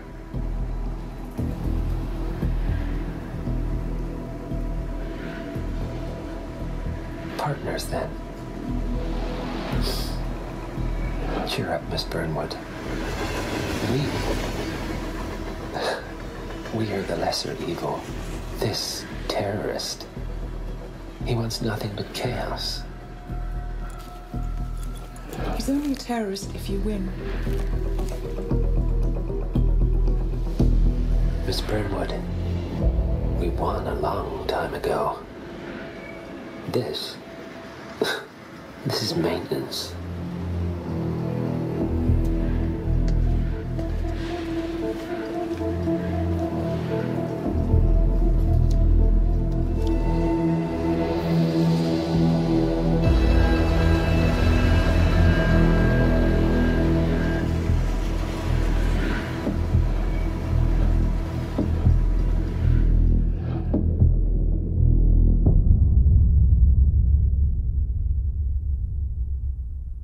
Providence received the ICA's message loud and clear. They won't be manipulated into fighting Providence's battles for them, even if the Shadow Client had been manipulating them already.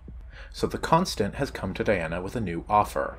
Rather than trying to manipulate the ICA, and more specifically Diana and 47, he's come to offer them partnership, transparently working with Diana and 47 to retaliate against the Shadow Client, who made fools of them. Diana is skeptical. Just because she didn't like being manipulated by the Shadow Client doesn't mean she's ready to start working for Providence either.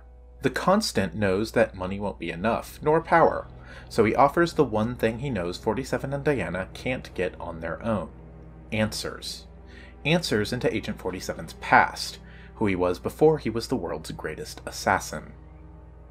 Diana shoots back what they already know, that there was a doctor, an experiment, referring to the storylines of previous games, where it was revealed that Agent 47 was a part of a cloning experiment conducted by a Dr. Ortmeyer. The Constant tells Diana that if the questions died with Ortmeyer, then they have nothing to discuss. He slides Diana a photo of a bald child, a young Agent 47. Diana glances at it, and the Constant knows he has her. I love the exchange at the end of this cutscene, where the Constant tells her that Providence is the lesser evil, and that the terrorists they're fighting want chaos. Diana points out that they're only terrorists if Providence wins, and the Constant smugly laughs that they won a long time ago. This is maintenance. That's a great line, showing exactly how powerful Providence believes themselves to be. Diana takes another look at the photo of a young 47, and the game ends on her face, clearly apprehensive about her new employer, and afraid of what secrets they might be able to bring to light. That concludes the storyline of the first game in the World of Assassination trilogy. Hitman 2 will pick up with Diana and Agent 47 working for Providence against the Shadow Client's militia, hoping to learn about Agent 47's mysterious past. The first level of Hitman 2 is Night Call, set in Hawke's Bay, New Zealand. We aren't ready to move on to Hitman 2 just yet, as there's still a lot of bonus content in the first game worth examining. In the next video, I'll be discussing Hitman Game of the Year Edition's bonus campaign, Patient Zero. In the video after that, I'll be covering the last two bonus missions released for the first game, Holiday Hoarders and Landslide.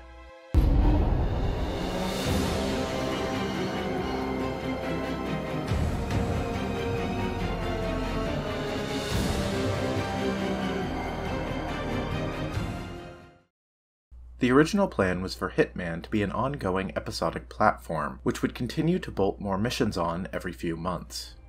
The first season included the maps which I've spoken about so far, including the summer bonus missions. There was also an additional bonus mission called Landslide released as a part of this pack, and the Christmas holiday event map, Holiday Hoarders, both of which we'll talk about in another video. After those 6 maps were released, Square Enix rebundled the game as a $60 retail package, called Hitman: The Complete First Season. Unfortunately, while reception to the game was universally positive, earning Game of the Year awards from sites such as Giant Bomb and a devoted cult following, Square Enix deemed the sales of the game disappointing, and decided to sell off IO Interactive. I don't want to sit here and armchair quarterback about what exactly went wrong with Hitman: The Complete First Season from a business standpoint. There have been a lot of words written on how Square Enix failed this game, and it still feels like a legitimate miracle that the trilogy actually managed to continue at all. Suffice to say that IO Interactive actually managed to buy themselves away from Square Enix, and break off from their owners, a move which I remember making me and a lot of other people who follow the games industry go, "Huh, I didn't know that could happen." What seems like even more of a miracle is that IOI actually kept the Hitman license, and immediately announced plans to continue development on Hitman's second season, this time as a full $60 package released all at once, titled Hitman 2. But Hitman 2's development was clearly delayed by the entire kerfuffle, and nearly a year passed with no solid word on the sequel's development. Instead, in late 2017, IOI announced that they would be re-releasing Hitman's first season, once again as a $60 package, now titled Hitman Game of the Year Edition, rather than Hitman: The Complete First Season. The profits for the re-release would go directly to IOI, rather than Square Enix getting paid as the publishers of The Complete First Season. For people who didn't follow this situation, who have wondered why there are a series of increasingly baffling game and DLC titles like Hitman First Season Pass, Hitman: The Complete First Season, Hitman Game of the Year Edition, and Hitman Game of the Year Upgrade Pack, this is why. Buckle up, folks, the DLC titles are only going to get more baffling from here. In order to incentivize players who had already bought the complete first season into double-dipping on Game of the Year Edition, the Game of the Year Edition came with a new campaign consisting of 4 remix levels, of about the same scope as the levels from the Summer Bonus Missions pack. These 4 missions, rather than being standalone mini-stories like the Summer Bonus Missions, form one storyline, called Patient Zero, with each mission leading directly into the next. I've always felt kind of conflicted about the Game of the Year Edition existing. I really empathize with IOI wanting a cash infusion to make it to Hitman 2's release, and look, if it's what you had to do, it's what you had to do. But selling the campaign as a re-release of the game which had come out with a similar bundled pack just a year earlier began the game's path of DLC getting really confusing. These games have a real reputation for being baffling and hard to just buy. In any case, they did also sell the Patient Zero campaign as DLC, so you can just buy the Game of the Year Edition upgrade now, or, preferably, the packs which import all of the Hitman 1 content into Hitman 2 or Hitman 3, so it's not so much of an issue anymore. If this is what was necessary to get us to Hitman 2, it's ultimately a good thing in my book. Let's talk about these missions, beginning with the first in the campaign, the Source. The Patient Zero campaign was released November 7th, 2017. The first mission in the campaign is titled The Source, and is set on a nighttime variant of the Bangkok map at the Hotel Hitman. The mission briefing for The Source tells you about your targets, 2 members of a cult called Liberation, who are planning a bioweapon attack in Bangkok. A reclusive millionaire going by the alias of Loxley has hired Agent 47 and Diana to take out the cult's leadership, and stop the attack from taking place. The leader of the cult is a man by the name of Oybek Nabazov, and is the primary target of the mission. His second-in-command, Sister Yıldız, is the secondary target. The cult have set up a staging ground for their attack at the Hotel Hitman, under the pretense of having rented out the Queen Suite for an art exhibition titled A Study of Life, Death, and Rebirth, Viewed Through the Lens of Atrocity. The attack is in its final stages of planning, so you must go to the art exhibit and find a way to take out Nabazov and Sister Yıldız there to try to prevent it. The Source is a less extensive overhaul than the previous 2 bonus missions we've looked at. A House Built on Sand and The Icon felt like completely new missions. None of the notable NPCs shared routines, none of the dialogue was the same, and so on. The changes made to the map for The Source, on the other hand, are mainly limited to the Queen Suite, with minor changes being made to other areas throughout. The biggest change to the map overall is that it's now set at night, giving the level a different vibe. Most of the NPCs and geometry outside the Queen Suite is unchanged, however. There are some signs advertising the art exhibition posted around the hotel, and the Emperor Suite is still populated by sound crew from the class, but this time also hotel staff, as they seem to be tearing down the equipment and cleaning the room. A detail which sets this mission shortly after Club 27 chronologically. The staff area behind the hotel has much higher security than it did in Club 27, and is being guarded by some kind of private militia, with disguises like hotel security or hotel staff not being allowed there, the reason for which will become more obvious a little later. The Queen Suite, on the other hand, has received a complete overhaul, turning it into an art exhibition. Large screens are displayed on either side of the room, preventing easy access to the side rooms, which are off limits to anyone but waitstaff and cult members. The screens are mostly displaying eerie imagery, or quotes from Nabazov on death. There are pedestals throughout the room holding pictures, flowers, human skulls, and weapons like the amputation knife and the circumcision knife. A bust of a devil has coin offerings placed in front of it. The entire thing is extremely superficial, which you can hear the NPCs looking around the gallery commenting on, saying there doesn't seem to be much of a message. Perhaps the superficial surface is an ironic comment. Probably not. The side rooms have catering tables and some waiters, cultists, and cult bodyguards patrolling around. Upstairs, the garden area has been converted into a ritual space, where cult initiates meditate and wait for Nabazov to come speak to them. Nabazov will periodically perform a ritual here, where he sticks his arms into the flames and pulls them away unburned, a display of power to his followers. Of course, it's a trick, one he pulls off by coating his arms in a flame retardant second before performing the ritual, in a small area just outside the garden, off limits to everyone but cult bodyguards, Sister Yıldız, and Nabazov. The rest of the Queen Suite's top floor is essentially unchanged, with the only major difference being a few scattered cult bodyguards keeping watch or patrolling. Nabazov plays the part of true believer. One thing I haven't mentioned in the series so far is that in the menu used to plan missions, you can get brief character bios about your targets, providing some additional information about them. Nabazov's bio describes him as a serial cult leader, who has been tied to several ritual suicides in the past. Nabazov wanders around the gallery rambling about death, and providing his alleged wisdom to the room. What a fine day, sir. Oh, mystic forces you shall retain, over the blood and over the brain, and the footsteps you hear will be the last to reach your dying ear. Sister Yilduz, on the other hand, seems to be the far more pragmatic of the two. In her character bio, she's essentially described as the one who keeps things in the cult running behind the scenes, while Nabazov is the charismatic leader who ropes gullible followers in. Her bio also mentions that she's made huge investments in several pharmaceutical companies recently, the sort of investments that would have huge returns if a bioterror attack were to take place, or a plague began to spread. She's playing both sides, working with the Liberation Cult to develop a virus, and investing in pharmaceutical companies to profit once it's been unleashed.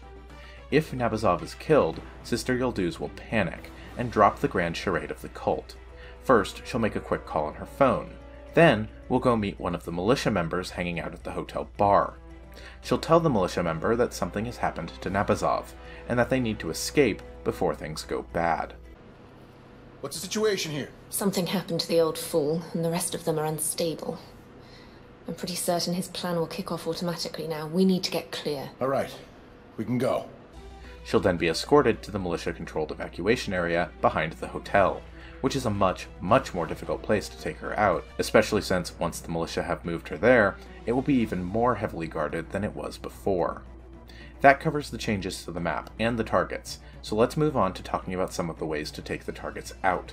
There are no mission stories in the Patient Zero campaign, so instead, I'll be talking about notable kills in each mission, usually marked by challenges. One challenge, called Weapon of Choice, requires you to kill Sister Yilduz with one of the pieces in the exhibition, either the amputation knife or the circumcision knife. There's a challenge called Purgatory to kill both targets with poison. This challenge doesn't actually require you to bring any poison pills with you. Recall that there's a jar of poison pills available in one of the hotel rooms in the North Tower. There's also a new jar of poison pills which has been added in the bathroom of the Queen Suite, where two cult initiates can be seen arguing. There are 2 glasses of wine at the exhibition which Sister Yilduz and Nabazov drink from, respectively.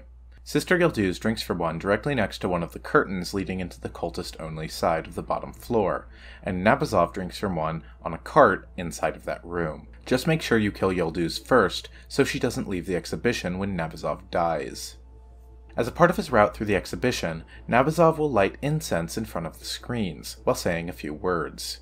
On the other side of one of these screens, there's a gas canister. If you take out the waiters in the area, you can use a wrench to cause a leak here, which will cause Nabazov to blow himself up the next time he lights incense in front of the screen, awarding the challenge Deadly Incense. My favorite kill in the level is tied to a challenge called Divine Intervention.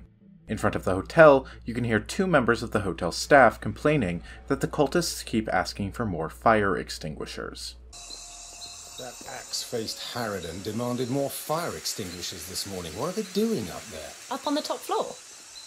Some sort of new age ritual, I think. Bunch of 1%ers looking for truth in crystal balls. Up at the exhibition, you can hear 2 waiters discussing the same thing, and why the cult needs them. So, I know why they want so many fire extinguishers. I wondered about that. Those things are lethal. So, that Nabazov guy does this miracle, waving his hand through torches. Calls it the fire touch or something. What, like actual fire? Doesn't he get burned? No, that's the thing. It's a miracle. No, it's not really. No, he has this bowl of stuff he puts on his hands. Fire retardant or something. Damn, a tricky blighter. That's the kind of thing you read about in the newspapers. I mean, when it goes wrong. You can also hear 2 waiters discussing a bottle of 92 proof highly flammable vodka, which was accidentally left downstairs in the kitchen. Damn, where's the 151 vodka? I need it for my flambéed oysters. Come on, just use cognac or something. What am I, a barbarian? Those classless toads won't notice. I must have left it in the restaurant. Fine, they'll just have to eat it raw. If you go down to the kitchen and get the bottle of vodka, and then make your way up to the bowl of flame retardant next to the fire seance ritual room, you can fill the bowl with the highly flammable vodka, causing Nabazov to burn himself to death the next time he performs the ritual.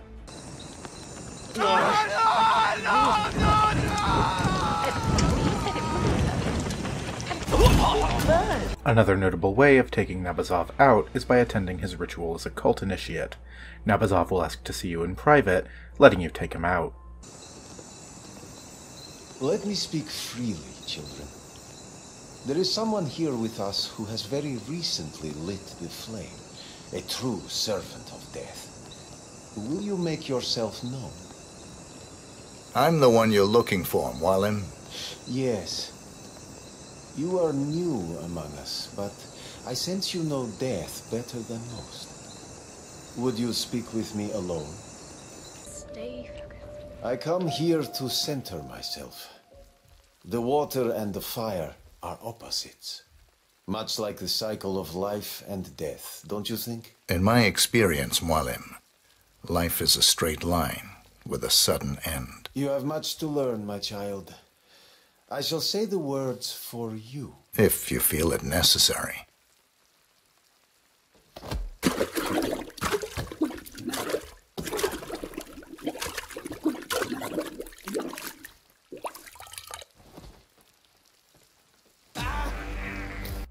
Two extremely similar challenges are called Penetrating Art and Two Birds with One Sniper Rifle. Penetrating Art requires the player to take a sniper rifle and shoot Napazov from the opposite suite, where the sound crew and hotel staff are actively cleaning. Two Birds with One Sniper Rifle requires you to kill both targets at once from the opposite suite. This requires you to bring a sniper rifle into the level, which is capable of penetrating bodies, very few of which are also silenced. I used the Golden Dragon here, which is one of the few sniper rifles that has both of these traits. Either way, these challenges will require you to first clear out the opposite penthouse, or at least thin the herd of NPCs cleaning there, and then snipe through a window on the opposite side, while Napazov is in front of one of the screens. Since they are only fabric screens, you can easily shoot through them, and if you have a penetrating sniper rifle, you can even shoot from one end of the map to the other, through both screens and both bodies, when Napazov and Sister Yildiz are briefly lined up. Taking Sister Yildiz out once she's been escorted behind the hotel is a lot harder than taking her out at the exhibition. My favorite way of doing it is by first getting a militia soldier disguise, and then picking up one of the propane flasks nearby. Sister Yildiz is completely stationary once she's been moved behind the hotel, and so it's easy to set a propane flask or two right next to her without raising any suspicion. 2 shots to the propane flask will blow her up. Next, let's talk about some of the details hidden in the source. You can hear 2 guests in the South Tower by the bar discussing the art exhibit. So, did you sneak up to that exhibition on the 3rd floor? No, I decided against it. I mean, I love art as much as the next person, but there was just too much talk about death. Creeped me out. And not to mention those cult-looking types. I told you. I thought this was supposed to be a top-notch establishment. Frankly, I'm very disappointed they'd let in people like that. If you enter the bathroom of the Queen Suite from the art exhibition, you can hear a couple arguing. They're 2 cult initiates, but half of the couple has gotten cold feet, seeing how hardcore the cult is, while the other is urging him to join. You can't pull out now. We talked about it.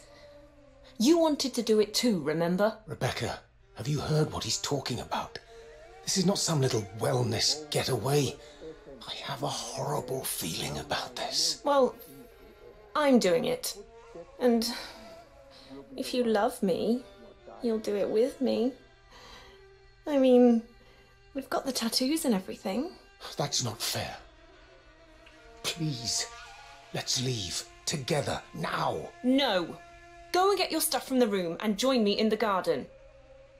And if you don't, I'll know you don't love me. No, I'm not doing this. If you go without me. You coward, Jeff. If you knock this guy out, he'll drop a room 206 keycard. If you go down to room 206, you can find a cult initiate disguise in the room. Napazov and Sister Yildiz will periodically meet. Napazov will check in with her on how progress is going, releasing the virus into the city of Bangkok. Sister Yildiz, it is all as I have foreseen. Are you prepared to take the flame into the city? Mualim, yes. I have prepared everything. After these check-ins, Sister Yildiz will go to the private office nearby and let her facade as a cultist drop during a phone call, where you can hear her trying to make plans to get out of the cult. It's me. What's going on with the transactions? I know you think the market is going to rise. I have a different opinion on that. Let me know when you've done it. If you follow Nabazov to the kitchen of the Queen Suite, you can hear him make a call to Craig Black, one of the targets of the next mission in the campaign, the Author. Hello, Craig. It is the teacher. Are you prepared? Liberation beckons. When the time comes, I shall send a brother to you with the flame, and you will carry it into the world. We shall meet again in the shadow of Khazrat Sultan. One challenge, titled At Ease, Soldier, requires you to pacify 5 members of the militia while disguised as the Exterminator. 2 NPCs just outside Agent 47's suite can be heard discussing the cultists and how they've brought their own private security crew, the militia behind the hotel. The cult types are a bit high-strung, huh? Tell me about it. I heard they even brought their own security along. They're armed mercenaries or something in the rear courtyard. Real menacing types, too. I'm not going back there. As if our guys aren't good enough. Weirdos. Just as Nabazov enters the exhibit floor, one NPC will start complaining about the stay at the hotel, specifically mentioning the events of Club 27, once again placing this mission just a few days later. How long do you think they're going to keep doing it? God, this hotel is the worst. First that rock star, then that time when we all knocked unconscious by gas leak, and now this! After you've taken both targets out, you can exit the level. As you approach one of the level's exits, Diana notices a huge spike in network traffic coming from the hotel, a series of automated messages being broadcast to locations around the globe. That's peculiar. I just saw a spike in traffic from the hotel's network. Looks like a series of automatically dispatched messages. I'll get a team on it right away. This directly leads to the next mission in the campaign, the Author. The mission briefings for the rest of the Patient Zero campaign pull double duty, as both cutscenes with Diana describing the next mission to 47, and then the standard mission briefings we've come to expect. 47 is on a private jet flying away from Bangkok when Diana discovers what the surge in network traffic was. A series of automated messages sent to locations around the world, functioning as a kill switch, activating a ring of cultist sleeper agents around the globe, and ordering them to begin the bioweapon attack. 47, Diana here. Listen closely. We've got an emergency on our hands. I'll have to brief you en route. Improvisation is part of the craft. Go on. When we eliminated the targets in Bangkok, it appears we misjudged what the cult was capable of. I misjudged it. This should be interesting. Yes. Well, I'm afraid eliminating Nabazov activated a ring of sleeper agents. My current theory is that the network signal spike in Bangkok was a go signal. Something automated. A kill switch? Who are the targets? So far, we've identified 2 cult members meeting in Sapienza to exchange a viral weapon. Something, and I quote, apocalyptic. The client asks us to eliminate them both and extract them. Give me the details. There are 3 agents who need to be taken out, each of whom are going to try to disperse the virus on their own. Even one of these targets succeeding would be catastrophic, and so the first of these targets can be found in Sapienza, an author named Craig Black, who is the author of the world-famous series of books Cassandra Snow, a young adult supernatural romance action series clearly meant to evoke Twilight. Black is secretly also a radicalized member of the Liberation Cult. Craig Black's bio in the mission briefing says the following: he was seduced into Nabazov's cult while researching a book on the seductive nature of cults. The Source was the only mission in the Patient Zero campaign that played strictly like your typical Hitman mission. The other 3 all have weird gimmicks associated with them. The gimmick to the Author is that Black is waiting on a meeting with the mission's secondary target, Brother Akram. This meeting is scheduled to take place at the stroke of midnight, and we'll see Brother Akram hand over a sample of the virus to Craig Black. Once Craig Black has the virus, he will escape the level. If this happens, then you'll fail the mission, putting a strict time limit on the level. In order to succeed, you must kill Craig Black, kill Brother Akram, and retrieve the virus sample being carried by one of the targets. Unlike the source, in which the entire map was still available, the author is set in a limited version of the Sapienza map, with only the town portion of the map accessible. All entrances into the Caruso estate have been blocked off. Most of the town remains untouched, with the biggest difference being that it's late at night in Sapienza, and the streets are nearly empty. Many of the stores that were open in World of Tomorrow, like the Butcher, are now closed. The only one which remains open is the ice cream shop, on the ground floor of the town hall. On the beach, instead of tourists sunbathing, you can find a few people sitting on towels, playing guitar, and just hanging out. It's very similar to the change made to the front of the school in A House Built on Sand, and once again, I really like it. One major change is that one of the apartments in town, the one which previously belonged to a member of Caruso's security team, is now the home of Brother Akram, and is full of ritualistic markings, as Brother Akram has been practicing the cult's rituals. Huh. This is most likely the place.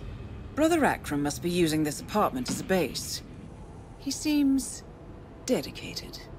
You can find a picture of Nabazov, the cult's leader, directly next to Brother Akram's bed in a place of reverence, and can find a copy of his book on the table.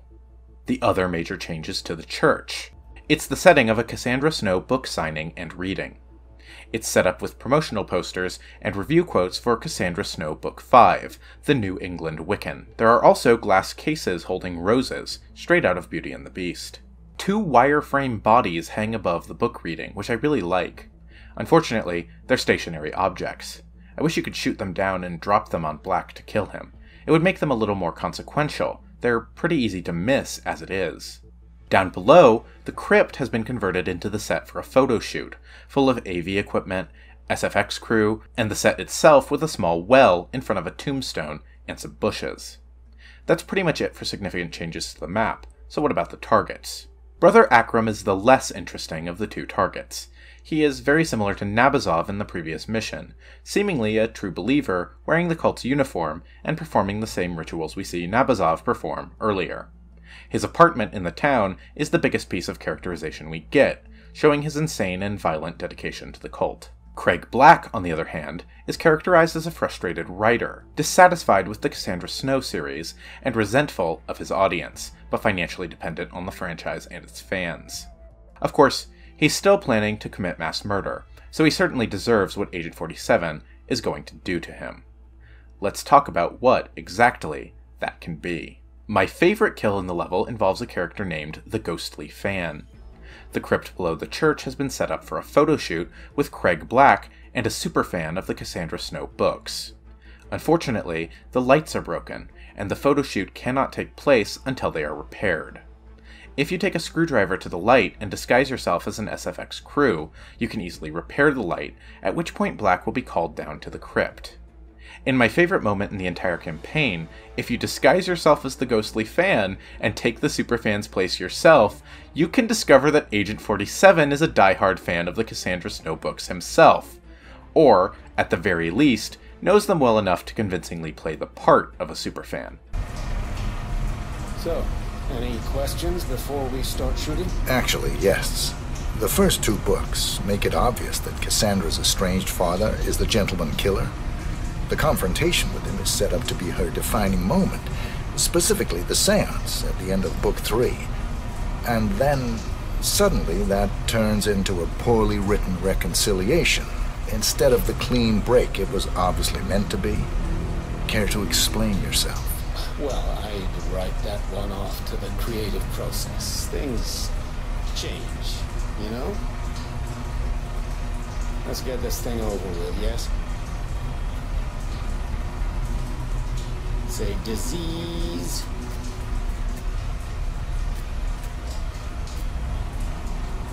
Okay, we've been immortalized. Frame it and hang it on the wall. Did you smile? Good. You take my breath away. Love. Great. There's a fog machine set up at the photo shoot, and, similarly to the Bangkok map, you can pour some non-lethal insecticide into the machine, which can be found in the sewers nearby, next to Mario and Luigi. Doing so will knock out everyone in the crypt, letting you easily take Craig Black out. There are 2 challenges related to this portion of the game: Purify the Spirits, which requires you to drown both targets as the Ghostly Fan, and the Gravedigger, to eliminate Craig Black in the crypt, and then drag his body and bury him in an open grave in the graveyard. 2 extremely similar challenges are End the Footsteps You Hear, which requires you to become Brother Akram and attend the meeting in his place, and Will Be the Last to Reach Your Dying Ear, which requires you to become Craig Black and attend the meeting in his place. The titles of these challenges refer to a line of dialogue Nabazov would repeat while speaking in front of the crowd at the art exhibit in the source. And the footsteps you hear will be the last to reach your dying ear. If you disguise yourself as Brother Akram, you'll be able to lead Black a short distance before he realizes you aren't actually the man he was supposed to meet. This gives you a chance to, hopefully, lead Black somewhere you can take him out without being noticed. If you disguise yourself as Craig Black, then Brother Akram will simply set the virus down on the railing nearby, letting you take it before walking away. One hidden challenge, called The Pen is Mightier Than the Sword, requires you to kill Craig Black with the pen he is using for the book signing. In order to do this, you must wait for Black to patrol over to the book signing table, at which point you can slam his face against the table, impaling him with the pen straight through the eye. Now, let's look at some of the details in The Author. If you try to get into the book signing, you'll be asked for an invitation. Up in the restaurant next to the Sanguine store, you can find a well-known literature critic named Mike Vogt. That is renowned literature critic Mike Vogt. He will certainly have an invitation to the reading. Vogt was invited to the book signing, but will instead pace around the restaurant, drinking wine, and complaining about how terrible the Cassandra Snow series is. Look, I get it. You don't like Cassandra Snow. That's fine, but I really need to close up now. You know, it's rough. I mean, I love literature, but Cassandra Snow is not literature. It's dross. Offensively so. I mean, I'm invited to the reading, but I will not go. I refuse to. God, kill me. By poisoning his wine with emetic poison, you can easily take Vogt out, steal his invitation, and attend the book signing yourself instead. The bio on Craig Black in the mission briefing mentions that the plan is for Black to release the virus at a Cassandra Snow convention, which is why he's being given the virus sample by the cult. This is confirmed during his dialogue when you meet with him in Brother Akram's place, when he mentions deploying the weapon at CassieCon. He also mentions that the reason for joining the cult and wanting to commit mass murder is mostly related to hating his fans, and how seriously they take his garbage books. I'm ready. I really am. I hate them. So many questions about this stupid girl and ghosts. This is not what I'll be remembered for. The teacher told me of his plan. I knew I wanted in. When we trigger the weapon at CassieCon, they will be touched by it, all of them. I am ready to die to take them with me. You can listen to Black reading from the Cassandra Snow novels in the church. They're paranormal romance novels akin to Twilight, where the protagonist seems to be a witch who has to choose between 2 ghosts as her love interest. Now, let's pick it up at a different part of the story. Remember, I'm still working on this.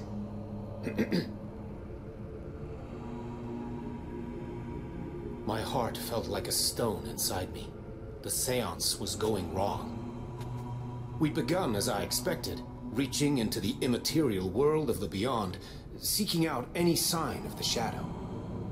This was dangerous. We were right in the heart of the Dark Coast. Constantine was a constant support, his ghostly form close at hand. His eyes, at once pale yet vibrant, promised me that he would remain with me as I journeyed into the immaterial, no matter the risk to himself. We both knew that while I could return, there would be nothing I could do to protect him from the Dark Watchers, if they found us. And found us, they had.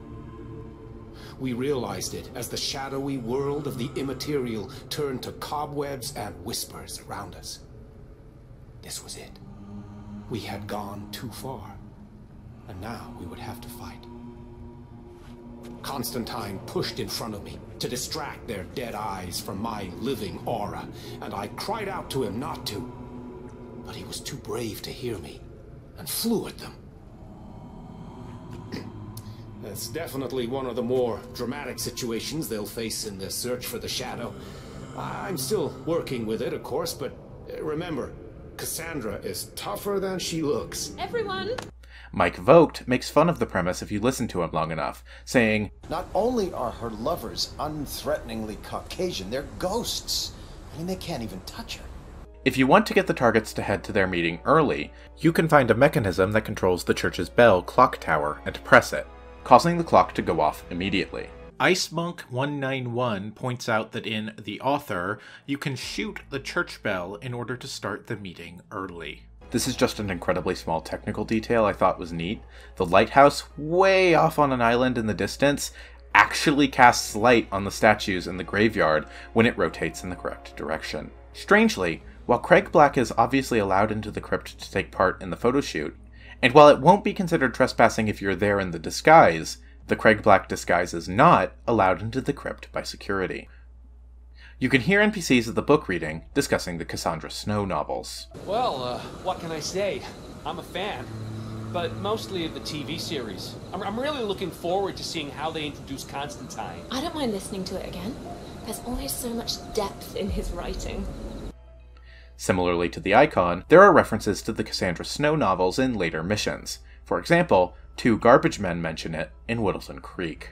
He's been sitting there most of the day. I don't know what he's reading, but it looks like it's the most interesting thing he's ever come across. The new Cassandra Snow novel, maybe. Slivers of Past Shimmers, or something like that. See, my wife's reading it now. I can't get her to do anything around the house. Once Brother Akram and Craig Black have been taken out, and the virus sample has been retrieved, you'll have effectively foiled the first of the 3 sleeper agent plots. The next mission will take you to the second sleeper agent, in Colorado. The next mission is titled The Vector, and is set in Colorado. The next target is Dr. Bradley Payne. Payne is located in a remote militia compound in Colorado. Unfortunately, he's already begun infecting unsuspecting mercenaries there with the virus, and any of the infected must be taken out along with Payne in order to prevent the virus from spreading any further. Small place for a dispersal. Maybe just a test. Or an act of desperation. We cannot allow this to spread, 47. The Vector is the strangest mission in the entire campaign, perhaps in the entire series. In order to prevent Agent 47 from becoming infected, the ICA has recommended he complete the mission from long range, and so he has set up a sniper nest on a nearby radio tower, out of bounds of the original Colorado mission's map. This means that the entire mission is a sniper challenge, completely different from the rest of the game. Consequently, this mission resists my regular treatment pretty substantially, since there really isn't any dialogue to overhear or environmental details to enjoy. The mission is very interesting though, and from a gameplay perspective, I really enjoy it. Along with Payne, there are 4 infected militia members who must be taken out somewhere in the compound. Who those 4 targets are is randomized, and they aren't marked in red the same way Payne is. Instead, Diana will read out a series of hints about each target. Your target is at the shooting range, your target is working as a chef in the mess, your target is suffering from nausea, and so on. Here we go, 47. The target is assigned to the mess. Look for someone cooking in the field kitchen. Wait 1 second, 47, I have an update. Someone on a laptop, 47. The target is currently playing a game of legendary Battle Lords, and not doing well. Have you located him?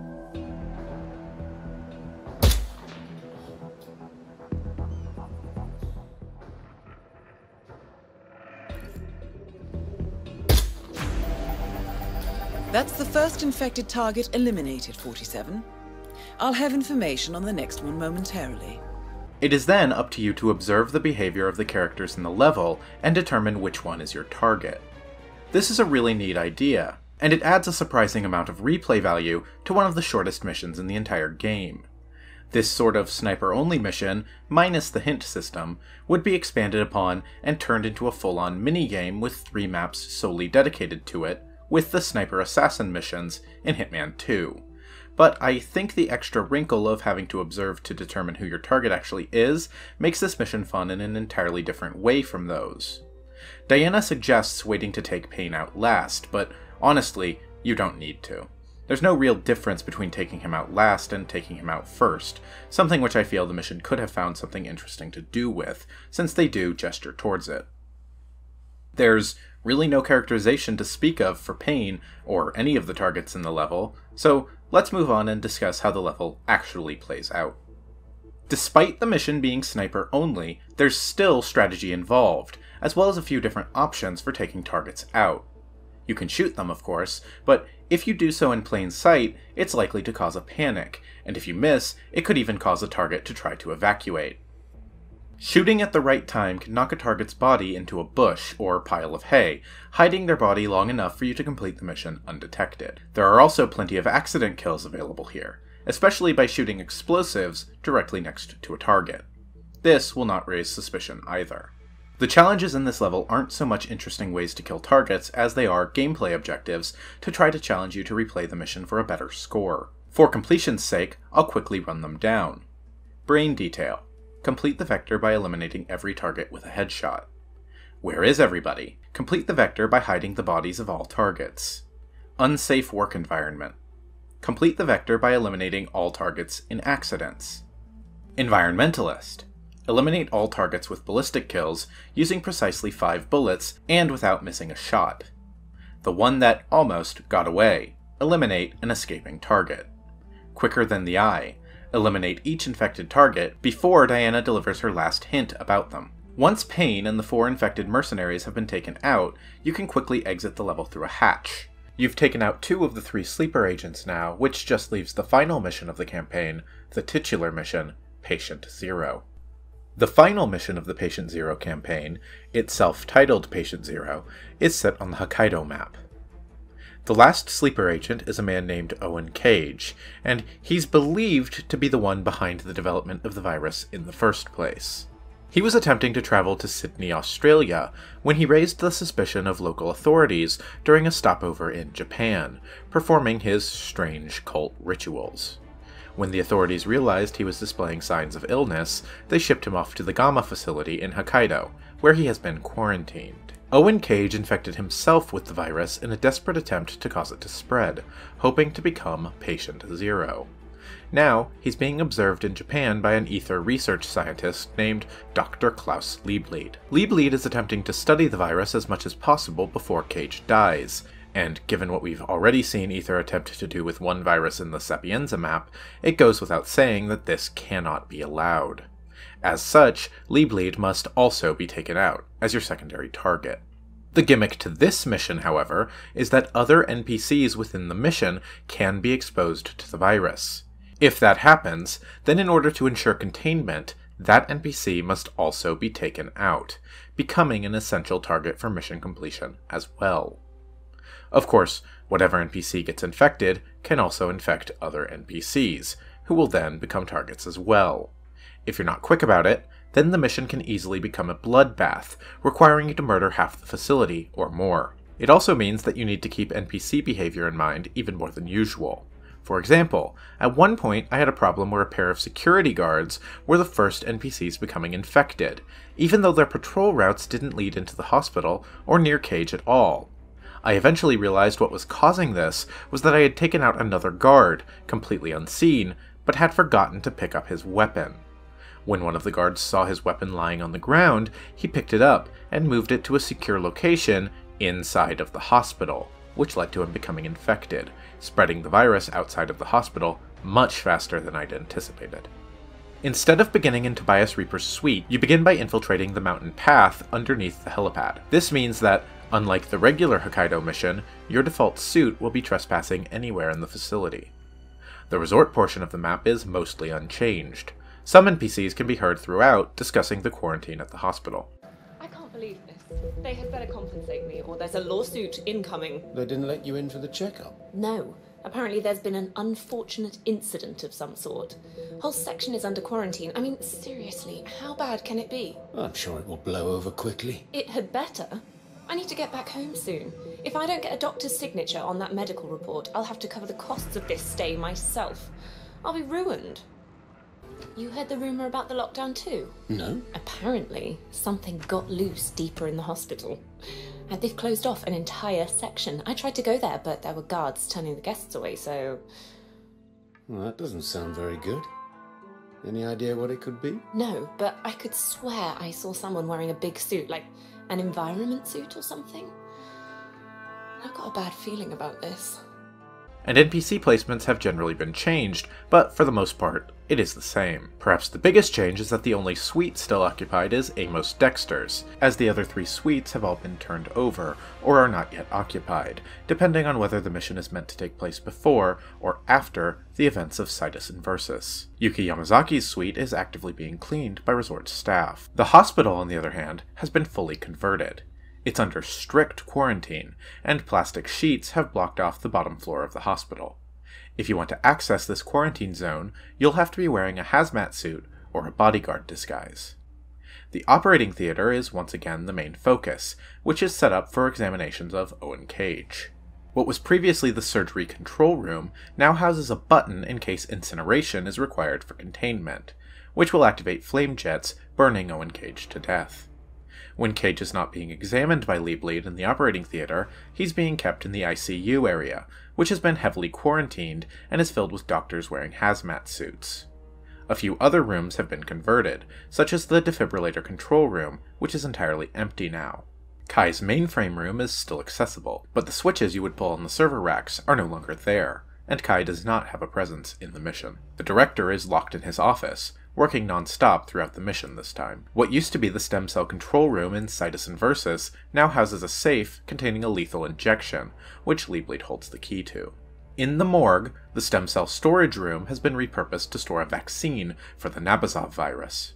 Because of the highly contagious nature of the virus, if you get too close to an infected NPC, Agent 47 can catch the virus himself. 47, You're infected. You will need to find a solution for that. If this happens, you'll be given a 5-minute countdown, and must reach the vaccine and take it in order to cure yourself. Once you've been vaccinated, you will be immune to the Nabazov virus. You can't get it again, so it might be worth your time to head straight for the stem cell storage room and take the vaccine right at the start of the mission, in order to prevent Agent 47 from becoming infected. The other problem with becoming infected is, just like the NPCs in the level, you will spread the virus to any NPC you come in contact with, and you move a lot more and a lot faster than any NPC does, which means you'll cause the infection to spread way more quickly than you realize if you do so. The gimmick of the virus spreading in this mission, mixed with the fact that you start without any sort of disguise in a hostile area like you did in Colorado, and the enforcers in the level being placed in tough spots, means that this mission is very difficult. In fact, I would go so far as to say that not only is this mission by far the hardest portion of the Patient Zero campaign, it's the hardest mission in the first game overall. A final exam for all of your skills, built up over the course of the previous missions, requiring speed, skill, and careful strategy in order to complete the mission without it snowballing into a complete bloodbath. As for the targets, Owen Cage is in the very late stages of the virus, and has become delirious. He looks like he's on death's door, and can barely make it from the ICU to the examination room. Klaus Liebleed, meanwhile, is characterized as a complete monster. You can hear him discuss the virus if you eavesdrop on him during the mission, and even hear him discuss plans on how to alter it to turn it into a more effective weapon for Aether's purposes. Outer symptoms not quite as dramatic as EHF. Onset time is amazing, though. Patient has been infected for less than a day, and the virus has obviously managed to ravage his body with a speed unlike anything I've seen before. We'll need to address that in the lab eventually. Cannot allow it to burn out too quickly. It's astounding. The onset time for this virus is simply off the charts. I'll need to compensate for that somehow. Engineer the virus to replicate at a slower rate, perhaps. The team in Shanghai worked on that. I should talk to Deval once I've returned. You can find journals written by Liebleed discussing the virus, one mentioning that the virus seems to be designed to take out heavily populated urban areas while leaving rural communities mostly unaffected, and another revealing that Liebleed's vaccine is something he creates for personal use, to make sure he remained unaffected by the virus while studying it. Owen Cage is a monster, but he's a very sick, very pathetic monster by the time we see him in the mission. Well done, Mr. Cage. That's all we need for now. let's go back to the room until we need you again. Yes. Yes. Rest. I need to rest. But my flight, did I miss it? I'll take care of everything, Mr. Cage. Don't worry. Klaus Liebleed is a very academic monster, one completely lacking empathy. Liebleed is a version of Silvio Caruso who isn't limited by a fragile psyche, and who seems to enjoy the idea of mass murder for the sake of it, especially when he knows he's protected and being well paid. Let's talk about how the mission itself plays out. One challenge called Needlework requires you to disguise yourself as Liebleed and then kill Cage with a lethal injection during his examination. Once you're disguised as Liebleed, I couldn't find a way to trigger Cage to start patrolling back over to the examination room, so the only way I was able to do this was by waiting until Liebleed had called Cage to the examination room and then killing him and taking his disguise while Cage was on the move. My favorite way of killing Cage and Liebleed in the level is by sneaking into the control room for the incineration protocol and waiting until Cage is being examined. Liebleed will step into range of the flame jets, and you can take them both out in one go. Muscle joints swelling up.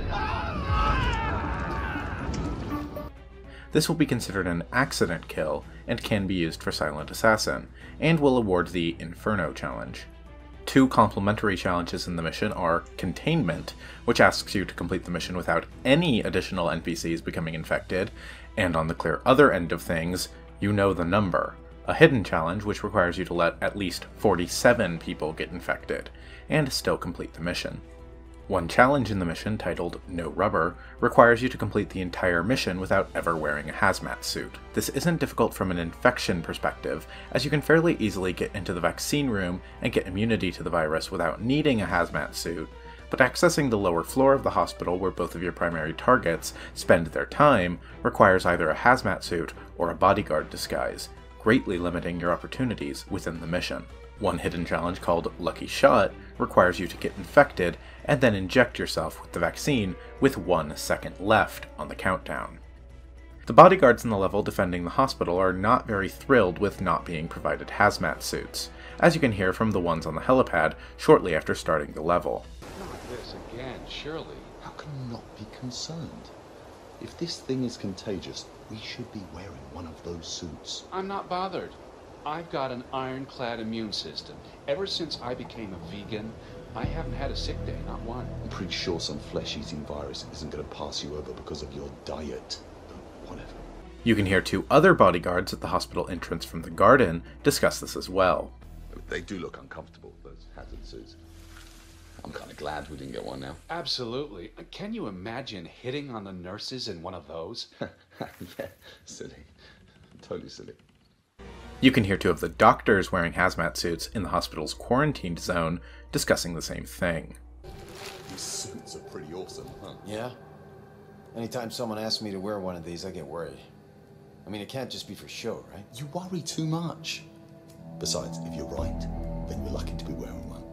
Nothing gets through this bad boy. It makes you wonder why everyone isn't wearing one, doesn't it? I'm sure it's just to avoid spreading panic. Or something like that. Although there's really no reason to do it, you can still go into the organ vault and destroy the right-sided donor heart from Situs Inversus, just for giggles. 2 doctors in the ICU can be heard discussing Cage's history as a virologist. Sure, I read a few of his papers. Botanics and spores mostly, but also virus research. Shame to see him like this. I wonder what happened to him. I heard he broke under the pressure. Got involved with a cult or some nonsense. Real shame. I cannot seem to find who actually originally pointed this next detail out to me, so apologies for that if you're watching, but Jeff, who was talking to his partner about being initiated into the cult in The Source, is actually part of a much larger Easter egg running throughout the entire campaign.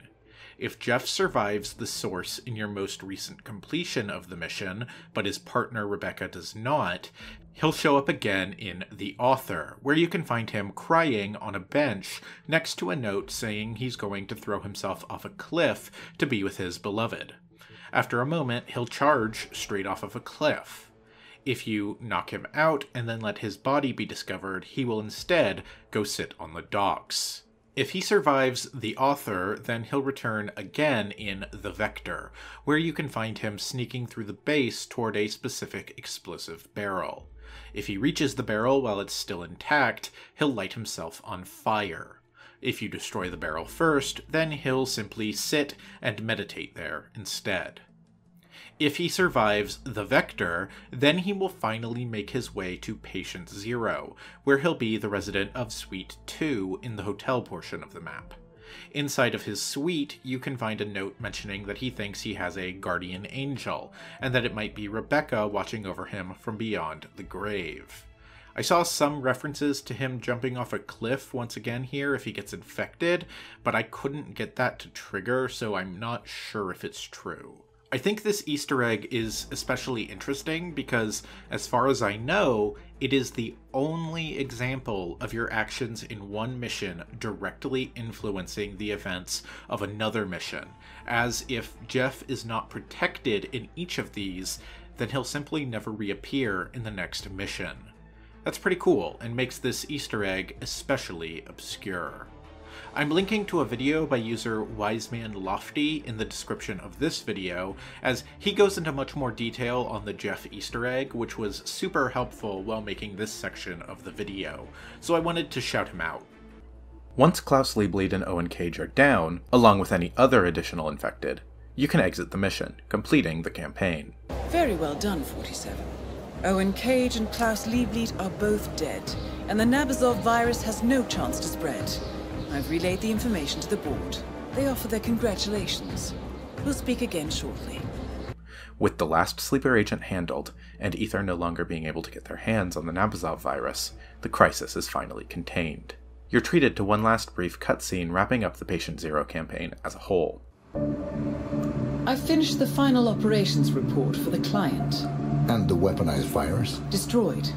I supervised it. This was a close-run thing, 47. Nabazov's plan was brilliant. This is beyond the work of a cult. This is tradecraft. Indeed. Of course, as far as the ICA is concerned, the contract is closed. Sounds like you have some work ahead of you before I get involved. I have to go. I've acquired the target.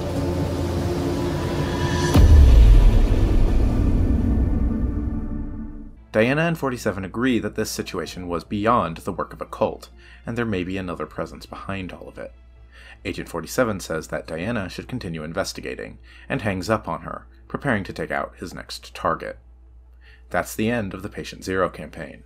The cutscene at the end feels like they wanted to write themselves a potential loose end so that they could continue this storyline as DLC for later installments, but at least as of the time of writing, they still haven't followed this thread up at all to the best of my knowledge, with the DLC for the second and third game being wholly unrelated. Maybe they'll follow up on it someday, otherwise, I don't know, just assume Providence did it, I guess. In terms of motivation, this stands in contrast to the bonus missions we've seen so far, in that this is the most explicitly heroic we've ever seen Agent 47 act. The other bonus missions we've talked about so far are strictly about 47 and Diana getting paid. The main missions blur that line further, as the targets in the main game are more inherently villainous, but the bulk of the first game is still about taking out targets in order to get paid. Then eventually the final two missions are motivated by revenge towards the Shadow Client and Soders respectively. Our protagonists are technically being paid to stop the Nabazov virus as well, but this is a story where Diana and Agent 47 are saving the world. They are heroes in this story, not anti-heroes or morally grey. The Patient Zero campaign is not something I see mentioned very often in the context of these games. The bonus content in general tends to get overlooked, perhaps with the exception of the icon, which is why I wanted to make sure to give all of the bonus missions a look over the course of this series. They aren't as exciting or perfect as the main levels in the game, but they offer a chance to explore ideas that might not warrant a full level. If what you want out of bonus missions is weird other takes on what Hitman can be, then the Patient Zero campaign is for you. This is the most experimental content released for the entire trilogy, which is by far the most compelling reason to play it. Some of the ideas in this campaign would be refined or recontextualized in different levels later on. For example, characters switching their routines partway through the mission like Sister Gilduz does is something which becomes more standard as the series goes on, and can be seen in missions like Miami in Hitman 2, where Sierra Knox starts the mission on the racetrack and will only appear in person once the race has concluded. Sniper-only missions had been done before in the series, and would later be turned into the Sniper Assassin minigame in Hitman 2. Your targets being unmarked, and the player needing to identify them by carefully observing the behavior of the NPCs in the level, is the whole premise of the Berlin level in Hitman 3. In terms of the actual levels themselves, the extent of the conversions done to them, the stories and personalities of the targets, and the breadth of ways to take targets out, I think A House Built on Sand and The Icon are both better than any of the Patient Zero content. However, in terms of experimental design, levels that found gimmicks to make them play completely differently from anything else in the trilogy, Patient Zero is unmatched, and it's worth giving the campaign a playthrough if you've overlooked it, if only to experience the weird gimmicks, especially in the Vector and the Patient Zero mission itself. We've almost completed our look at the first game in the World of Assassination trilogy, but before we can move on to Hitman 2, we still need to examine the last two bonus missions I haven't talked about yet. Landslide, set on the Sapienza map, and Holiday Hoarders, set in Paris. Next time, I'll talk about these last two pieces of bonus content, and conclude my discussion of Hitman 2016.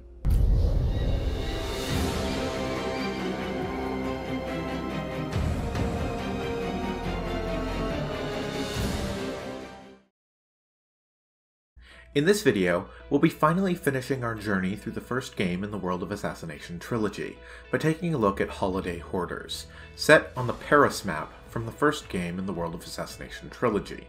After that, we'll be talking about Landslide, a Sapienza reskin, and the last map from the bonus mission DLC pack. Released in early 2017 for owners of the Season Pass, Complete First Season edition of the game, or the bonus mission DLC bundle, which also contained the previously discussed missions A House Built on Sand and The Icon. Let's get this started with Holiday Hoarders. Holiday Hoarders was a bonus mission released for a limited window of time during the holiday season 2016. It was later added as a permanent mission in Hitman 1 in 2017. It then became a limited time mission in Hitman 2 for Holiday 2018, and then became a permanent mission in Hitman 2 Holiday 2019. Finally, it was added as a permanent mission to Hitman 3 for the Holiday update in 2021, and is currently available to play in any of the three games. Holiday Hoarders is a very slight piece of content compared to what I've covered so far, much less extensive than the bonus missions or the Patient Zero campaign, closer in scale to an elusive target mission or an escalation contract. However, it's still really interesting, with more to talk about than most of the escalations, so I wanted to take a quick look at it as part of another video. Instead of a mission briefing video, there's a brief paragraph blurb introducing the mission. The paragraph reads as follows. Happy holidays, 47. Your destination is Paris, France, and I must confess, this one is a bit of an odd one. Your targets are Harry Smoky Bagnado and Marv Slick Gonif, a pair of professional thieves currently breaking into the Palais de Walewska. Bagnado and Gonif are both American nationals now living in Paris after a series of botched break-ins and related violent crimes forced them to leave their home country. We've been hired by a worldwide insurance agency to put an end to the activities of these holiday hoarders, as their activities have proven to be quite costly to our client. You are to retire both thieves with extreme prejudice. One last thing, 47. I've noticed internal security reports of a strange jingling sound in the palace. The source of these sounds is unknown, but might be worth looking into. This is certainly no traditional contract, but I know you're up for the challenge. Best of luck, 47. If a pair of thieves named Harry and Marv sounds familiar, then you've probably seen the 1990 John Hughes holiday classic, Home Alone. The targets of this mission are based on the Wet Bandits, the incompetent pair of villains from the film, which is incredibly cute and is pretty much the entire reason I wanted to cover this mission in this series. The pair are themselves sneaking around the palace, trying to rob the place of 12 specific items without being seen. This is a really fun gimmick for one of these levels. Rather than trying to sneak past security into a target's inner circle, you're tailing a pair of people who don't belong either. If they notice you, they'll even panic and run away. It doesn't count as being compromised because, they're not going to tell anyone. Sneaking around and tailing targets who are themselves sneaking around and trying not to be seen is a really fun change in the formula, and while it's probably for the best that this gimmick was never used in a full map, it's a tremendously fun one-off bonus mission. Harry and Marv are a delight. Not only are they a reference to the Wet Bandits from Home Alone, but the actual characterization is delightful. First of all, they didn't record actual voiced dialogue for these guys. Instead, they both just get a series of hilarious grunts and mischievous chuckles, giving them big The Sims energy.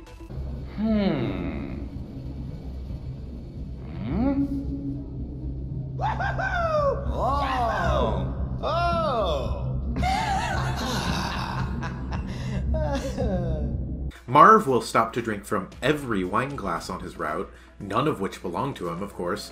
He also stops at 3 separate bathrooms in order to overflow the sinks, a direct reference to Home Alone. He also sets off the diorama, which Sebastian Sato hates so much, next to the makeup area, driving Sato crazy. Off the diorama! I made it! Plus, he checks himself out in the mirror every chance he gets. Harry, as in Home Alone, is a bit less. He will, however, at one point, throw coins to distract guards in order to sneak past them. The very same trick which the player has been doing the whole game. A+, I love it. He also steals the fireworks remote, which the player can use for one of the mission stories in the original version of the map, and will set them off in celebration if he and Marv are successful, as the two go behind the mansion to celebrate their successful heist. This is all a sublime example of characterization and the mechanical jokes which this series excels at so well. As opposed to the bonus missions we've talked about so far, this mission is truly just a cosmetic reskin of the original. Not only is the geometry of the level not fundamentally changed, but the placement of the NPCs is the same. The biggest changes, aside from the introduction of 2 new NPCs serving as the targets, are all cosmetic, adding Christmas trees, ornaments, and Christmas presents throughout the level. Also, the weather and lighting have been completely changed, with a light snowfall providing atmosphere for the mission. There are also presents throughout the level, which can be interacted with in order to get fun items like a proximity explosive rubber duck or a ninja star renamed the Xmas Star. The visual conversion is more extensive than I'd remembered when I began working on the episode. These flourishes aren't added to every room of the map, but they're added to more places than I'd expected, including some that you won't even enter through the normal course of the level, like the room with the vampire magician disguise in the attic now being full of leftover, undecorated Christmas trees. Aside from that cosmetic conversion though, it's fundamentally the same mission. Margolis and Novikov are still patrolling around the level. They just aren't targets this time. The fashion show is still going on according to schedule, the Iago auction is still upstairs. The clockwork of this mission is fundamentally the same. There are just a few extra gears in it. Even the mission stories are still enabled and accessible, if you want to do them for some reason. There's nothing stopping you from becoming Helmut Kruger, calling Margolis, walking the catwalk, and then meeting with her and ultimately poisoning her on this Christmas version of the map if you want to. There's just really no reason to. Another big change, and arguably the biggest change in gameplay compared to the original map, is that, like elusive targets and escalation contracts, but unlike the other bonus missions which I've covered in this series, the save function is disabled while playing Holiday Hoarders. There's no easy way to save scum your way through this mission, which definitely adds to the challenge of the whole thing. If you get seen or caught, your options are either fight, flee and try to return to an unseen state, or restart the entire mission from the beginning. This can make some of the longer and more difficult challenges in the mission pretty frustrating, as I'll explain a little later on. For now, let's move on and examine how the mission actually plays. Rather than mission stories, Holiday Hoarders contains 4 challenges to complete specific tasks in the mission. Completing all 4 of these tasks completes the meta challenge Saint 47, which originally gave you the Santa 47 suit for permanent use in the game, although that has been changed by the time of Hitman 3, so now you only need to complete the map once in order to unlock the suit. Let's look at these challenges one by one. The challenge Bad 47 requires you to pacify Marv 3 times with bricks. This first requires finding 3 bricks, which can be found in one of the presents hidden throughout the level. Which present has the bricks has changed throughout the various re-releases of the map, but I was playing in the Hitman 3 version and I found the bricks in the basement security station. Once you've acquired the bricks, the trick is pacifying him 3 times. Of course, once someone has been knocked out, they can't be knocked out again while they're still asleep. So this asks you to remember that guards will eventually wake up people who have been knocked out, if they find them, when they're convinced there's no present threat. So you either need to knock Marv out somewhere where his body will be found by an NPC, preferably without being seen, or you need to lure someone to his body once he's been knocked out. Once he's awake, he'll panic and run ahead to a point later on in his route, hiding until he's satisfied that he's lost 47. This gives you an opportunity to knock him out again, until he's been pacified 3 total times, at which point you'll be safe to kill him. The next challenge, Ho Ho Ho, involves the level's other gimmick. You'll notice while playing the level that you can periodically hear a musical cue paired with someone saying Ho Ho Ho as you play the mission.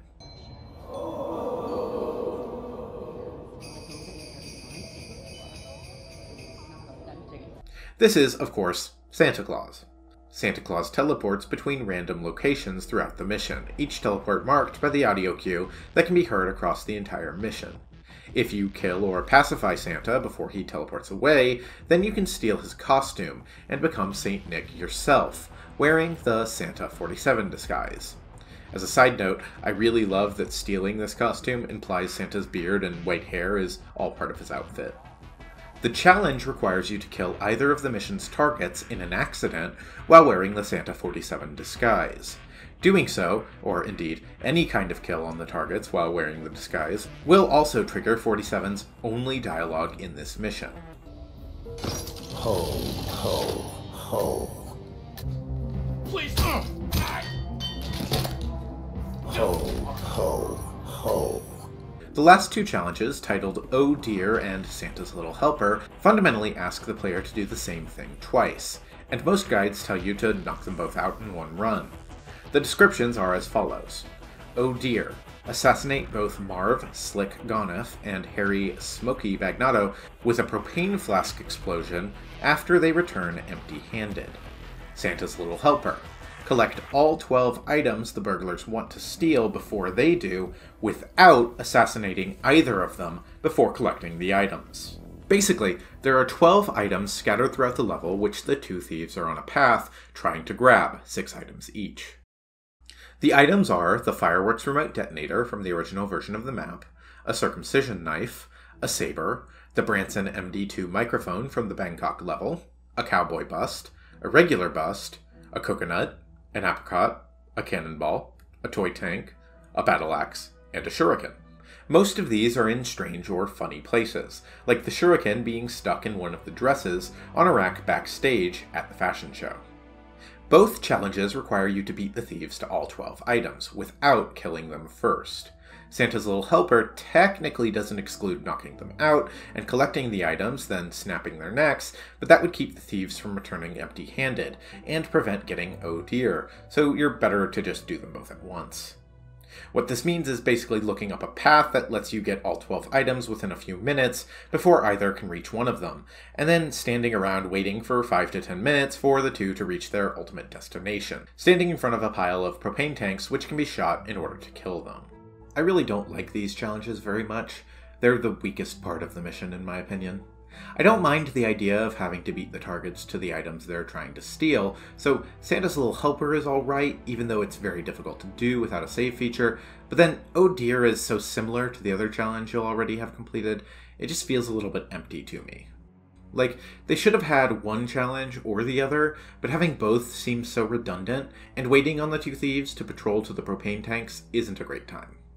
Plus, while I didn't test it myself, I found tons of comments on forums while researching this, confused why the challenge wasn't popping for them. It turns out the trick is that they were finding propane flasks and setting it at an earlier point where the 2 thieves meet, and blowing them up there.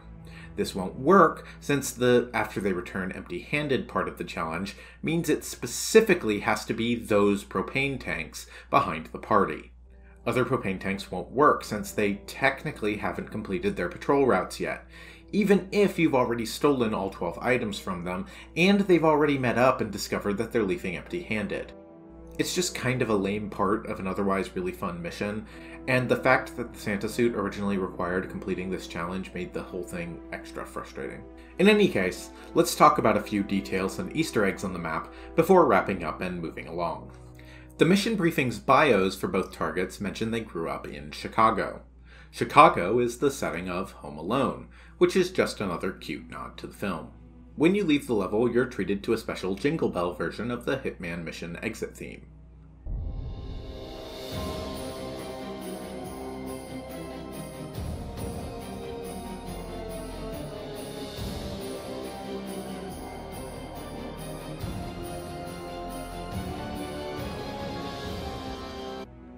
If you let Harry and Marv complete their mission and go through the entire route through the mansion without taking them out, they will eventually join the party at the fashion show.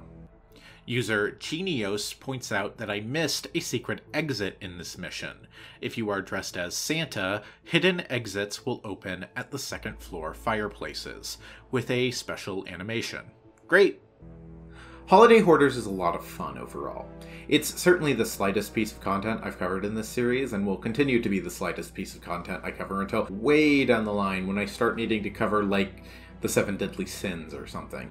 The closest thing to this that I've covered so far is the short episode I did about the Berlin Egg Hunt, another holiday-themed seasonal map, though I'd argue that even that was a more significant overhaul to the geometry and gameplay systems of the mission. Still, I have tremendous fondness for this mission. There's something about this which just really captures the spirit of these games to me. It's a sandbox. The presents, which are scattered throughout the level, really do feel like the developers giving the player a bunch of fun toys and saying, go have fun with these. I think that removing Saint 47 as a requirement for the Santa suit in later versions of the map was a good decision, because the challenges are honestly my least favorite thing about the mission. Specifically, Oh Dear is a real pain to do, and not in a way I find especially fun. But, aside from that challenge, it's a lot of fun tailing two thieves through a palace, and the sandbox emphasis of the mission, especially once you've already completed the challenges and earned the Santa suit, can be a lot of fun. At the same time, it's a little bit of a shame that this is the only bonus mission the Paris map ever received. Every other map from the first game received at least one bonus mission that was a lot more involved than this one is. Heck, Sapienza had 3 such missions. With how strong the original Paris map is, it would have been nice for each of the maps to get a bonus mission. Giving Sapienza a total of 4 missions, while Paris really only has, charitably, 1.5, is a strange choice to me, even though Sapienza is the fan-favorite map from the first game. As we move on to Landslide, the last remaining mission from the first game, kind of. Hokkaido has the other Christmas mission, the Hokkaido Snow Festival, which is even slighter than this one is, but it was added as Hitman 2 bonus content, so I'm considering it as such for this series. I think perhaps the uneven distribution of the bonus missions is my biggest problem with them in the first game, after revisiting all of them for this series. The second bonus mission we'll be talking about today is Landslide, which was made available on February 2nd, 2017 to all owners of Hitman the Complete First Season, or of the Hitman Bonus Mission DLC Pack, which was formerly called the Hitman Summer Bonus Mission DLC Pack. Landslide is set on a variant of the Sapienza map, at a political rally in the beach section of the town portion of the map. The target is Marco Abbiati, a businessman from Sapienza who has returned to town to run for mayor. Diana describes Abbiati as a silver-tongued right-wing populist who has charmed his way to a serious chance of winning the upcoming election, though he secretly has ties to organized crime, and his election would be a disaster for the townsfolk. In an interesting twist, the client this time around is actually Silvio Caruso, the primary target of the original version of the Sapienza map.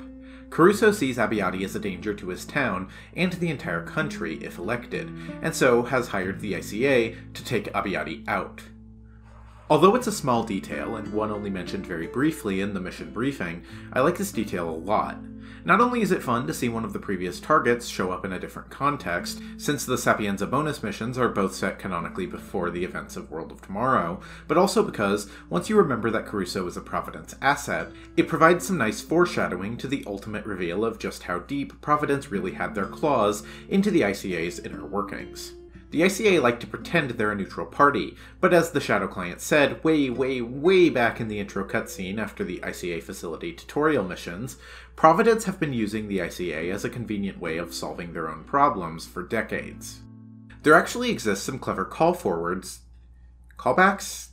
Call forwards, There actually exists some clever references to this mission in the original Sapienza mission. In the mission briefing for World of Tomorrow, Diana refers to Silvio Caruso as a former client of the ICA, a reference to this mission. Your target is a former client of ours, Silvio Caruso, a brilliant but troubled bioengineer employed by the Ether Biotech Corporation. If you tail Dr. Lafayette long enough, you can hear him mention that Sapienza is the town where the politician Marco Abbiati died. Sapienza. Sapienza.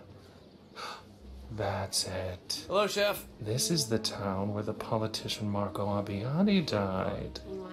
Oh, I thought it sounded familiar. Interesting. The place has history. If fearing for the sake of the town and country sounds uncharacteristically altruistic for Caruso, then you've been paying attention. If you non-fatally shoot Silvio Caruso in the World of Tomorrow mission, and then hold him at gunpoint while he panics, there's a chance he'll say, "This is like Abbiati throwing me down the well again." This is the true reason Caruso is having Abbiati assassinated, using his own wealth and power in order to kill his former bully, and accidentally saving Italy from a mafia-connected politician in the process, which is just... mwah! I've also found a lot of references online to DeSantis discovering that Caruso had Abbiati assassinated because he was his high school bully, but I can't find any more information than that. I spent quite a bit of time tailing DeSantis and exploring World of Tomorrow, trying to find this line, as well as searching for footage of this line on YouTube, and I could never find it, so I don't know where it triggers if it does exist. If anyone can tell me where the line is, please let me know. So what's the actual target of the mission like? Well, following Abbiati around paints the picture of an absolute blowhard, with no respect for anyone but himself. He flirts with every woman in his path, condescends to everyone, and is just generally kind of an asshole. During his first patrol through the level, he'll see a couple together outside the church, and will take a photo with the woman, forcing the man out. Tu sei bellissima. Oh, you look lovely. Want to have your picture taken with me? Oh, yeah, I would love it. An honor, Mr. Abbiati. Yeah, whatever. Marcia, right there. You ready? Good. Now, could you just move a bit to the left? I want to look good next to your beautiful wife. Oh, we're not married. Oh, not yet. Good. Could you just move a little more to the left? Of course. Wonderful. A little further? Thank you. Love it, love it. Mr. Abbiati, you are a legend. Oh, wait, did you do that again? Yes. Mille grazie, yes, bello. perfect.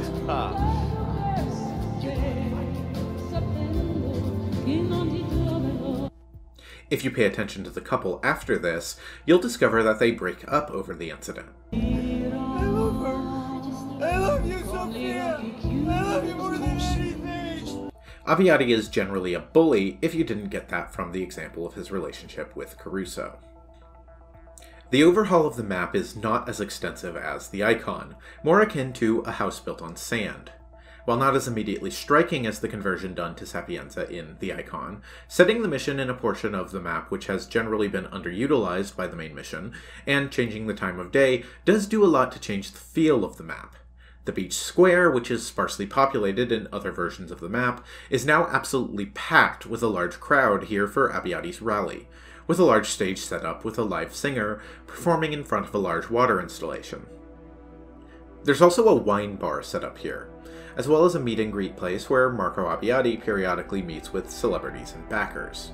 Another wine bar can be found near the pier, in front of the path which would normally lead back around to the Caruso estate, although all entrances into the Caruso estate are closed in this version of the map. The church is mostly similar to before, although with fewer NPCs and a generally quiet environment, which will be crucial for one of the mission stories later on. Aside from some smaller NPC additions, like a man passed out on the ground in front of what used to be the weak wall that could be blown into an entrance to the Ether Lab, these are generally the only majorly changed points of interest in the beach area. Up the hill in the town square, there's a market set up selling wine, fruit, and so on. The town square is also full of bodyguards looking for someone, which will become important in a mission story later on. That sums up the changes to the map, So let's move forward to talking about the ways of taking the target out. Unlike the Patient Zero bonus missions, Landslide does contain 5 mission stories, so let's start by going over them. Abiyati is planning on having his picture taken on the pier, in front of some fireworks barges. If you've been paying attention to how these games work, then that should get your brain working. Sneaking onto the pier with a screwdriver allows you to sabotage the fireworks barge. Then, you can find a remote allowing you to set these fireworks barges off, up in front of the cafe, in a section of the map that's been closed off for stage crew working at the rally. Next, you need to get the photographer disguise, which is the most challenging part of this mission story. The photographer patrols back and forth between the photo set and the staff-only section behind it. There is a drink back here which it looks like should be able to be poisoned to lure him away, but I was never able to. Ultimately, I ended up just knocking him out behind the photo set, taking his disguise, and running. Once you're disguised, you can speak to Abiyati in order to bring him out to the dock and take his photograph, which will allow you to detonate the fireworks and take him out. Oh god. Okay. How do I look? Try and look a little more regal.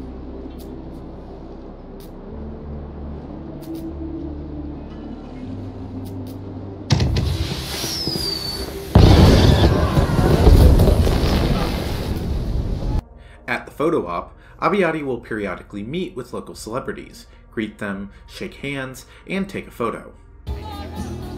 Professor Antonio, I am delighted to finally meet you. But rest assured, I don't hold any grudge against you because of those right into the opinion camera. pieces. I mean, who reads those little leftist pamphlets? Godlike, thank you. I'm just joking. I find it so charming that we still cling to this freedom of speech thing. Even for the pinkos and the criminals. I mean, it's not very practical, right? But it's part of what makes our nation great. Well, thank you, Mr. Abiyati. Let's agree to disagree. If you sneak into a nearby apartment, you can find Abiyati's personal assistant. And if you listen to him long enough, you can notice that he's feeding Abiyati information about each person he's supposed to take a photo with. So Abiyati knows how to react. This one is an interesting one, sir. Professor Antonio is the left-leaning intellectual who has written critically about you in La Repubblica. He argued that your campaign promise to personally beat the crap out of those anti-corruption protesters would be a violation of their freedom of speech. Very much the usual leftist BS, sir, yes. Professor Antonio, I am delighted to finally meet you. They are coordinating this through a hidden webcam down below, in a van behind the photo op. If you sneak up to it, you can find a note which says that the webcam must not be disabled, or else the assistant will have to manually reset the camera himself.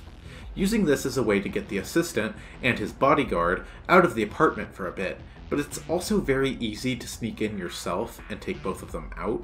Once you're in the apartment, you can find Abiyati's personal schedule, which indicates that he has a meeting at the graveyard behind the church with a local union leader.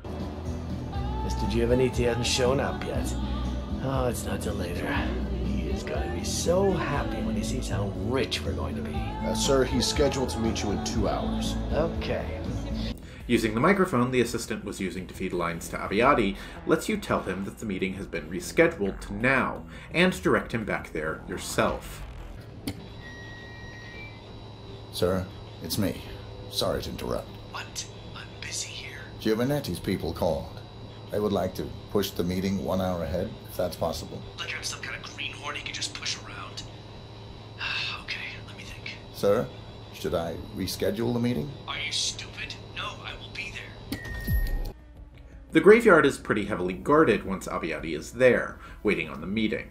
However, after a moment, Abiyati will get bored of waiting, and will go start peeing on a nearby grave. This grave is directly in front of an electrical strip, which can be sabotaged, electrocuting Abiyati in his own pee, which is... yeah, this is my favorite kill in the mission.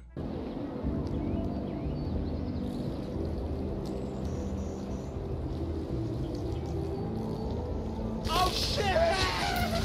Target down. Now head towards an exit. In the church, you can hear 2 staff members discussing how the priest, Father Francesco, has gone missing, and how people are waiting for him so they can confess. I don't understand where the father is gone. Have you seen him?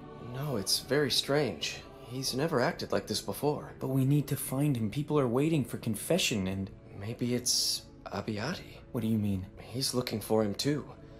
And I heard rumors that they have history between them. Oh, that doesn't sound good. We need to find him. He needs to do his work. God's work. Yes, you are right. During Abiyati's patrol route, you can follow him into the church and hear him calling for the priest as well. Father Francesco, are you home? Look, please, I need to do my godly duty and confess. Though I have nothing to confess. You can find the priest on the second floor, where he's hiding from Abiyati.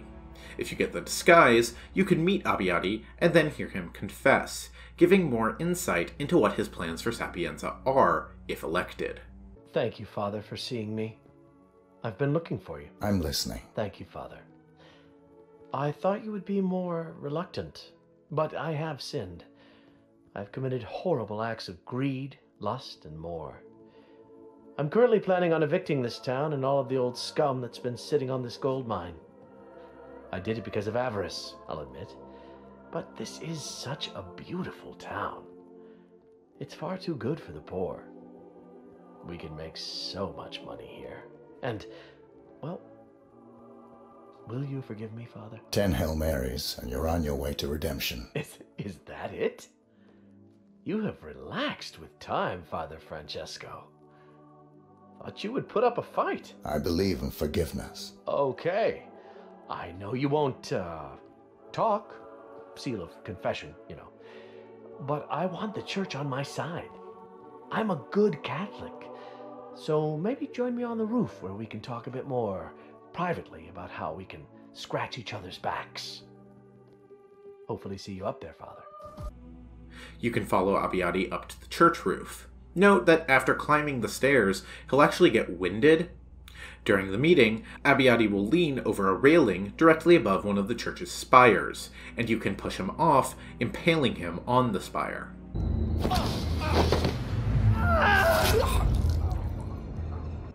This will award the challenge, Vai con Dio. The stage which Abiyati is scheduled to give a speech on is in front of both some heavy electronics for live music and a water display. By getting a stage crew disguise, either by taking one of the crew out or stealing one from backstage, and a screwdriver, you can sabotage the guitar amp's electronics. Next, you want to interact with a crank backstage to flood the stage. Once this is done, the crew will panic and evacuate everyone on stage, warning of the potentially lethal hazard. Abiyati will begin speaking to the stage manager, who will warn him of the hazard. You want to turn the stage manager's mic on as this happens, which will cause Abiyati to insult him and the people of Sapienza. Look, I'm sorry, Mark, but there seems to be a problem up on stage. You just can't go on. What are you talking about, you fucking idiot? How can a stage be a hazard? You must be as stupid as the people out here getting drunk, idiot. I will own this town. Don't you get my way. Marco, I think I left the mic on. The mic on? Oh, okay. Hey, I was only joking. Well, it was just a joke, something the opponent would say. Thank you. Good work, 47. Once the crowd is booing, Abiyati will try to save face by taking the stage to talk to them. Once he's in place, you can turn the guitar amp on, fry him, and complete the Stage Fried mission story. And it is nice to be back home in Sapienza. Now, what you heard, it was a joke. Spend so much time in Scandinavia, and their sense of humor is harsh. They talk about everyone like that. Italians, Africans, homosexuals. It's true, they make fun of homosexuals because they love them.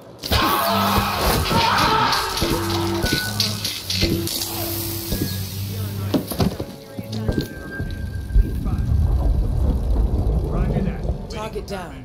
Now head towards an exit. In the town square, you can hear Abiyati's men searching for a man named Bravuomo, a local lawyer who has incriminating evidence on Abiyati, which could ruin his political career.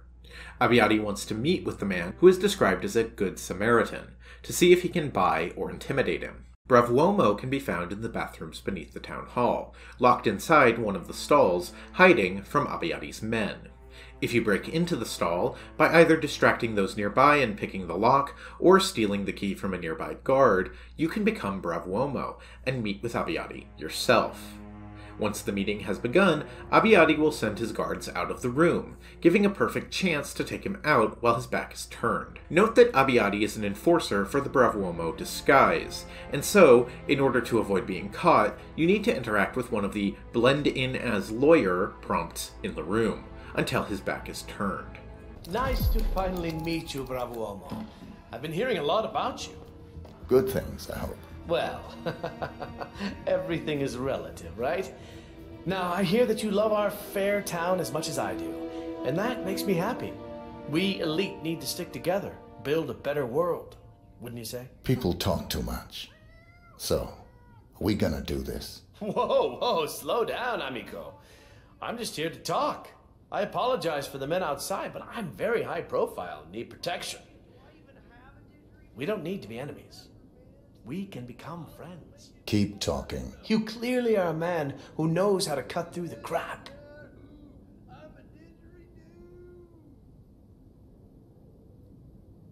Don't let anyone in, you hear? That's a Roger, sir. Brav'uomo, let me speak frankly. That's what I do, and that is why the people love me.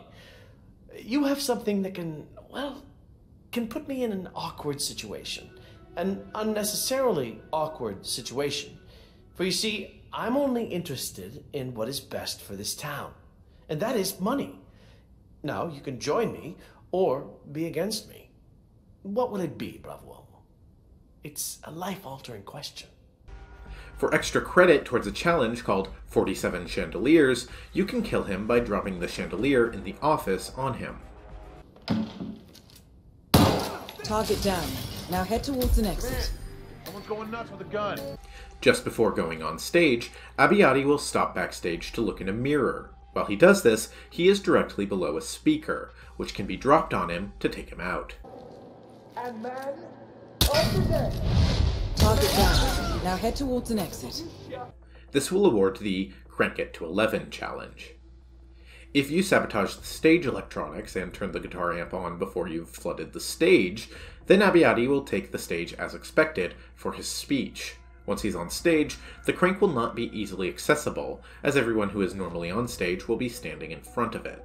But you can still shoot the glass from a hidden vantage point, such as the apartments above, which will fry Abiyati.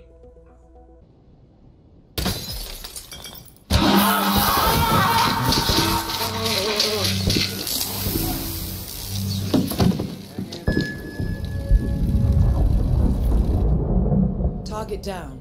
Now head towards an exit. Now, let's talk about some of the details and Easter eggs in the mission. Abiyati will go to a wine bar during his patrol route. The first time he goes to the bar, he'll complain that the wine is too fermented, and ask the bartender to bring out something fresher.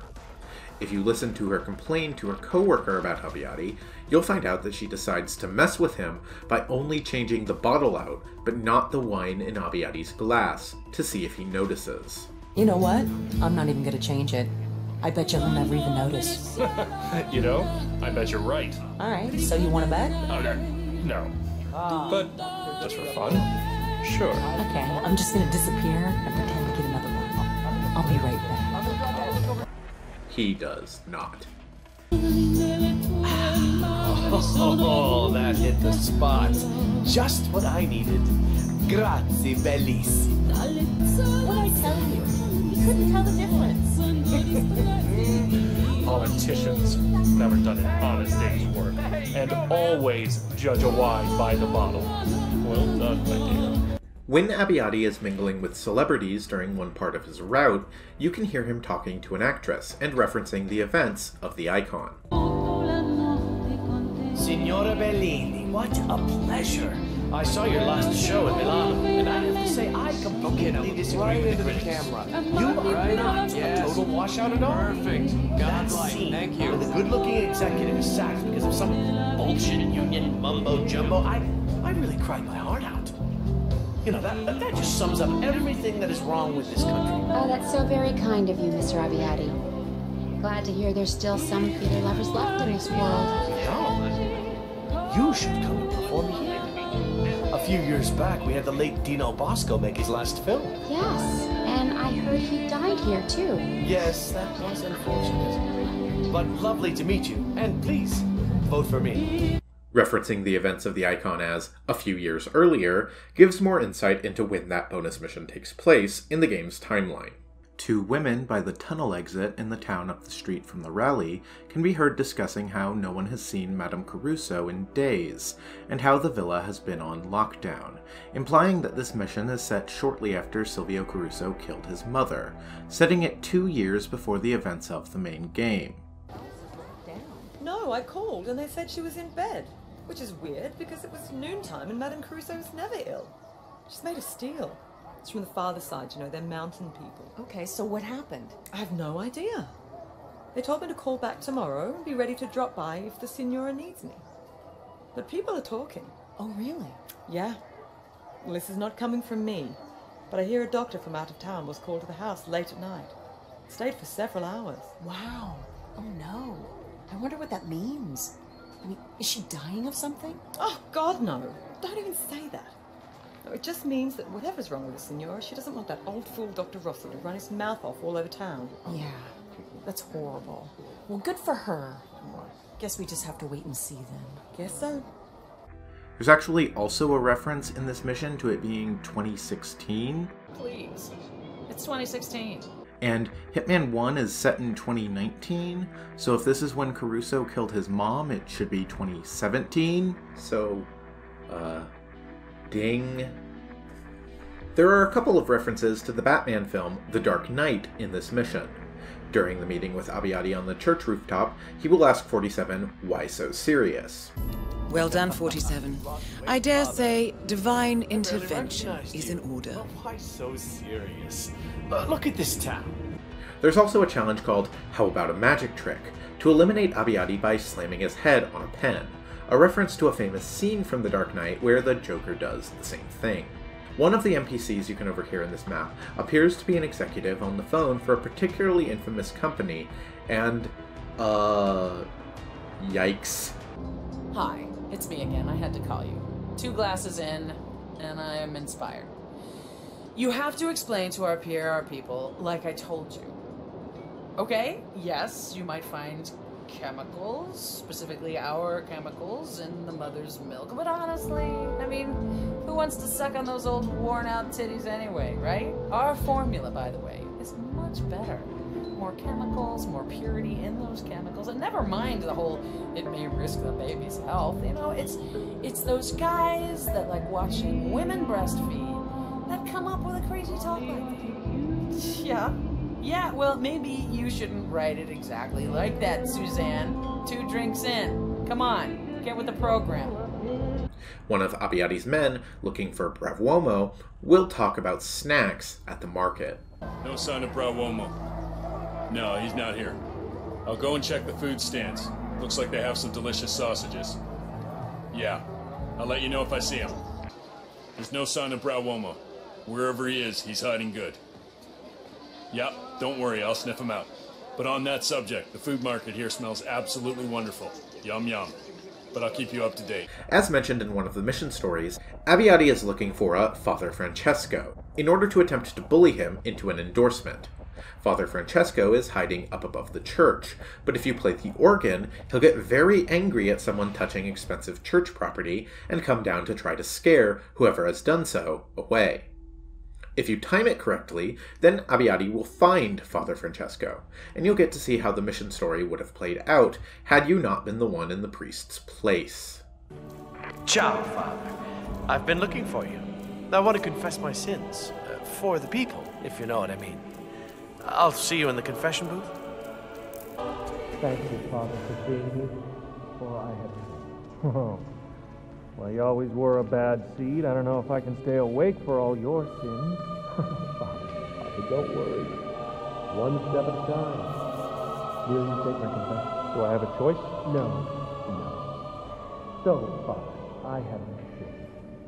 I have committed horrible acts of greed, lust, and more. I am currently planning on evicting this town of all the old scum that has been sitting on this gold mine. I did it because of avarice, I'll admit. But this is such a beautiful town. It's too good for the poor. We can make so much money here, and, well, will you forgive me, Father? You never change, do you? Will you forgive me, Father? No. You have no soul to forgive. And you knew of this all along?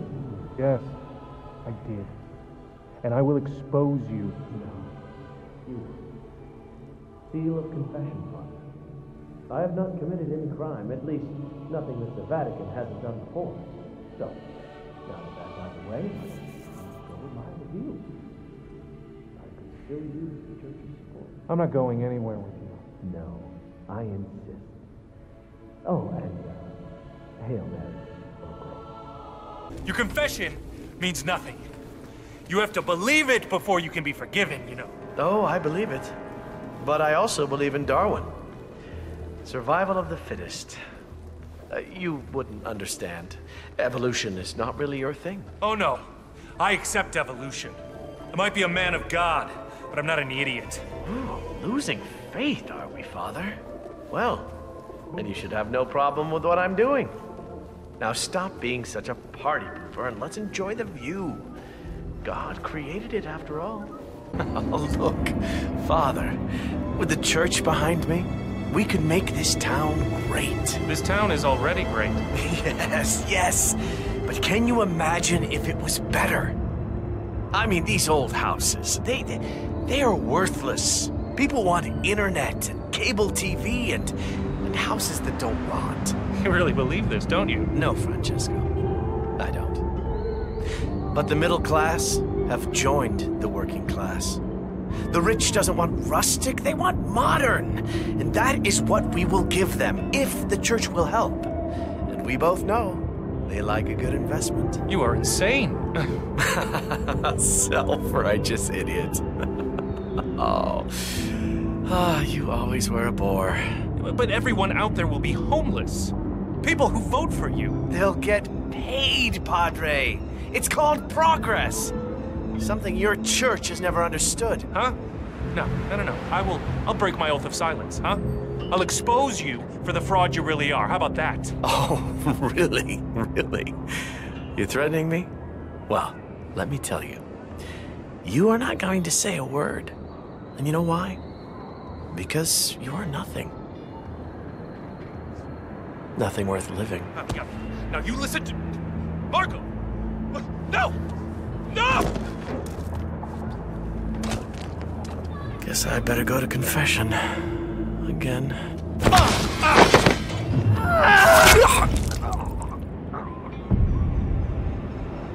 Target down. Now head towards an exit. There's another challenge called Guardian Assassin to get the meeting between Father Francesco and Abbiati to take place, but then to save the priest from Abbiati by taking him out. Landslide is not a bad mission, not by any means, but it's probably my least favorite mission in the first Hitman.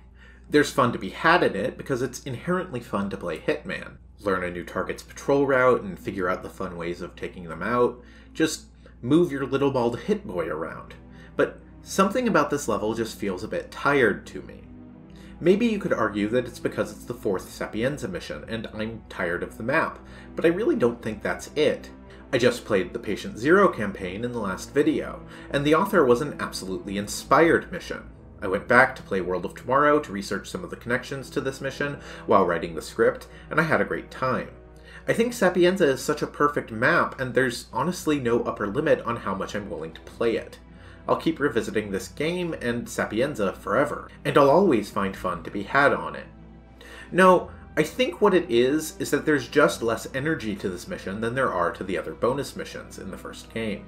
The Icon, House Built on Sand, Holiday Hoarders, and all of the Patient Zero missions all feel like they have an artistically inspired reason to exist. A House Built on Sand probably least so, but even that has some moments I'll never forget, like taking Matthew Mandola out as the fortune teller. Landslide feels like content for content's sake to me. There's nothing in this mission that feels that inspired to me, let alone as inspired as anything about the Icon or the Cassandra Snow stuff from the author. There's also, no body of written work on this mission compared to the others. The amount of stuff I was able to find about this mission while researching, as opposed to any of the other missions I've covered so far, sparse wiki entries and a few forum comments. That's about it. That's probably largely because it was released quite a while after the final full mission of the first game, and was not promoted as heavily as Patient Zero was. Still, I don't think people were missing all that much if they ignored this one, to be honest. If you're a diehard fan of the trilogy like I am, then it's worth playing once you've played all the other missions, but seriously, a lot of people still haven't played Patient Zero. That campaign is awesome. Go play that before this. I'm pretty sure they're universally bundled together in modern releases of the game. Landslide is not a terrible chore to play. There's still fun to be had on it, and moments of good writing, like Abiyadi's relationship to Caruso, which I liked a lot. I also really liked the Guardian Assassin challenge. It's fun to figure out how to time that right in order to get Abiyadi to find Father Francesco, and it's always fun to see how Agent 47's meetings would play out with the original person in their place. It's also nice to see the Sapienza Town Hall used in a mission, since this is one of the only uses for it outside of elusive targets and contracts. Still, if Landslide were the mean quality of the missions in the World of Assassination trilogy, and not the floor of it, I wouldn't be making this series. Thankfully, I'm writing this series long after Landslide was released, and I know that things do, in fact, go up from here. And that's Hitman 1. We did it! We've made it all the way through, and have covered all the major content contained in the first game in the trilogy. It's pretty fun, I guess. In conclusion, Hitman is a world of contrasts. Alright, now that we've got that first game out of the way, what do you say we start talking about a good video game next time? Next time, we'll be moving into the first main mission of Hitman 2, Night Call, set in Hawke's Bay, New Zealand. Excellent work, 47. The money has been wired to your account.